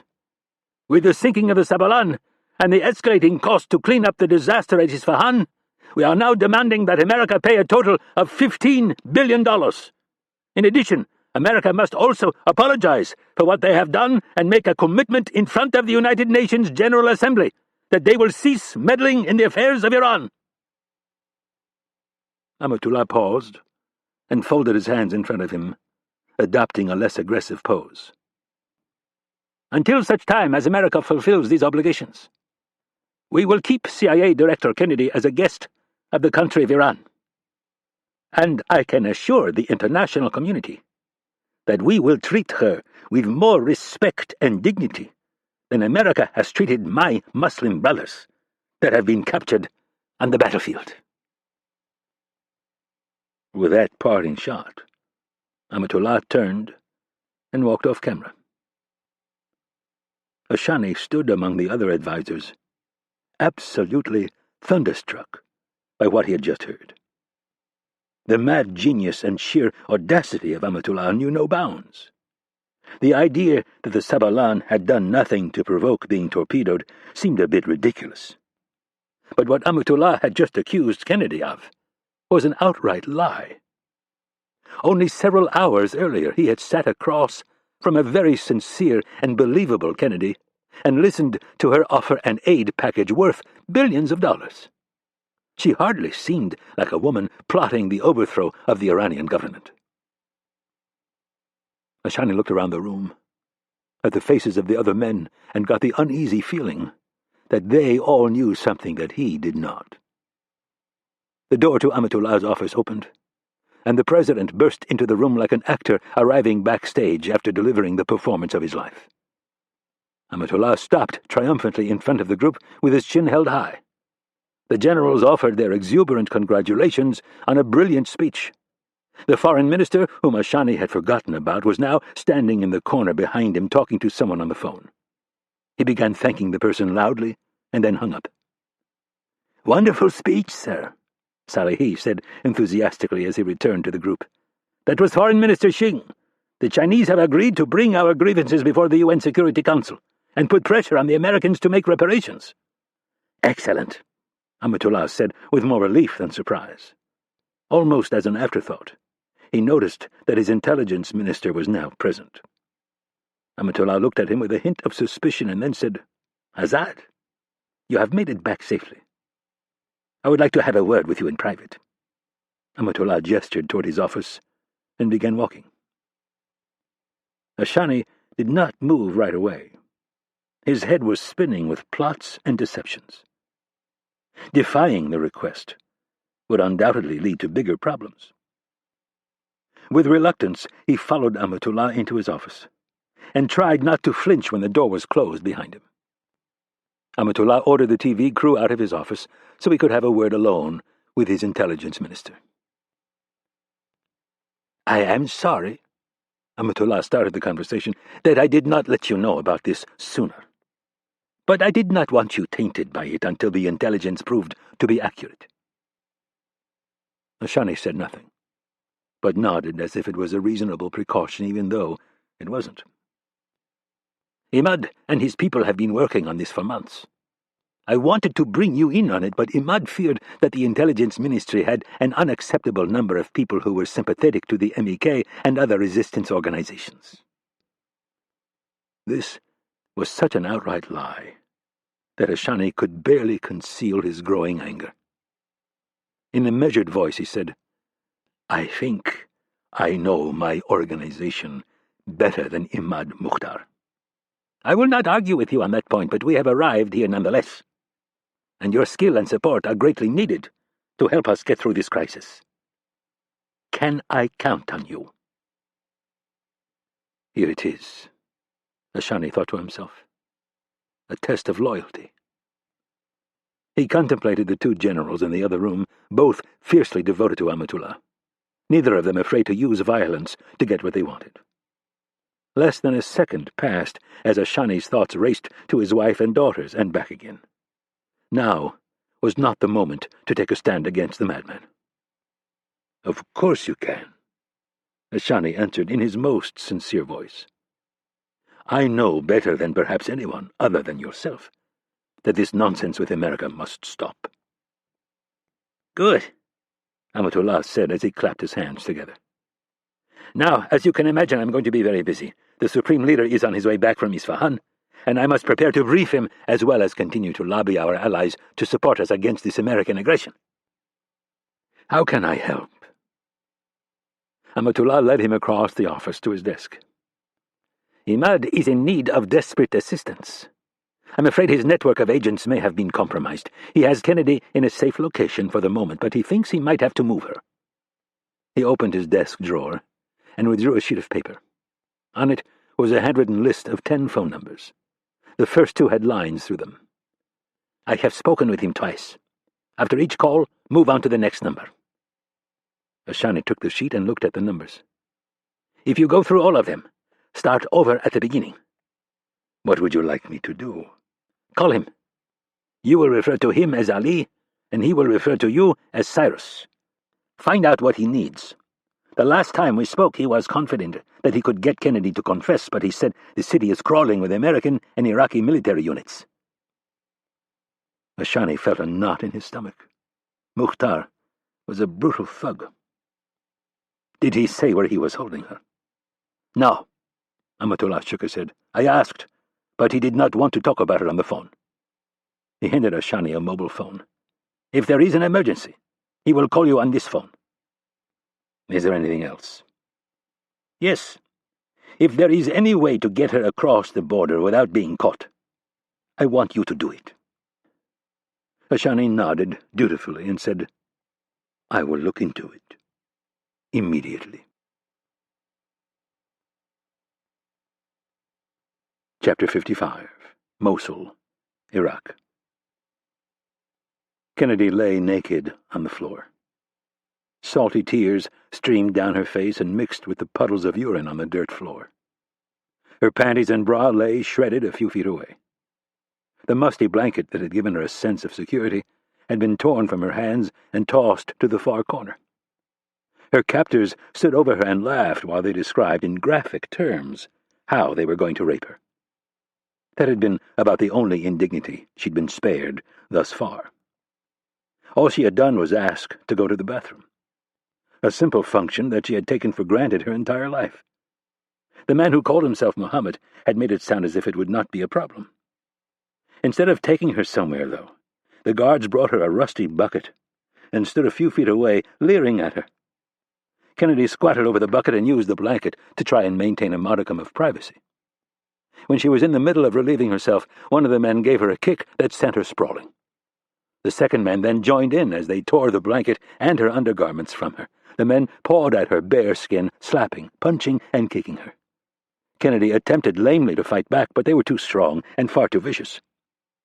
In the end, all she could do was curl up in a defensive ball and hope they would tire. When they finally did, they dropped their pants and urinated on her. That was when they began to describe in gruesome detail how they were going to rape her. Kennedy did not scream or cry out loud. She simply lay there and let the tears flow. She thought of her son, Tommy, her mother, and a life she had devoted to her country. She did not ask why me or drown herself in pity. She simply accepted her fate for what it was. A very nasty ending to an otherwise wonderful life. She had surrendered herself to the idea that it would be better to die than give up the most closely guarded secrets of her country. She owed that to the men and women of the CIA and the spies they had recruited. She knew she would not be able to endure many more beatings like the one she had just gone through. So her mind began searching for a way to end it all. The tears stopped, and in a strange way, the thought of taking her own life gave her strength. A loud clang of the metal latch being lifted and squeaky hinges announced the presence of a visitor. Kennedy did not attempt to lift her head and look. She stared beyond the feet of her tormentors at the blanket in the corner, as if she could will it to come to her. "In the name of Allah, what have you done?" Kennedy recognized the voice as belonging to the man who called himself Muhammad. "You fools!" he yelled. Kennedy saw him push his way past the two men and retrieve the blanket on the far side of the room. He came back and draped the blanket over her naked body and then turned his anger on the men. He screamed at them and ordered them out of the room. When they were gone, he returned to Kennedy and squatted down at her side. He started to move a strand of hair from her face and then stopped when he realized it was soaked with urine. He stood quickly and marched into the hallway. Kennedy could hear him yelling at the guards and telling them to bring fresh water and a first aid kit. There was more shouting and more demands. Kennedy went numb and stopped listening. The man came back into the room several times to check on her, each time apologizing for what the men had done. Kennedy never acknowledged his presence. She simply kept staring off into space. At some point a chair was brought into the room and the men helped her up so she could sit in it. She was beyond caring that she was naked under the blanket. The man tried his best to keep the blanket wrapped around her chest as he took the bucket of water and began rinsing the urine from her hair. He then wet a washcloth and cleaned her face. When he got to her shoulders, he stopped and placed the washcloth in Kennedy's hand. "I will get you some clothes. Please finish cleaning up. We need to discuss your release." Kennedy blinked for the first time in minutes. Her head slowly turned and watched the man leave the room. The door closed behind him, and she realized she was alone. Looking down at the white washcloth, she had the strangest feeling that she must have been dreaming. Her eyes moved slowly over her arms, noting the scrapes and bruises. She took the water-soaked cloth and ran it along the inside of her left forearm. The blood and dirt came off. She bit her tongue to make sure this was really happening, and upon feeling the pain realized it was. Kennedy stood and draped the blanket over the back of the chair, and then set about bathing. She doused herself with handful after handful of water until the blood, dirt, and stench were gone. A good 5 minutes later, there was a knock on the door. Kennedy grabbed the blanket and held it in front of her. Mohammed entered the room with a towel, a stack of neatly folded clothes, and some sandals. He set them down on the chair and said, "Please put these on. We have much to discuss." After he left, Kennedy slowly got dressed. The clothes were all slightly too big for her, but she was grateful nonetheless. She put on the blue dress pants, brown sweater, black hijab, and finally the sandals. There was another knock on the door, and then Mohammed entered carrying a video camera and a tripod. Kennedy was instantly suspicious. "I am sorry for the behavior of those two animals. They were not raised properly." Kennedy only nodded. The man set the camera down and asked, "How do your clothes fit?" "Fine." Kennedy clutched at the hijab. "Good. Now, I have been talking to many people about your release, and I think we have something arranged. The men who took you I can't tell you who they are, but they are a nasty lot. More than half of them want to kill you because of what you have done to their country and who you work for. There are a few, however, who think that this is a waste. They are split. Half of them want to torture you and sell the information to the highest bidder, and the other half want to ransom you and be done with it. I think I have them convinced to ransom you, but before I can do that, they want you to read a statement. What kind of statement? Kennedy asked in a guarded tone. I want to remind you, they are only words. Once you are free, you may say whatever you'd like. The man handed over the sheet of paper and then busied himself with the video camera. Smile for me, please, he said as he pressed play. Kennedy looked down at the double-spaced typed words and began reading. Her heart sank with each sentence. 30 seconds later she was done. She handed the paper back to the man and said, "I can't read that." "Yes, you can." The man handed the paper back. "All you need to do is read it, and you will be free to leave with me." "Those are all lies. My country had nothing to do with the destruction of the Isfahan nuclear facility. We did not invade Iraq for oil, and we are not plotting to invade Iran to steal their oil." "I am not arguing with you," the man said with his hands held up. "And when you are set free, you can scream from the mountaintops that you were forced to read the statement at gunpoint." Kennedy knew there would be no taking it back. There were too many in the Middle East and beyond who thought it was true to begin with. Her reading this prepared speech would be used for decades to come as proof of America's imperial ways. "I can't read it." "You must, or they will kill you." There was something in the way the man said, "kill you," that gave Kennedy concern. It occurred to her that the most logical move by her captors would be to kill her after she read the statement. With no denial by Kennedy, it would go down as fact. "I'm sorry, but I cannot read that statement." Kennedy sat down in the chair and folded her hands across her lap. The man moved with great speed from behind the camera. He slapped Kennedy across the face 3 times, knocking the hijab off her head. He grabbed a handful of hair and yanked her head back. Looking down at her, he yelled, "You have exactly 1 hour to change your mind, and if your answer is still no, I will leave you to your fate. Do you want that to happen?" "No," Kennedy answered. 20 men, he screamed. "They will line up to rape you for a week straight. Is that what you want?" "No." "Then read the statement." The man let go of her and handed her the piece of paper again. Kennedy took it, looked down at the words, and thought of how the tape would be used against her country. She would be considered a traitor. She could never live with herself.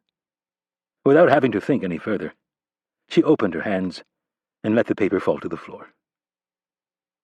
The man stepped away from the camera and held up a finger. "You have 1 hour to reconsider, and if your answer is still no, there is nothing I can do to help you." Chapter 56.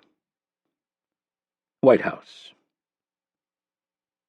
Ted Byrne stayed on the president's left elbow, matching him step for step, which was not easy considering he was almost a foot shorter. The debate had been as heated as anything Byrne had ever seen in his nearly 25 years of politics. He'd known Josh Alexander since he was a little tyke. Byrne had played high school football for Alexander's father and had coached for the father after college. When Alexander looked at him with those same dead, serious eyes that his dad used to shoot him when he'd pushed an issue as far as he could, Byrne knew he'd lost the battle. It didn't help that the majority of the National Security Council, as well as the Joint Chiefs, had sided against him. Even so, Byrne felt so strongly that the president was making a mistake that he had to give it one more try. "Josh," he whispered so no one else could hear, "I really think you need to sit on this one for an afternoon. Probably a whole day, but at least an afternoon." "Too late, Ted. They're all up there waiting for me. So give a brief statement, like I said, a blanket denial, then we can send others out to argue the details. Don't lower yourself to the guy's level." The president hit the steps that led from the basement to the first floor of the West Wing. "I've made up my mind. I know you haven't. That's why I'm trying to talk you out of it. That's my job. When you're about to run off a cliff, I'm supposed to stick out my foot and trip you. I'm not in the mood for any jokes right now. It never hurts to take a breath and collect yourself. And sometimes he who hesitates gets his ass handed to him. They reached the first-floor landing, and the president stopped. A cortege of aides and advisers piled up behind him on the stairs. If I had the time, we could sit here all afternoon and throw sayings back and forth at each other, but it comes down to this, Ted. If you don't confront a lie, people will believe it. Now I'm done talking about this. Are you done? Byrne hesitated, and then reluctantly nodded. Good. The president turned and strode into the White House press room. Secretary Wicca and Secretary England joined him on the small dais, taking up positions behind him, one off each shoulder. The president placed both hands on the edge of the podium and looked out at the reporters and photographers. He made no attempt to hide the fact that he was not happy. I'm about to give you a lot of information. The press secretary is preparing briefing books for you. You may pick them up when I'm finished. The president paused for a moment and consulted an outline that he had written on a piece of paper. I'm sure by now you've all had an opportunity to review President Amatullah's remarks. I am here to openly refute his two main accusations. The first, that a United States submarine sank the Iranian vessel Sabalan, is an outright lie.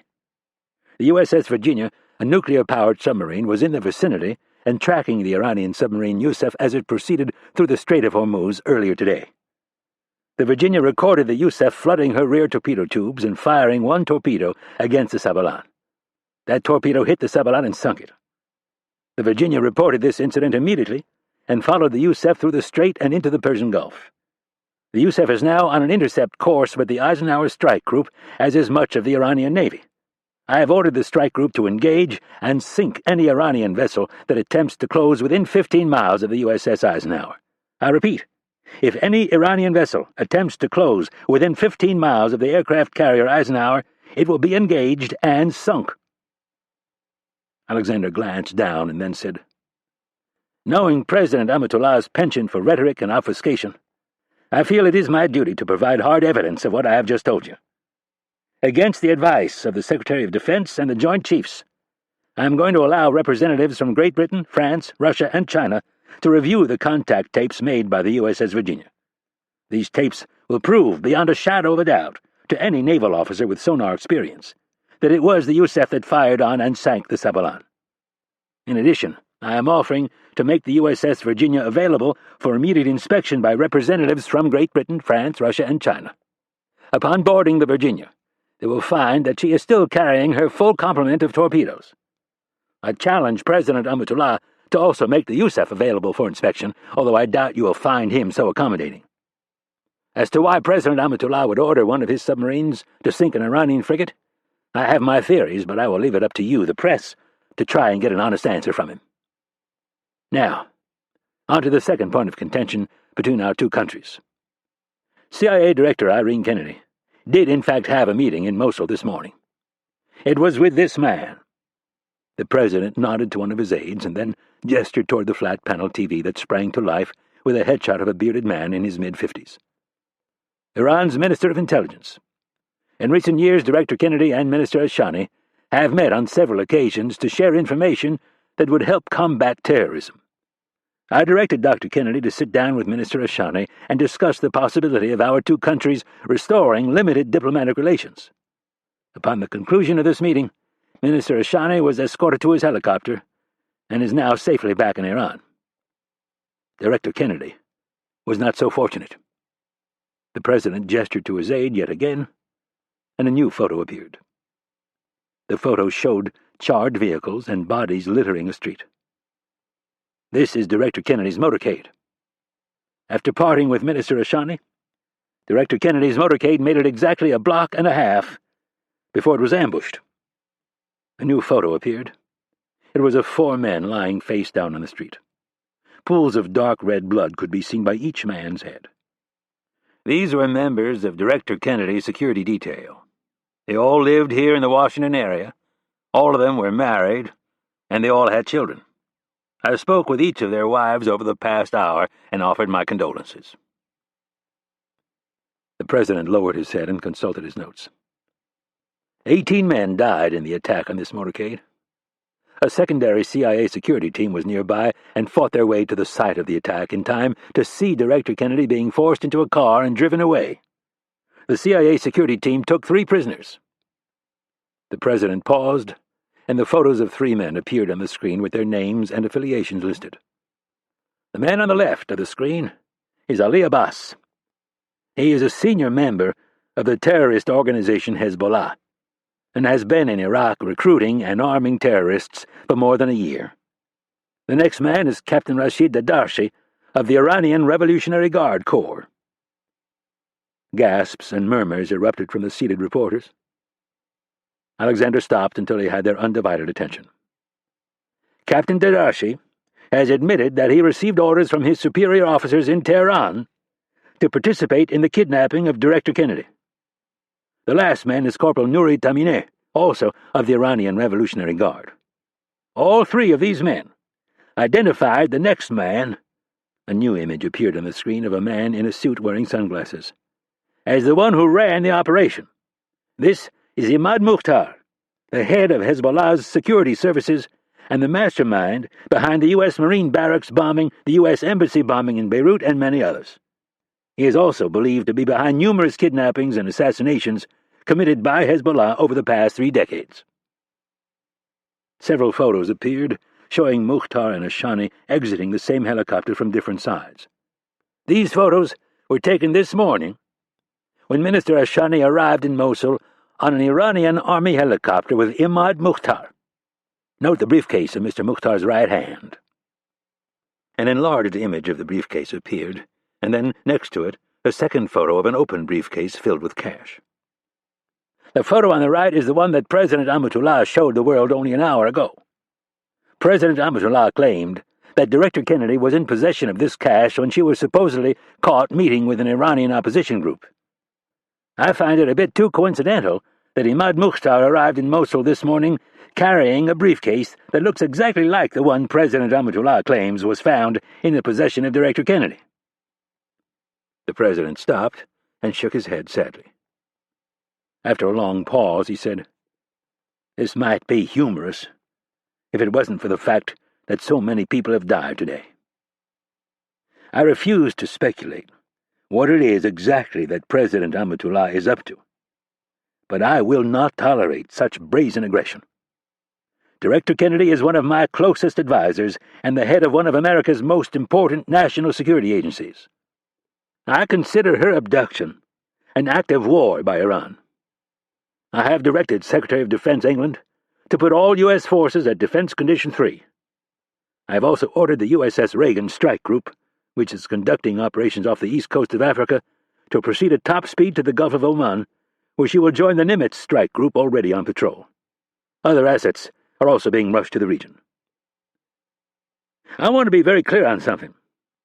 I will not negotiate with terrorists, and I will not get drawn into a debate with a man who is so desperate to hold on to power that he would kill his own people in order to drum up support. I am giving the Iranian government 2 hours and not a minute longer. If Director Kennedy is not released within that time, I will order offensive operations to begin against the Iranian military and the country's leadership." The president took a second to look around the room at the shocked faces of the reporters and then said, "That is all I have to say, for now." Chapter 57. Mosul, Iraq. Rapp was seated in a metal folding chair. Next to him, lying on a stretcher, was a drugged-up Ali Abbas. The CIA interrogation team had arrived from Baghdad and were busying themselves with the other 2 prisoners. Captain Dadarshi and Corporal Tamineh had given up the location of 3 safe houses and the warehouse halfway to the Iranian border. An army unit patrolling near the warehouse was dispatched but found nothing. This didn't surprise Rapp. A man like Mukhtar didn't stay alive all these years by making mistakes. The Quds Force safe houses in the city were tempting, though. Rapp had to fight the urge to head into the city and participate in the safe house raids. As much as he wanted to be on the street doing something, however, he knew he needed to stay put until they had some solid intel. The safe houses would no doubt be an intelligence boon, but they would not find Kennedy in them. Rapp's hope for that crucial piece of information was lying at his feet, and with each passing minute he became more doubtful that he would learn anything from Abbas. From Rapp's prior experience, sodium pentothal worked differently with each subject. The drug always elicited conversation, but not necessarily meaningful conversation. Typically, the more logical and ordered the person's mind, the better the answers. Conversely, the more scatterbrained or dim the subjects were, the more likely it was that they would string unconnected thoughts together like a radio stuck in scan mode. 5 seconds on one subject and then on to the next. After 20 minutes with Abbas, Rapp was wondering if the man was clinically insane. The terrorist's train of thought bounced from one subject to the next, and the only common thread had to do with a comment Rapp had made about the 77 virgins that were supposedly awaiting Abbas in paradise. Abbas had been rambling on and on about how he was not afraid to die. Allah had a special place for him. He would have his pick of the finest 77 virgins. Rapp told Abbas it was too bad he wouldn't be able to have sex with them. When Abbas asked why, Rapp told him because he was going to cut off his dick. This one comment sent the 30-some-year-old terrorist into a fit of blubbering tears. Some 20 minutes later he was now trying to engage Rapp in a theological debate over whether or not his penis would magically reappear when he reached paradise. Rapp decided that giving the man sodium pentothal had been a mistake. He stood and looked down at Abbas. "It doesn't matter."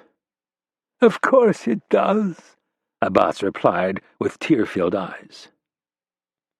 Rapp thought about telling the man the virgins didn't exist, and even if they did, he would undoubtedly be on an express elevator to hell, in which case his penis wouldn't matter. But he decided it wasn't worth it. It was time to call Ashani again and put more pressure on him.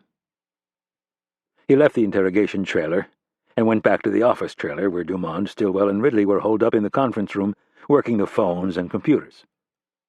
Rapp felt a wave of hopelessness. They weren't making anywhere near enough progress. He looked across the room at Stillwell and asked, "Anything new?" "Yeah, come here and look at this photo."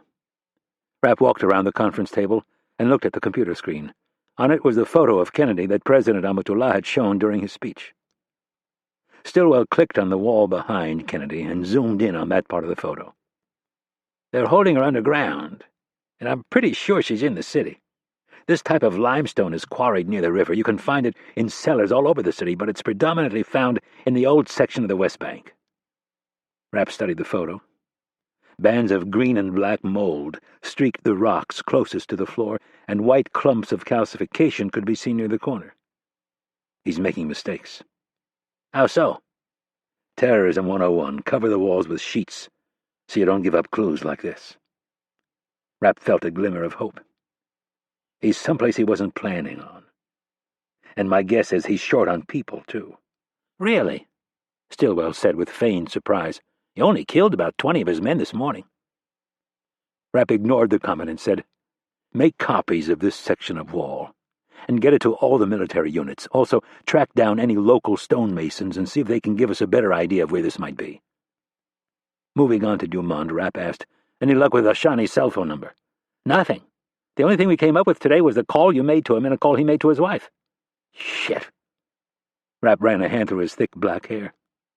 "Is the NSA giving you everything you need? And then some. With all the drones up in the air and the satellites overhead, we're picking up so much stuff the translators are having a hard time keeping pace. If we had a sample of Mukhtar's voice, it would help. I'll see what I can do." Rapp grabbed his cell phone and scrolled back a couple of calls until he found the one he was looking for. Chapter 58. Tehran, Iran. With the blessing of Amatullah, Ashani had rushed back to the Ministry of Intelligence. He had told Amatullah it was not wise to conduct such a risky operation from the presidential palace. Ashani now sat at his desk, with the piece of paper Amatullah had given him resting squarely in the middle of his leather desk pad. Next to it was a small index card with the number and email address Rapp had given him. Across the room, sitting atop a credenza, a TV replayed the speech of the American president. Ashani watched at first with his usual analytical detachment. He didn't know a great deal about President Alexander, but he had a general feel for the man's speaking style. Like most politicians, he talked a lot, and when he talked about Iran, Ashani's people made sure he received a DVD of the speech. He could tell from the first line of this speech that Alexander was not going to roll over. By the time Alexander got to the part about the Yusef sinking the Sabalan, Ashani feared the worst. It all came back to him now, the knowing glances between the generals at the presidential palace during Amatullah's speech, Amatullah ordering Mukhtar to accompany him to Mosul. It was all a deception, and the madman actually thought he was going to get away with it. As the American president continued to lay out the facts, Ashani grew increasingly anxious. What path were these supposed leaders leading them down? Then the photo of Ali Abbas appeared on the screen, along with those of the two Iranian Republican guardsmen. Right when Ashani thought things couldn't possibly get any worse, the president showed a photo of him and Mukhtar arriving together in Mosul. Ashani was so distraught he almost missed the closing part of President Alexander's speech. As it was, the ultimatum couldn't have been more clear. Ashani thought of Alexander's words yet again. I am giving the Iranian government 2 hours and not a minute longer. If Director Kennedy is not released within that time, I will order offensive operations to begin against the Iranian military and the country's leadership. Ashani knew with a discomforting level of certainty that the very office he was sitting in would be decimated by the first wave of cruise missiles. Before he could even attempt to think what his next move would be, his office door burst open. His deputy minister for covert activities wanted to know why he had not been consulted. Within seconds, the deputy minister in charge of Hezbollah was in front of his desk, demanding to know the same. Ashani attempted to explain to them that he had also been kept in the dark. It was obvious from the looks on their faces, though, that they didn't believe him. Then the phones began to ring and ring. Office phones, cell phones, secure phones, every single phone he had. His wife reached him on his personal cell phone after trying to get past his secretary. She was in a panic and wanted to know if she should load up the girls and leave the city. Ashani told her to stay put and tried to reassure her. Before getting off the phone, he promised he would call within the hour. Then he kicked everyone out of his office, told his secretary to hold all calls, and closed and locked the door. After a moment's hesitation, he decided to ring Ayatollah Najjar's private line. For the third time in as many hours, he was told by his assistant that Najjar was unavailable. Ashani hung up the phone and began to wonder if Najjar and the supreme leader being out of the capital hadn't been planned. What if they had given Amatullah their blessing? The possibility shook Ashani's faith in the leaders of his country. What if they had all been in on this plot from the beginning? What if they had knowingly sent him to meet Kennedy, knowing full well that she would be kidnapped? Ashani stared down at the list of phone numbers on one piece of paper and Rapp's information on the other. With one phone call, he could defuse the entire situation. If for a second he thought that either Amatullah or Mukhtar possessed the ability to do what was right, he wouldn't even think about passing along this information. But he had his doubts. In the end, Amatullah was likely too much of a narcissist to risk the full might of the U.S. Armed Forces, but he might be able to convince himself that their planes would never find him. In the end, America would never invade. They had neither the troops or the stomach for what would be a very costly battle on both sides. But Mukhtar was an entirely different matter, a true believer with a martyr complex. Mukhtar could not be counted on to turn Kennedy over. Since their close call at Isfahan, the man seemed hell-bent on plunging the region into conflict. He had made it abundantly clear that Iran had not sacrificed enough blood in the war against the Jews and the Americans. Ashani decided Mukhtar could not be trusted. Would he be committing treason, or would it be an act of patriotism? Ashani believed the American president when he said if Kennedy was not returned safely in less than 2 hours, he would declare war. Despite the bravado of the generals and admirals, every Iranian pilot who took to the sky would be downed, and those planes that stayed on the ground would be blown to bits. Every ship and sub foolish enough to try to engage one of the mighty strike groups would be sent to the bottom of the Persian Gulf. It would be recorded as the most lopsided naval engagement perhaps in history. Thousands would die, and that was before the Americans turned their bombs on the civilian leadership. Ashani shook his head at the heartbreaking thought of all the chaos and destruction, the loss of life. And for what? so a group of men could say that they refused to back down. Ashani knew the nonsense had to stop. He picked up the list of numbers that Amatullah had given him, as well as Rapp's information, and moved his chair over to his computer. He quickly composed an email to Rapp, listing all of the numbers, even the two that had been used. Afraid he'd lose his nerve, Ashani hit the send key. He then grabbed his satellite phone and dialed Rapp's number. After a few rings, a man answered on the other end. Ashani recognized Rapp's voice. "I just sent you an email. It contains a list of numbers that I was given so I could reach the man you are looking for. Do you understand?" "I think so. The first two numbers have already been used. I am going to call the third one in 2 minutes. Is that enough time for you to make the proper arrangements?" "Yes." "Good. There's one more thing." "I'm listening." Ashani glanced nervously at his door, half expecting it to be kicked in at any moment. "I want to be clear that I had nothing to do with this. I am acting on my own right now." "Why?" "Out of respect for our mutual friend, and my hope that we can avoid further bloodshed."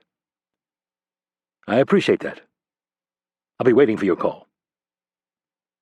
Ashani set the phone down and looked at his watch. He was only halfway there. In 2 minutes' time, there would be no turning back. Chapter 59. Mosul, Iraq. Rapp paced anxiously behind Dumond as the younger man worked feverishly to make sure everything was in place. The eavesdropping assets in, around, and over Mosul comprised an all-encompassing net. The mobile phone networks were tapped, as were the fiber-optic lines running in and out of the city. Keyhole and Voyager satellites circled far overhead in geosynchronized orbit, snapping images and sucking every desired signal from the air. Predator drones hovered above to provide real-time imaging as well as radio intercepts. There wasn't a call made in the city that wasn't intercepted. The complicated part lay in sifting the valuable calls from the 99.999% of them that were absolutely worthless. To do that normally required the deciphering of the signal and then the translation and analysis of the conversation. The National Security Agency in Fort Meade, Maryland, accomplished this by employing complex voice recognition software and more sheer computing power than any other entity in the world. So much information was collected that the analysts at the NSA were the modern-day equivalent of the prospectors who worked the rivers and streams of the California gold rush. Except in this case, intel intercepts were like produce in a grocery store. Each bit of information came with a best-if-used-by date. Provided that Minister Ashani had really given them the numbers that Mukhtar would use, all of these hurdles could be avoided. Dumond pounded on his keyboard with a final few strokes and then pushed his chair back, removing his headset. He looked over his shoulder at Rapp and said, "It's all set to go. We're at the top of the list on every system. The numbers are programmed in. The second they go active, we'll be able to isolate them." Dumond pointed at the screen on the far left and said, "The two numbers that you said were already used, we're mining the records right now to see which towers relayed the most recent calls." "What about the third number?" Rapp asked. "If he has the phone turned on, can't we pick it up?" "He doesn't even have to turn it on." "I know," Rapp said, with frustration in his voice. "Now's not the time to get technical with me. Sorry, we're searching for it right now. As you know, it's standard field practice to turn these on sparingly. It greatly reduces the risk of being tagged." "I know, but 10 phones is excessive." "He's probably just switching out SIM cards." "Marcus," Rapp shot him a cautionary look, "I'm well aware of how it works. Can we please focus on what is important and stop talking about semantics?" Dumond nodded quickly and swore at himself for being so stupid. He'd known Rapp for a long time. Had worked with him on a lot of operations. Kennedy was like family to Rapp. The stress of this situation, understandably, had shortened his already short fuse. Dumond pointed at the middle screen, which had a map of the greater Mosul metropolitan area. "These red dots represent mobile phone towers." Rapp noted that there was easily more than 100 dots on the screen. "Now, if Mukhtar is using a satellite phone," Dumond continued, "he'll bypass these towers, and the big bird up in space will get him." "Do you have Ashani's voice programmed into recognition software?" "Yep." Dumond pointed at the third screen. "It's all set to go. As soon as he comes online, I'll have verification for you in 10 seconds or less." "And Mukhtar?" We have no known samples, but we'll be able to use this print and run it against everything we have in the archives. How long will that take? Even if we prioritize it, the search might take weeks. We're talking about a lot of phone calls. There's got to be a way to speed it up. If we get lucky and find a hit, we can narrow the search to a specific time frame and region. That would help. The door to the trailer opened, and General Gifford entered with 2 other officers. All 3 were in full battle gear with sidearms strapped to their right thighs. Gifford took off his helmet and said, "Mitch, Stan called me and said you guys might be close to finding a location." "That's right, General. How good is the intel?" "We have Mukhtar's mobile phone number, and we expect him to be receiving a call any minute." "We've got a hit on one of the previous numbers," Dumont announced excitedly. He pointed at the middle screen. "This tower, about 10 miles east of town. My guess is he was traveling on this road right here." General Gifford hurried around the table and looked at the screen. "That's Highway 2. "Hold on," Dumont said. "The second number just came in." He pointed to a tower near the Tigris. "This one was made after the first." Rapp looked at the new location and then checked the spot on the map where the ambush had taken place. Based on the calls, it looks like they tried to take her out of the city and then ended up coming back. "That's assuming she's still with this Mukhtar fellow," Gifford said. Rapp considered his point for a moment and said, "I don't think he'd take his eyes off her." "The third number's up." Rapp leaned over Dumont's shoulder and looked as he pointed at the same tower near the Tigris. "Stan!" Rapp yelled. "Get in here!" A moment later, Stillwell emerged from his office and joined Rapp and Gifford. Rapp pointed at the middle screen. "Is this the part of town you were thinking of when you were talking about the stone in the photo?" "It's exactly where I was thinking." Gifford grumbled. "That's the heart of Indian country." "Yeah," Stillwell agreed. "Shiite Central." "The streets are really narrow," Gifford said with a wary expression. "We had more than a few patrols ambushed in there." Rapp noticed Dumont touch his headset and then watched him reach for his mouse. After a single click, a man talking in Farsi came over the speakers resting on the table. Rapp immediately knew the voice belonged to Ashani.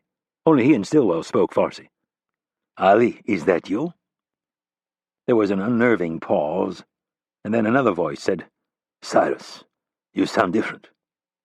"That must be Mukhtar," Rapp said to Dumont. "I'm on it." From the speakers came, "I was asked by our friend to call and see if there was anything you might need. He is stuck in a very important meeting." "There is much that I need." The man they assumed was Mukhtar made no attempt to hide his irritation.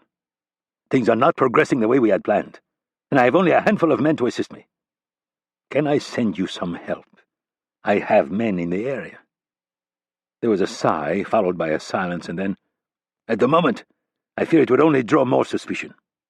"Then what can I do to help?" Dumont announced. "We've got him." He clicked the mouse, and the middle screen zoomed in on a 4-block area of downtown Mosul. A blinking red dot marked the location of the call. "Nothing at the moment," Mukhtar replied. "Our friend would like a progress report," Ashani stated.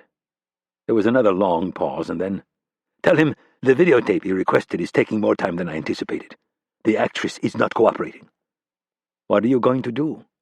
"I think if I employ some harsher methods, she will perform." Rapp's gut twisted upon hearing the words.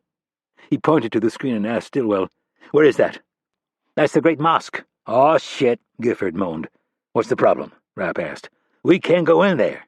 "What do you mean you can't go in there?" asked an irritated Rapp. "The city would explode in violence." Rapp heard Ashani warning Mukhtar not to harm the actress. The words caused him to put aside what Gifford had just said and focus on Ashani and Mukhtar's conversation. "I have come too far to fail," Mukhtar said. "I will do whatever it takes to succeed. Tell our friend I will have the tape for him within the hour." The call went dead. Rapp immediately told Dumont to get him a live overhead shot from one of the predators.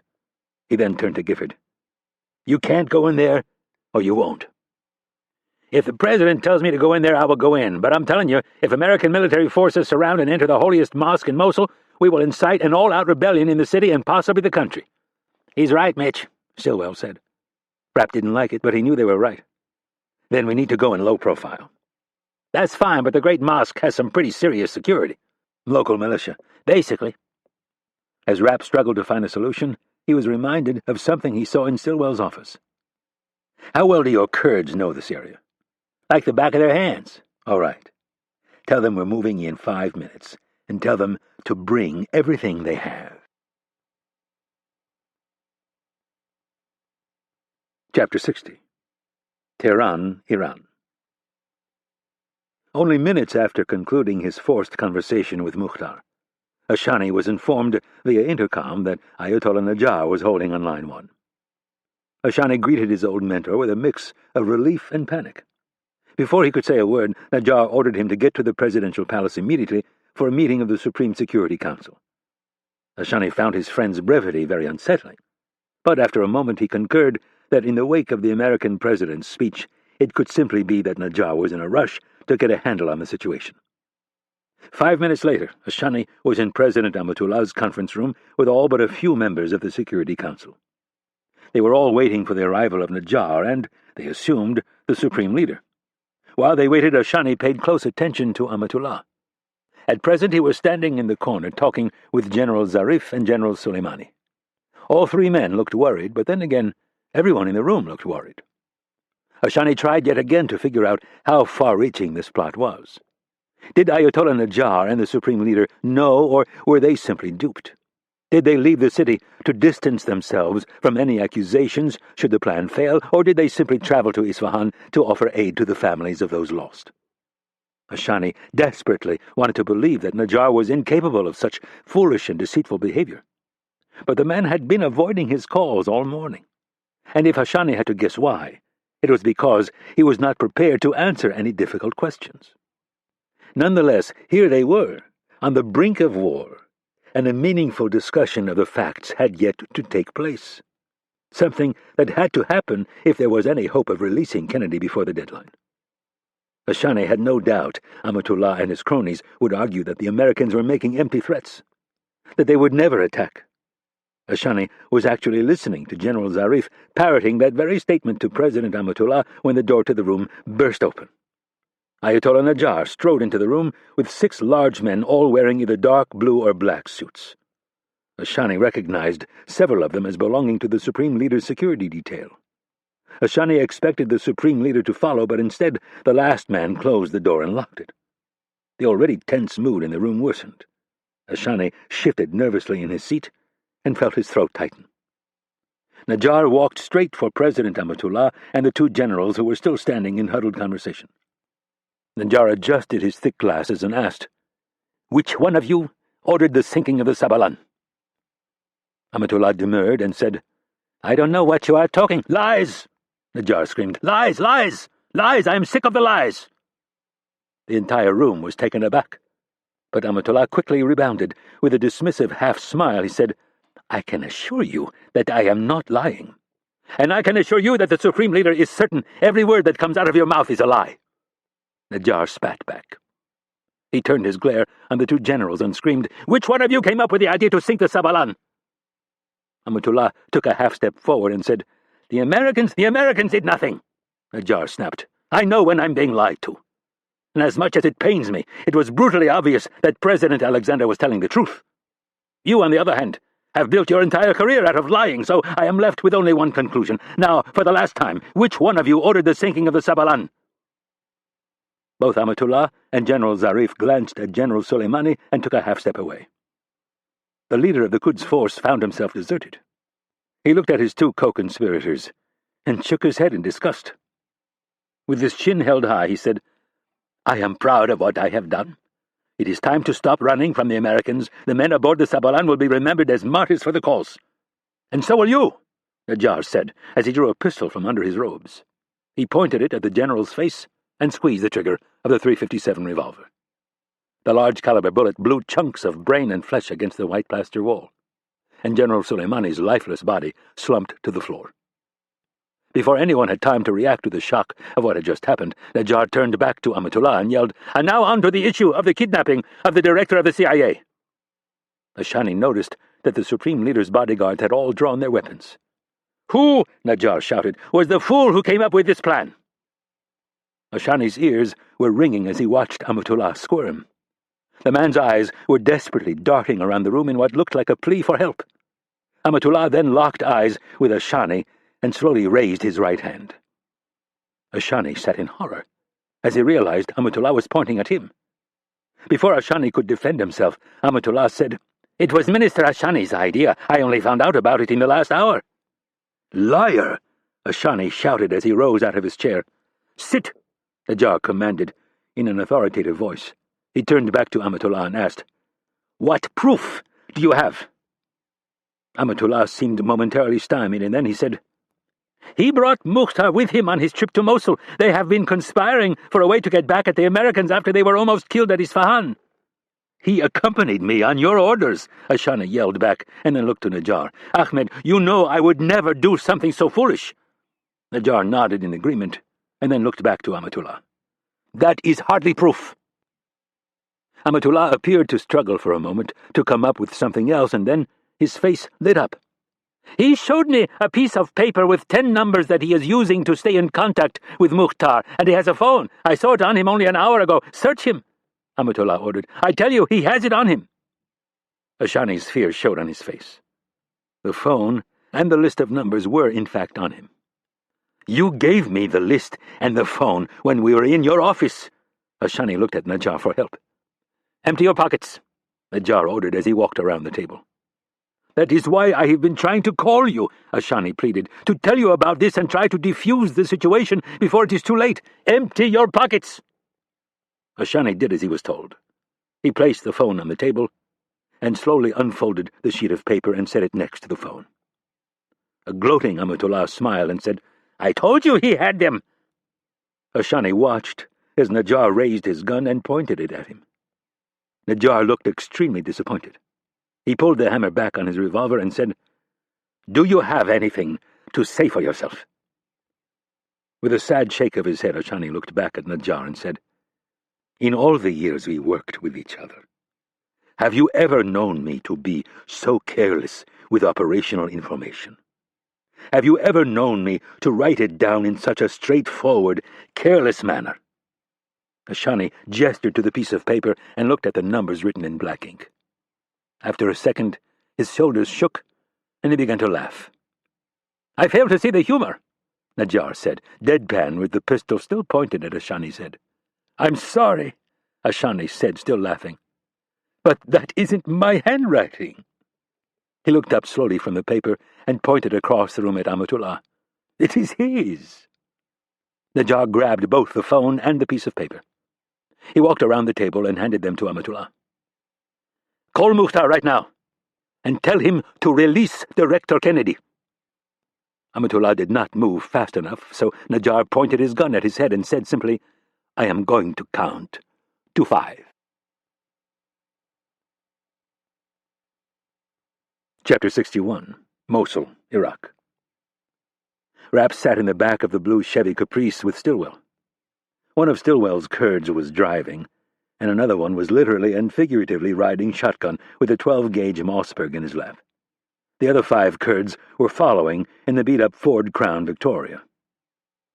The 2 vehicles topped 90 miles an hour as they screamed north on the main road from the airport back to the heart of the old downtown, a mere 5 miles away. 2 Predator drones patrolled high overhead, offering continuous coverage of the great mosque and the tangled neighborhood that it dominated. They had a little more than an hour before the afternoon call to prayer. Stillwell made it clear that they needed to get in and out before the men started to file into the mosque. If they didn't, there was a good chance they would be torn to shreds by the mob. General Gifford and his staff were busy repositioning units so they could create a buffer zone around the great mosque by sealing off the streets. The catch was to wait until the last possible minute so that they wouldn't tip off the terrorists and rouse the neighborhood. Rapp would let them know as soon as it was inside the mosque, and then the units would move into final position, setting up a 1-block perimeter in every direction. The locals would be told that there was credible intelligence that Sunni insurgents were going to attempt a car bombing during evening prayer. This would allow the army to control the neighborhood and hopefully drive down attendance for afternoon prayer. An Iraqi army mechanized company was also being mobilized at their base 11 miles away, but they were not told why. The last thing Rapp wanted was a leak that would tip Mukhtar off that they were coming. It was decided that if things got out of control, the Iraqi army unit would be called in to secure the mosque itself. Contingencies were being put into place for a helicopter evacuation, and medical personnel were put on high alert. All of this was background noise to Rapp. He knew the contingencies were important, but he couldn't get his mind off Mukhtar's words. Tell him the videotape he requested is taking more time than I anticipated. The actress is not cooperating. I think if I employ some harsher methods, she will perform. The good news was that Kennedy was alive. The bad news was that harsher methods meant brutal torture. Contingencies took time to put into place. Rapp didn't have the patience to wait for everything to be perfect, and if American forces were shy about entering the mosque, Rapp had no such qualms. In fact, thanks to Stillwell, Rapp was wearing the perfect solution to their problem. Stillwell's clerical robes, vest, and turban fit Rapp almost perfectly. He even had a pair of non-prescription glasses to make Rapp look more learned and less threatening. Under his gold silk vest, Rapp was wearing a level 3 body armor. A secure Motorola radio was clipped to his belt and was in sync wirelessly with a tiny earbud that provided communications with Dumont, Stillwell, Ridley, and General Gifford. His .45 caliber Glock was in a paddle holster on his left hip, and his 9mm was in a paddle holster on his right hip. Both had suppressors attached. He had 4 backup magazines for each gun. Rapp sat silently in the back of the sedan and listened to Dumont relay an update. "The 4th number just went active, Mitch." "Location?" Rapp asked, as the vehicle got off the highway and headed into the old section of the West Bank. Shortly after the call between Mukhtar and Ashani ended, the signal on Mukhtar's phone went dead. That had been almost 10 minutes ago. "He's still at the mosque." "Do you have us on visual?" "That's affirmative." "What are you seeing at the mosque?" "There's still a group of maybe a dozen armed men out front, but there's only 2 guys at the entrance to the madrasa." "Thanks for the info. Let me know if anything changes." It had been Stillwell's idea to enter from the religious school that was adjoined to the mosque. That was where Imam Husseini kept his office and where he spent most of his time between prayers. Stillwell was on his phone. "I will tell you when I get there. We're about a minute away." He listened to the other person for a moment and then said, "Faris, just stand on the fucking curb and wait for me. When we get there, I'll tell you what's going on, and yes, I'm going to pay you a shitload of money. Just tell Husseini's guy that you have someone who would like to sit down with his boss and discuss a large donation to the mosque. I'll see you in a minute." Stillwell stabbed the end button and put the phone back in his suit jacket. "Faris is a good man, but he can be a real pain in the ass." "Will they trust him?" Stillwell nodded. "Faris has made a lot of money for a lot of people." Rapp stared straight ahead and asked, "What about this Imam Husseini?" Rapp was referring to the head imam at the great mosque. "What about him? Can you trust him?" "I told you, the only people I trust in this town are my Kurds, but," he shrugged, "the guy is a whore, so if we show him enough cash, I think he might look the other way and stay out of our hair." "And if he doesn't?" Stillwell winced. "Try not to kill him, Mitch. If you do, we're going to have a whole lot of pissed-off Shiites on our hands. At this point, I really don't care how many Shiites I piss off." Stillwell was about to tell Rapp that was the kind of attitude that might get them all killed, but he decided to bite his tongue. The car turned hard left at a stoplight and then took the next right. "There it is," Stillwell said as he pointed. "Straight ahead on the left, 1 more block." The street was blocked with big concrete Jersey barriers to prevent suicide car bombers from getting any closer to the mosque. The sedan swung left and stopped in front of the main door of the madrasa. 2 men were waiting at the curb, both in business suits. Stillwell quickly exited the car with a small attaché case and shook Faris's hand. Faris, in turn, introduced Stillwell to Imam Husseini's personal assistant. The 3 men exchanged brief pleasantries, and then Stillwell motioned for Rapp to join them. The Kurds piled out of the 2 vehicles and formed a loose circle around Rapp, Stillwell, and the other 2 men. Stillwell lifted the thin attaché case and popped the 2 clasps. He opened the case just enough for the imam's assistant to get a glimpse of the cash. Stillwell moved closer to the man and whispered, "The Supreme Leader would like to show the imam his appreciation." The assistant smiled knowingly and motioned for them to follow. Stillwell had told Rapp how Imam Husseini frequently traveled to Tehran, especially when ethnic conflict flared up within the city. The imam of the great mosque was a ripe target for the Sunni terrorist groups. The assistant opened the door and held it for his visitors. When he saw that the bodyguards were trying to follow, he shot Stillwell an extremely dissatisfied look. Stillwell turned and motioned for the Kurds to stay put. This had been anticipated. If things got hairy inside, he would radio them for backup. Stillwell then handed Faris an envelope stuffed with $100 bills and thanked him for arranging a low-key visit with the imam. Faris turned and left while the other 3 entered the building. The assistant led the way down a wide hallway. Rapp and Stillwell followed a pace behind. Behind the closed doors, students could be heard reciting surahs from the Quran. At the end of the hallway was a stairwell that went down or up a half-flight. Rapp noted a side entrance on his right as they went up the steps and straight ahead to another building that connected the madrasa to the mosque. At the end of the hallway, they turned right. Rapp saw a man up ahead, standing guard in front of an office door.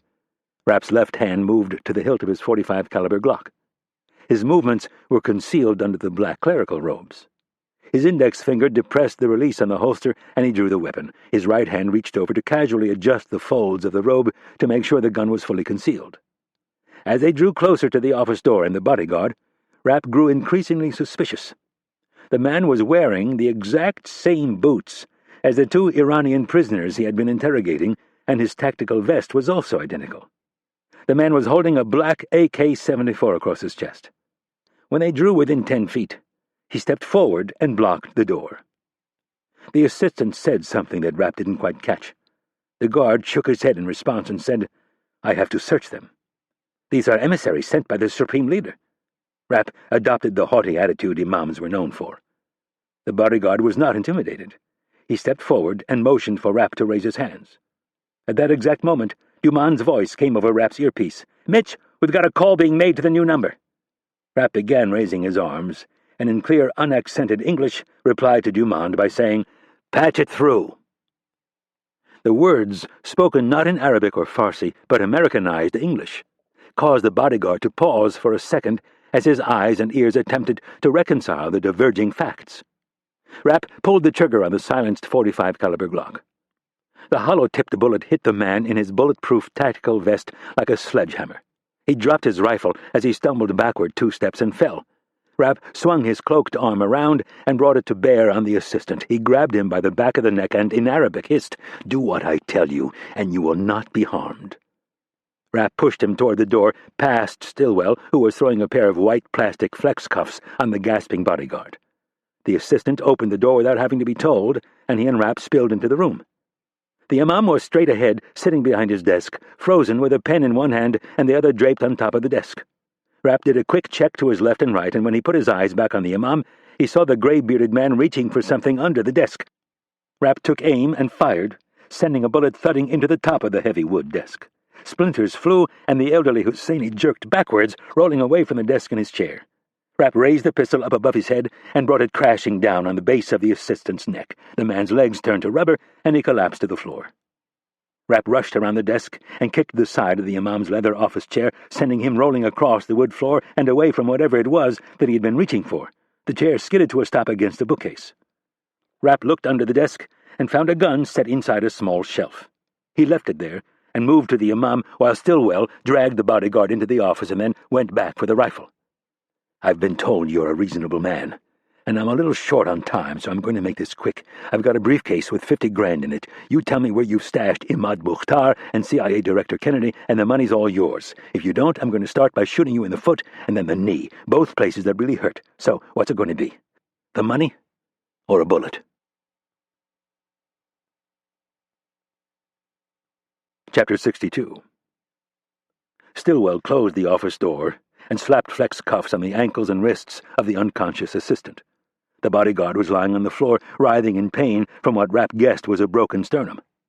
Rapp pointed at the bodyguard and said to Husseini, "He's with Mukhtar, isn't he?" The imam nodded. Rapp thought of Kennedy's bodyguards all lined up and shot in the head. He then considered how eliminating this problem might motivate Husseini to be a bit more forthright, both in the sense that there would be no witnesses to talk about the deal Husseini had made and by serving as a stark example of how serious the situation was. Rapp extended his wrist, squeezed the trigger, and a heavy bullet spat from the end. The man's head bounced off the floor, and then the blood began to flow in an expanding pool of crimson. Imam Husseini looked on in shocked horror. Rapp was about to tell him that he was now free to talk when he heard President Amatullah's voice emanate from his tiny earpiece. "Ali, this is Cyrus." "Marcus," Rapp said in hushed English, "is he still in this building?" A couple seconds later, Dumont said, "We have his signal isolated to a 4-by-4-meter area in the southwest corner of the mosque." "Stan," Rapp commanded, "show him the cache." "Where are you?" Rapp heard Amatullah ask. "I would rather not say," Mukhtar answered. "Well, there has been a change of plan." "I am close to getting you what you asked for." Rapp could hear the frustration in Mukhtar's voice. "You need to release the hostage," Amatullah said. Rapp literally froze in mid-stride. "Why?" Mukhtar hissed. "Because I am ordering you to." "I do not take orders from you," Rapp noted the anger in Mukhtar's voice. "Well," Amatullah sighed, "the Supreme Leader has decided that she should be released." "Why? Is this because of the ultimatum the American president has given you?" There was a long pause, and then Amatullah said, Yes. Mukhtar started laughing. Rapp knew instantly there was a problem. He took 2 quick steps and placed the tip of the silencer against Husseini's knee. Change of plan, we're going to start with the knee. I need a quick answer, 50 grand, or more fucking pain than you've ever imagined in your entire life. The imam looked at the cash, and then the dead man on the floor and said, I will take the cash. Good choice, let's go. Rapp grabbed him under the arm and yanked him from the chair. Over his earpiece, he heard Mukhtar say, It is time for the war to begin.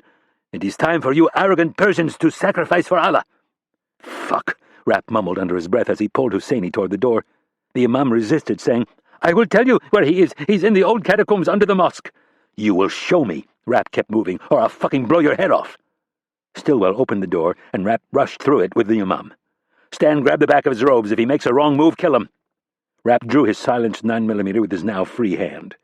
With the .45 in his left hand, he grabbed the extra fabric from the robe and draped it over the gun so all but the last few inches of the silencer were concealed.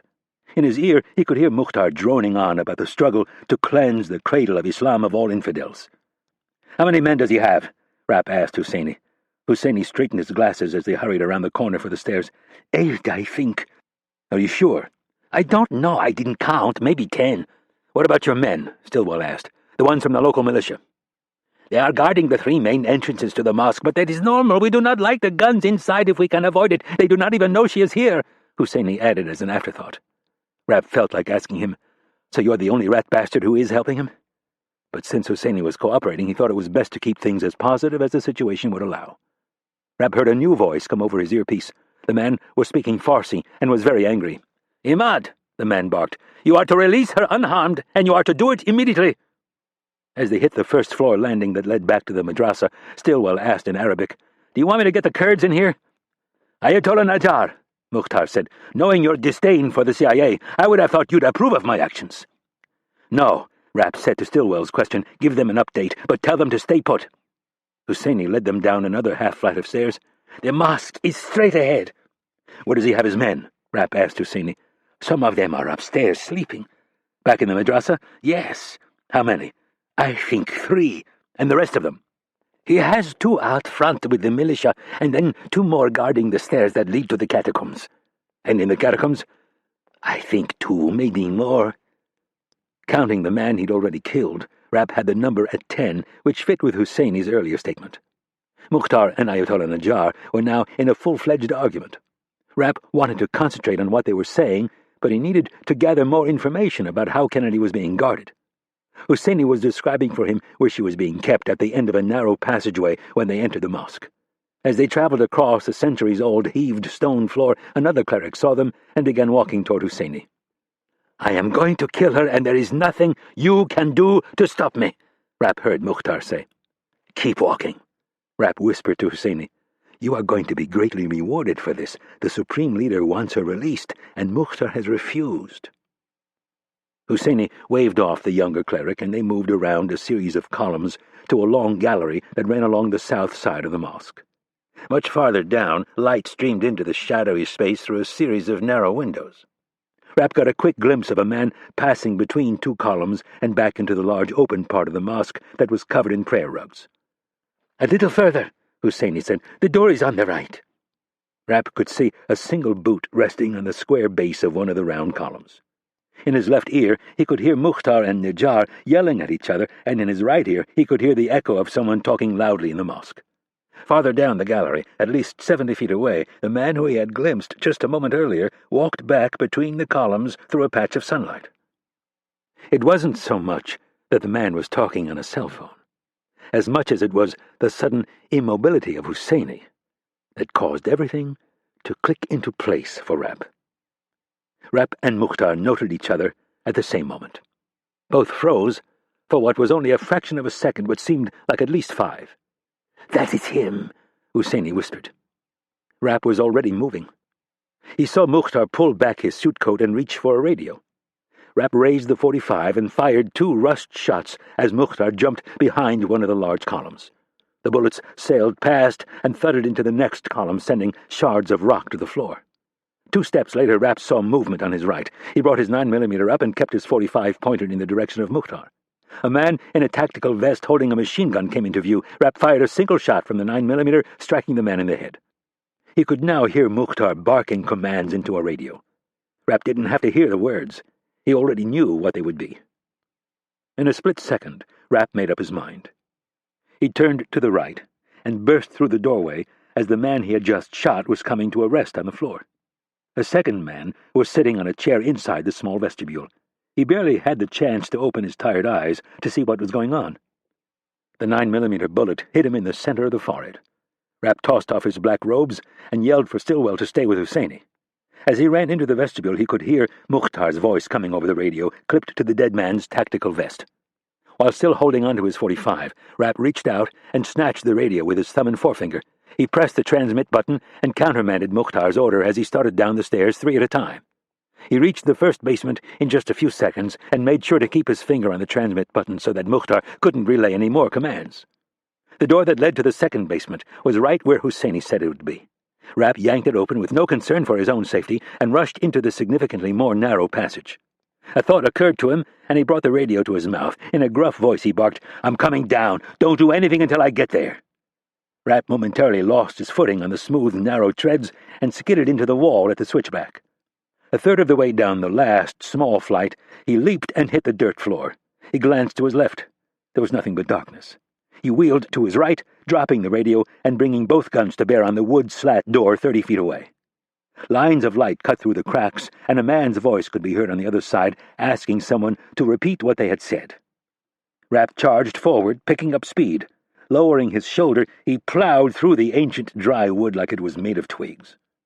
2 men stood no more than 8 feet away, one in front of the other. The closest one was holding a radio in front of his mouth, and in the other hand a pistol dangled lazily at his side. Rapp fired the 9mm, hitting the first man in the side of the head. As he sank to the floor, Rapp got a full look at the other man and his first glimpse of Kennedy. She was tied over the back of a chair and bleeding profusely. Her shirt was lying in shreds on the floor, and her back was covered with long red welts from being whipped. The other man was shirtless, covered in sweat, and holding a double length of electrical cord in his right hand. The man shrugged, dropped the cord to the ground, and raised his hands in the air. Rapp took one more look at Kennedy, and then the man who had been beating her. He could feel the bile rising up from deep within. The man looked at Rapp and said, "I was only following orders." "So am I." Rapp pulled the trigger on the 9mm and shot him in the chest. Epilogue. Washington, D.C., 1 week later. Ashani was driven straight to Langley by Rob Ridley and brought into the old headquarters building via the executive underground parking garage. Before entering the director's private elevator, he'd been roughly searched by 2 of Kennedy's bodyguards, an indignity that he would have not tolerated a week earlier, but now, considering all that had happened, he didn't dare complain. He'd spoken with Rapp twice in the past week. The first conversation didn't go all that well. In fact, it consisted mostly of Rapp threatening him and telling him to pass along threats to other Iranian officials. Ashani had learned a great deal about the man in the past week, and nearly all of it was unsettling. He was not someone they could afford to take lightly or ignore. Ashani had discussed the problem with Najjar, who was not pleased to be threatened. His curt response was that they should hire someone to kill the American agent. Ashani, who hated the idea, dissuaded his mentor by explaining that others had tried to do the same thing and had failed. In fact, he added, they are all dead. Ashani used that anecdote to help pitch his proposal. He explained in detail what he proposed to do and how it would both solve a problem and satisfy Rapp. It was the classic killing of 2 birds with 1 stone. With Najjar's blessing, Ashani had called Rapp and told him he would like to sit down and discuss a very important matter. Rapp pressed him for more information, of course, but Ashani just repeated that he was willing to share some very important information with him. Rapp agreed to the meeting but refused to do so anywhere other than Langley. Ashani reluctantly agreed, and now he found himself entering the belly of the beast. As he was escorted through the door by Rob Ridley, he laid eyes on Kennedy for the first time since their meeting in Mosul. She was sitting in a chair next to a couch with an expression that was devoid of emotion. Ashani averted his eyes, feeling an overwhelming sense of shame. He noticed someone approaching from the far end of the large office and turned to see who it was. The man was around 6 feet tall and had longish, wavy black hair and a beard, both with flecks of gray. He was wearing dark slacks and a white dress shirt that clung to his broad shoulders and tapered down to a narrow waist. Ashani knew it was Rapp by the photos in his dossier, but seeing him in person was an entirely different matter. It was like looking at a photo of a lion, as opposed to standing only a few feet away from one of the Creator's most efficient predators. He had expected him to be more rigid, like the former army officers who worked for him, but he wasn't. He had a relaxed, athletic grace in the way he moved. Ashani thought of the threats Rapp had made over the phone, and it sent a shiver down his spine. Rapp pointed at the couch next to Kennedy and said, "You can sit over there." There were no pleasantries, no hellos, or "would you like anything to drink?" Ashani moved around the glass coffee table and sat on the couch. He looked at Kennedy, and with all the sincerity he could muster said, "I am so sorry for what happened to you, and my country offers its sincerest apologies." "Bullshit," Rapp said in a menacing tone. He took up a position on the other side of the coffee table and remained standing. "There's people in your government who are behind the whole thing." Ashani looked up at Rapp and noticed a large-caliber automatic holstered on his left hip. He turned back to Kennedy and said, "He is right. Most of them have been punished. Some have paid with their lives." "What about Amatullah?" "As I have already told you," Ashani said to Rapp, "his term is up in less than a year. He will not be running for office again." Rapp stood there and shook his head in disgust. Ashani found the man very unsettling, so he turned his attention back to Kennedy. In a soft voice he said, "I wish there was a way I could prove to you that I had nothing to do with this crazy plot. I have 4 daughters and a wife. I would never have participated in something like this." "Yeah, you just help fund and train Hezbollah suicide bombers so they can blow themselves up in supermarkets and kill pregnant women." With a sarcastic sneer, Rapp added, "That's much better."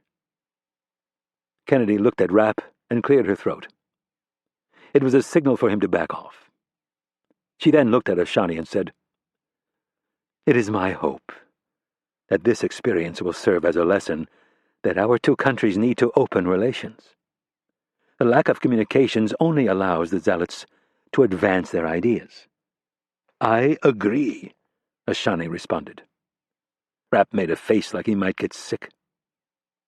"Now, why did you travel all this way?"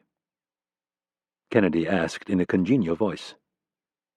The short answer: Imad Mukhtar. "What about him?" Rapp said. "He is back in Lebanon." Ashani placed a thick manila envelope on the glass table and slid it toward Kennedy. "I have prepared a dossier for you." Kennedy opened the package and began flipping through the pages. "This is a lot of information."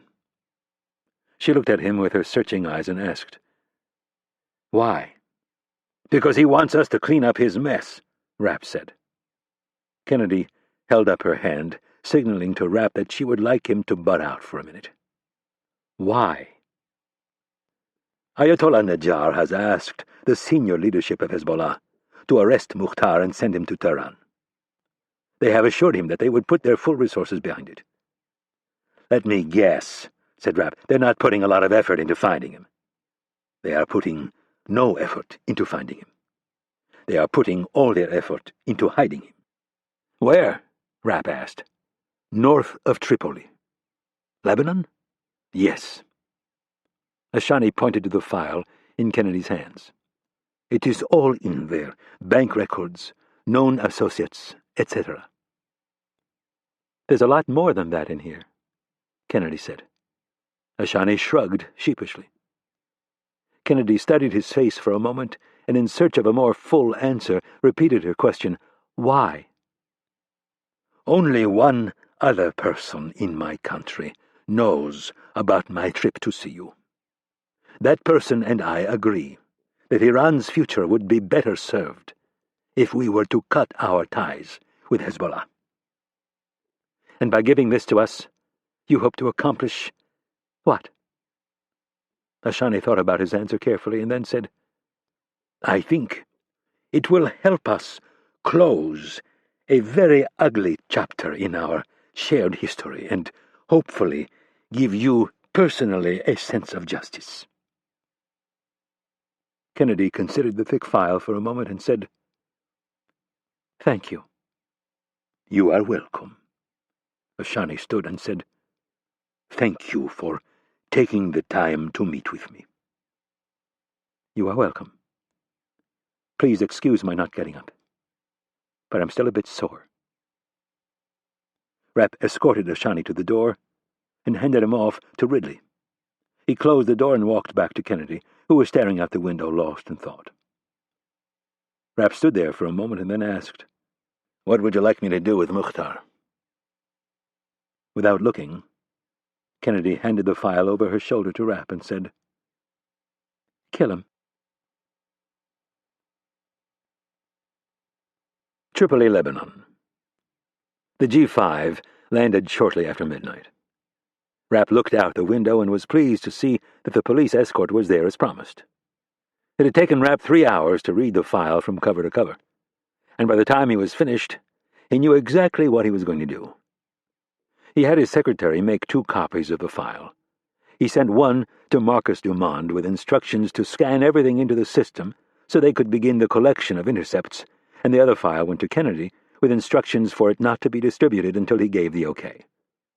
The last thing he needed was some gung-ho analyst, or worse, someone from the Justice Department, getting in his way before he had a chance to permanently resolve the outstanding issue. The next thing he did was call a certain Middle Eastern monarch who had a deep fondness and respect for Kennedy. This monarch had called in the aftermath of Kennedy's kidnapping and offered to do anything to help bring Imad Mukhtar to justice. The king also happened to be from the Sunni sect of Islam and despised the Shiite terrorist group Hezbollah. Mukhtar himself had been behind a plot to kill one of the king's brothers. Rapp explained the situation and told the monarch what he would like to do. The monarch did not hesitate to offer his significant assistance, and in fact told Rapp he would like to incur the costs of the operation. This actually became the stickiest part of the conversation. Rapp had to eventually invoke tribal honor to get the monarch to back down. Operations like this were often very tedious and drawn out, usually taking months and sometimes even years. Every so often, though, a shortcut presented itself. The trick was to know when to take it. In this instance, Rapp was influenced by several factors. The first simple fact was that every government and organization, with the exception of Hezbollah, had turned its back on Mukhtar. And according to Ashani's information, there were even a few high-ranking members of Hezbollah who thought it was time for the man to simply disappear. The second reason why Rapp was willing to take the shortcut was because he knew if anything went wrong, the president would have his back. Alexander had told him personally that he wanted Mukhtar's scalp, and he didn't care how long it took. The third and final reason Rapp decided to take the quick route was simple, poetic justice. Rapp looked at his satellite phone and punched in a number from memory. After a few rings, someone answered on the other end and gave Rapp the confirmation he needed. Rapp thanked the person and put the phone back in his pocket. He unbuckled his seat belt and opened the storage closet near the cockpit. After putting on his suit coat, he grabbed a large, heavy, black duffel bag and threw it over his shoulder. On his way past the cockpit, Rapp poked his head in and told the pilots he would likely be back in an hour. Rapp walked down steps and across the rain-slick tarmac. 2 police officers were standing by the squad car, one a detective and the other a patrolman. Rapp shook hands with the detective, who informed him that the chief was waiting for him at the station. Rapp climbed into the back seat and they were off. Where Beirut was a city of mixed religions and sects, Tripoli was predominantly Sunni. They arrived at the station a few minutes later. Rapp lugged the heavy bag up 2 flights of stairs and was shown immediately into the chief's office. Introductions were extremely brief. Neither man wanted to get to know the other. They simply wanted to complete the transaction and go their separate ways. "Is that what I think it is?" the chief asked, pointing at the bag on the floor. Rapp nudged it with his foot. "Sure is. Would you like to take a look?" The chief nodded eagerly. "Before we do that, I want to verify one thing." "What is that?" You spoke to His Majesty directly? Yes. And I assume he told you that I am the last guy you want to double-cross. The chief grinned uncomfortably. Yes, he did. He actually said you are the second to last guy. He is the last guy. Whatever works. Rapp smiled amiably. He bent down and unzipped the bag, revealing 5 tightly shrink-wrapped packets of money. Stepping back, Rapp said, $5 million. Rapp figured it was cheap. The leadership of Al-Qaeda all had price tags of 20+ million on their heads. Mukhtar at 5 million was a bargain. Especially when one took into consideration that based on Ashani's information, they could easily clear that much once they started raiding the Hezbollah accounts they now knew about. If Mukhtar could bribe Sunni cops in Mosul, Rapp saw no problem in offering a cash reward for one of the most wanted terrorists in the world.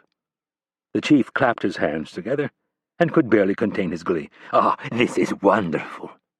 "Yes, it is. Now, may I please see the prisoner?" "Of course. Please follow me." The chief led Rapp down to the first floor. At the back of the station were a series of holding rooms with one-way glass. The chief stopped in front of one and said, "Everything has been arranged, just as you asked." There sat Imad Mukhtar, handcuffed to the metal table. His shoes, belt, watch, money, and cell phone were all on the table in front of him. He had shaved his head in an attempt to disguise himself. It didn't matter, though. Now that they had his voice print and the home where he was staying, it had been easy to find him. "What about the security camera?" Rapp asked. "This one is not working." "All right, you have the key for the handcuffs?" The chief gave it to him. "I will wait right here until you are done." "Thanks." Rapp grabbed a handkerchief, twisted the knob, and entered the 10-by-10-foot interrogation room. Without turning around, Rapp flipped the handkerchief up onto the security camera directly above him. The chief seemed like a nice guy, but there was no reason not to be thorough. He then snapped on a pair of latex gloves. Mukhtar looked up with tired, bloodshot eyes and asked in Arabic, "Are you my lawyer?"